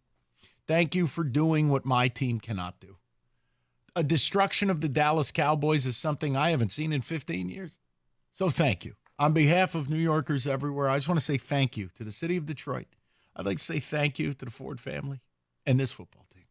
That was glorious. Minus 8. Yeah. I hate the Cowboys. You know this. And they got embarrassed. Happy birthday, Jera. 248-539-9797. All right, if you look at reviews for roofing companies, not optimal.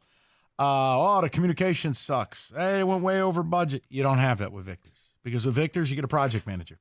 Their job, 2 different deals. A, ensure a perfect installation. And B, ensure you're happy. You call, they answer. You have a question, they got answers. With Victor's, you're going to get the best experience in the industry.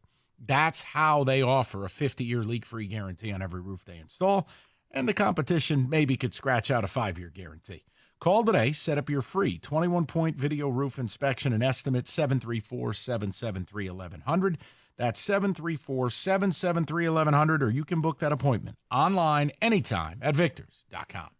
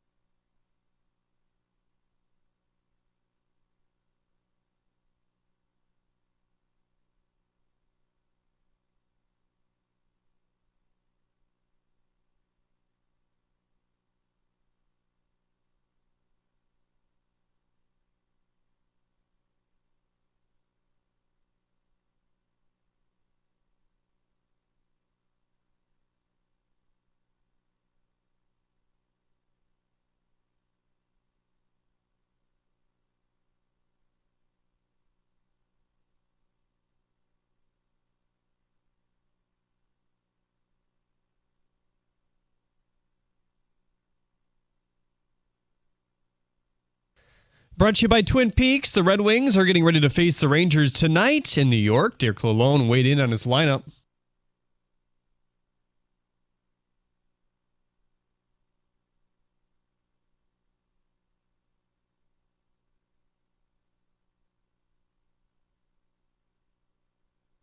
Your coverage right here on 97.1 The Ticket at 6:45. Before that, Lions review at 5:45. Dan Campbell saying today that Aiden Hutchinson will be out for 4 to 6 months. Tigers president of baseball ops Scott Harris said today that there's a role for Javi Baez on the team next season, but he has to get a lot better this offseason to demonstrate that he can make the infield better. He also blamed himself for not properly preparing Kenta Maeda for the season as he transitioned from, quote, a familiar organization to an unfamiliar organization, end quote. Harris thinks his strike throwing can improve, and they'll talk with him about making some adjustments before spring training, noting that Maeda also has a place on the roster next season as well. At the Corwell Health Sports Desk, I'm Jeremy Otto. For more, go to 97.1 The Ticket or Odyssey.com.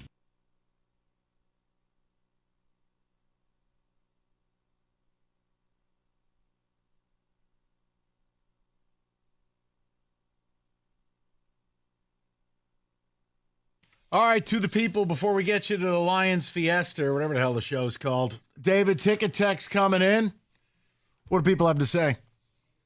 The last time a sports franchise did something that big and it led to a championship was Rasheed Wallace. The Lions need to do something similar.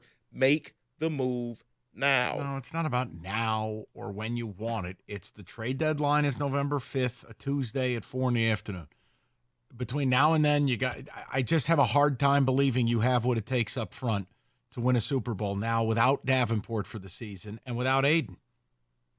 I mean, it's unfathomable. Of the players that are irreplaceable on this team, I think there's truly only two. Mm-hmm. And it's Goff and Aiden. And you'll go, well, what about Amon-Ra? No, I ain't telling you that's any great shakes, but I still have J-Mo, I still have Laporta, I still have a gaggle of running backs to throw the ball to. I could figure it out. Okay, seriously, you could put Gibbs in that spot and put Montgomery full-time in the backfield.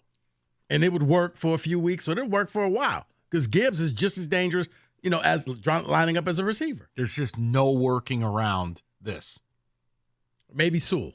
Sewell may be another one that's one of those, you lose him, you just lost a key piece of the team. Even then, though, it's your right tackle, not your left. You know what? You win. No, it's not about winning. I'm just saying, maybe I said it the wrong way. Obviously, any injury to your good players is bad. Right, but there's certain ones There's another classification of, oh, no. Right. You turn into the character from the movie. Yeah. Now we're playing Hendon Hooker.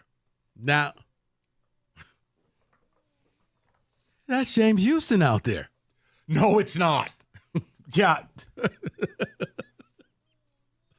Yeah, when asked about him, I'm pretty sure Campbell went, well, he's still here, I think. You're correct. Certain players, if they go down, there's really nothing you can do. You could try your best to replace them. It may be easier to replace a Hutchinson than trying to get a quarterback, but you got to do something, because if you don't, this team as it is, still a playoff team, but you're going to be playing outdoors for the playoffs. I don't think you're going to see a home field at Ford Field this year if you don't. Go ahead, David. I'm sorry. No, I was going to say, I understand what you're saying. It may be easier to replace an edge, but there's a reason why these guys are starting to get $30 and $31 million a year, because on the other side of the ball, they are the quarterback. They go get the quarterback. So I hear what you're saying, but there's still that type of guy. But it's also, all right, I can't even believe I'm bringing this up because my team is so bad. But do you know how the Giants stayed in that game last night? Elite edge play. Brian Burns was fantastic. Now, Dexter Lawrence is interior, but pass rush. Azeez Ojulari was a depth piece because they drafted Thibodeau. Now, Thibodeau just had wrist surgery. He was off to a good start this year, too. The point is, they were able to stay in the game because they were pressuring Burrow on 48% of their snaps. It's the equalizer. But Aiden is so different because not only is he your best pass rusher, he's also got the highest effort quotient of any player on the damn team. Mm-hmm. He's kind of a heartbeat. Yeah, and commands a double team each and every time, because if you line them up against a tight end, well, that's on you. You didn't do your homework. Also true. David, go ahead. David Holly says, Brad Holmes did say Super Bowl in his before the season presser, so I expect action. Look, I know that they will not and likely not end up coming back with any players we're talking about. But they have to. Then you're in the space of I need to go get multiple people.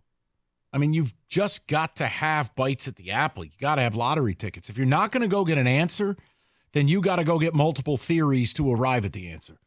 The answer is a Max Crosby, a Myles Garrett, a ba-ba-ba-ba-ba. If you ain't coming home with that, well, then I need a couple options. Mm-hmm.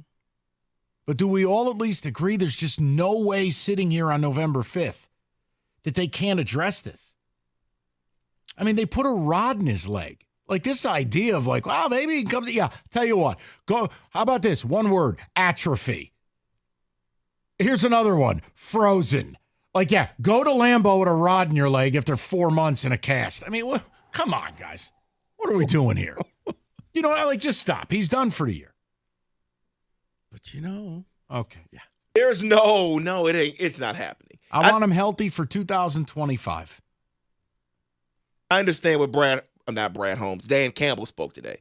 I understand what he has to say. He loves this player. He understands what type of guy he is. He's just speaking from the heart there. He's not speaking from reality, I don't think. And David, you know this as a parent. Sometimes you just have to be an adult. Very true. No.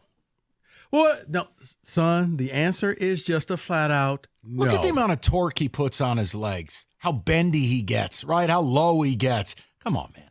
The effort alone is what shattered his leg. If it happened in training camp, I'd give you a 10% shot. The fact that it happened in mid-October? Come on now. Which means he would have to heal in 3 months. Just healing, not rehabbing, healing. Lieutenant Dan, you got new legs. No, he would legitimately need a steel leg.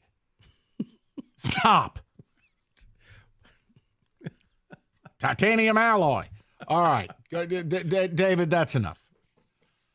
We will continue. Obviously, the Lions are going to be a big story all week. Showdown, Minnesota. But the Tigers tomorrow are going to take more of a forward role. Scott Harris spoke today. I want to talk to the people. I'll present a couple things, but I am going to present you with some facts. And you got to tell me if you're accepting of those facts. Fair enough. I think it's a fair way to do it. All right. Sell them something. If you are 65 or older, it's that time. Time to review your Medicare health insurance plans. The annual enrollment period for Medicare subscribers, October 15th to December 7th. And with all new changes, you're going to need to call Mike Purpur, National Benefit Plans. Over 30 years of experience in the health insurance industry, Mike and his team will shop the entire market. Find a Medicare supplement solution, not only affordable, but fits your specific needs. Just call Mike Purpur now, 877-734-2200, or on the web at nbphealth.com. Remember, National Benefit Plans wants to be your health and life insurance agency for a lifetime.